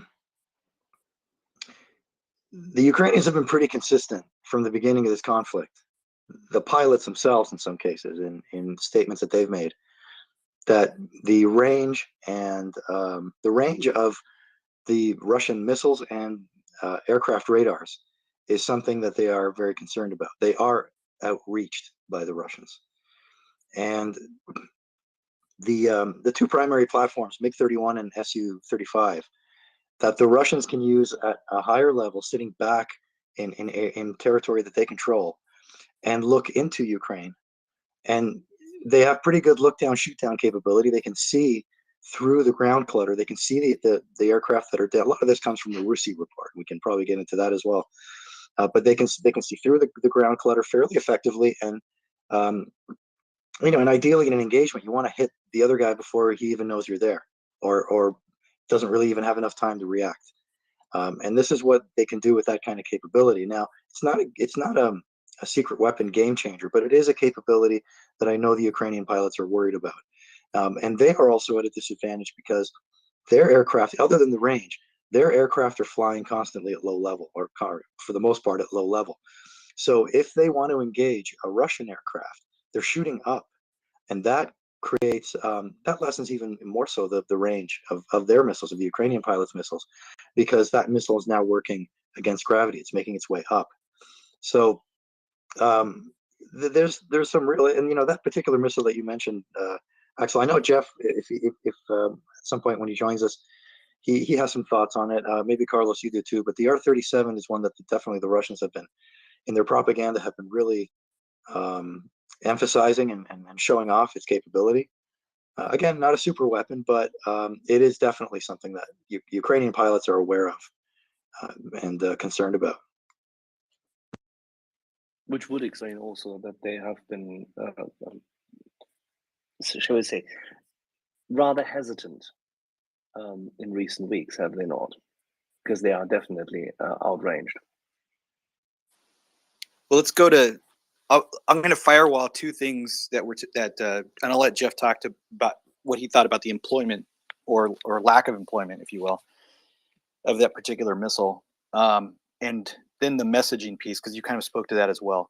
So in terms of the messaging piece, if you were to just kind of, if you float these out there and send these pictures out, obviously these are threats towards, I would say, more towards like NATO, the ISR platforms, the command and control.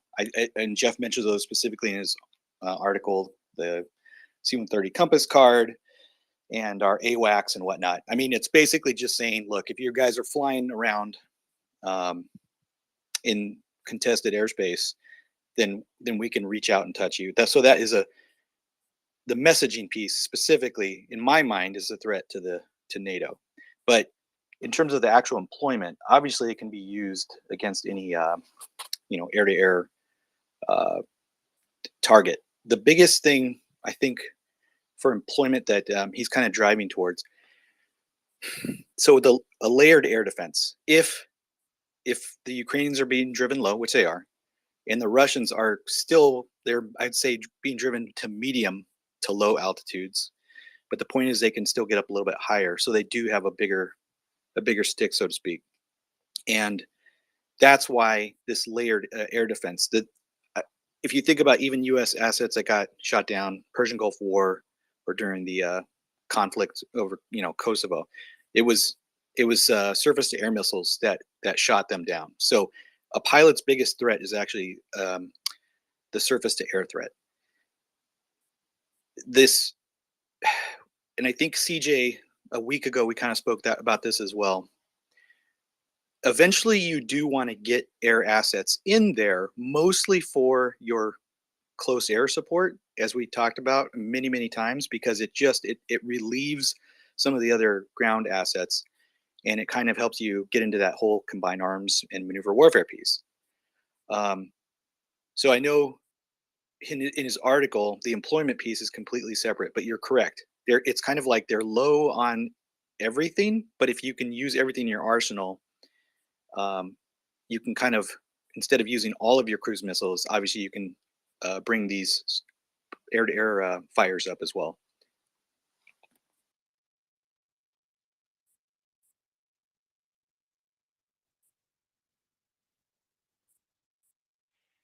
All righty. And whilst we're waiting for Jeff to join us, let's have a little word about something else. Goldman, we've had a chat about those wonderful, highly updated, but working Sea Kings. Now, yesterday, Gunny came up, and after we now finally determined which ones they are, how many more would Ukraine need to make a difference? I think the minimum fleets of any type of helicopters, like 12, like to make it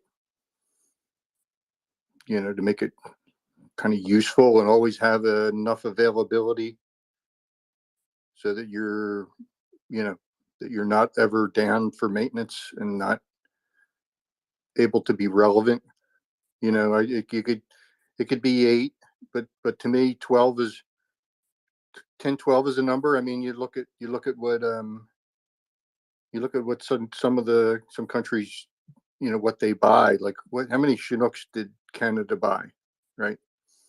There's a reason that those numbers are kind of like the minimums to make it, to keep your aircraft operationally available, some aircraft operationally available while doing the things you need to do. So that doesn't mean you can't survive incrementally without that, but that's just, you saw all the trained crews, they won't scale 1 for 1. Pilots don't need to scale 1 for 1. So the scaling of the support will become much more manageable. The spare supply line will become much more manageable. You don't have to have a full spare set of blades for every aircraft. You know what I mean? So it becomes much more manageable once you get to like the lower, the double digits, is in my mind, to make it relevant for some longer period of time, if you know what I'm saying. Sure, absolutely. And doesn't this also mean that essentially, whilst this is, so to say, the icebreaker, the first Right. 3, the question now is, who in the West can deliver more, and where do we find them? And has this been considered? Is this just the start, or is it a provocative outlier? Yeah, I suspect the way all this is going, this is the beginning of a journey. You know what I mean? If you gave them 12 all at once, they probably couldn't use them.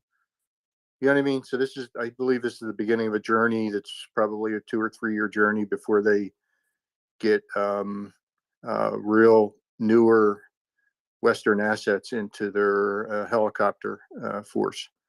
You know, this is probably the interim, you know, capability that transitions them from the MI8s to something Western, then to something more modern in the probably 2 to 3 year time frame before they start that transition. That would be my guess. And now the question is, where do you get the balance of those aircraft? And I really haven't studied. I know there's a whole heck of a lot of them out there in some form or another. So that's the right question.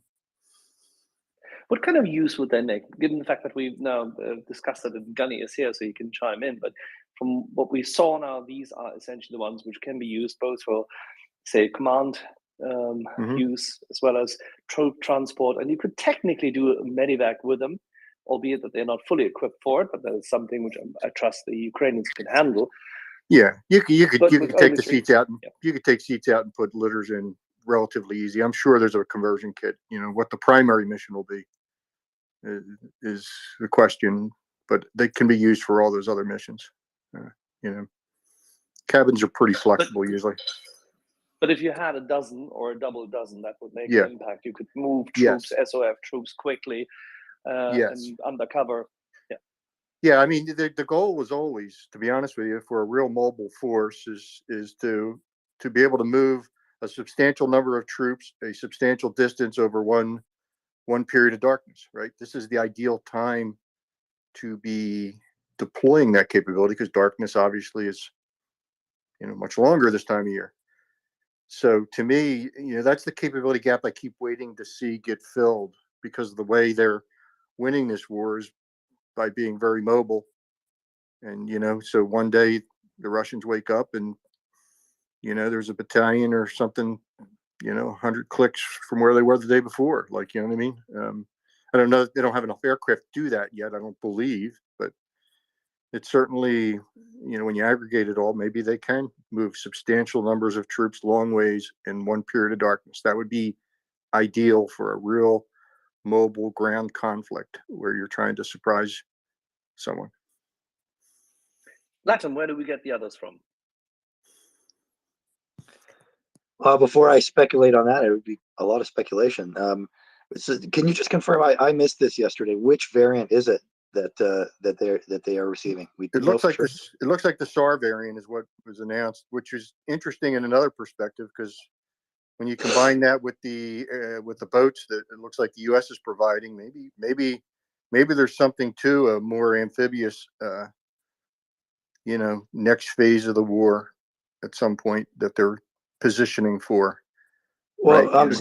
Yeah. said Goldman, when you say when you say the SAR variant, yeah, in British terms, that the first thing that comes to my mind are the what many people call it the Yellowbirds over there. They were the Royal Air Force operated search and rescue Sea Kings. They were painted in bright yellow. If that's them, that's interesting. I mean, the basic airframe can be used for a lot of things, and they can be obviously modified. But yeah, I mean, I'm still trying to figure out what they're going to do with these. As far as sources, actually, the British, the Westland the Westland Sea Kings, which are some of the newer airframes, they retired quite a few in the last few years, and their current status, I don't know. Maybe Gunny knows more about that, but I can tell you that to give you another example, because this aircraft was in service all over the world, I'm not saying that this is what's going to happen, but it's happening. The Argentine Navy has been regularly picking up batches of secondhand Sea Kings from the U.S. Over the last few years, and just had 2 more delivered this week. So they are kicking around. It's a question of what they want to do with them and what facilities they have to try to get them serviceable. Well, and I think that's the important part, is that it appears to be, the more I studied, a very flexible aircraft. So if you want to focus on one type of aircraft that you can use in a maritime role, in a lift role, you know, in a resupply role, it looks like a pretty good option. And you can probably work deals where countries would give them up, you know, for newer replacements, You know what I mean? So it looks, to be honest with you, it looks like a pretty good selection for an interim fleet that has multitask missions. You know what I'm saying? Or multi-mission tasks. You know, your pilot's training would be similar. You know what I mean? Your flight engineer training would be similar. You know, each mission type would have some specialty stuff, but the basics of flying and maintaining, you know, the engine and the rotor head, you know, would all be similar. So I'm sure they want to, at least in the interim, organize around one type of aircraft, and this may be it for all those roles that we're speculating on. So a much smarter move than many people thought at the very moment, when we all Yeah. were slightly surprised. Yeah. Gunny, what say you? Yeah, I mean, it's all speculation still, because we simply don't know what the variant is. There's a report that the 3 cabs that are down in Portland at the minute are being repainted fully grey. If that's the case, they're not going to be for land operations. They're going to be for over water. And as I said a couple of days ago, that says to me, search and rescue over the sea. And that means that the Ukrainians are thinking about pushing the air battle over the Black Sea. And when a pilot has to punch out, you want to go pick them up. That's my feeling anyway. It's definitely not going to be the AEW version, and it's definitely not going to be the anti-submarine version. So once we get a photo and once we see the radar fit, I'll be able to tell you exactly what it is. But if they have been painted grey, these are for search and rescue over water, and that tells us what the Ukrainians are thinking next in terms of the air battle.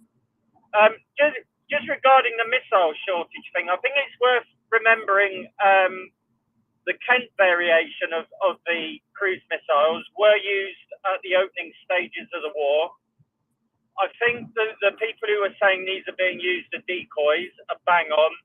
I think the idea of them dispensing chaff and stuff like that is a bit fanciful.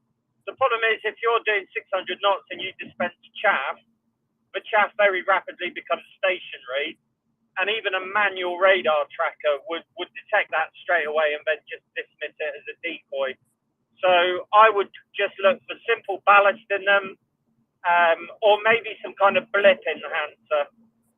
If the Russians are running short on air-to-air missiles, that's really interesting. I think, and bear in mind, I've been out the air defense game for a while, but what you go for is, if you launch cruise missiles, you want stuff lighting up so you can try and engage it. They're not going to be on the main line of resistance doing that. They're going to be quite far back. So they'll launch the cruise missiles and maybe some unmanned aerial vehicles. They'll look for radar systems switching on the ground and in the air. And what they might be doing is taking very long-range shots at Ukrainian combat air patrol from a distance, thinking, well, we might kill something, or we'll force those Ukrainian combat air patrols to kind of turn away, take some evasive action, pop chaff and flares, and, you know, distract them from their primary goal, which is air interceptor of the inbound raid. They've probably started salvoing them off, a lot of them, and if they are running short, it's probably because they've got a very low success rate on this, and it's simply not working for them. But they don't have the capability to sort of close the range and fight through the Ukrainian air defense network to get at the fighters themselves. So, you know, it feels like they're in a bit of a bind, and it feels like somehow the Ukrainians have got some kind of air defense network up that's probably got, I'm guessing, some kind of tactical data link capability. And they've got it squared away. They've got their fighter engagement zones. They've got their missile engagement zones. They've got their handover zones. They've got their sectors. They've probably broken it down into sector command posts.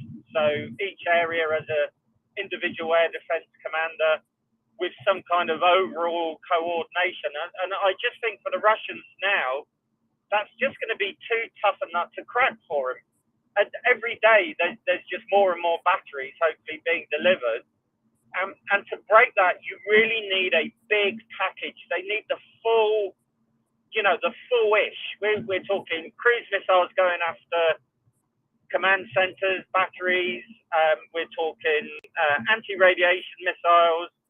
We're talking fighting a strike package through and really knocking back that air defense so the subsequent raid can get through and start hitting things like critical infrastructure. And I just can't see it at the moment unless they've got something, planned in the future.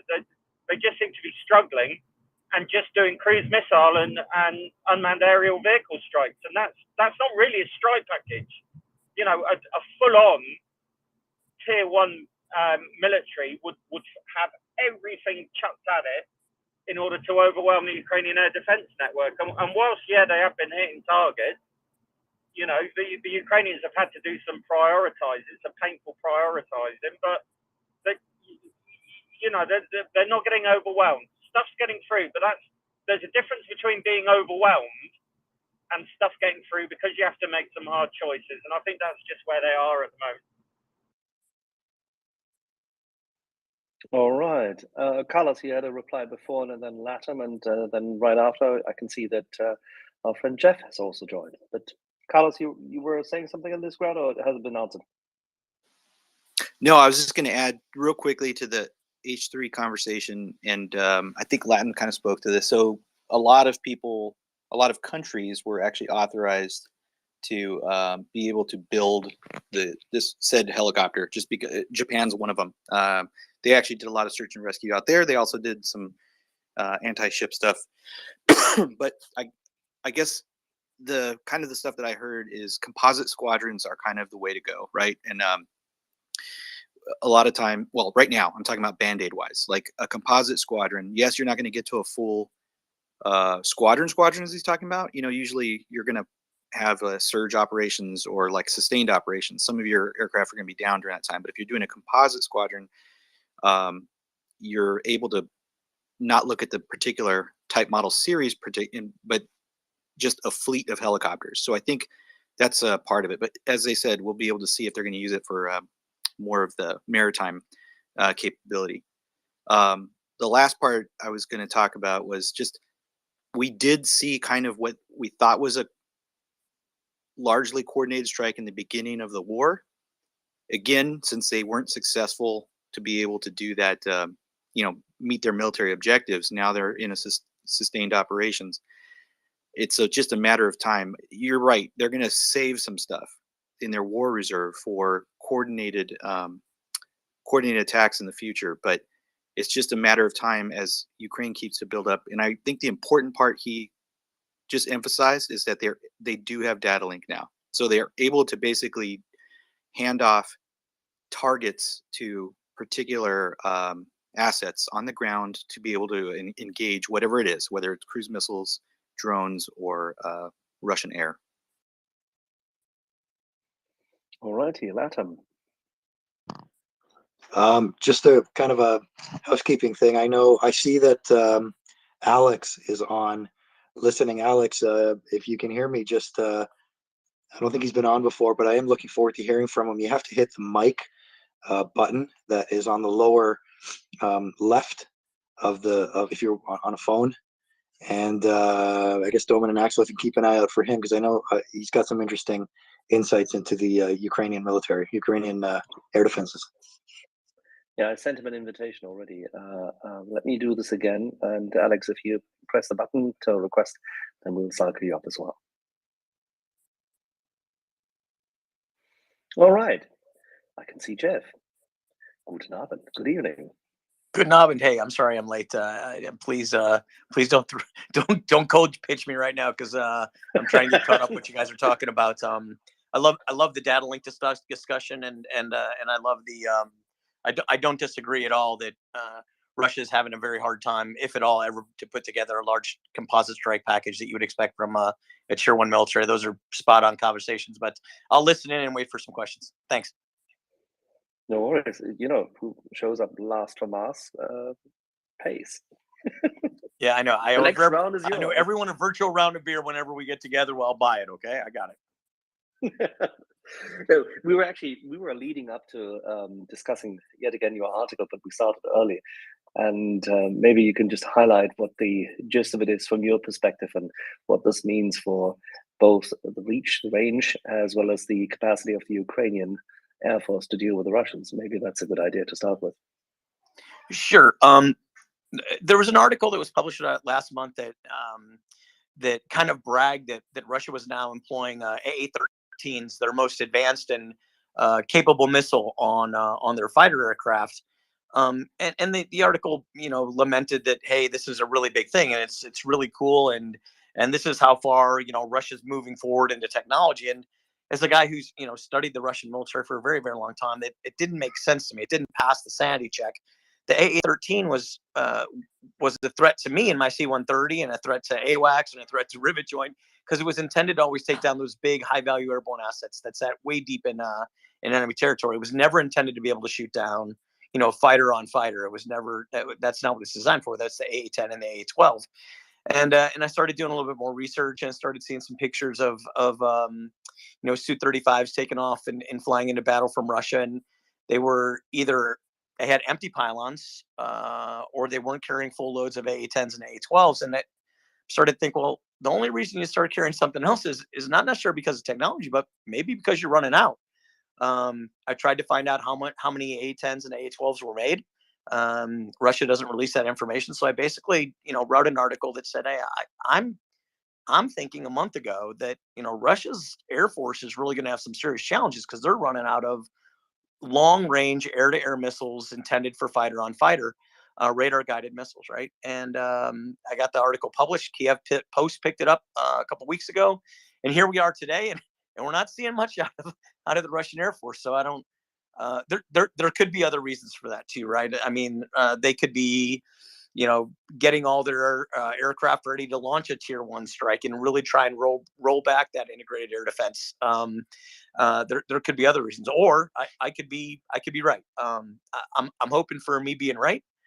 Maybe that's being selfish, but it's Christmas, gosh darn it, and that's what I want. So, but that's the gist of the article. Yeah, and one part of that is, of course, that the Russian Air Force has been pushed back further. I mean, obviously, for example, Crimean airfields are not as safe anymore for them. So we do understand that some of them have gone further back to Taganrog. Some of them have been closer to Krasnodar. Essentially, they have a different range to tackle now. And maybe that is also one of the reasons why in the southern command area, they're not as strong and as present. Right here, we have a couple of questions up. Lads, if you don't mind, let's go first to Gunny because he's had his hand up patiently, and then we'll go to Dr. Nick. Gunny. Hi, Colonel Jeff. I'd just like your opinion. Do you think the Russians have an A-50 or an IL-76 AWACS up when they do these strikes, and they've got their like an offensive cap, but what they're doing is they're looking for the Ukrainian combat air patrol to come up and start illuminating the raids that are coming in, and they're just taking pot shots, hoping to get lucky from a really long range, thinking, well, that's the Ukrainian cap will have to go defensive. They'll take their eye off the raid. They'll have to, take some kind of evasive action, and hopefully that will help the raid get through. And what we're seeing is a result of them trying this tactic, and essentially the Ukrainians invariably just dodge it, and then come back up and still start hitting these raids when they're coming across. And also, are you like me? Are you thinking they've managed to form a proper tactical data link capability here? Because I work with Link 11. I don't know if you'll remember. I mean, that's prehistoric stuff. But even Link 11 back in the 90s, down the Gulf in 91, we could have 300-400 air tracks and competently run that tactical data link picture and hand off contacts to things like combat air patrol. And it wasn't that difficult, and technology's moved on so much. It just feels to me like the Ukrainians have that capability, maybe using ground control intercept for the aircraft, but the surface to air batteries are now properly all networked in, and that's why they've got, one of the reasons they've got such a fantastic success rate on interception.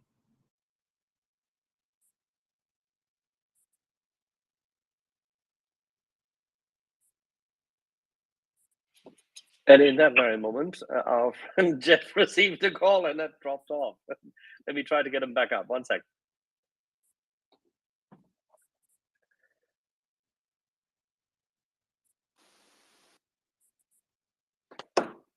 So one sec, that should be, Jeff should be back up, and we're also getting Alex up. Hold on. Jeff, can you hear us? How copy?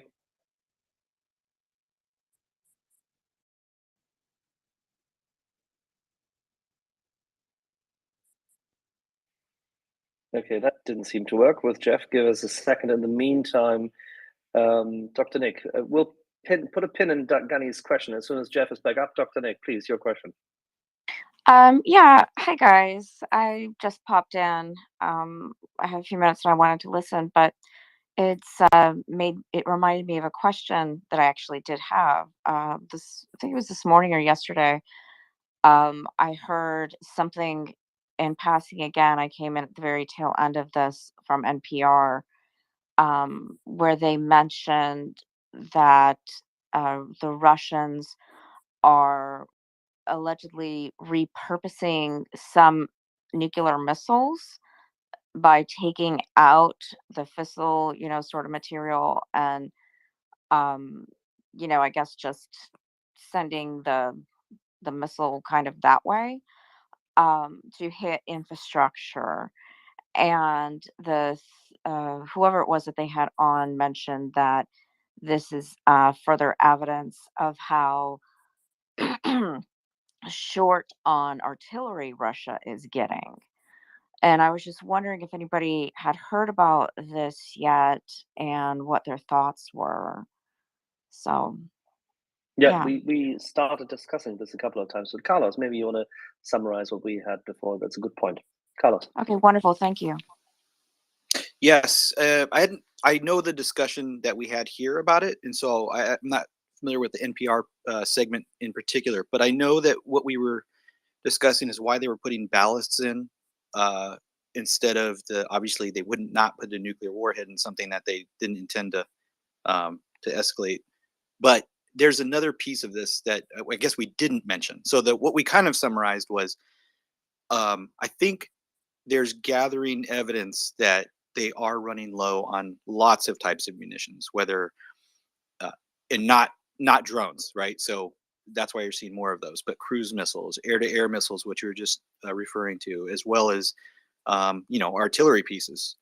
So if you think about a drawdown and how would you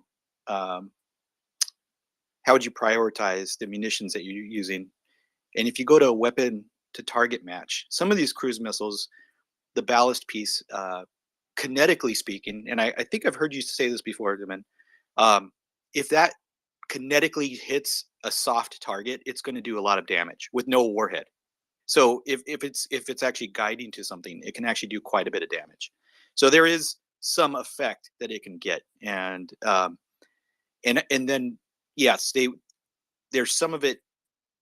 Like we said, if you just kind of look across the board and you kind of start reading the tea leaves a little bit, we're seeing that anecdotally, all this stuff is kind of getting to be short. Now, it's not that they're not producing things or putting together other kits, but now we look at, can we keep propping up the Ukraine system, air defense system, with munitions and systems that are integrated together with data link, which Gunny alluded to. And that's why the Link 16, Link 11, there is off-the-shelf technology that's really easy to actually be able to integrate this stuff. We don't have to do the R&D piece anymore. We can get commercial contractors in there to really quickly, same reason that their MiG-29s can shoot the HARM missile.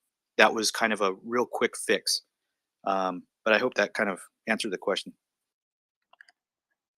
Yeah, I think so. I mean, one of the things that they did say was that, removing the warhead, the nuclear warhead, that it doesn't cause like mass damage or anything like that, but kind of, I guess, alluding to what you said and tying that in, they said that it um, would cause less damage if it had something in it, but it's basically being sent. I'm pretty sure they said blank, um, right? And that if it has a specific target, like the infrastructure or whatever, that it could definitely do some damage to that. And obviously potentially kill a few people too, but without having like any sort of real warhead, the damage will be less, but it will still, impact whatever it hits, obviously, right? So yeah, I just thought that was interesting. Hopefully we can hear more about that, because I think just generally that it potentially is a sign that they are running low on that munition, and kind of like what you guys have been talking about here. So yeah, I just thought it was kind of a neat thing. But anyway, thanks. And I'll put a bow in this Alrighty. one. Real quick, if you don't mind, we were using our AIM-9s, for example, which is an air-to-air missile, but Raytheon was able to actually make them into a air-to-ground missile capability, and what they were finding it hard to actually get the warhead to be able to work in that particular environment. But what they found was, kinetically speaking, like I said, just a missile hitting with such high speed was actually destroying targets. Now, it was mostly light-skinned vehicles and whatnot, but yeah, to your point, it definitely can do a lot of damage if it's hitting something that's considered to be more of a soft target. Great, thanks so much. All right, and with that, I'm trying to get Jeff up. We'll try something funky. Let's see whether that works. And in the meantime, let's say hi to Alex, who's been invited by Latam as well. Alex, good evening, good afternoon. Hi, how is everybody doing? Very well. We have our little air wing conversation here. Everything air, and including one person who's been in anti-air. I know this is a bit of a, say, anti-climax kind of statement. It's unusual, but Gunny can talk about missiles until the cows come home. So, Alex, why don't you tell everybody what your background is, and then we can continue. Well, I guess not to make too long of a story out of this, I guess I would say that, I'm a person whose life kind of revolves around aviation. I was born in Ukraine, and when Russia took over Crimea in early 2014, I desperately wanted to know, at the time it was looking like a big war may be coming. I wanted to know what the Ukrainian Air Force's capabilities were like. I didn't know much. There wasn't really any useful information out there in space, so kind of started researching it. To me, first and foremost, capabilities were about equipment. So I focused on that for a long time. But of course, once you go down that path, you realize that equipment is not all there is to it. There's also personnel. It's not enough to know how many fighter jets you can get in the air. You also want to know what your ability is to provide trained crews for those fighter jets, both in the moment and in in the coming months or years. So I've spent quite a bit of time on this, probably, went down this rabbit hole for the past 8 years and a few thousand hours. I guess the reason I'm here is because I've been posting some stuff on Twitter. I was trying to use it to bookmark things that could be useful for my research, but I also posted some things. And lately I've been trying to get the word out a little bit more about why I think there is a great and urgent need for Western fighter jets to be provided to Ukraine. I don't really see any kind of long-term potential in Ukraine's current air defense system, despite its amazing performance, probably beyond what anybody could have expected. But all these things, whether they're fighter aircraft or surface-to-air missile systems, they're all very finite.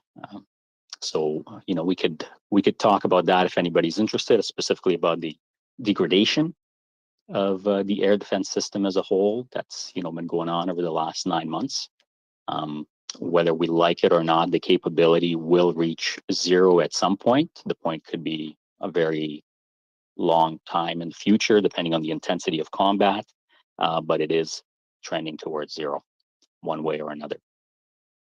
So we can talk about that. I did want to say a couple of things about some of the points that have been raised so far in the conversation. Great conversation so far. Somebody may mention the idea of a composite squadron, and in the context of the Sea Kings, that made me chuckle a little bit. I have a strong suspicion that the Sea Kings are going to join the Ukrainian Navy. The speaker who was alluding to it as well, being painted in great colors and all that. So the Ukrainian Navy has an aviation brigade. It has a fixed wing squadron and a helicopter squadron, and it started the war with something like 14 or 15 flight-worthy helicopters, that squadron. And they were of 5 different helicopter models. I'm talking major helicopter models. Some of these actually were in different subvariants as well. So if that's the unit that's also going to get, the Sea Kings and maybe the Portuguese come of 32s, that's sounds like a bit of a nightmare, to be honest. We'll see how they make it work. That's an interesting one. For the R-37s, real quick, just something that might add to the conversation. I did want to remind everybody that Ukrainians themselves have said that they have lost multiple aircraft to the R-37 missile in the recent couple of months. I did want to say something about the concept, the idea that, there's combat air patrols being carried out by the Ukrainian Air Force. I don't have any insight. I cannot tell you if there are or there aren't, but what I would like to point out is the limitations of the Soviet technology that they're using. We'll use the Sukhoi 27, the most potent of Ukraine's fighter jets, as an example. The time between overhaul for the engines on that aircraft is only 300 flight hours. So when February 24 hits, even without having any extra insight, you can assume that the average Su-27 had about, I'd say, just over 150 hours of life left in its engines before it would need to get overhauled once from a facility within Ukraine that does that work. But the war's been going on for 270 days, so I don't think you can really have them up in the air any appreciable amount of time, right? And a combat air patrol would require that. So to wrap this up, really not to take up the entire conversation, but I just wanted to say that in terms of degradation of whether you're talking about SAMs or jets, I see that as something that happens in 3 main ways. One, you lose your assets, right? Just by being destroyed by the enemy or through accidents. 2 is they degrade technically to the point that they cannot be used. Again, if your fighter jet needs new engines and you can't get them there in time, it's down, right? You could bring it back, but it is down at that time. And any other kind of technical malfunction or maintenance that you need to do there, you're not able to do for whatever reason. And the third way is running out of ammunition, which is a factor with the surface-to-air missile systems. Not so much, certainly not with the air-to-air fighter jets like the MiG-29s and the Su-27s, less so with the Su-25s and the Su-24s. But certainly that third mode of degradation is a big factor when it comes to the legacy Soviet systems like the S-300 and the Buk, which you cannot get new ammunition for, right? I mean, Slovakia's entire arsenal of S-300 missiles that they donated to Ukraine had 45 missiles in it, right? I mean, some of these days when some big cruise missile attacks come from Russia, and you're seeing dozens and dozens of missiles, and you're wondering how many of those were shot down with S-300s, and how many S-300 missiles it took to shoot down one of those cruise missiles. And anecdotally, Ukrainians have said that on occasion, and I'm not saying this is typical, but on occasion, 5, 6, or 7 missile launches were required to bring down one cruise missile. You can tell that 45 missiles wouldn't last very long. So anyways, that's kind of stream of consciousness stuff there, just responding to some of the things I heard so far. And yeah, good to be with you guys. Much appreciated. In the meantime, we lost Gunny. Sorry, in the very second. The poodles have perfect timing. I apologize. All right, I'll hand over to Carlos for a second.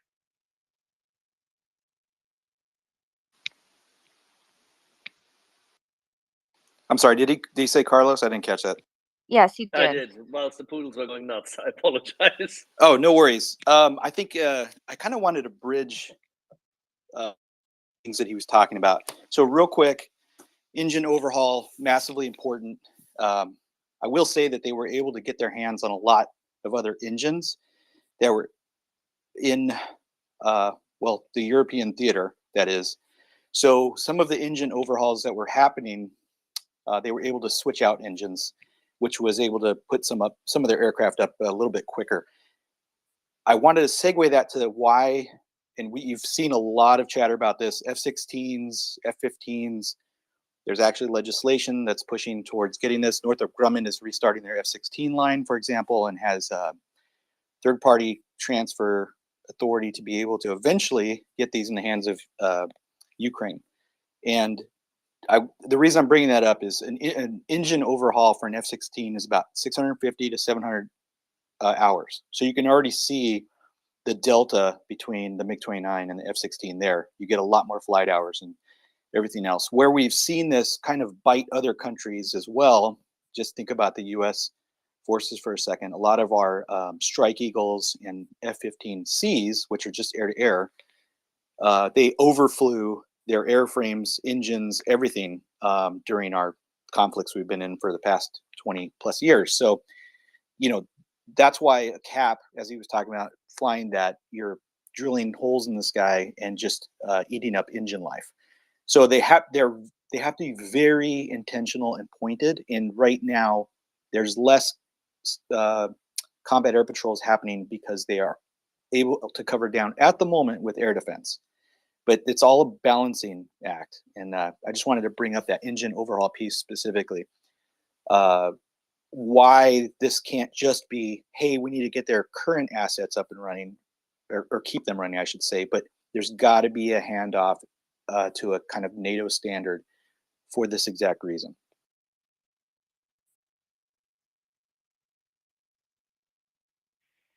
All righty.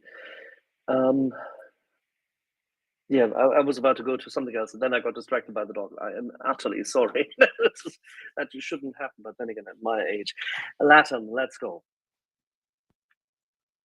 Okay, Alex, it's great to have you here, and interesting comments. I guess we might as well dig right into this subject of transition to Western aircraft, because you have been emphasizing it in some of you've been writing on Twitter, and I want to ask about one very specific thing that I've noticed, and it kind of this week the official spokesman for the Ukrainian Air Force said again in an interview that they want F-15s. There are other types that have been talked about over the last few months, but the Ukrainian military and government have been talking about F-15s going back at least as far back as the spring.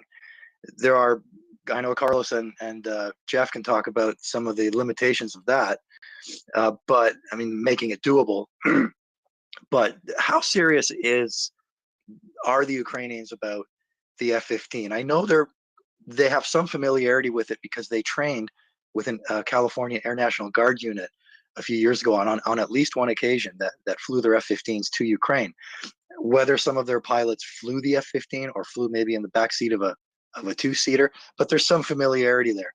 And the first thing technically that comes to mind is the fact that a legacy updated, like the current USAF standard F-15C can carry, if I may be wrong on this, but I believe it's capable of carrying about 8 AMRAAMs, which is a significant multiplier for the aircraft. Its ability to take on many Russian targets. So I don't know, that it seems to me one capability that they're probably very keen on getting. The radars are excellent on the upgraded 15Cs, but there are, as Jeff and Carlos mentioned yesterday when we were chatting, that there are some big limitations as far as the airframe, et cetera. So Alex, what do you think? Are they serious about trying to get the 15?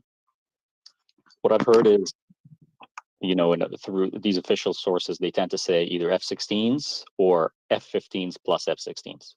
And yes, Ukrainian pilots did go for rides in F-15s and F-16s, both in Ukraine and in California. So there is some familiarity. That's probably the reason why F-18s don't come up very often, because there isn't that familiarity. They haven't been paired up with any, U.S. Navy or Marine Corps aviation units. They were paired up with an Air National Guard unit. So to me, I think F-15s only really make sense if there's another type involved, and that's also the impression I'm getting from the things they said. Like I said, when F-15s come up, they usually come up in the context of F-15s and F-16s. It's a little easier to think about it that way, I guess, when you think about needing to replace Su-27s and MiG-29s. So kind of a rough equivalency, isn't it? Back in the days when they were designed, the 27 was roughly an equivalent to the 15, and the 29 to the sorry, I lost my train of thought here. To the F-16. 16, thank you. So, I mean, again, Jeff and Carlos can probably speak to this. I would like to hear what they think about it, because there's issues as far as airframe fatigue on aircraft, American 15s that have been used quite a bit. But I'm wondering that if the only thing I can think of is that, I mean, if they can transition to those types, and that takes time, but Carlos, I know you have some insights on transition to what that would take, the training regime. But if they could expedite it as much as possible, I'm just wondering whether the Ukrainians are thinking, even in the short run, an aircraft that we could operate to a basic degree in an air defense role. So maybe not even being trained on all of its systems. Very focused the way that they did with the HARMs on the 29s. It just seems to me that they see a tremendous advantage from the radar missile combination that the 15 would offer, even if the airframes would only last a few years.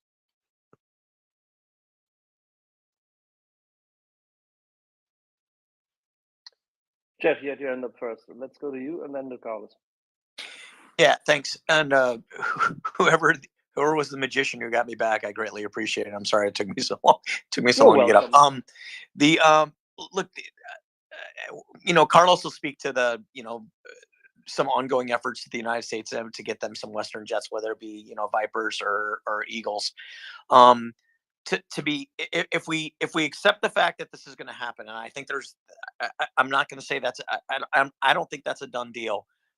Carlos is, in a separate chat, Carlos brought up the fact that he thinks his company can get it down to 10 months. That's an amazing amount of time cut off of the F-16 training, which I applaud his company for doing that. But I think we have to put that into perspective, right? The war's been going on for 10 months. so the training would be just as long as the war's been going on for this amount of time. The reason I really like F-15s though, versus F-16s, and I would ask them, I mean, if I was God for a day, I wouldn't give them C's or D's. I'd actually give them E's. And I would, because the E model, or the dark gray, the mud hen, can do air to air and air to ground. But more importantly, it has two guys in the cockpit. And if you can put two guys in the cockpit and have two brains in the cockpit, divide up workload, especially getting into a new aircraft, that makes things much, much easier. That's the first thing. The second thing I'll say about the Eagle is can carry a boatload of gas compared to a Viper. When I had my Viper ride at weapons school, my Viper pilot was a really nice guy, but he was frustrated that he was taking me. I was like, and I said, dude, it's my ride. I'm pretty excited about this. That I'm trying to learn the Viper, and he's like, yeah, but no disrespect to you, Fish, I'd rather have the other 800 pounds of gas, right? Because between the ejection seat, me, and everything else that I took away 800 pounds of gas. Carlos, you can check me on that. I'm not sure if it was 800 or 1,000, but it was a substantial amount of gas that he wanted to have. There's no tankers, right, in Ukraine. So when you take off, the gas you have is the gas you have. The Viper can still perform quite well. It doesn't have to fly a long distance. It takes off and it's already in combat. But you can use an Eagle and have it up in the air for a substantial amount of time. You're right; it can carry a boatload of AMRAAMs, and if you go with the dark gray, with the two-seater, you're not only air to air, but you're air to ground. So those are the comments I'd make.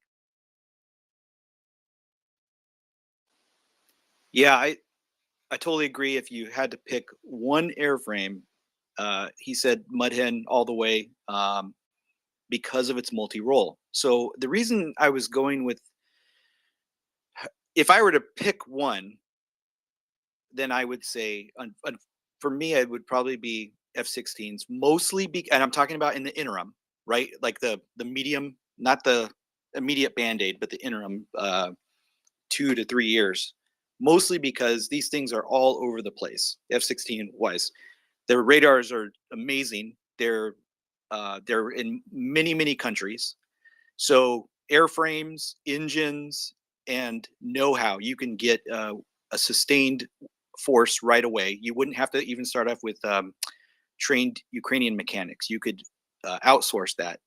really quickly tomorrow, basically.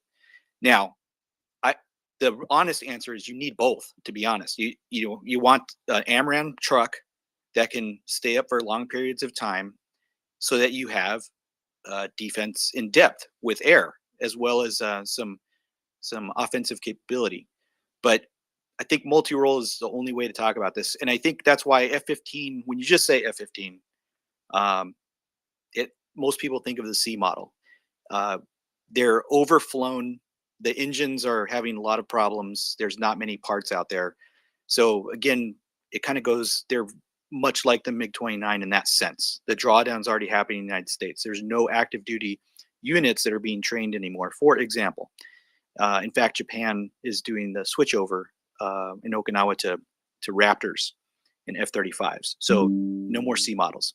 But Air National Guard makes sense because their one mission here is, deck launch intercept, basically. But for the gas, and you were correct, 1,000 pounds is what it is. Just the same thing with the F-18E or D model. You're basically losing, when you have a two-seat cockpit, you're losing fuel. But with the Mud Hens, you have an APG-82, which is an AESA radar. So you're going to be able to see them further. You're going to have a far superior capability for that.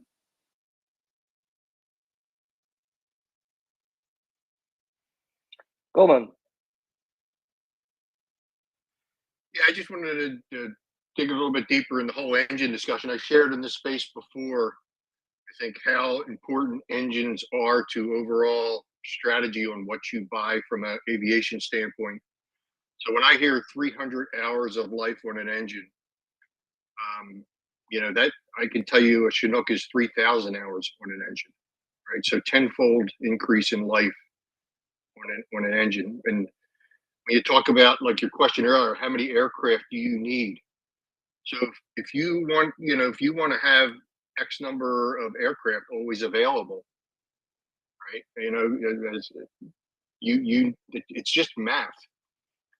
On a typical helicopter, 25% of the maintenance load is relative to an engine, right? And so when you take the life of an engine and cut it, an order of magnitude from 3,000, for instance, in this case, to 300, that maintenance burden of the engine grows significantly, which means in order to have X number of operationally available aircraft at all times, typically, I'm familiar with 75% at any given time. That's kind of like the threshold number. And if you get up over in the 80s, you're doing pretty well from an operationally available aircraft.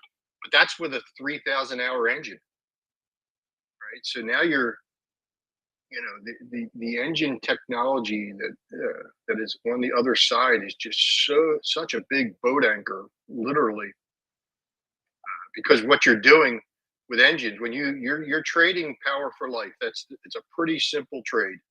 They could take that maintenance interval and double it, but they wouldn't have the power, right? So obviously you need the power to do the mission, right? And then the life becomes a fallout. So those are the things, as a designer of air vehicles, the engine is so important. And when you talk about F-15s versus F-16s, the first thing that jumps out of my mind as a designer is one engine versus two engines, and what does that really mean? You know what I mean? To availability and the number of aircraft you need, and things like that. That's the first thing that comes to mind. You know what I mean? Is one, it's got to do the mission too, but then the second question is, okay, what's the maintenance burden difference between a two-engine aircraft versus a one-engine aircraft, and how does that translate into the number of aircraft you need to get some amount of operational availability all the time, which you need. You need to have so many aircraft ready to go all the time. So it just becomes an issue of math, to be honest with you.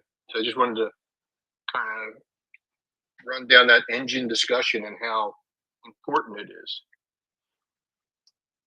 Yeah, and the fighter jet engines, the Soviet fighter jet engines, are particularly bad. Soviet gas turbines for helicopters are a little better than that. But they're still not at 3,000 hours. A Mi-8 engine will last you about 1,500 between overhauls. So quite a bit better than the fighter jet engines, but nowhere near Western equivalents. Yeah, and I'm sure they're faking the data. I know we always have this conversation about, why typically Western weapons outperform their stated capability, and that's pretty simple. That Chinook Honeywell engine has the power required at hour 3000 to accomplish any mission, right?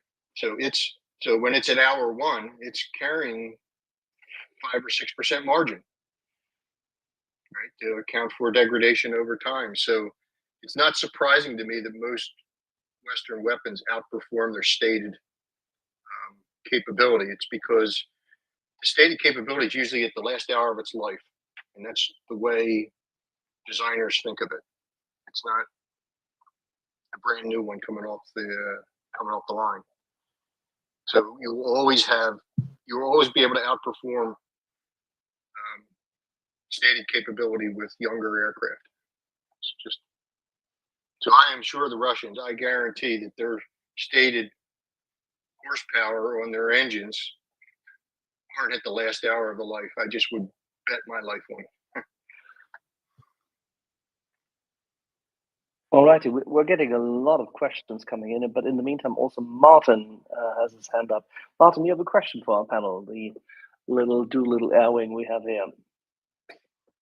Yes, I do have a question. So what I'm specifically wondering about is not necessarily this sort of air-to-air stuff and F-15s and all this big stuff, but there's a category of aircraft known as essentially nowadays the light combat aircraft. And this is essentially a lightweight sort of close air support jet. What I'm specifically thinking about in mind is the Czechs make this one plane called the L-159. It is basically a derivative of their L-39 trainer, which Ukraine actually does operate as a trainer. The L-159 is essentially just a more advanced, more heavily upgraded version of that. And I'm just wondering if its sort of capabilities, for instance, weapon systems that it can mount, that sort of thing could be useful here.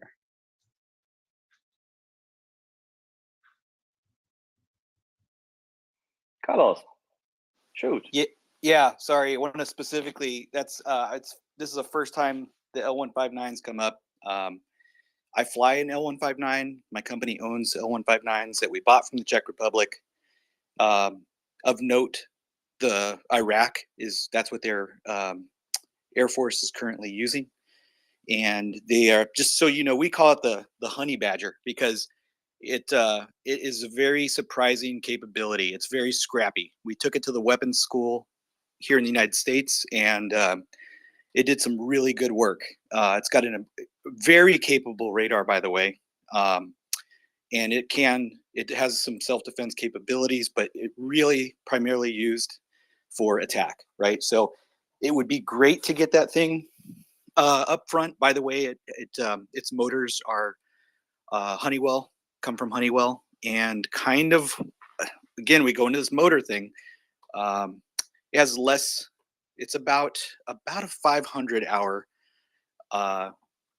overhaul, and unfortunately, right now we know that there's only basically 2 companies that overhaul it, but one of them is in Taiwan, so it's a Honeywell factory there. So it would be great. It's just there's not a whole lot of them that are kind of arcing around, but it would be a very easy line to keep moving and create some more aircraft. But I kind of wanted to bring this into what was talked about the other day was some of these other light attack aircraft, and the A-29, the Super Tucano, which is another aircraft that I fly personally. All of these would be great, and this is where the air defense piece comes in because they're a lot more susceptible. So unfortunately, the Honey Badger or the L-159 is a very slow aircraft, and not a whole lot of self-protect. It does have typical countermeasures, but you wouldn't want to put that. You would want to have you would want to have tactical air defense and be able to push theirs further out for it to be able to do what it's supposed to. But that's a great in terms of the cost of these things, they're very low cost, and Super Tucano as well. And even the AT6s, which I know Argentina, I think, uses, would be a great addition as well. But we go into the architecture, right? We have to have them protected first, to not have to use those medevac Casovac platforms. Well, I mean, what I'm also thinking about is when it comes to the electronics and the avionics and what sort of weapons you can mount on that, you could potentially start giving them, like, is it possible to start giving, for instance, certain forms of essentially standoff weapons where you can go, all right, well, here's some Hellfire missiles that we're going to mount on this plane. The plane's going to launch the Hellfire, and it's going to fly 10, 15 kilometers away and hit some tanks. Like, is that on the table? Yes, absolutely. I mean, there's a lot of things that could be mounted on here. I can tell you they can carry targeting pods for a fact. I can tell you that there's a lot of things in the U.S. arsenal that we have been able to quickly adapt onto this particular aircraft. So none of these capabilities are off the table. The big capabilities are off the table if you involve the OEM manufacturers usually. And that kind of goes into the difference between a contractor space versus the government space. But yeah, if I could piggyback on some of the stuff that Carlos said there, he's 100% correct. The other one that's out there, and it's just a little bit late to the game, is the T7. The U.S. Air Force has just bought hundreds and hundreds of T7s. It's going to replace the T-38. But this airplane's already being looked at to be kind of like the intermediate fighter slash attack aircraft out there. Your question's good, and I'll tell you probably the key lesson learned out of from an air war perspective in Afghanistan is the U.S. Air Force just burned way too many hours on way too sophisticated platforms in perhaps the most permissive air environment that we've ever been around in, right? If we knew that was going to be a 20-year war, we should have immediately gone to Super Tucanos. We should have immediately gone to AT-6 Texans. It's funny. I worked at the Pentagon, and I was the executive officer for the guy who owned the Air Force budget. And he was invited out by Raytheon to go fly the AT-6 Texan, and I drove him out to the airport there near the Pentagon, and he went and flew, and I stayed on the ground. And he was going to get the sales pitch on the ground when he got back, and the Raytheon guy said, "Hey, Fish, you want to go fly?" And I'm a navigator. I'm not a pilot. Just that's my background. I'm a navigator, and they threw me in the front seat of the AT-6. And Lieutenant General Wood, my boss, came around. He's like, "Dude, he's a navigator. He's not a pilot. Stop." I'm like, "No, this thing flies itself." That's how easy. And when we talk about training, right? We talk about how long is it going to take to train Ukrainians. Yes, I had air sense, and yes, I had some level of airworthiness, but I took the thing off and I flew it around, and I don't have a private pilot. That aircraft. But Carlos is 100% correct. You need a permissive airspace, or you're going to start losing aircraft really, really fast.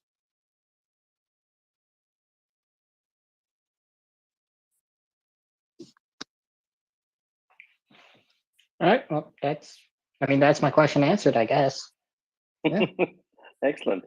We aim to please. Latam, Carlos, shoot.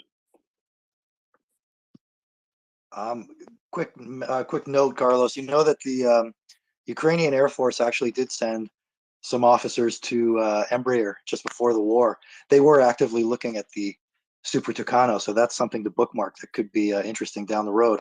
But question for Alex we've spoken about the air-to-air, on air-to-ground, and one of the takeaways that I've gotten from the work that you've been, the writing you've been doing on your Twitter profile, is that situation is also equally troubling. The airframe fatigue on the Su-25s and the Su-24s. I know the Su-24 unit went through a hell of a summer and were able to get themselves kind of reconstituted. But what do you see? What's your best guess? Like, I mean, in general terms, months, whatever. that they can stay in the battle effectively. Those units, the 25s and the 24s, and I haven't heard as much about replacing them. I know the F-15E would be potentially partially a replacement for them, but they would also be busy with air-to-air, so that I think they would probably be looking at something dedicated air-to-ground. Yeah, so let me touch on the F-15E for 1 second, just because something came to my mind. I just wanted to, warn everybody that there isn't like this big pool of navigators available to staff that aircraft. If it ever came to the Ukrainian Air Force, only really the Su-24 unit has the kind of people that you might want to transition to the Strike Eagle. So I didn't want to say that. To get to the strike aircraft, let's look at the Su-25s, which are probably the easiest of the fast jets, other than maybe the L-39s, the easiest of the fast jets to maintain, to overhaul. The engines have a relatively generous TBO of 400 hours instead of 300. But those aircraft, like the losses have just been very significant, right? It's beyond what's been published on the Oryx list. I would say that the active fleet has probably been reduced by somewhere between 50 and 80%. That's kind of a big range. And I'm talking really only about that first of the three modes that I described, about aircraft being physically lost to enemy action or accidents or what have you. And the other thing I want to say is, whatever the number remains, by the way, my 100% number is quite optimistic. I assume that a lot of aircraft have been returned to service that may or may not have been. So again, significant losses. Those trends, I mean, you just lose all your aircraft physically by springtime, maybe sooner. The other variable, of course, is for the aircraft that have not been shut down, the aircraft that do remain, how much life do they have in them? And I'm guessing not that much. What I'm seeing is very little Su-25 activity over the last few weeks. To me, it's probably just trying to conserve this limited resource. And this is another opportunity to emphasize that two aircraft at a given time may be equally combat worthy.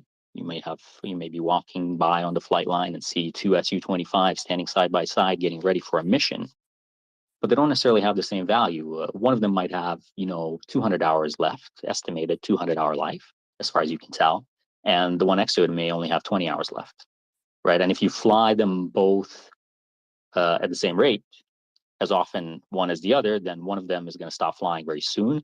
So what you're probably going to end up doing is you're going to fly the 200-hour airplane 10 times as much, 10 times as often as a 20-hour airplane, which also means it's 10 times as exposed to the risk of being shut down. So once you lose half your aircraft, there's a very good chance that the remaining half has very little life left in them. And this is kind of a pervasive problem that affects all your entire Air Force, including the surface-to-air missile forces. So the Su-25s, they've taken a beating. They have a lot of, they're very resilient. It's hard to predict how long they will last, but the worst-case scenario is quite bad. Certainly, there's no replacement on the horizon. I feel like the Ukrainians have actively been saying, no, please don't give us A-10s, probably because they were afraid this would be a distraction from F-16s. The Su-25s probably would be the hardest to replace. The Su-24s would easily be replaced by an F-16, quite frankly, if it came with any decent air-to-ground capability. They've been flying very little. Every problem the Ukrainian Air Force has is just worse on the Su-24, whether it's, crew training or availability of equipment. So it's hard to tell. With the Su-24s, it's always hard to tell when you'll run out. There's, but half of the active fleet has been lost already. The remaining half is probably disproportionately composed of reconnaissance versions. So there might be potential there to sacrifice some of those reconnaissance aircraft and take all the good bits from them, like engines, and rebuild some bomber versions. So there is that wild card there. But is it worth it flying them? Especially, they're obviously, both those aircraft are being targeted by those R-37 patrols by the Russians. Probably not as successful as the Russians like to think. Those air patrols will also end up biting the Russians because they won't be able to sustain that either, but that's another story. So that's, a lot of stream of consciousness stuff. The Su-25s could be in a lot of trouble, but like I said, they're also quite resilient. The Macedonian aircraft may or may not have reached Ukraine. Another problem with the Su-25 fleet, and this is a problem in quotation marks, because of how easy they are to maintain and overhaul, actually a very large proportion of the fleet I would consider airworthy.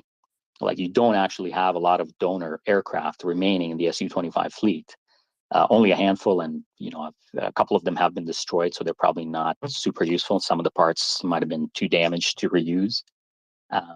We are told that something like between a dozen and 20 retired Su-25s have come to Ukraine in the spring from somewhere, presumably to be used as donor aircraft. Last I heard, apparently it was Bulgaria now. Never seen any real evidence of that, but there might be a little bit of life that you can squeeze out of the fleet by using those donor aircraft. Again, engines are going to kill you, and because an engine from an aircraft that hasn't flown in 20 years, I wouldn't expect that to be very useful. One more point on the engine front, I just want to emphasize that the Russians are obviously aware of it. The one facility that overhauls most of Ukraine's jet engines for the fast jets was bombed in March. Didn't seem like it did a lot of damage, but at the same time, the facility was actually closed at the time because it was obviously going to be a target. So lots of issues with that. The facility that overhauls Su-25 engines specifically was also attacked at some point in the spring. That was late April, wasn't it? I'm not sure on the on that facility what the date was exactly for the one that does MiG-29, Su-27, and Su-24 engines. That was very early on. That was in March. So as of March, basically, if those trends continued, Ukraine was going to overhaul 0 engines this year. Whether that's still the case or not, personally, I doubt it. I'm assuming they're taking the risk to the workforce and trying to get it done. But the pace that they were flying at in peacetime, I mean, even if they could, provide enough engines to sustain that pace, let's say for the Su-25 fleet, that would still overall be a reduction in capability, because the amount of flying they were doing a month or 2 months ago could not be sustained with the capabilities of the Ukrainian industry to keep those engines overhauled. So we're back to the point that it's absolutely necessary that the transition to Western aircraft and airframes happens, and it happens faster than anybody would believe it might have. Absolutely. Okay, we'll come back to our favorite topic then. How about that damn Gripen?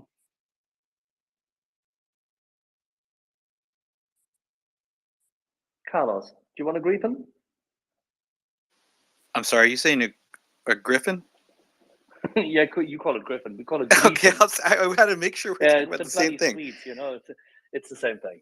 Yeah, no, I got you. Again, I think somebody had asked me this once before, and I would absolutely take them. One of the things that, now that I had retired out of the Marine Corps and moved into commercial spaces, but still in the fast jet business, so to speak, we got to go look around at all the facilities, every tail number in all the countries that allowed us in, to look at what's in the boneyards, as well as modern aircraft, including the Gripen, which is essentially, in my mind, very equivalent to an F-16. In fact, I know a good friend of mine who just recently was doing some exercises with them, and they were pretty neutral for the most part, depending on the pilot, to be honest with you. So, all these points are very good. There's 2 things I will say, and I think Latin heard me bring this up before. My boss has a MiG-29 here in the United States, and his engines needed to be overhauled. And he knew, he had been to the factory in Ukraine before for this very reason. I will tell you, since he's got a lot of money, and part of this is proprietary, obviously, so I can't speak to all of it, but they knew that was going to be a target, including all the other places that he talked about. The good news is they had anticipated that, and a lot of the workforce slant equipment was moved to other places, right? So you, myself, and a lot of other people wouldn't know where that is. That's the good news. The second part of that is, because commercial people have moved into these spaces, there's a lot of what they call GOCO, government owned, commercial operated. So a lot of guys are privately contracted to be able to handle some of these surge operations. Now, they're not going to advertise everything that they're doing, but his point is the amount of parts that can be cannibalized from aircraft that were taken down for various reasons is running out. And there is a number out there for how long these fleets can be sustained. We've talked about engine life a lot, but there's also an airframe life.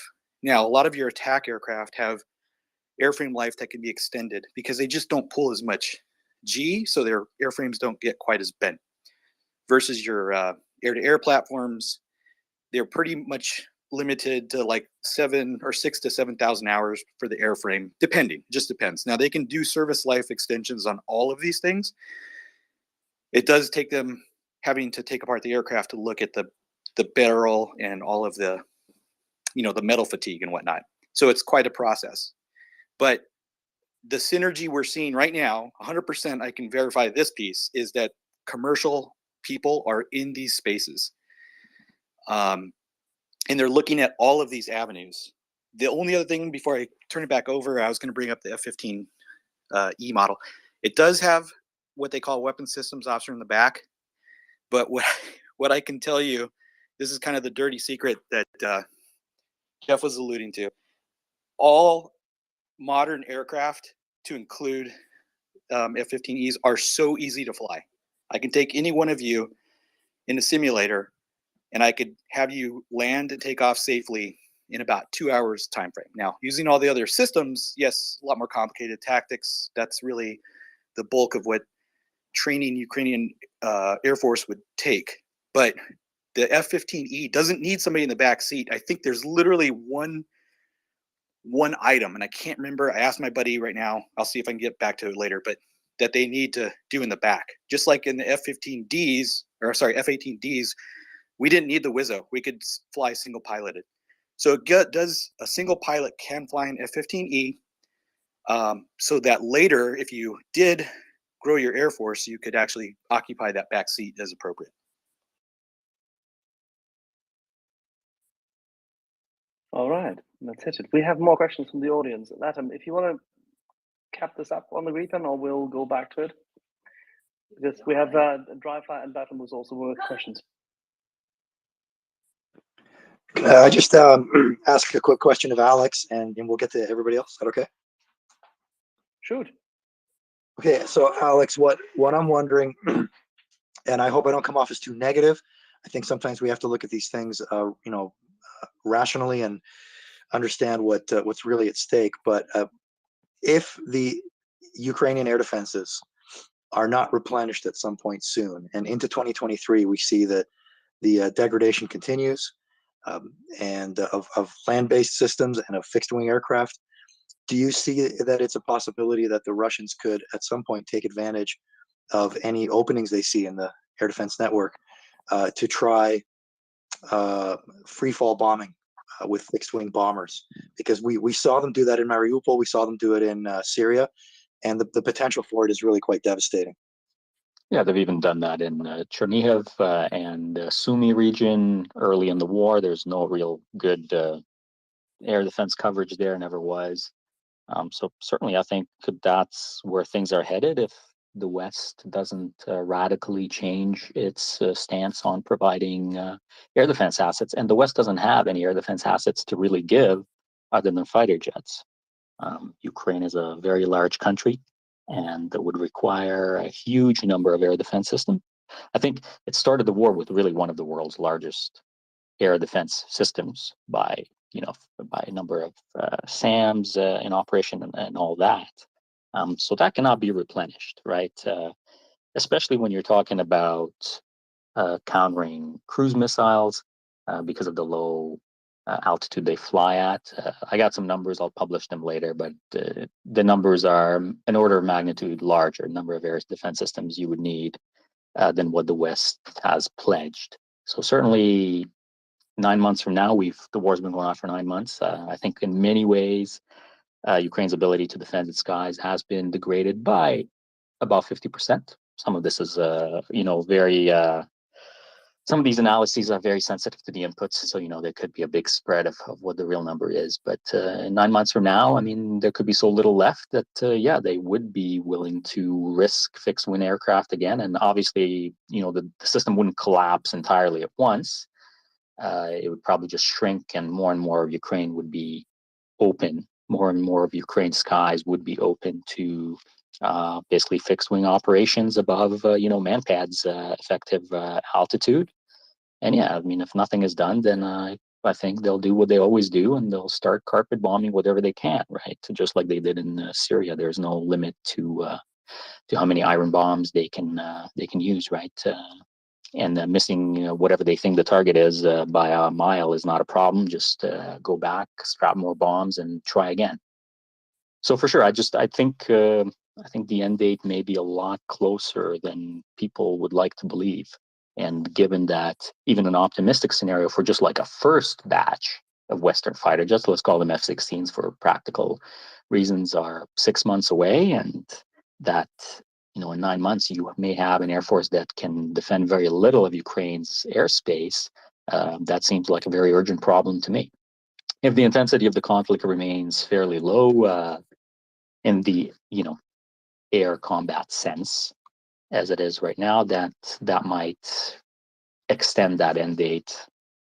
But then again, if something was to happen, if an influx of ballistic missiles or additional kamikaze drones, and if they chose to attack military targets with those instead of civilian targets, that could be very bad for Ukraine's air defense systems as well. You The said Russians they chose to. Let's highlight one thing. Ukraine is about to receive substantially more anti-air defense systems, and it's also a matter of what Ukraine chooses to defend, isn't it? absolutely is, but I mean, would you choose to defend a city of 1 million people or an airfield that houses 2 fighter jets? The airfield. Without the airfield safe, you can't defend the city. You need to defend the airfield. It's a pure military utilitarian decision. Sure, but I think the West is making that choice for Ukraine already in a way. Right. I mean, Well, basically, the message is you're going to rely on surface-to-air missiles until they run out. That's where you're going to have to defend your cities again with. And yeah, but it's a passive reactive strategy which fails, and therefore there's a lot of argument already being made in various corridors as to what should be given to Ukraine in addition. And we're coming back to the being able to chew gum and walk at the same time, right?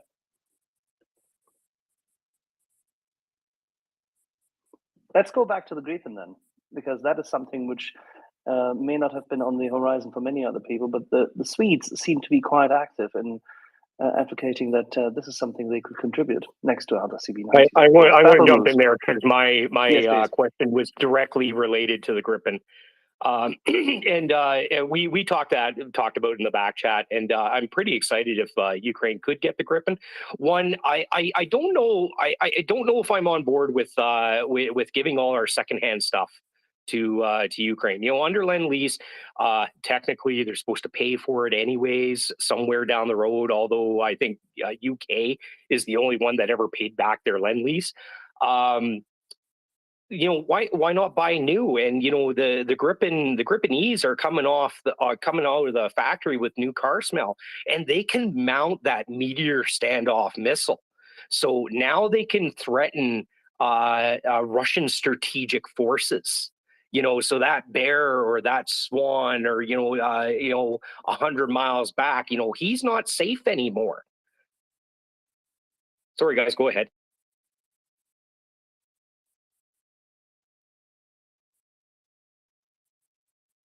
I guess, can I just jump in real quick? And I definitely agree. Sure.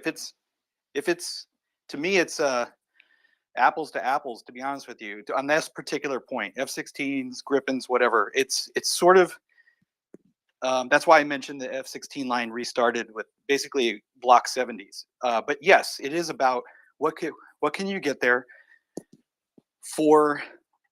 Now we get into training piece, right? How can you train them? Can their Air Force absorb how many squadrons to be able to train? So now you get into the training aspect. What ranges are you going to go to? How do you integrate that? And this is, believe it or not, a very big part of the problem. But that's definitely a way forward, and I totally agree with that. But again, to me, it's apples to apples. Gribben's great. F-16 is great. Any of those things. This is where it comes down to sitting down with the Air Force, Ukrainian Air Force commanders to look at bridging the gap and where you move forward with air defense, with air assets. A lot of great ideas brought forward, but and I do agree with the dire situation. It's just that you have to flesh out all of them. So the capability of all the NATO aircraft is basically, I mean, I hate to say it this way, basically the same. It comes down to your favorite. I mean, I was the F-18 guy, but I love the Strike Eagle and the F-16s. I fight them all the time. I've fought Gripens a couple times as well. They're all very amazing, capable aircraft. So it comes down to, can they get them off the line? What does the Ukrainian Air Force want? How many squadrons can they train at any given time, right? I mean, they don't have guys to give up right now, or do they? You know, this is that. Well, I do have some answers to that question, but that's the other stuff you have to think about. Yeah, currently the Ukrainian Air Force has a 5-to-1 pilot to aircraft ratio. Yep, exactly. And that's why we're looking at this training piece to bring, how many squadrons to bring over at any given time, as well as the time frame that Jeff talked about. And to dovetail off that, 6 months of training. So is that 6 months to be an operator, or is that 6 months to be lethal in that platform?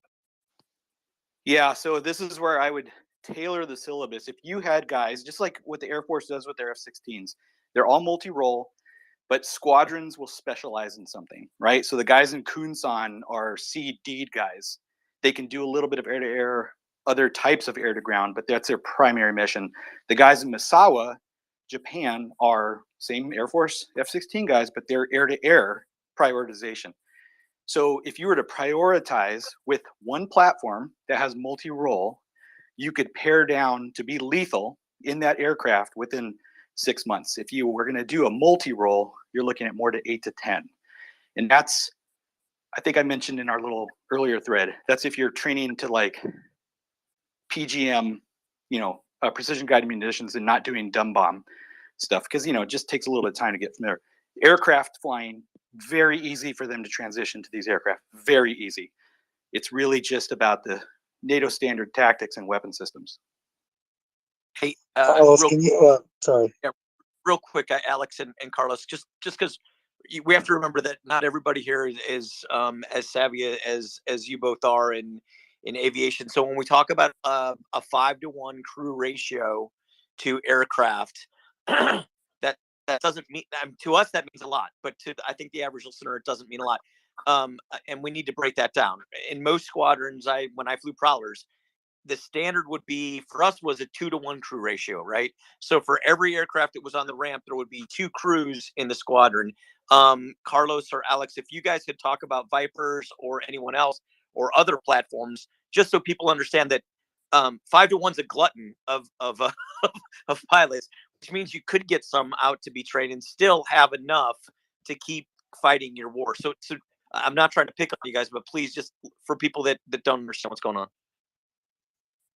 Yeah, I mean, the Ukrainian Air Force, well, I guess any Air Force that starts a war with a certain ratio of pilots, let's say it's 1.5 or whatever, inevitably the ratio increases as you're losing aircraft, right? As long as your initial ratio was above 1. So that's what we're seeing. The only time I've heard the 5-to-1 number was in August from a Su-25 pilot. And I have to say, I mean, if it really is 5-to-1, that's a disaster in terms of how many aircraft remain operational, right? You can run the numbers quite quickly. It's just a question of how many of those, aircraft that were lost also had the crew killed, basically. Now, I think there's a bit of nuance to what he was saying. I don't think it's quite that bad, but certainly I think everywhere you look, every time the Ukrainians were asked about this, and the math on this is clear too. You don't necessarily have to have the official answer, but the official answer is yes, there are crews to spare. And as far as the MiG-29 and Su-27 fleets go, yeah, I'm convinced there are many crews to spare. There are a lot of young pilots that have been trained over the last 8 years specifically. It's a very different environment than it was pre-2014. So those are going to be the guys transitioning to the Western equipment. Some of the older guys are going to get lost. They're not going to be able to do it probably. And as far as the 6 months training, I have a question for Carlos. What do you think would be kind of the amount of flying that a pilot would go through on, converting to an F-16, let's say, in a very intense 6-month course? Could you put a ballpark on that? Yes, absolutely. And the reason that I'm bringing these numbers up because in our line of work, we're taking pilots who have flown third and fourth generation fighters and putting them in a completely different type model series and spinning them up in things that they've never flown before. And so the basic, there's to transition a guy into a new aircraft. This is going to sound crazy, but you can essentially do it in 3 actual flights, with the 4th one being a check ride. And the reason I say that is because of the simulators. So I wanted to bring, when I'm talking about training, I'm talking about assets available, not necessarily people. The simulators for Gripen, F-16, F-15Es are state of the art. They're all over the place, very prolific. So you can put a person in a simulator and train them really quickly. Transition is obviously just about getting them familiar and comfortable in that aircraft. You immediately move into your basic air-to-air, right? So how does this thing handle? Which, believe it or not, the biggest type of defense they need to learn is against surface-to-air threats. That's your percentage threat that's going to shoot you down. Then, of course, obviously, the missile systems from other aircraft. But so when I say 6 months, I'm definitely talking about 4th to 5th gen fighter transition of seasoned pilots and simulators available. Okay, that's kind of my caveat to that. I just want to make sure. And when I say 6 months, if you're taking a guy who's going to be air to surface, so he's going to be mission oriented in one area, I would extend it out to 10 months if you're going to include a multi-role. Yeah, I hope that answers your question. Yeah, and I guess the way I wanted to tie this into the situation in the Ukrainian Air Force is to say that a lot of these guys that have gone up and defended their country in those MiG-29s or Su-27s, they've done it with 150 hours or less in that actual type. So I think their expectation as far as how many hours they might need, how many months it might take, is kind of really colored by that experience. That's a complicated story of the legacy of the Soviet system and what they went through between 1991 and 2014.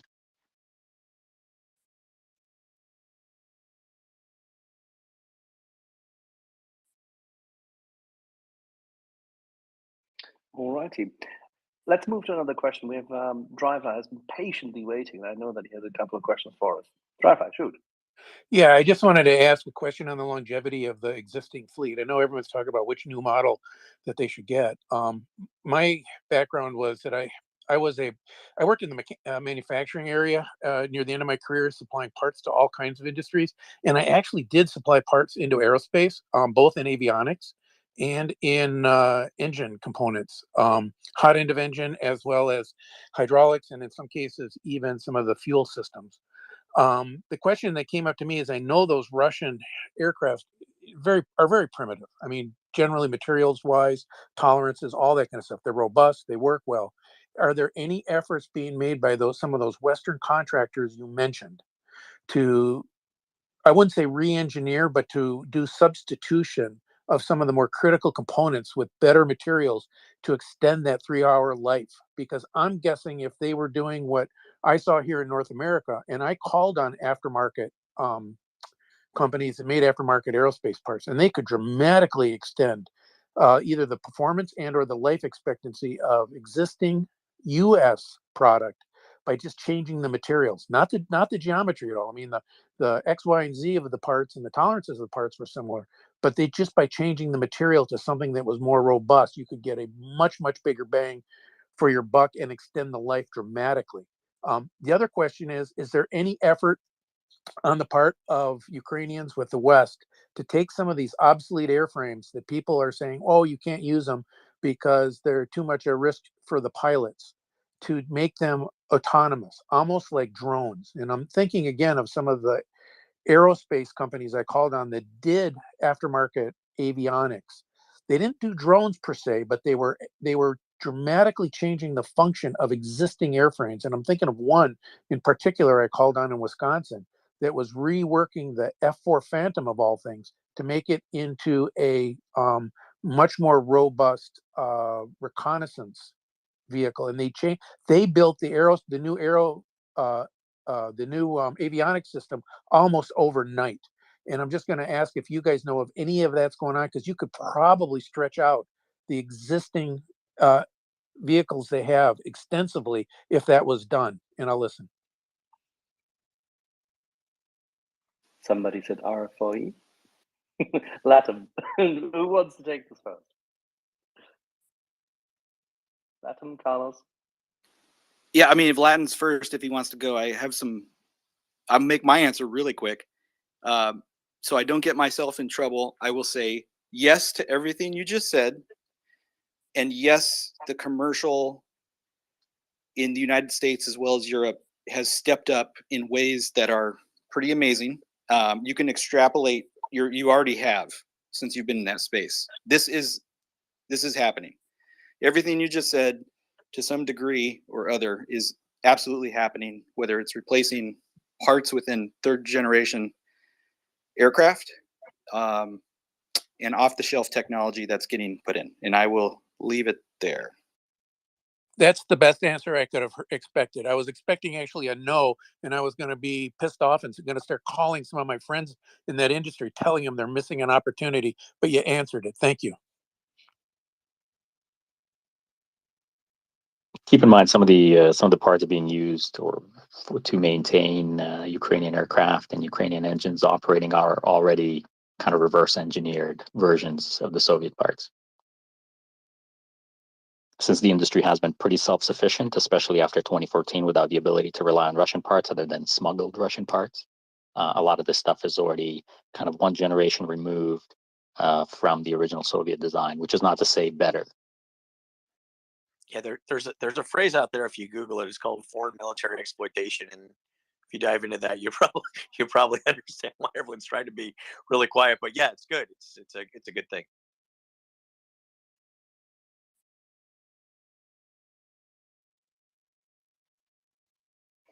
Latham.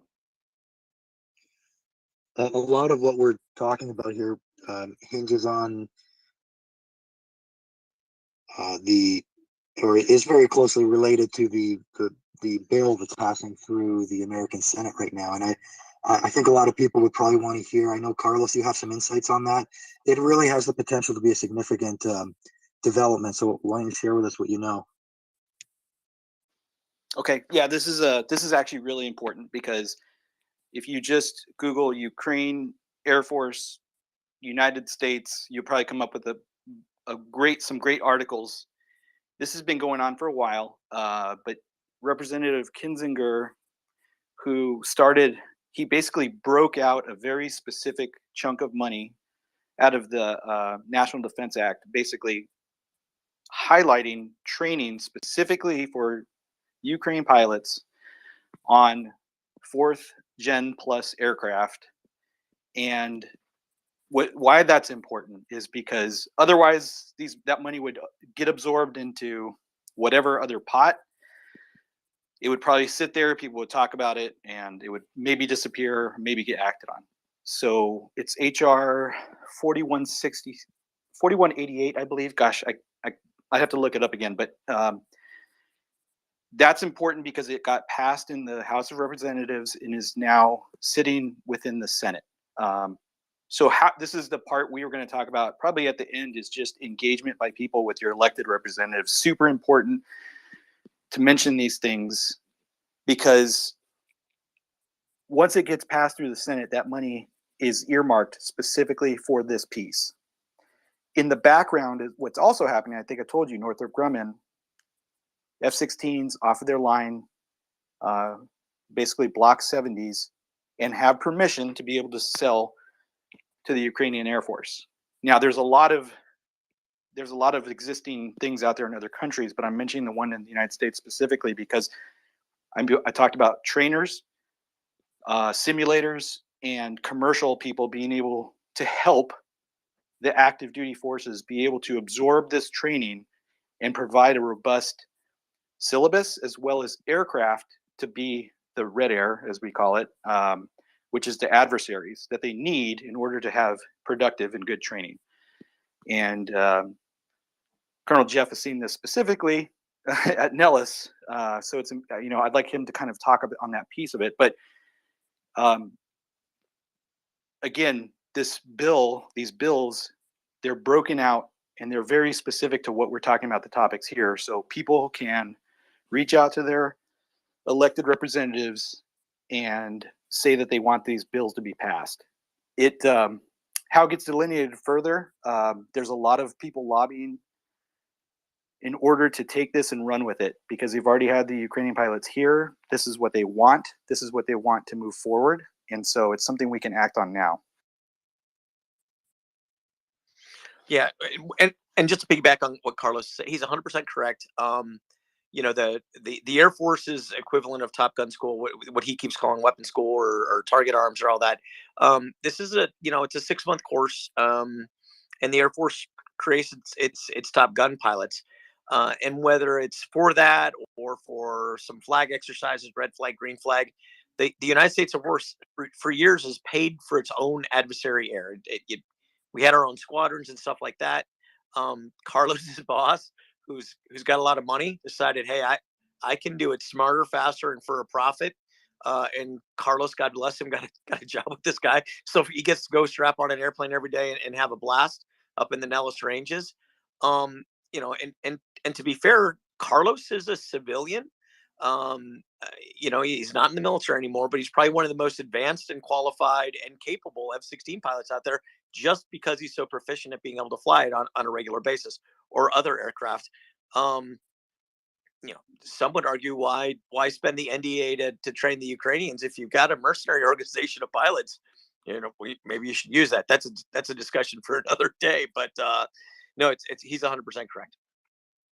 And we may chip in that Ukraine has been reported to have at least 700 pilots who are currently completely without the capacity to regularly fly other than what they've been flying recently, and who could very well be trained or have been trained or are currently doing homework in a simulator.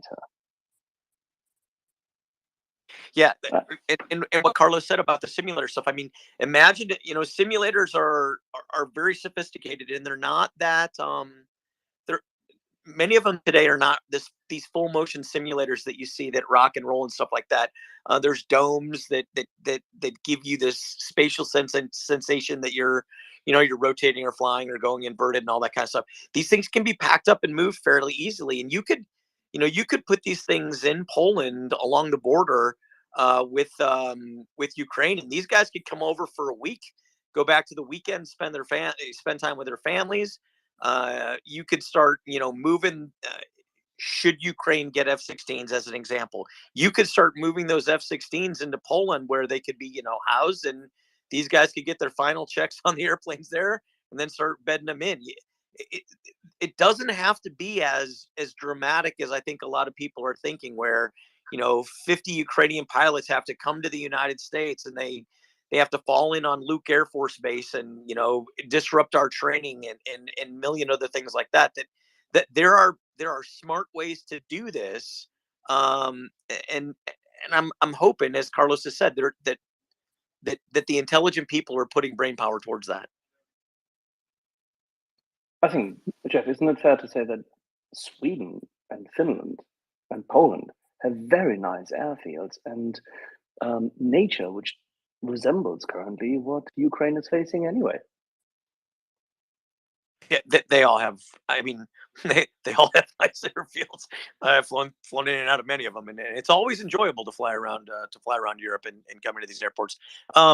they're far nicer than airports, I would argue, in former Eastern Bloc or even in Russia. You know, I was listening in on the engine discussion that Alex was talking about, engine overhauls for MiGs, and I was chuckling.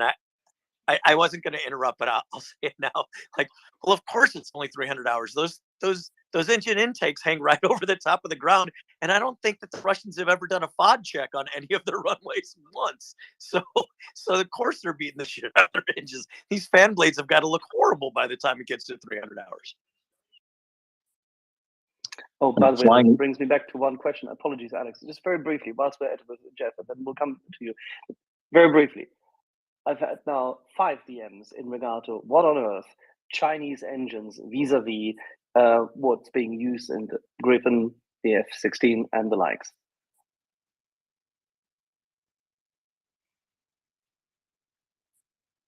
Goldman, is that more for you? No, I was just recalling a conversation we had before relative to the Gripen, and that the engine intakes versus like an F-16 make it more advantageous on a less than perfect run, airfield, and that it's designed to be able to like land on highways. To me, I'm not an expert on the fixed wing side, but it seems to be with a country that's at war, having the ability to land on a highway when you don't have air superiority seems to me to be a pretty good thing to have, versus depending on having a perfect runway to land with an F-16 with its intake sweeping the runway. Just that was just something I was thinking about in that whole conversation. I was just going to jump in there and say, don't the MiGs and the SUs, they have those louvers that shut down the intake, and they open up top to avoid foughting? Only the MiG has that. The Su-27 just has a bit of a net that comes down. Used to cause issues because it was ice up and some aircraft crashed in the 80s.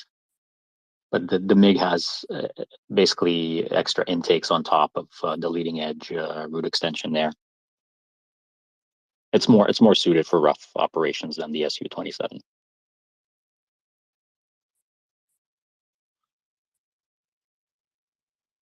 I stand corrected. I apologize. Although one could argue that Ukrainian highways are nicer than many Ukrainian runways. A lot of the older Soviet concrete slabs can get pretty rough.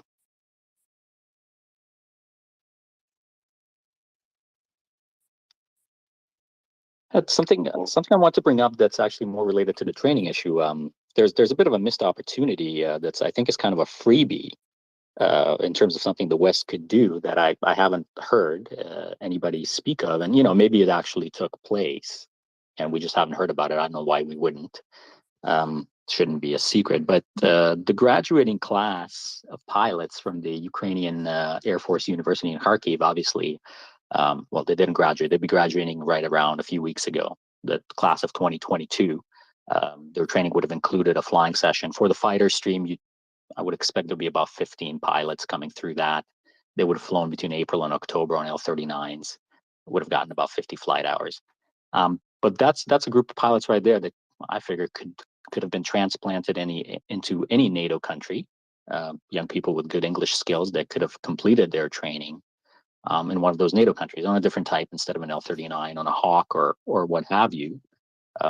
That looks like something that could have been a meaningful help without any kind of risk of escalation that we always hear about. I'm not sure why that didn't seem to take place. Obviously, they would be well positioned after doing some training in the West to transition to a Western type afterwards.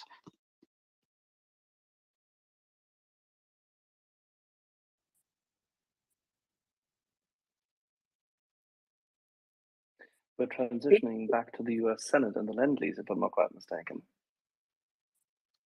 Perhaps, but any country could have done that, right? You're not providing any equipment to Ukraine. You're not really doing anything. If you're afraid of, escalation, retaliation, strange looks from the Chinese,